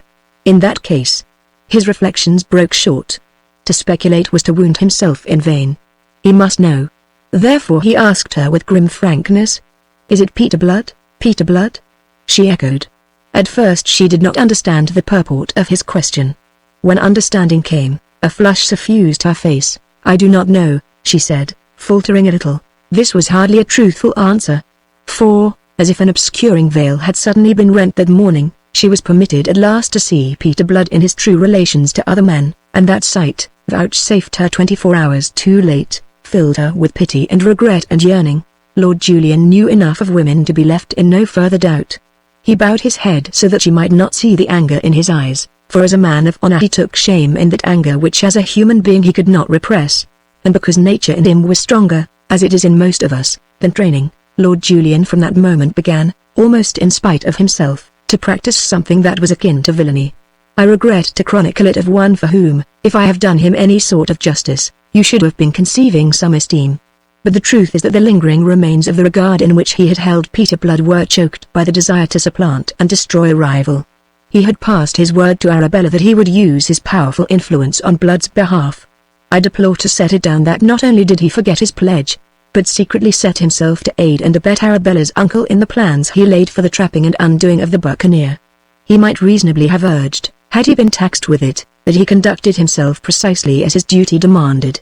But to that he might have been answered that duty with him was but the slave of jealousy in this. When the Jamaica fleet put to sea some few days later, Lord Julian sailed with Colonel Bishop and Vice Admiral Crawford's flagship. Not only was there no need for either of them to go, but the deputy governor's duties actually demanded that he should remain ashore, whilst Lord Julian, as we know, was a useless man aboard a ship.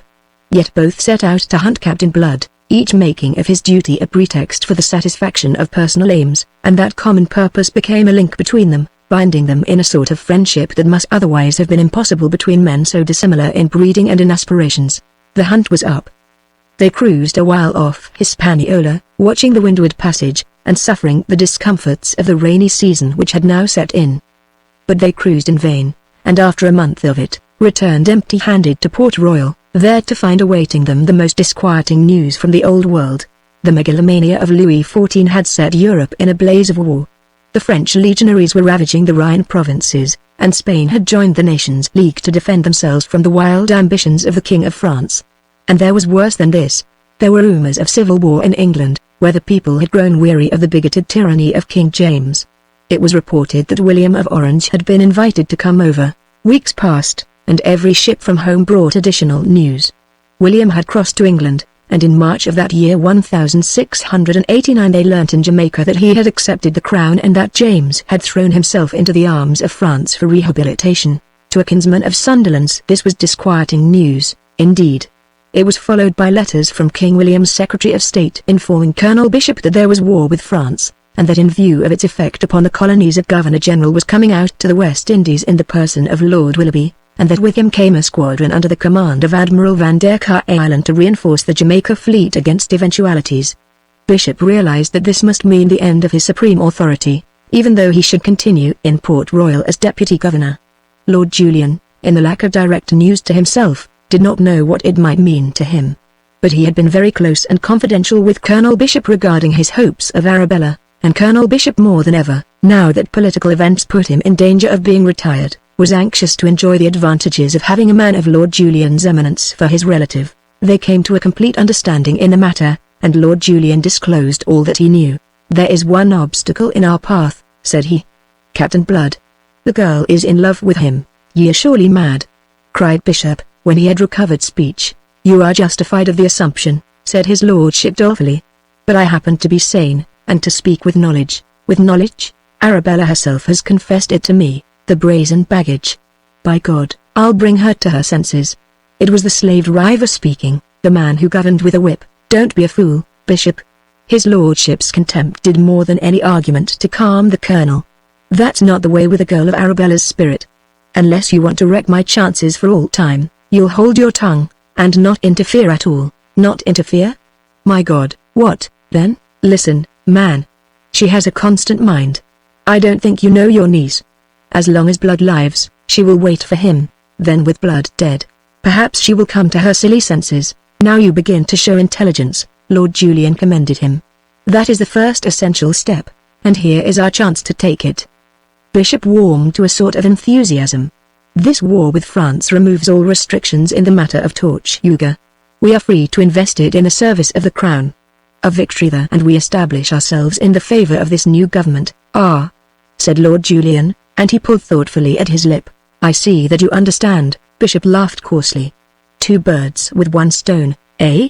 We'll hunt this rascal in his lair, right under the beard of the King of France, and we'll take him this time, if we reduce Tortuga to a heap of ashes." On that expedition they sailed 2 days later, which would be some 3 months after Blood's departure, taking every ship of the fleet, and several lesser vessels as auxiliaries. To Arabella and the world in general it was given out that they were going to raid French Hispaniola, which was really the only expedition that could have afforded Colonel Bishop any sort of justification for leaving Jamaica at all at such a time. His sense of duty, indeed, should have kept him fast in Port Royal, but his sense of duty was smothered in hatred, that most fruitless and corruptive of all the emotions. In the great cabin of Vice Admiral Crawford's flagship, the Imperator, the deputy governor got drunk that night to celebrate his conviction that the sands of Captain Blood's career were running out. Chapter 25 The Service of King Louis. Meanwhile, some 3 months before Colonel Bishop set out to reduce Tortuga, Captain Blood, bearing hell in his soul, had blown into its rock-bound harbour ahead of the winter gales, and 2 days ahead of the frigate in which Wolverstone had sailed from Port Royal a day before him. In that snug anchorage he found his fleet awaiting him, the 4 ships which had been separated in that gale off the Lesser Antilles, and some 700 men composing their crews. Because they had been beginning to grow anxious on his behalf, They gave him the greater welcome. Guns were fired in his honor and the ships made themselves gay with bunting. The town, aroused by all this noise in the harbor, emptied itself upon the jetty, and a vast crowd of men and women of all creeds and nationalities collected there to be present at the coming ashore of the great buccaneer. Ashore he went, probably for no other reason than to obey the general expectation. His mood was taciturn, his face grim and sneering. Let Wolverstone arrive, as presently he would, and all this hero worship would turn to execration. His captains, Hagthorpe, Christian, and Iberville, were on a jetty to receive him, and with them were some hundreds of his buccaneers. He cut short their greetings, and when they plagued him with questions of where he had tarried, he bade them await the coming of Wolverstone, who would satisfy their curiosity to a surfeit. On that he shook them off, and shouldered his way through that heterogeneous throng that was composed of bustling traders of several nations, English, French, and Dutch, of planters and of seamen of various degrees, of buccaneers who were fruit-selling half-castes, negro slaves, some doll-tear sheets and dunghill queens from the old world, and all the other types of the human family that converted the keys of Caona into a disreputable image of Babel. Winning clear at last, and after difficulties, Captain Blood took his way alone to the fine house of M. Dodgeron, there to pay his respects to his friends, the governor and the governor's family. At first the buccaneers jumped to the conclusion that Wolverstone was following with some rare prize of war, but gradually from the reduced crew of the Arabella a very different tale leaked out to stem their satisfaction and convert it into perplexity. Partly out of loyalty to their captain, partly because they perceived that if he was guilty of defection they were guilty with him, and partly because being simple, sturdy men of their hands, they were themselves in the main a little confused as to what really had happened. The crew of the Arabella practiced reticence with their brethren in Tortuga during those 2 days before Wolverstone's arrival. But they were not reticent enough to prevent the circulation of certain uneasy rumors and extravagant stories of discreditable adventures, discreditable, that is, from the buccaneering point of view, of which Captain Blood had been guilty. But that Wolverstone came when he did, it is possible that there would have been an explosion. When, however, the old wolf cast anchor in the bay 2 days later, it was to him all turned for the explanation they were about to demand of Blood. Now Wolverstone had only one eye, but he saw a deal more with that one eye than do most men with two, and despite his grizzled head, so picturesquely swathed in a green and scarlet turban, he had the sound heart of a boy, and in that heart much love for Peter Blood. The sight of the Arabella at anchor in the bay had at first amazed him as he sailed round the rocky headland that bore the fort. He rubbed his single eye clear of any deceiving film and looked again. Still he could not believe what it saw. And then a voice at his elbow, the voice of Dyke, who had elected to sail with him, assured him that he was not singular in his bewilderment. In the name of heaven, is that the Arabella or is it the ghost of her? The old wolf rolled his single eye over Dyke, and opened his mouth to speak. Then he closed it again without having spoken, closed it tightly. He had a great gift of caution, especially in matters that he did not understand. That this was the Arabella he could no longer doubt. That being so, he must think before he spoke. What the devil should the Arabella be doing here, when he had left her in Jamaica? And was Captain Blood aboard and in command, or had the remainder of her hands made off with her, leaving the captain in Port Royal? Dyke repeated his question. This time Wolverstone answered him. Ye've 2 eyes to see with, and ye ask me, who's only got one, what it is ye see, but I see the Arabella, of course, since the she rides. What else was you expecting? Expecting? Dyke stared at him, open-mouthed. Was you expecting to find the Arabella here? Wolverstone looked him over in contempt, then laughed and spoke loud enough to be heard by all around him. Of course. What else? And he laughed again, a laugh that seemed to Dyke to be calling him a fool. On that Wolverstone turned to give his attention to the operation of anchoring, and on when ashore he was beset by questioning buccaneers. It was from their very questions that he gathered exactly how matters stood, and perceived that either from lack of courage or other motive Blood, himself, had refused to render any account of his doings since the Arabella had separated from her sister ships. Wolverstone congratulated himself upon the discretion he had used with Dyke. The captain was ever a modest man, he explained to Hagthorpe and those others who came crowding round him. It's not his way to be sounding his own praises. Why, it was like this. We fell in with old Don Miguel, and when we'd scuttled him we took aboard a London pimp sent out by the Secretary of State to offer the captain the King's commission if so be and quit piracy and be good behavior. The captain damned his soul to hell for answer. And then we fell in with a Jamaica fleet and that grey old devil bishop in command, and there was a sure end to Captain Blood and to every mother's son of us all. So I goes to him, and accept this poxy commission, says I, turn king's man and save your neck and ours. He took me at my word, and the London pimp gave him the king's commission on the spot, and Bishop all but choked himself with rage when he was told of it. But happened it had, and he was forced to swallow it. We were king's men all, and so into Port Royal we sailed along, O Bishop. But Bishop didn't trust us. He knew too much. But for his lordship, the fellow from London, he'd hanged the captain, king's commission and all. Blood would slipped out o' Port Royal again that same night. But that hound Bishop had passed the word, and the fort kept a sharp lookout. In the end, though it took a fortnight, Blood bubbled him. He sent me and most o' the men off in a frigate that I bought for the voyage. His game, as he'd secretly told me, was to follow and give chase. Whether that's the game he played or not I can't tell ye. But here he is afore me as I'd expected he would be. There was a great historian lost in Wolverstone. He had the right imagination that knows just how far it is safe to stray from the truth and just how far to color it so as to change its shape for his own purposes. Having delivered himself of his decoction of fact and falsehood, and thereby added one more to the exploits of Peter Blood, he inquired where the captain might be found. Being informed that he kept his ship, Wolverstone stepped into a boat and went aboard, to report himself, as he put it. In the great cabin of the Arabella he found Peter Blood alone and very far gone in drink, a condition in which no man ever before remembered to have seen him. As Wolverstone came in, the captain raised bloodshot eyes to consider him. A moment they sharpened in their gaze as he brought his visitor into focus. Then he laughed, a loose, idiot laugh, that yet somehow was half a sneer. "Ah, the old wolf," said he. "Got here at last, eh? And what you gonna do with me, eh?" He hiccuped resoundingly, and sagged back loosely in his chair. Old Wolverstone stared at him in somber silence. He had looked with untroubled eye upon many a hell of devilment in his time, but the sight of Captain Blood in this condition filled him with sudden grief. To express it he loosed an oath. It was his only expression for emotion of all kinds. Then he rolled forward, and dropped into a chair at the table, facing the captain. "My God, Peter, what's this?" "Rum," said Peter. "Rum, from Jamaica." He pushed bottle and glass towards Wolverstone. Wolverstone disregarded them. "I'm asking you what ails you?" he bawled. "Rum," said Captain Blood again, and smiled. "Just rum. I answer all your questions. Why don't you answer mine?" "What you gonna do with me?" "I've done it," said Wolverstone. "Thank God, ye had the sense to hold your tongue till I came. Are ye sober enough to understand me, drunk or sober? I'll understand you, then listen."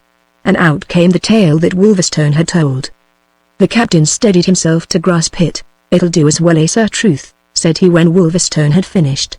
"And, oh, no Mara. Much obliged to ye, old wolf, faithful old wolf. But was it worth the trouble? I'm not a pirate now, never a pirate again." Finished he banged the table, his eyes suddenly fierce. "I'll come and talk to you again when there's less rum in your wits," said Wolverstone, rising. "Meanwhile ye'll please to remember the tale I've told, and say nothing that'll make me out a liar. They all believes me, even the men as sailed with me from Port Royal. I've made 'em. If they thought as how you'd taken the king's commission in earnest, and for the purpose o' doing as Morgan did, ye guess what would follow." "Hell would follow," said the captain. "And tha's all I'm fit for, ye maudlin," Wolverstone growled. "We'll talk again tomorrow." They did, but to little purpose, either that day or on any day thereafter, while the rains, which set in that night, endured. Soon the shrewd Wolverstone discovered that rum was not what ailed Blood. Rum was in itself an effect, and not by any means the cause of the captain's listless apathy. There was a canker eating at his heart, and the old wolf knew enough to make a shrewd guess of its nature. He cursed all things that daggled petticoats, and, knowing his world, waited for the sickness to pass, but it did not pass. When Blood was not dicing or drinking in the taverns of Tortuga, keeping company that in his saner days he had loathed, he was shut up in his cabin aboard the Arabella, alone and uncommunicative. His friends at Government House, bewildered at this change in him, sought to reclaim him. Mademoiselle Dodgeron, particularly distressed, sent him almost daily invitations, to few of which he responded. Later, as the rainy season approached its end, he was sought by his captains with proposals of remunerative raids on Spanish settlements. But to all he manifested an indifference which, as the weeks passed and the weather became settled, begot first impatience and then exasperation. Christian, who commanded the Clotto, came storming to him one day, upbraiding him for his inaction, and demanding that he should take order about what was to do. "Go to the devil," Blood said, when he had heard him out. Christian departed fuming, and on the morrow the Clotto weighed anchor and sailed away, setting an example of desertion from which the loyalty of Blood's other captains would soon be unable to restrain their men. Sometimes Blood asked himself why had he come back to Tortuga at all. Held fast in bondage by the thought of Arabella and her scorn of him for a thief and a pirate, he had sworn that he had done with buccaneering. Why, then, was he here? That question he would answer with another: where else was he to go? Neither backward nor forward could he move, it seemed. He was degenerating visibly, under the eyes of all. He had entirely lost the almost foppish concern for his appearance, and was grown careless and slovenly in his dress. He allowed a black beard to grow on cheeks that had ever been so carefully shaven, and the long, thick black hair, once so sedulously curled, hung now in a lank, untidy mane about a face that was changing from its vigorous swarthiness to an unhealthy sallow, whilst the blue eyes, that had been so vivid and compelling, were now dull and lackluster. Wolverstone, the only one who held the clue to this degeneration, ventured once, and once only, to beard him frankly about it. "Lord Peter, is there never to be no end to this?" the giant had growled. "Will you spend your days moping and swilling cause a white-faced ninny in Port Royal have none o' ye? Sblood and ounds. If ye wants the wench, why the plague doesn't ye go and fetch her?" The blue eyes glared at him from under the jet-black eyebrows, and something of their old fire began to kindle in them.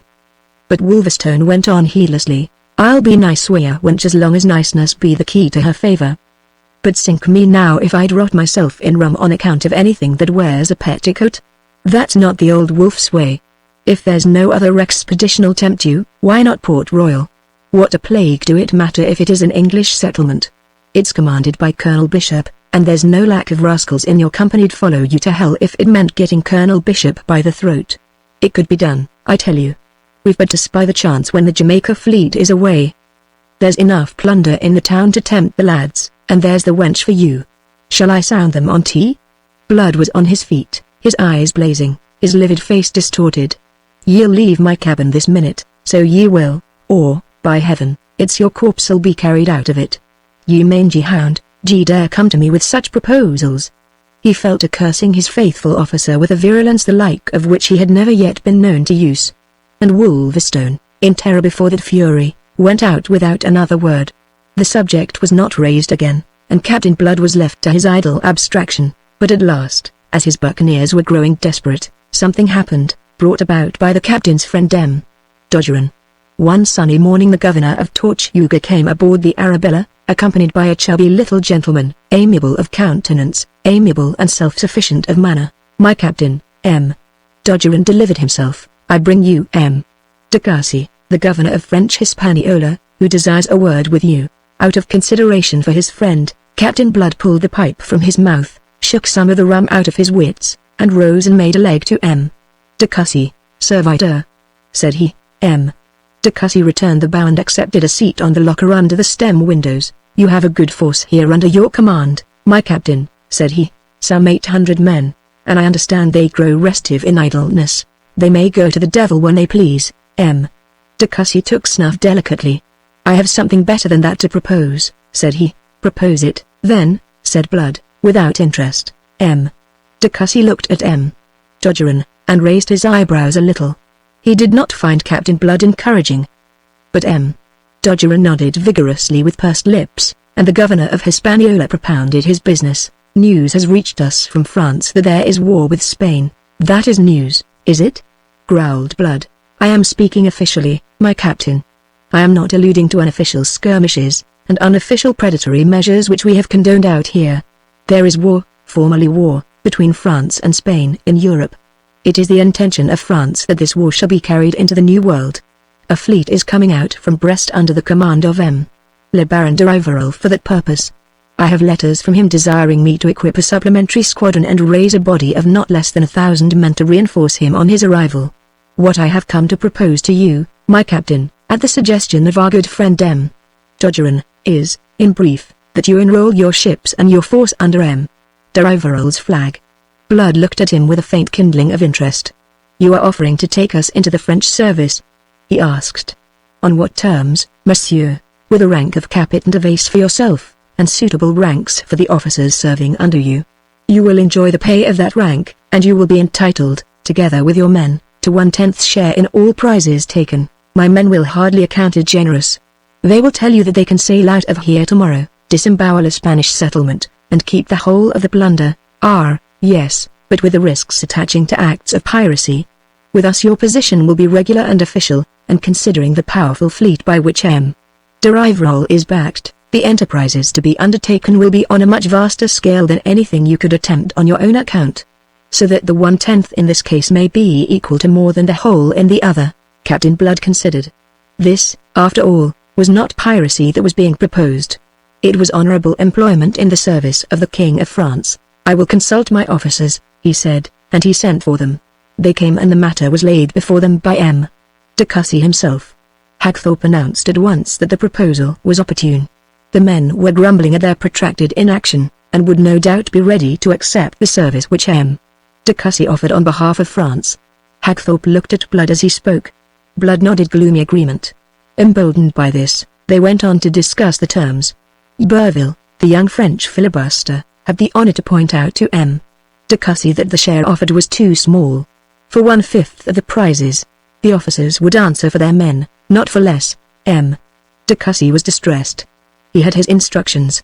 It was taking a deal upon himself to exceed them. The buccaneers were firm. Unless M. de Cossey could make it 1/5, there was no more to be said. M. de Cossey finally consenting to exceed his instructions, the articles were drawn up and signed that very day. The buccaneers were to be at Petit Cove by the end of January.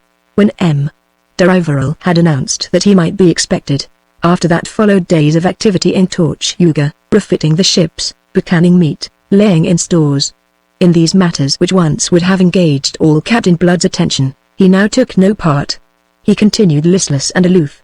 If he had given his consent to the undertaking, or, rather, allowed himself to be swept into it by the wishes of his officers, it was only because the service offered was of a regular and honorable kind, nowise connected with piracy, with which he swore in his heart that he had done forever. But his consent remained passive. The service entered awoke no zeal in him. He was perfectly indifferent, as he told Hagthorpe, who ventured once to offer a remonstrance, whether they went to Petit Cove or to Hades, and whether they entered the service of Louis XIV or of Satan. Chapter 26. M.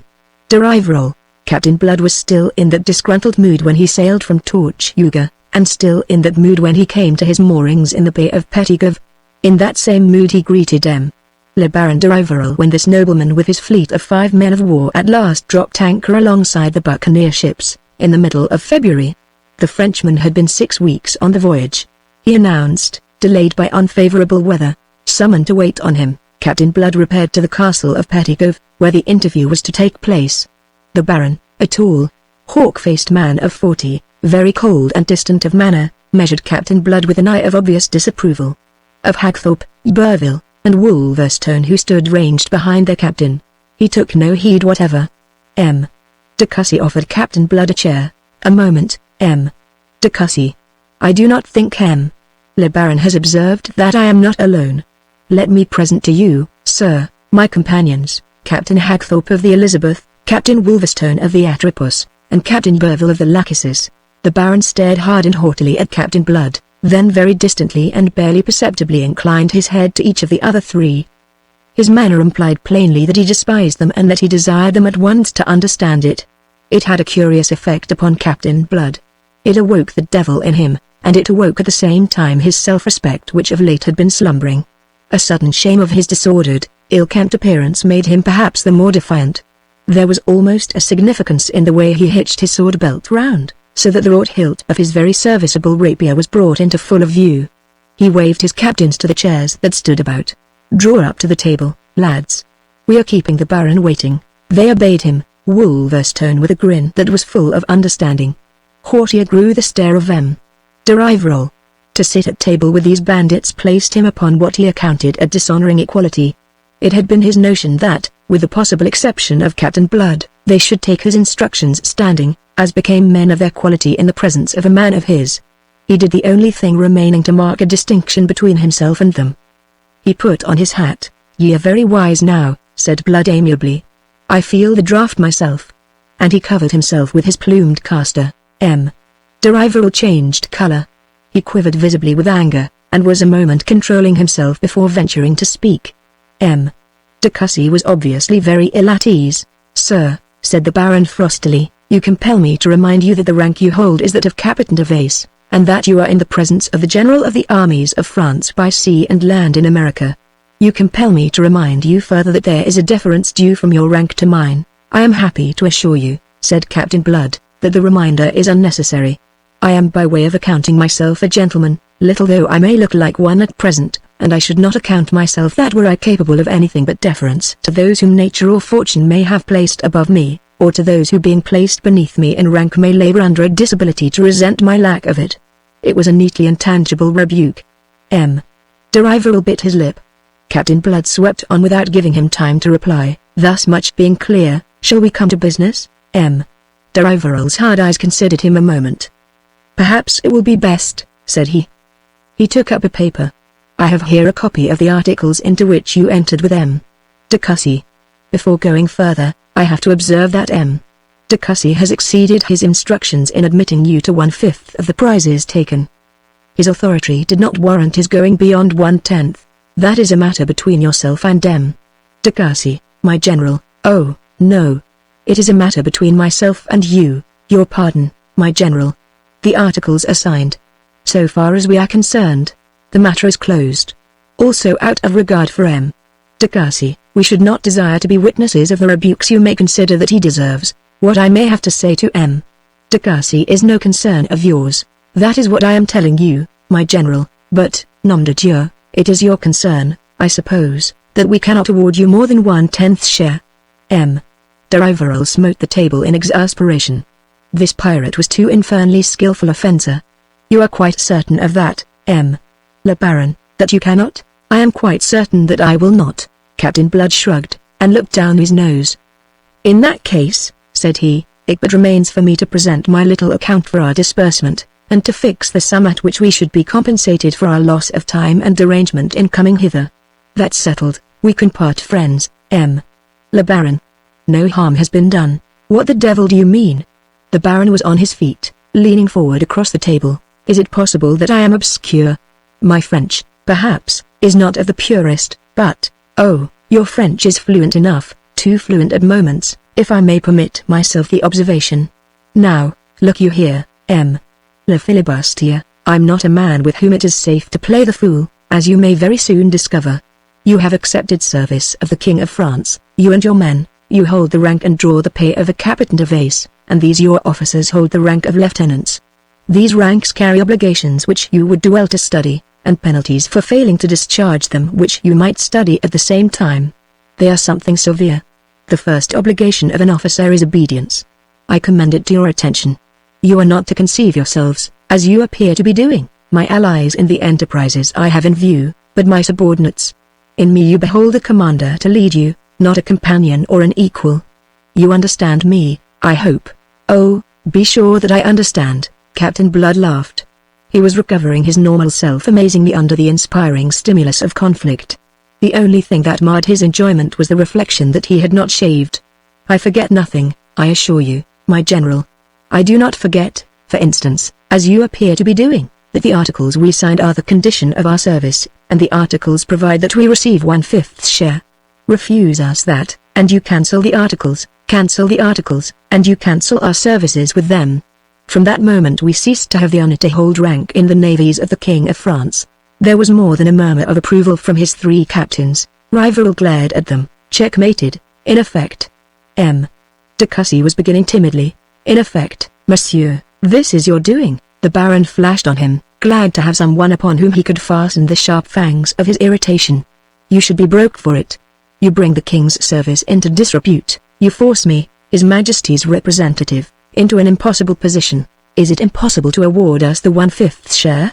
quoth Captain Blood silkily. "In that case, there is no need for beat or for injuries to M. de Cossey. M. de Cossey knows that we would not have come for less. We depart again upon your assurance that you cannot award us more. And things are as they would have been if M. de Cossey had adhered rigidly to his instructions. I have proved, I hope, to your satisfaction, M. le Baron, that if you repudiate the articles you can neither claim our services nor hinder our departure, not in honor, sir? To the devil with your insolence.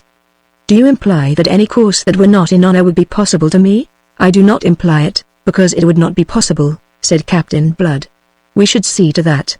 It is, my general, for you to say whether the articles are repudiated. The Baron sat down. I will consider the matter, he said sullenly. You shall be advised of my resolve. Captain Blood rose, his officers rose with him. Captain Blood bowed. Le Baron, said he. Then he and his buccaneers removed themselves from the august and irate presence of the general of the king's armies by land and sea in America. You conceive that there followed for de Cossey an extremely bad quarter of an hour. De Cossey, in fact, deserves your sympathy. His self-sufficiency was blown from him by the haughty de Rivarol, as down from a thistle by the winds of autumn. The general of the king's armies abused him, this man who was governor of Hispaniola, as if he were a lackey. De Cossey defended himself by urging the thing that Captain Blood had so admirably urged already on his behalf, that if the terms he had made with the buccaneers were not confirmed there was no harm done. De Rivarol bullied and browbeat him into silence. Having exhausted abuse, the Baron proceeded to indignities. Since he accounted that de Cossey had proved himself unworthy of the post he held, de Rivarol took over the responsibilities of that post for as long as he might remain in Hispaniola, and to give effect to this he began by bringing soldiers from his ships, and setting his own guard in de Cossey's castle. Out of this, trouble followed quickly. Wolverstone coming ashore next morning in the picturesque garb that he affected, his head swathed in a coloured handkerchief, was jeered at by an officer of the newly landed French troops.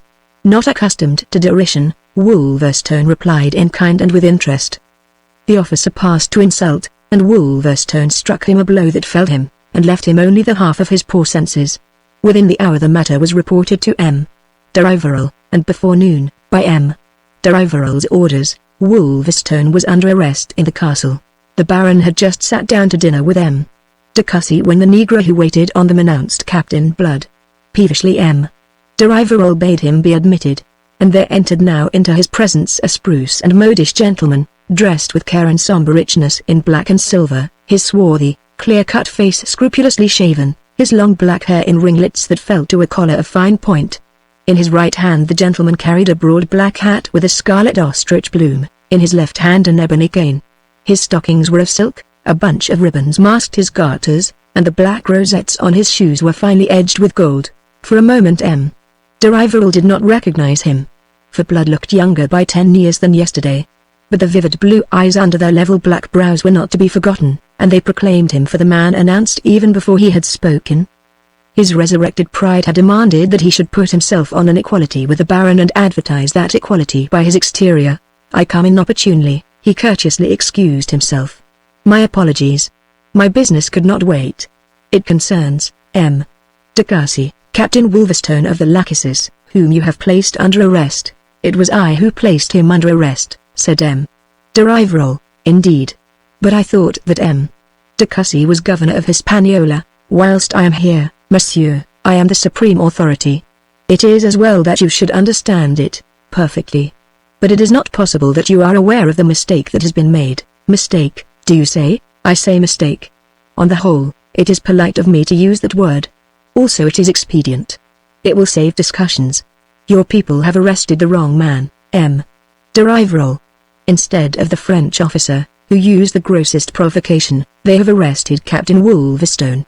It is a matter which I beg you to reverse without delay. De Rivarol's hawk face flamed scarlet. His dark eyes bulged. Sir, you are insolent. But of an insolence that is intolerable. Normally a man of the utmost self-possession, he was so rudely shaken now that he actually stammered. Le Baron, you waste words. This is the new world. It is not merely new, it is novel to one reared amid the superstitions of the old. That novelty you have not yet had time, perhaps, to realize, therefore I overlook the offensive epithet you have used. But justice is justice in the new world as in the old, and injustice as intolerable here as there. Now justice demands the enlargement of my officer and the arrest and punishment of yours. That justice I invite you, with submission, to administer. With submission? Snorted the Baron in furious scorn. With the utmost submission, monsieur. But at the same time I will remind Le Baron that my buccaneers number 800, your troops 500, and de De Cussy will inform you of the interesting fact that any one buccaneer is equal in action to at least 3 soldiers of the line. I'm perfectly frank with you, monsieur, to save time and hard words. Either Captain Wolverstone is instantly set at liberty, or we must take measures to set him at liberty ourselves. The consequences may be appalling. But it is as you please, Le Baron. You are the supreme authority. It is for you to say, De Rivarol was white to the lips.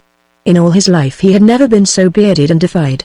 But he controlled himself. You will do me the favor to wait in the anteroom, Le Capitaine. I desire a word with De Cussy.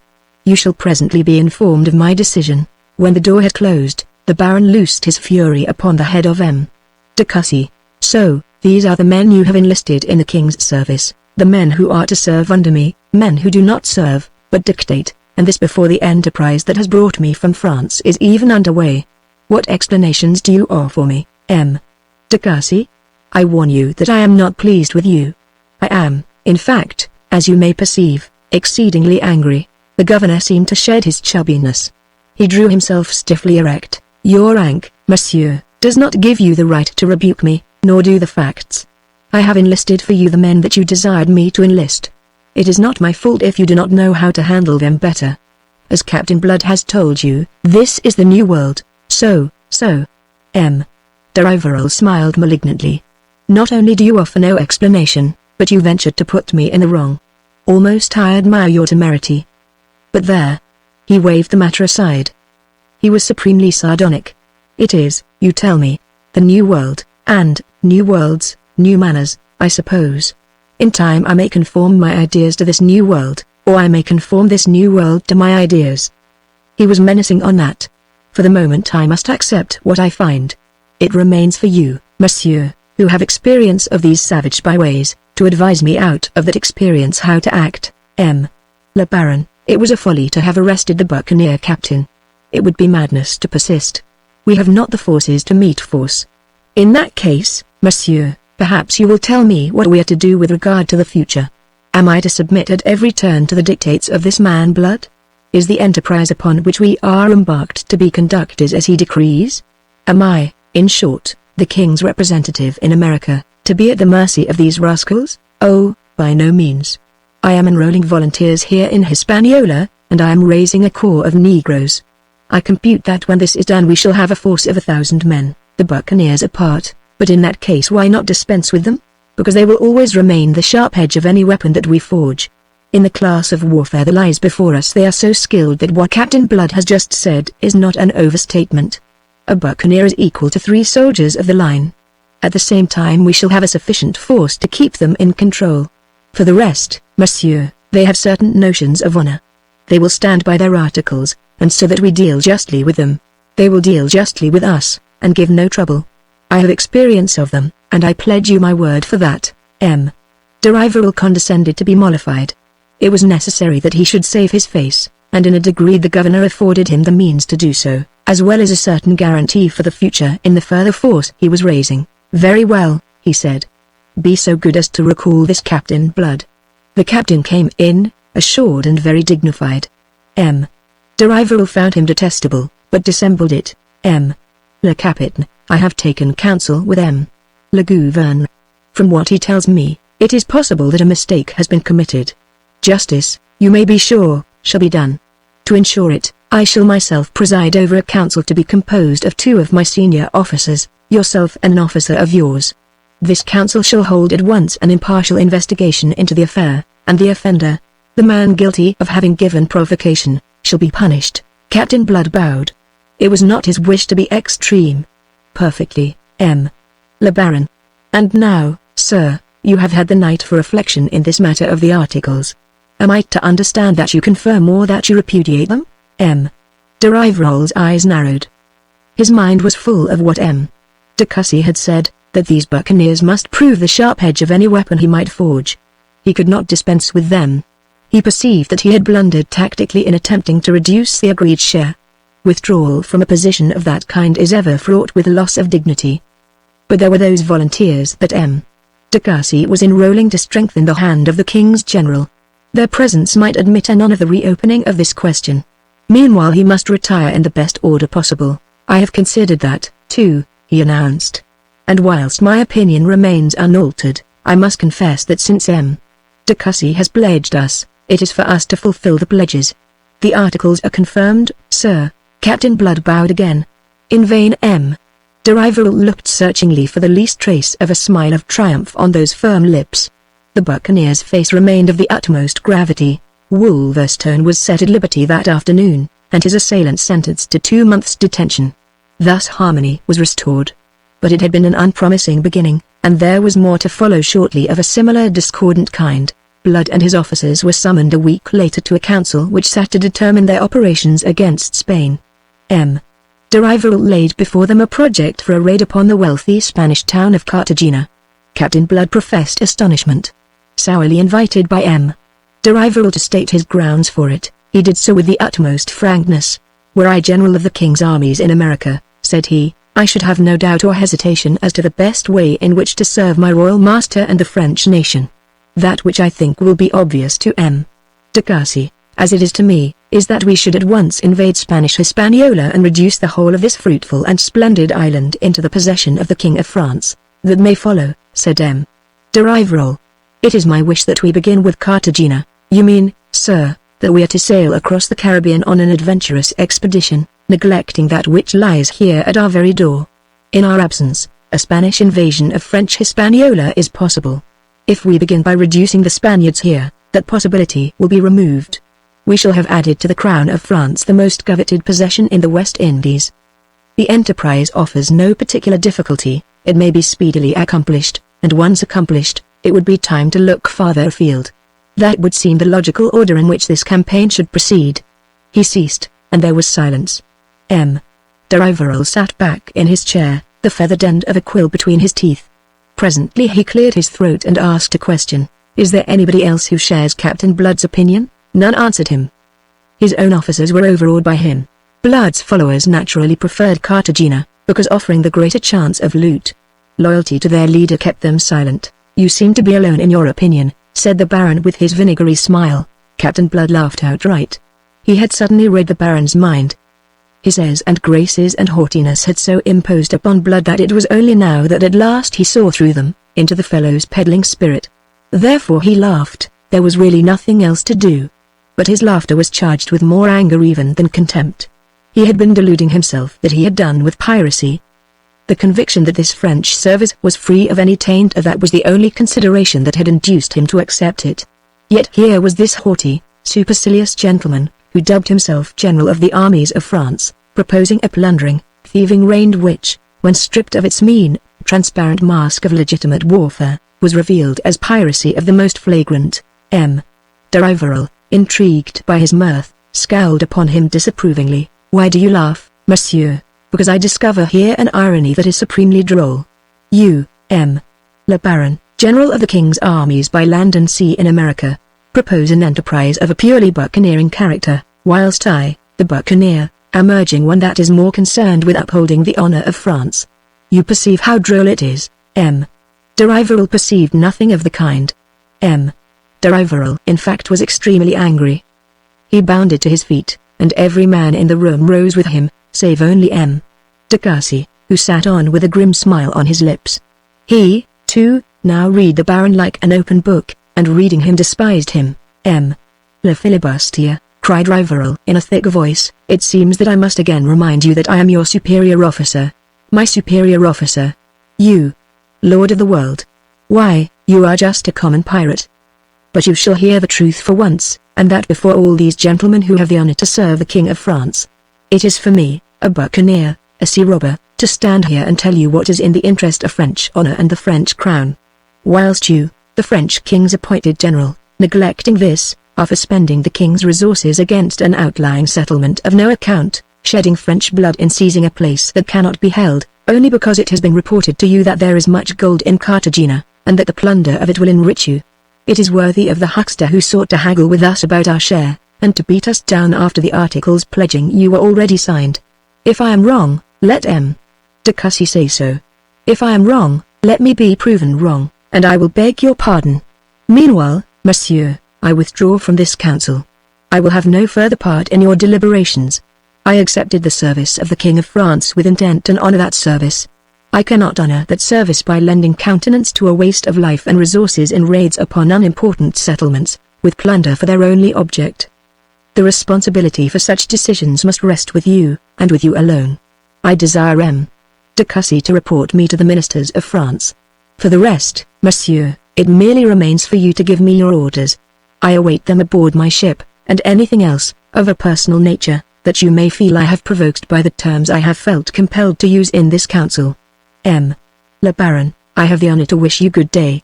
He stalked out, and his 3 captains, although they thought him mad, rolled after him in loyal silence. M. de Rivarol was gasping like a landed fish. The stark truth had robbed him of speech. When he recovered, it was to thank heaven vigorously that the council was relieved by Captain Blood's own act of that gentleman's further participation in its deliberations. Inwardly M. de Rivarol burned with shame and rage. The mask had been plucked from him, and he had been held up to scorn. He, the general of the king's armies by sea and land in America. Nevertheless, it was to Cartagena that they sailed in the middle of March. Volunteers and Negroes has brought out the forces directly under M. de Rivarol to 1,200 men. With these he thought he could keep the buccaneer contingent in order and submissive. They made up an imposing fleet, led by M. de Rivarol's flagship, the Victorieuse, a mighty vessel of 80 guns. Each of the 4 other French ships was at least as powerful as Blood's Arabella, which was of 40 guns. Followed the lesser buccaneer vessels, the Elizabeth, Lachesis, and Atropos, and a dozen frigates laden with stores, besides canoes and small craft in tow. Narrowly they missed the Jamaica fleet with Colonel Bishop, which sailed north for Tortuga 2 days after the Baron de Rivarol's southward passage. Chapter 27 Cartagena. Having crossed the Caribbean in the teeth of contrary winds, it was not until the early days of April that the French fleet hove in sight of Cartagena, and M. de Rivarol summoned a council aboard his flagship to determine the method of assault. It is of importance, messieurs, he told them, that we take the city by surprise, not only before it can put itself into a state of defense, but before it can remove its treasures inland. I propose to land a force sufficient to achieve this to the north of the city tonight after dark. And he explained in detail the scheme upon which his wits had labored. He was heard respectfully and approvingly by his officers, scornfully by Captain Blood, and indifferently by the other buccaneer captains present. For it must be understood that Blood's refusal to attend councils had related only to those concerned with determining the nature of the enterprise to be undertaken. Captain Blood was the only one amongst them who knew exactly what lay ahead. 2 years ago he had himself considered a raid upon the place, and he had actually made a survey of it in circumstances which he was presently to disclose. The Baron's proposal was one to be expected from a commander whose knowledge of Cartagena was only such as might be derived from maps. Geographically and strategically considered, it is a curious place. It stands almost foursquare, screened east and north by hills, and it may be said to face south upon the inner of 2 harbors by which it is normally approached. The entrance to the outer harbor, which is in reality a lagoon some 3 miles across, lies through a neck known as the Boca Chica, or Little Mouth, and defended by a fort. A long strip of densely wooded land to westward acts here as a natural breakwater, and as the inner harbor is approached, another strip of land thrusts across at right angles from the first, towards the mainland on the east. Just short of this it ceases, leaving a deep but very narrow channel, a veritable gateway, into the secure and sheltered inner harbor. Another fort defends this second passage. East and north of Cartagena lies the mainland, which may be left out of account. But to the west and northwest this city, so well guarded on every other side, lies directly open to the sea. It stands back beyond a half-mile of beach, and besides this and the stout walls which fortify it, would appear to have no other defences. But those appearances are deceptive, and they had utterly deceived M. de Rivarol, when he devised his plan. It remained for Captain Blood to explain the difficulties when M. de Rivarol informed him that the honor of opening the assault in the manner which he prescribed was to be accorded to the buccaneers. Captain Blood smiled sardonic appreciation of the honor reserved for his men. It was precisely what he would have expected. For the buccaneers the dangers, for M. de Rivarol the honor, glory and profit of the enterprise. It is an honor which I must decline, said he quite coldly. Wolverstone grunted approval and Hagthorpe nodded. Burville, who as much as any of them resented the superciliousness of his noble compatriot, never wavered in loyalty to Captain Blood. The French officers, there were 6 of them present, stared their haughty surprise at the buccaneer leader, whilst the Baron challengingly fired a question at him. "How? You decline it, sir?" You decline to obey orders, do you say? I understood, Le Baron, that you summoned us to deliberate upon the means to be adopted. Then you understood amiss, Le Capitaine. You are here to receive my commands. I have already deliberated, and I have decided. I hope you understand. Oh, I understand, laughed Blood. But, I ask myself, do you? And without giving the Baron time to set the angry question that was bubbling to his lips, he swept on. You have deliberated, you say, and you have decided. But unless your decision rests upon a wish to destroy my buccaneers, you will alter it when I tell you something of which I have knowledge. This city of Cartagena looks very vulnerable on the northern side, all open to the sea as it apparently stands. Ask yourself, Le Baron, how came the Spaniards who built it where it is to have been at such trouble to fortify it to the south, if from the north it is so easily assailable? That gave de Rivarol pause. The Spaniards, Blood pursued, are not quite the fools you are supposing them. Let me tell you, messieurs, that 2 years ago I made a survey of Cartagena as a preliminary to raiding it. I came hither with some friendly trading Indians, myself disguised as an Indian, and in that guise I spent a week in the city and studied carefully all its approaches. On the side of the sea where it looks so temptingly open to assault, there is shoal water for over half a mile out, far enough out, I assure you, to ensure that no ship shall come within bombarding range of it. It is not safe to venture nearer land than 3/4 of a mile. But our landing will be effected in canoes and piraguas and open boats, cried an officer impatiently. In the calmest season of the year, the surf will hinder any such operation. And you will also bear in mind that if landing were possible as you are suggesting, that landing could not be covered by the ship's guns. In fact, it is the landing parties would be in danger from their own artillery. If the attack is made by night, as I propose, covering will be unnecessary. You should be ashore in force before the Spaniards are aware of the intent. You are assuming that Cartagena is a city of the blind, that at this very moment they are not conning our sails and asking themselves who we are and what we intend. But if they feel themselves secure from the north, as you suggest, cried the Baron impatiently, that very security will lull them, perhaps. But, then, they are secure. Any attempt to land on this side is doomed to failure at the hands of nature. Nevertheless, we make the attempt, said the obstinate Baron, whose haughtiness would not allow him to yield before his officers. If you still choose to do so after what I have said, you are, of course, the person to decide. But I do not lead my men into fruitless danger, if I command you. The Baron was beginning. But Blood unceremoniously interrupted him. Le Baron, when de Cussy engaged us on your behalf, it was as much on account of our knowledge and experience of this class of warfare as on account of our strength. I have placed my own knowledge and experience in this particular matter at your disposal. I will add that I abandoned my own project of raiding Cartagena, not being in sufficient strength at the time to force the entrance of the harbor, which is the only way into the city. The strength which you now command is ample for that purpose, but whilst we are doing that, the Spaniards will have time to remove great part of the wealth this city holds. We must take them by surprise. Captain Blood shrugged. If this is a mere pirating raid, that, of course, is a prime consideration. It was with me. But if you are concerned to abate the pride of Spain and plant the lilies of France on the forts of this settlement, the loss of some treasure should not really weigh for much. De Rivarol bit his lip in chagrin. His gloomy eye smoldered as it considered the self-contained buccaneer. But if I command you to go, to make the attempt? He asked. Answer me, monsieur, let us know once for all where we stand, and who commands this expedition. Positively, I find you tiresome, said Captain Blood, and he swung to de Cussy, who sat there gnawing his lip, intensely uncomfortable. I appeal to you, monsieur, to justify me to the general. De Cussy started out of his gloomy abstraction. He cleared his throat. He was extremely nervous, in view of what Captain Blood has submitted. Oh, to the devil with that! Snapped Rivarol.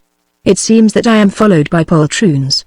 Look you, Le Capitaine, since you are afraid to undertake this thing, I will myself undertake it. The weather is calm, and I count upon making good my landing.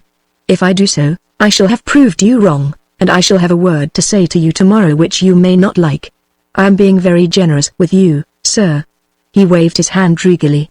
You have leave to go. It was sheer obstinacy and empty pride that drove him, and he received the lesson he deserved.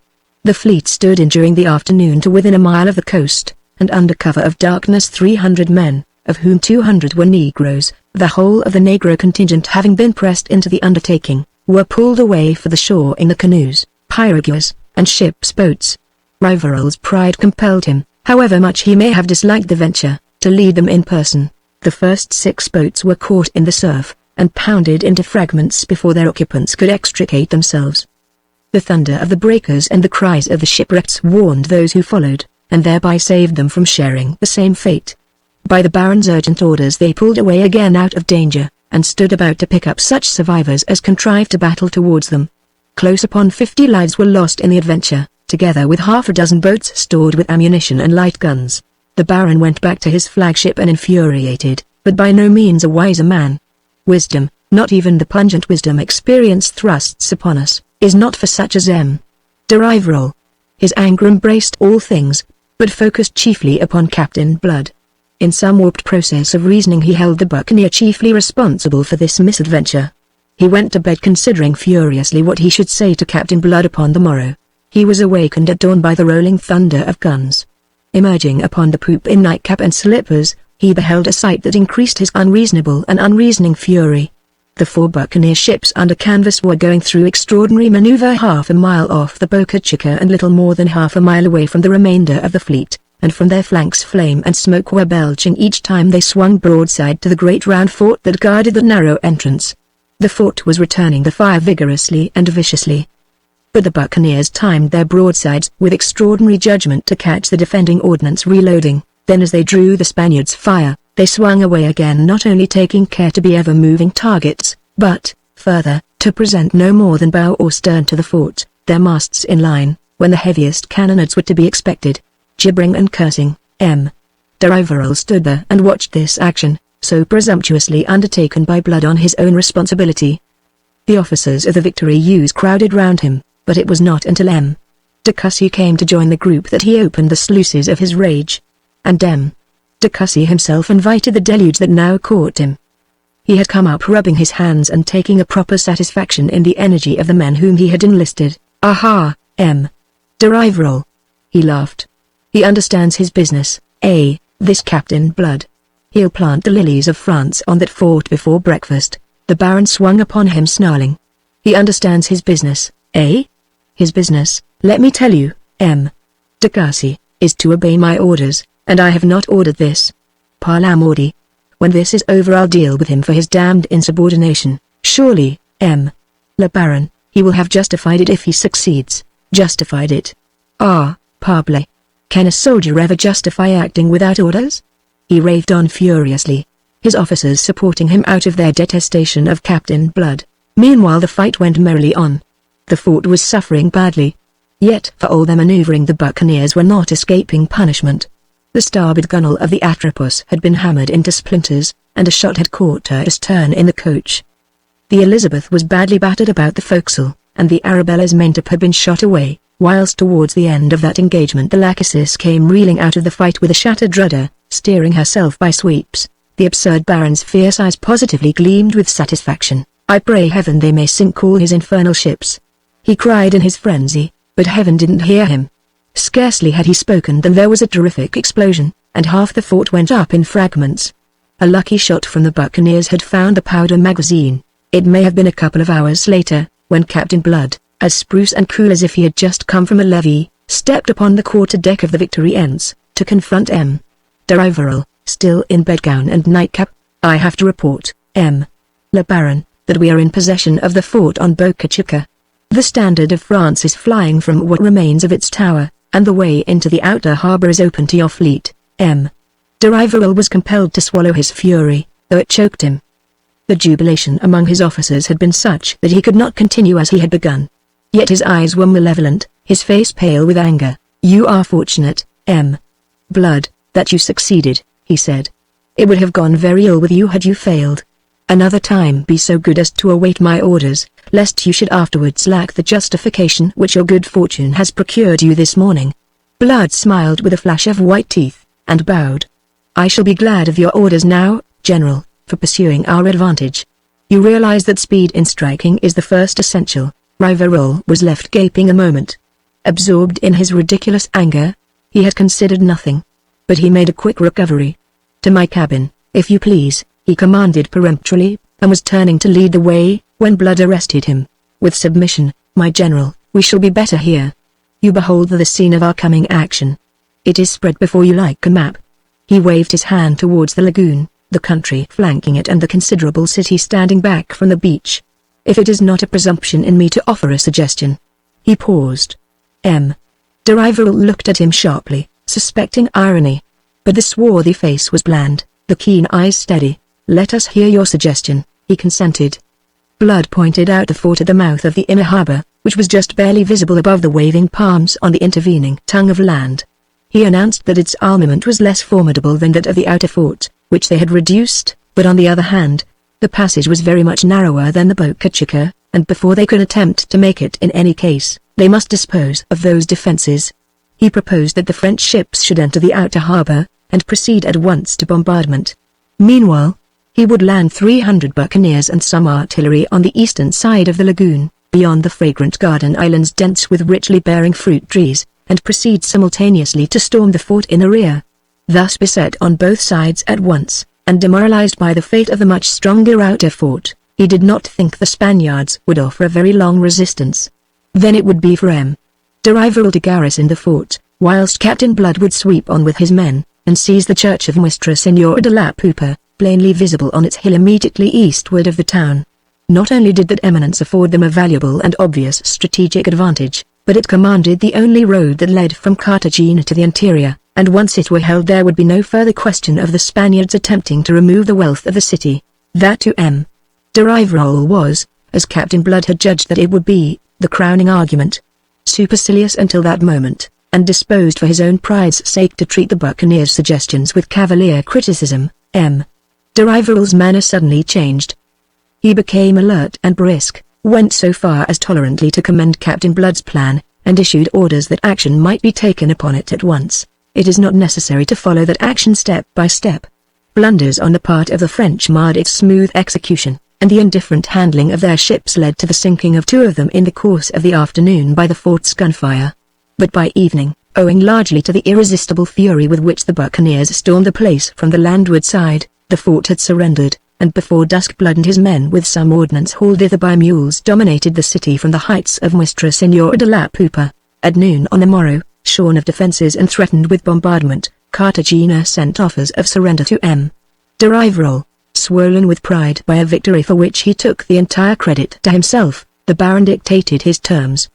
He demanded that all public effects and office accounts be delivered up, that the merchants surrender all moneys and goods held by them for their correspondence. The inhabitants could choose whether they would remain in the city or depart, but those who went must first deliver up all their property, and those who elected to remain must surrender half, and become the subjects of France. Religious houses and churches should be spared, but they must render accounts of all moneys and valuables in their possession.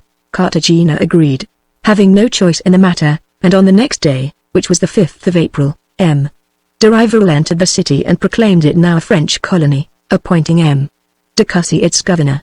Thereafter he proceeded to the cathedral, where very properly at Dum was sung in honor of the conquest. This by way of grace, whereafter de Rivarol proceeded to devour the city. The only detail in which the French conquest of Cartagena differed from an ordinary buccaneering raid was that under the severest penalties no soldier was to enter the house of any inhabitant. But this apparent respect for the persons and property of the conquered was based in reality upon de Rivarol's anxiety lest a doubloon should be abstracted from all the wealth that was pouring into the treasury opened by the Baron in the name of the King of France. Once the golden stream had ceased, he removed all restrictions and left the city in prey to his men, who proceeded further to pillage it of that part of their property which the inhabitants who became French subjects had been assured should remain inviolate. The plunder was enormous. In the course of 4 days over 100 mules laden with gold went out of the city and down to the boats waiting at the beach to convey the treasure aboard the ships. Chapter 28 The Honor of de Rivarol. During the capitulation and for some time after, Captain Blood and the greater portion of his buccaneers had been at their post on the heights of Nuestra Señora de la Pupa, utterly in ignorance of what was taking place. Blood, although the man chiefly, if not solely, responsible for the swift reduction of the city, which was proving a veritable treasure house, was not even shown the consideration of being called to the council of officers which with de Rivarol determined the terms of the capitulation. This was a slight that at another time Captain Blood would not have borne for a moment. But at present, in his odd frame of mind, and its divorcement from piracy, He was content to smile his utter contempt of the French general. Not so, however, his captains, and still less his men. Resentment smoldered amongst them for a while, to flame out violently at the end of that week in Cartagena. It was only by undertaking to voice their grievance to the Baron that their captain was able for the moment to pacify them. That done, he went at once in quest of M. de Rivarol. He found him in the offices which the Baron had set up in the town, with a staff of clerks to register the treasure brought in and to cast up the surrendered account books, with a view to ascertaining precisely what were the sums yet to be delivered up. The Baron sat there scrutinizing ledgers, like a city merchant, and checking figures to make sure that all was correct to the last peso. A choice occupation this for the general of the king's armies by sea and land. He looked up irritated by the interruption which Captain Blood's advent occasioned. Le Baron, the latter greeted him. I must speak frankly, and you must suffer it. My men are on the point of mutiny. M. de Rivarol considered him with a faint lift of the eyebrows. Captain Blood, I, too, will speak frankly, and you, too, must suffer it. If there is a mutiny, you and your captains shall be held personally responsible. The mistake you make is in assuming with me the tone of an ally, whereas I have given you clearly to understand from the first that you are simply in the position of having accepted service under me. Your proper apprehension of that fact will save the waste of a deal of words. Blood contained himself with difficulty. One of these fine days, he felt, that for the sake of humanity he must slit the comb of this supercilious, arrogant cockerel. You may define our positions as you please, said he. But I'll remind you that the nature of a thing is not changed by the name you give it. I am concerned with facts, chiefly with the fact that we entered into definite articles with you. Those articles provide for a certain distribution of the spoil. My men demand it. They are not satisfied. Of what are they not satisfied? Demanded the Baron. Of your honesty, M. de Rivarol. A blow in the face could scarcely have taken the Frenchman more aback. He stiffened, and drew himself up, his eyes blazing, his face of a deathly pallor. The clerks at the tables laid down their pens, and awaited the explosion in a sort of terror. For a long moment there was silence. Then the great gentleman delivered himself in a voice of concentrated anger. Do you really dare so much, you and the dirty thieves that follow you? God's blood! You shall answer to me for that word, though it entail a yet worse dishonor to meet you. For, I will remind you, said Blood, that I am speaking not for myself, but for my men. It is they who are not satisfied. They who threaten that unless satisfaction is afforded them, and promptly, they will take it. Take it? Said Rivarol, trembling in his rage. Let them attempt it, and, now don't be rash. My men are within their rights, as you are aware. They demand to know when this sharing of the spoil is to take place, and when they are to receive the fifth for which their articles provide. God give me patience. How can we share the spoil before it has been completely gathered? My men have reason to believe that it is gathered, and, anyway, they view with mistrust that it should all be housed aboard your ships, and remain in your possession. They say that hereafter there will be no ascertaining what the spoil really amounts to, but, name of heaven, I have kept books. They are there for all to see. They do not wish to see account books. Few of them can read. They want to view the treasure itself. They know, you compel me to be blunt, that the accounts have been falsified. Your books show the spoil of Cartagena to amount to some 10 million livres. The men know, and they are very skilled in these computations, that it exceeds the enormous total of 40 millions. They insist that the treasure itself be produced and weighed in their presence, as is the custom among the brethren of the coast. I know nothing of filibuster customs. The gentleman was disdainful. But you are learning quickly. What do you mean, you rogue? I am a leader of armies, not of plundering thieves. Oh, but of course. Blood's irony laughed in his eyes.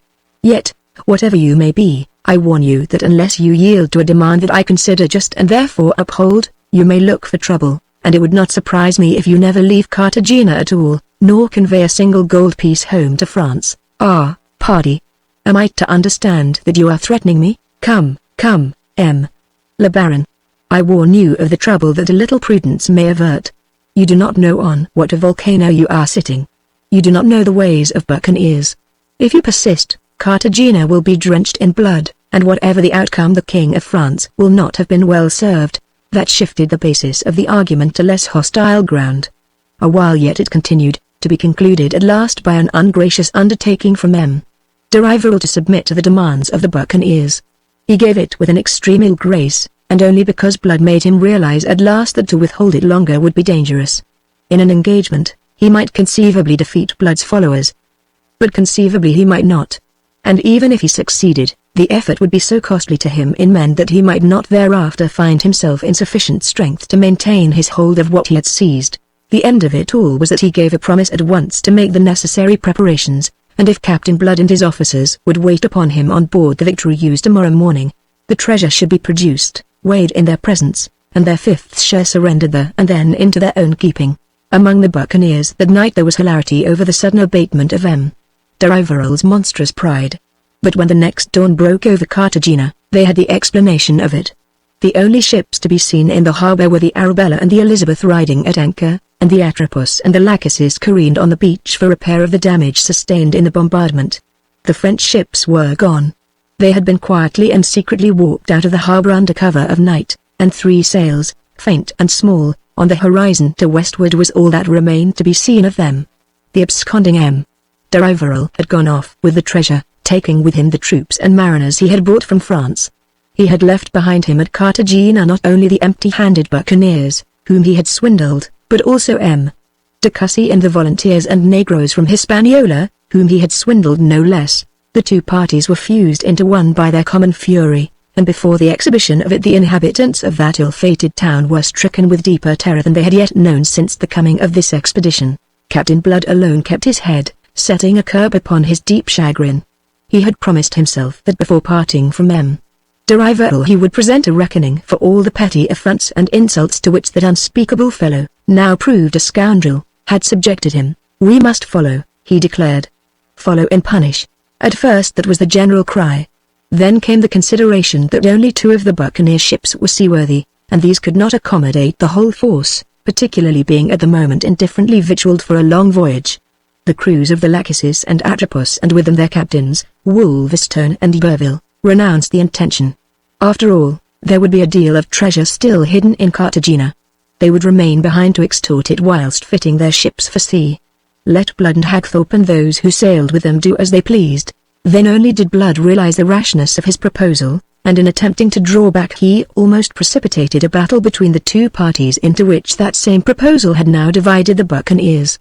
And meanwhile those French sails on the horizon were growing less and less. Blood was reduced to despair. If he went off now, heaven knew what would happen to the town, the temper of those whom he was leaving being what it was. Yet if he remained, it would simply mean that his own and Hagthorpe's crews would join in the Saturnalia and increase the hideousness of events now inevitable. Unable to reach a decision, his own men and Hagthorpe's took the matter off his hands, eager to give chase to Rivarol. Not only was a dastardly cheat to be punished but an enormous treasure to be won by treating as an enemy this French commander who, himself, had so villainously broken the alliance. When Blood, torn as he was between conflicting considerations, still hesitated, they bore him almost by main force aboard the Arabella. Within an hour, the water casks at least replenished and stowed aboard, the Arabella and the Elizabeth put to sea upon that angry chase. When we were well at sea, and the Arabella's course was laid, writes Pitt, in his log, "I went to seek the captain, knowing him to be in great trouble of mind over these events. I found him sitting alone in his cabin, his head in his hands, torment in the eyes that stared straight before him, seeing nothing." "What now, Peter?" cried the young Somerset mariner. "Lord, man, what is there here to fret you? Surely 'tisn't the thought of Rivarol." "No," said Blood thickly. And for once he was communicative. It may well be that he must vent the thing that oppressed him or be driven mad by it. And Pitt, after all, was his friend and loved him, and, so, a proper man for confidences. But if she knew. If she knew. Oh God! I had thought to have done with piracy, thought to have done with it forever. Yet here have I been committed by this scoundrel to the worst piracy that ever I was guilty of. Think of Cartagena. Think of the hell those devils will be making of it now. And I must have that on my soul. Nay, Peter, 'tisn't on your soul, but on Rivarol's. It is that dirty thief who has brought all this about. What could you have done to prevent it? I would have stayed if it could have availed. It could not, and you know it. So why repine? There is more than that to it," groaned Blood. "What now? What remains? Loyal service with the English was made impossible for me. Loyal service with France has led to this, and that is equally impossible hereafter. What to live clean, I believe the only thing is to go and offer my sword to the King of Spain." But something remained. The last thing that he could have expected, something towards which they were rapidly sailing over the tropical, sunless sea. All this against which he now inveighed so bitterly was but a necessary stage in the shaping of his odd destiny, setting a course for Hispaniola, since they judged that thither must Rafael go to refit before attempting to cross to France. The Arabella and the Elizabeth ploughed briskly northward with a moderately favourable wind for 2 days and nights without ever catching a glimpse of their quarry.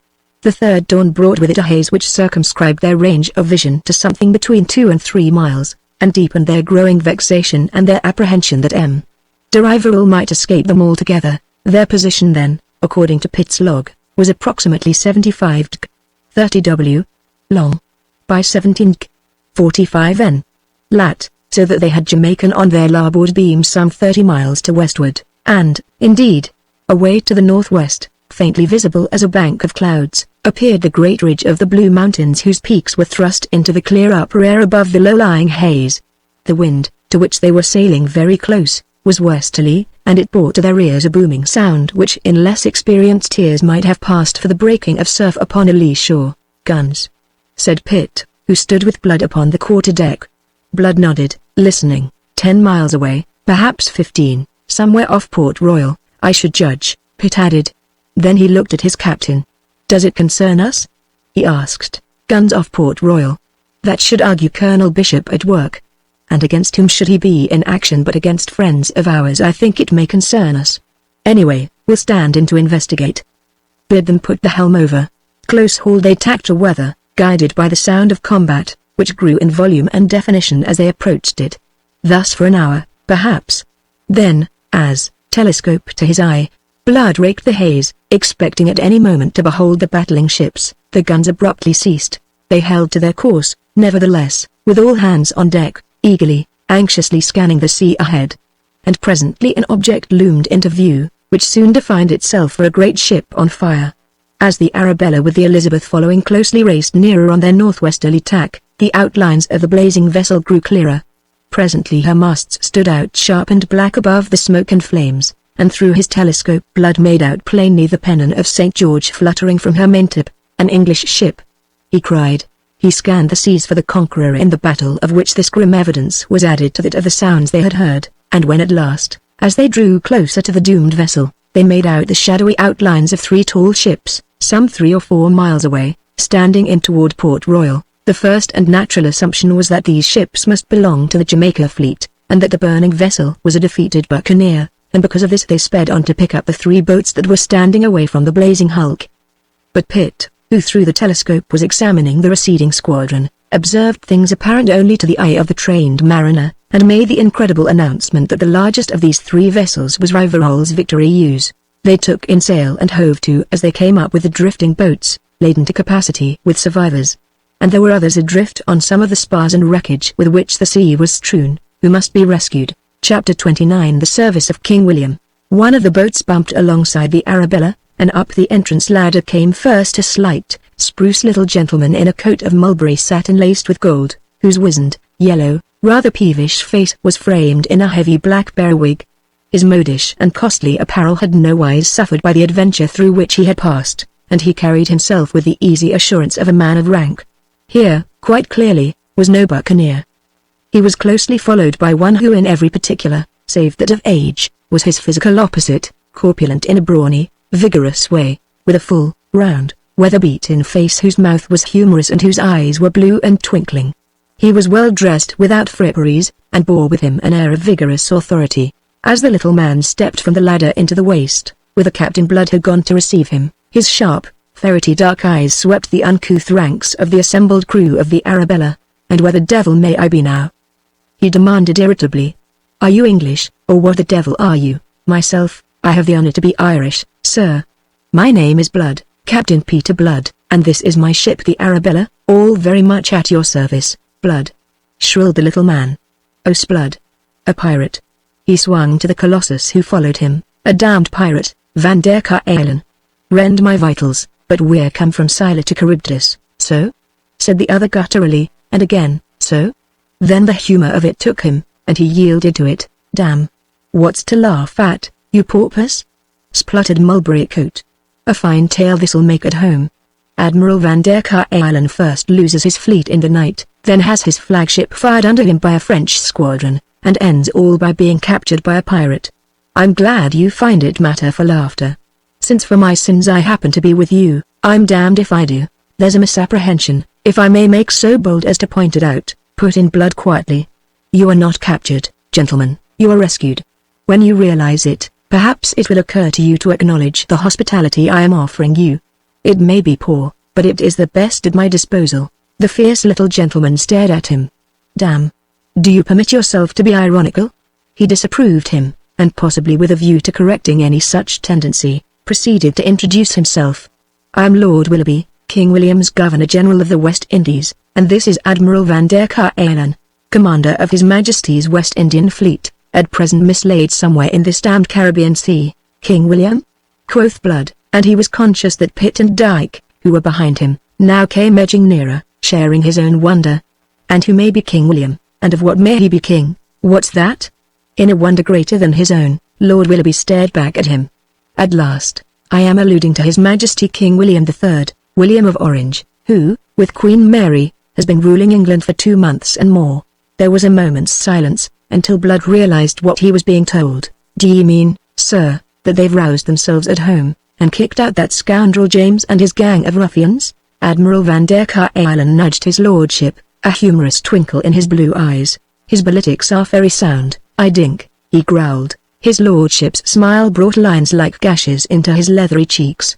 Slife. Hadn't you heard? Where the devil have you been at all? Out of touch with the world for the last 3 months, said Blood. Stab me. You must have been. And in that 3 months the world has undergone some changes. Briefly he added an account of them. King James was fled to France, and living under the protection of King Louis, wherefore, and for other reasons, England had joined the league against her, and was now at war with France. That was how it happened that the Dutch admiral's flagship had been attacked by M. de Rivarol's fleet that morning, from which it clearly followed that in his voyage from Cartagena, the Frenchman must have spoken some ship that gave him the news. After that, with renewed assurances that aboard his ship they should be honorably entreated, Captain Blood led the Governor-General and the Admiral to his cabin. What time the work of rescue went on. The news he had received had set Blood's mind in a turmoil. If King James was dethroned and banished, there was an end to his own outlawry for his alleged share in an earlier attempt to drive out that tyrant. It became possible for him to return home and take up his life again at the point where it was so unfortunately interrupted 4 years ago. He was dazzled by the prospect so abruptly opened out to him. The thing so filled his mind, moved him so deeply, that he must afford it expression. In doing so, he revealed himself more than he knew or intended to the astute little gentleman who watched him so keenly the while. Go home, if you will, said his lordship, when Blood paused. You may be sure that none will harass you on the score of your piracy, considering what it was that drove you to it. But why be in haste? We have heard of you, to be sure, and we know of what you are capable upon the seas. Here is a great chance for you, since you declare yourself sick of piracy. Should you choose to serve King William out here during this war, your knowledge of the West Indies should render you a very valuable servant to His Majesty's government, which you would not find ungrateful. You should consider it. Damn, sir, I repeat, it is a great chance you're given. That your lordship gives me. Blood amended, I am very grateful. But at the moment, I confess, I can consider nothing but this great news. It alters the shape of the world. I must accustom myself to view it as it now is, before I can determine my own place in it. Pitt came in to report that the work of rescue was at an end, and the men picked up, some 45 in all, safe aboard the 2 buccaneer ships. He asked for orders. Blood rose. I am negligent of your lordship's concerns in my consideration of my own.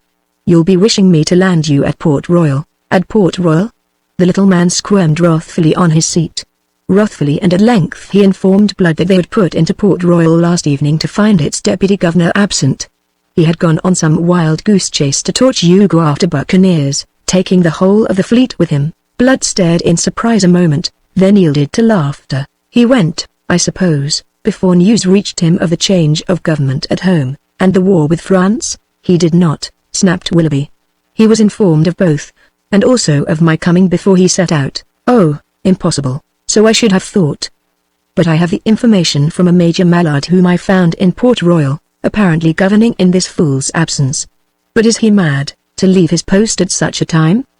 Blood was amazed, taking the whole fleet with him, pray remember, and leaving the place open to French attack.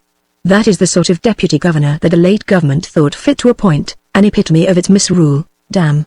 He leaves Port Royal unguarded save by a ramshackle fort that can be reduced to rubble in an hour. Stab me.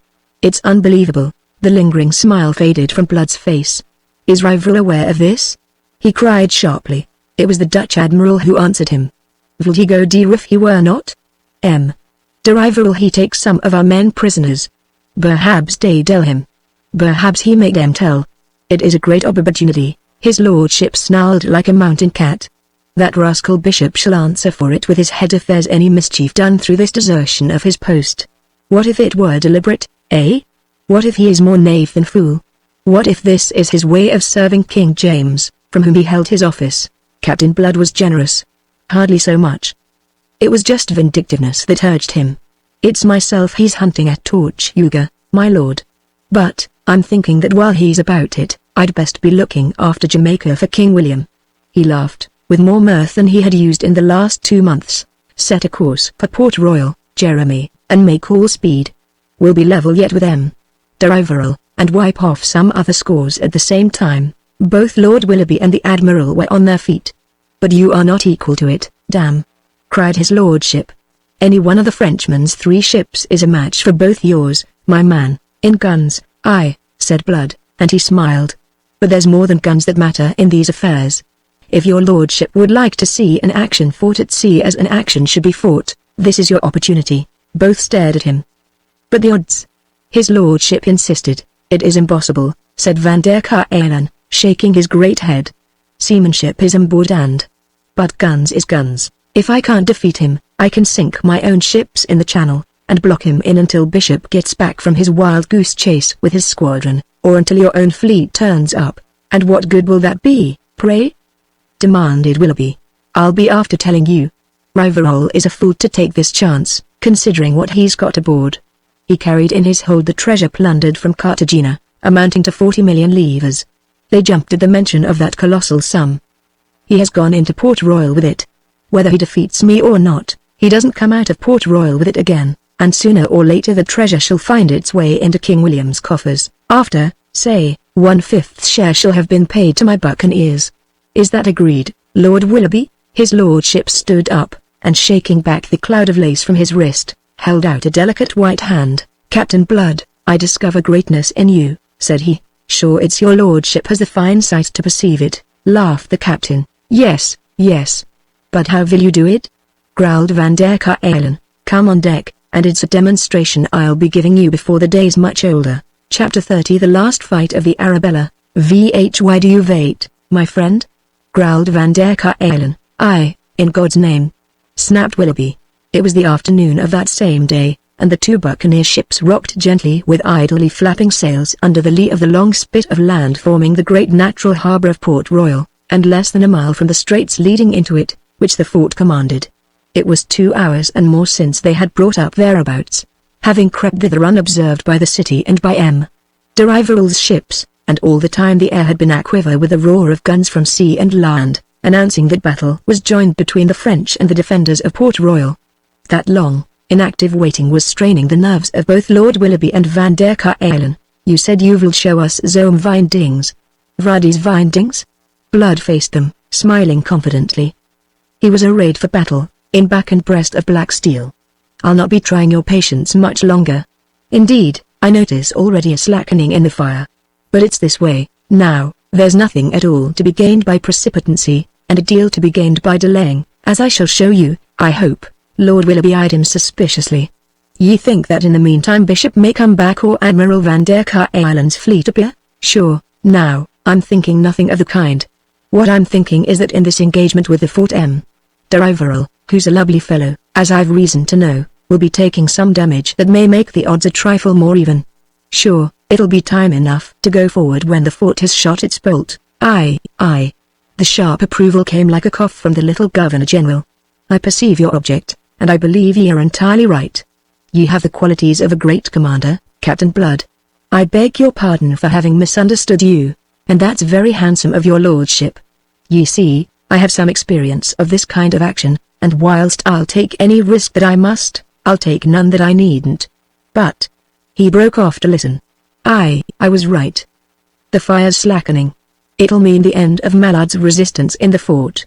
Ho there, Jeremy. He leaned on the carved rail and issued orders crisply.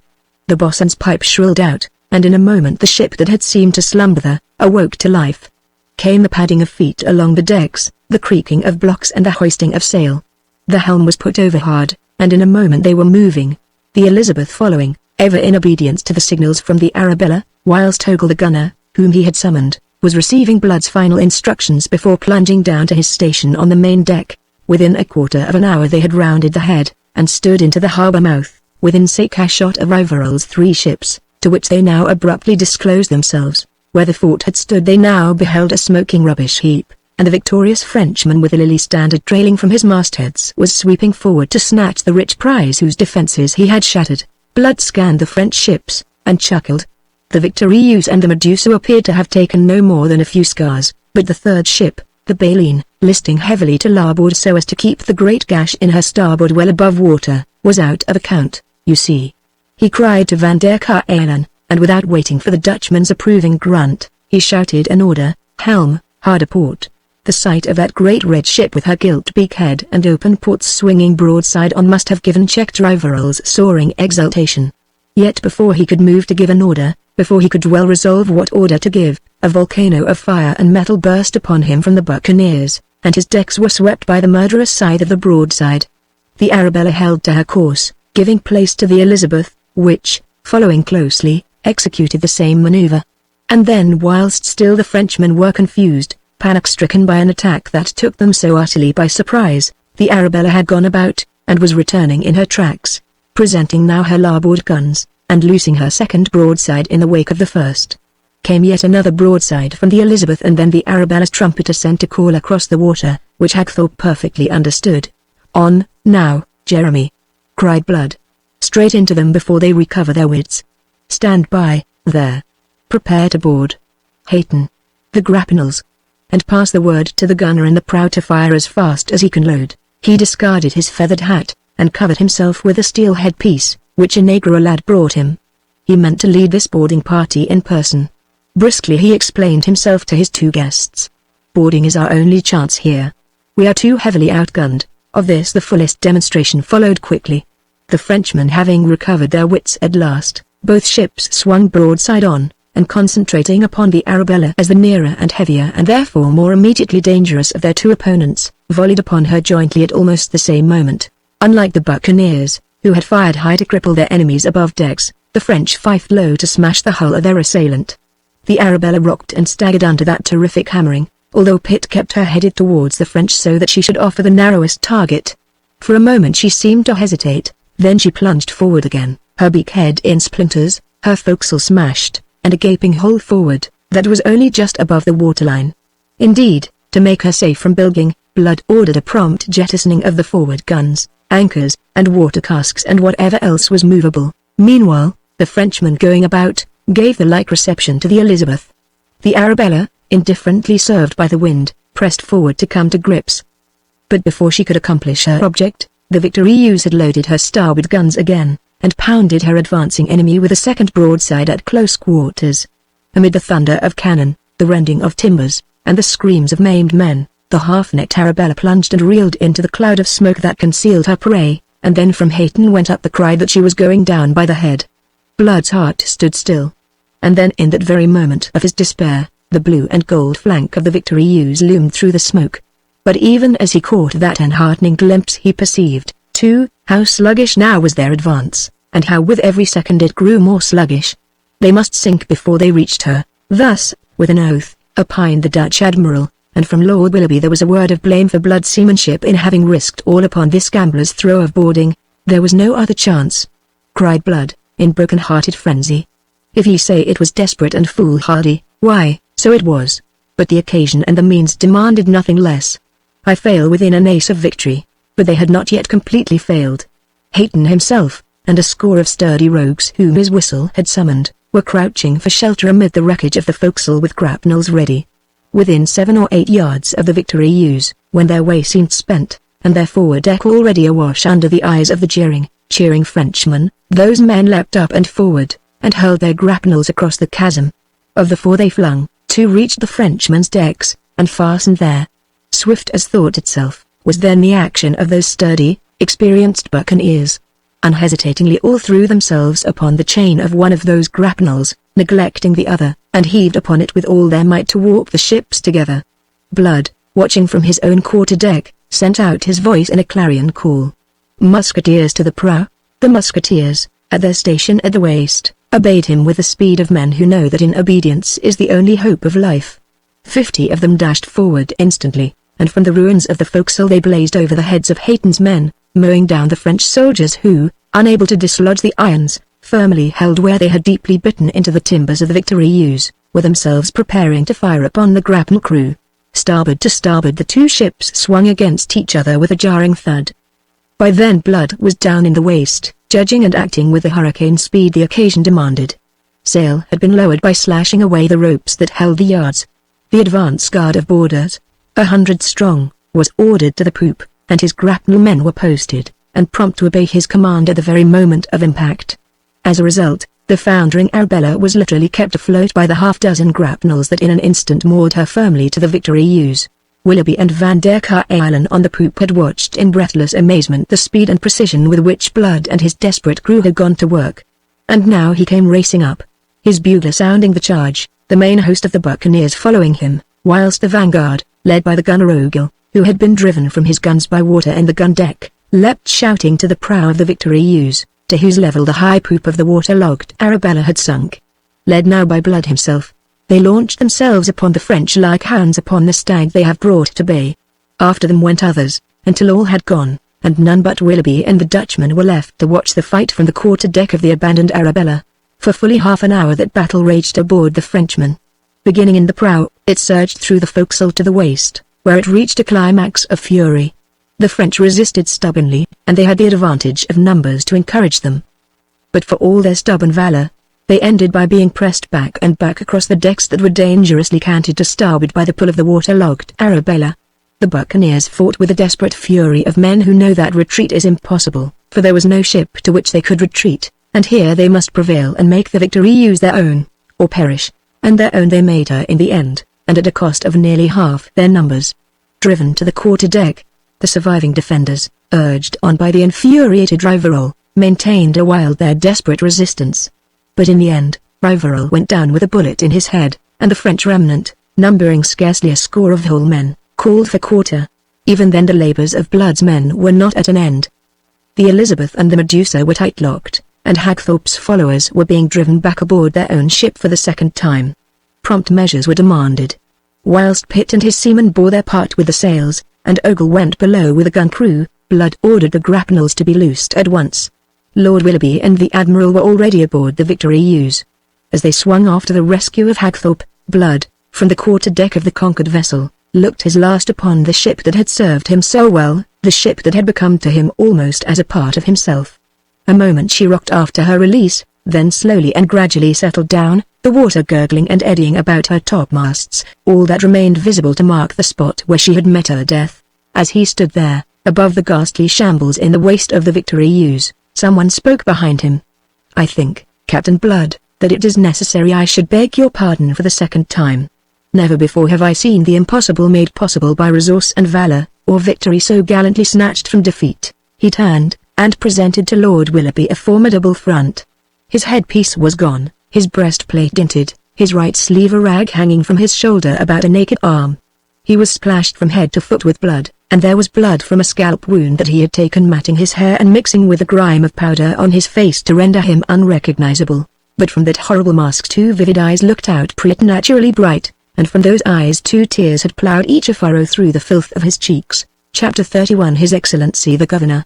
When the cost of that victory came to be counted, it was found that of 320 buccaneers who had left Cartagena with Captain Blood, a bare 100 remained sound and whole. The Elizabeth had suffered so seriously that it was doubtful if she could ever again be rendered seaworthy, and Hagthorpe, who had so gallantly commanded her in that last action, was dead. Against this, on the other side of the account, stood the facts that, with a far inferior force and by sheer skill and desperate valor, Blood's buccaneers had saved Jamaica from bombardment and pillage, and they had captured the fleet of M. de Rivarol, and seized for the benefit of King William the splendid treasure which he carried. It was not until the evening of the following day that Van der Kuylen's truant fleet of 9 ships came to anchor in the harbour of Port Royal, and its officers, Dutch and English, were made acquainted with their admiral's true opinion of their worth. 6 ships of that fleet were instantly refitted for sea. There were other West Indian settlements demanding the visit of inspection of the new Governor-General, and Lord Willoughby was in haste to sail for the Antilles, and meanwhile, he complained to his admiral, "I am detained here by the absence of this fool of a deputy governor." "So?" said Van der Kuylen. "But we should damn you, that I may break the dog as he deserves, and appoint his successor in some man gifted with a sense of where his duty lies, and with the ability to perform it. Aha! But it is not necessary you remain for that. And he will require no instructions, this one. He will know how to make Port Royal safe, better nor you or me." "You mean Blood? Of course. Could any man be better? You have seen what he can do." "You think so, too, eh?" "Egad. I had thought of it, and, rip me, why not? He's a better man than Morgan, and Morgan was made governor." Blood was sent for.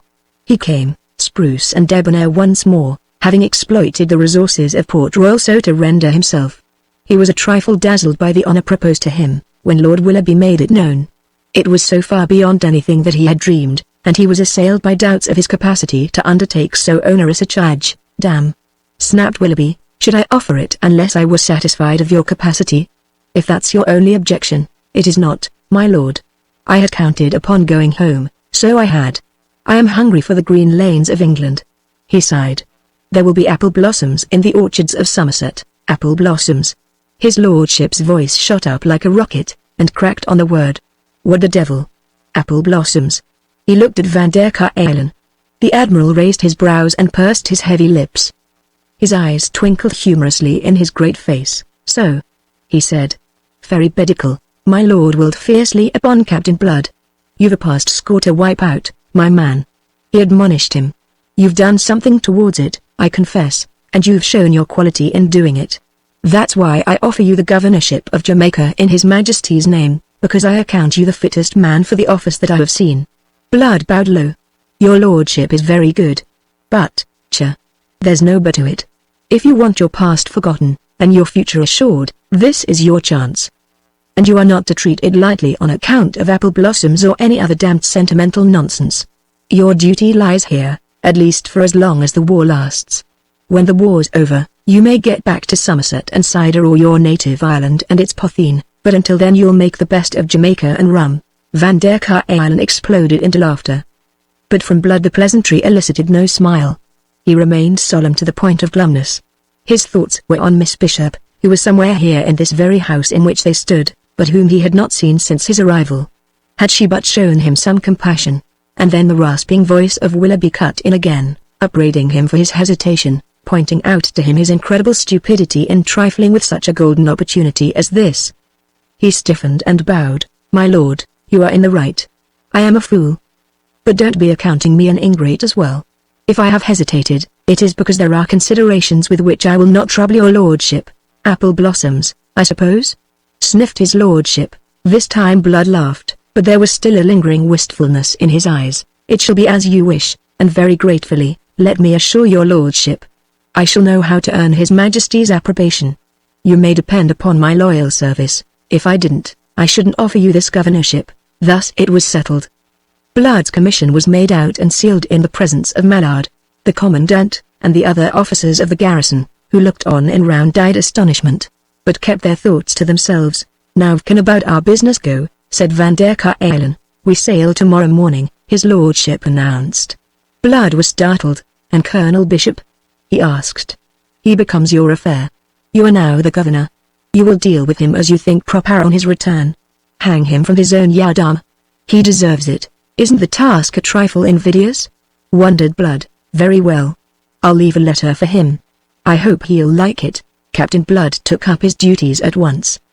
There was much to be done to place Port Royal in a proper state of defense, after what had happened there. He made an inspection of the ruined fort, and issued instructions for the work upon it, which was to be started immediately. Next he ordered the careening of the 3 French vessels that they might be rendered seaworthy once more. Finally, with the sanction of Lord Willoughby, He marshaled his buccaneers and surrendered to them 1/5 of the captured treasure, leaving it to their choice thereafter either to depart or to enroll themselves in the service of King William. A score of them elected to remain, and amongst these were Jeremy Pitt, Ogle, and Dyke, whose outlawry, like Blood's, had come to an end with the downfall of King James. They were, saving old Wolverstone, who had been left behind at Cartagena, the only survivors of that band of rebels convict who had left Barbados over 3 years ago in the sinkhole lagers. On the following morning, whilst Van der Island's fleet was making finally ready for sea, Blood sat in the spacious whitewashed room that was the governor's office, when Major Mallard brought him word that Bishop's homing squadron was in sight. "That is very well," said Blood. "I am glad he comes before Lord Willoughby's departure. The orders, Major, are that you place him under arrest the moment he steps ashore. Then bring him here to me." A moment. He wrote a hurried note. That to Lord Willoughby aboard Admiral Van der Island's flagship. Major Mallard saluted and departed. Peter Blood sat back in his chair and stared at the ceiling, frowning. Time moved on. Came a tap at the door, and an elderly Negro slave presented himself. Would His Excellency receive Miss Bishop? His Excellency changed color.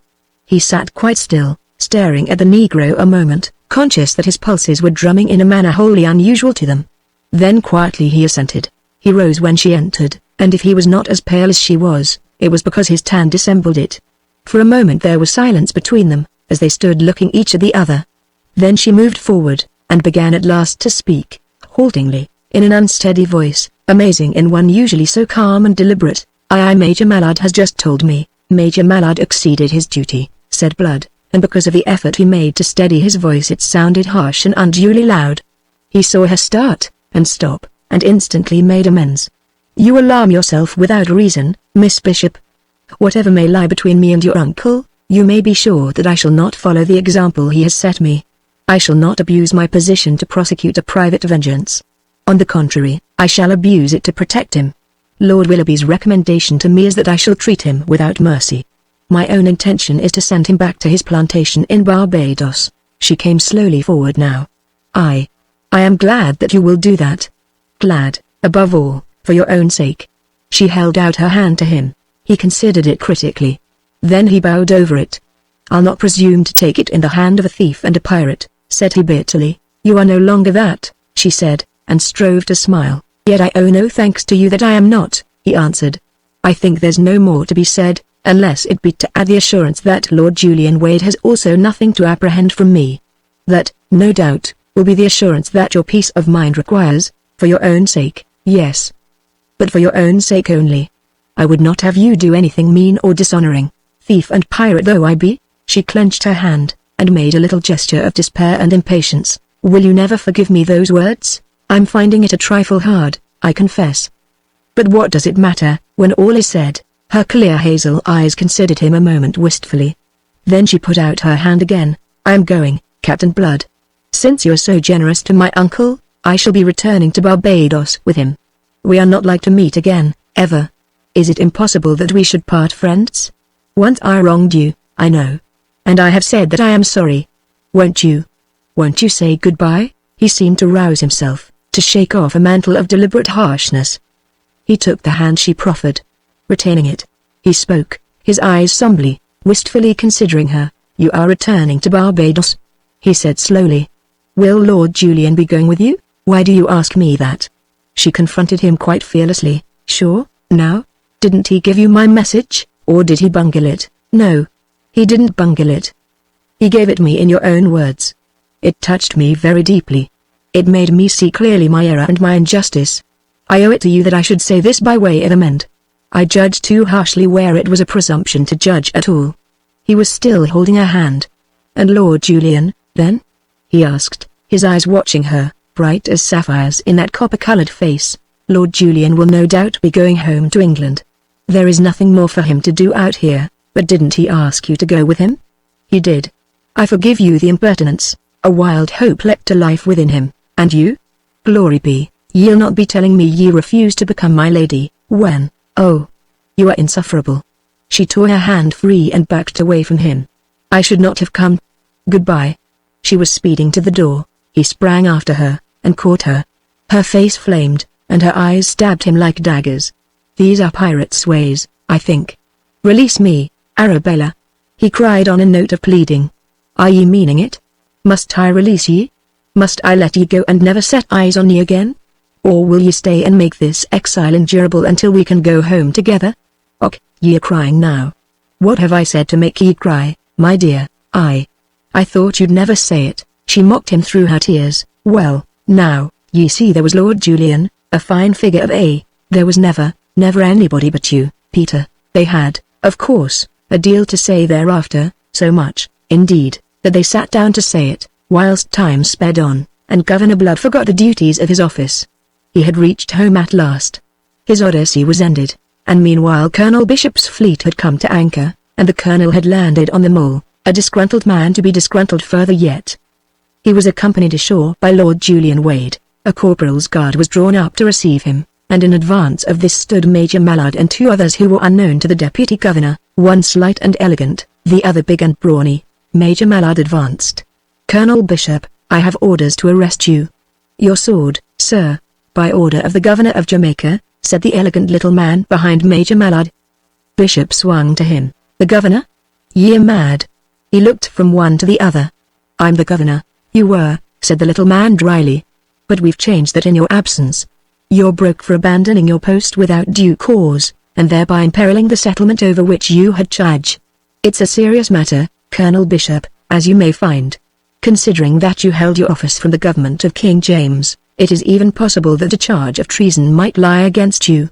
It rests with your successor entirely whether ye are hanged or not. Bishop rapped out an oath, and then, shaken by a sudden fear, who the devil may you be?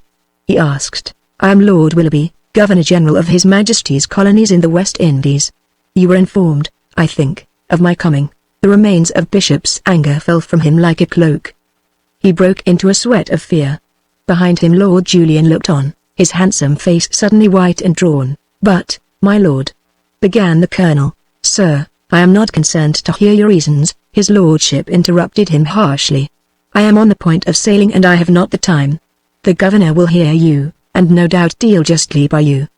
He waved to Major Mallard, and Bishop, a crumpled, broken man, allowed himself to be led away. To Lord Julian, who went with him, since none deterred him, Bishop expressed himself when presently he had sufficiently recovered. This is one more item to the account of that scoundrel Blood, he said, through his teeth. My God, what a reckoning there will be when we meet. Major Mallard turned away his face that he might conceal his smile, and without further words led him a prisoner to the governor's house, the house that so long had been Colonel Bishop's own residence. He was left to wait under guard in the hall, whilst Major Mallard went ahead to announce him. Miss Bishop was still with Peter Blood when Major Mallard entered. His announcement startled them back to realities. You will be merciful with him. You will spare him all you can for my sake, Peter, she pleaded. To be sure I will, said Blood. But I'm afraid the circumstances won't. She effaced herself, escaping into the garden, and Major Mallard fetched the colonel. His Excellency the Governor will see you now, said he, and threw wide the door. Colonel Bishop staggered in, and stood waiting. At the table sat a man of whom nothing was visible but the top of a carefully curled black head. Then this head was raised, and a pair of blue eyes solemnly regarded the prisoner. Colonel Bishop made a noise in his throat, and, paralyzed by amazement, stared into the face of His Excellency the Deputy Governor of Jamaica, which was the face of the man he had been hunting in Tortuga to his present undoing. The situation was best expressed to Lord Willoughby by Van der Kuylen as the pair stepped aboard the Admiral's flagship. It is very bedigal, he said, his blue eyes twinkling. Captain Blood is fond of poetry, you remember the apple blossoms? So? Ha, ha.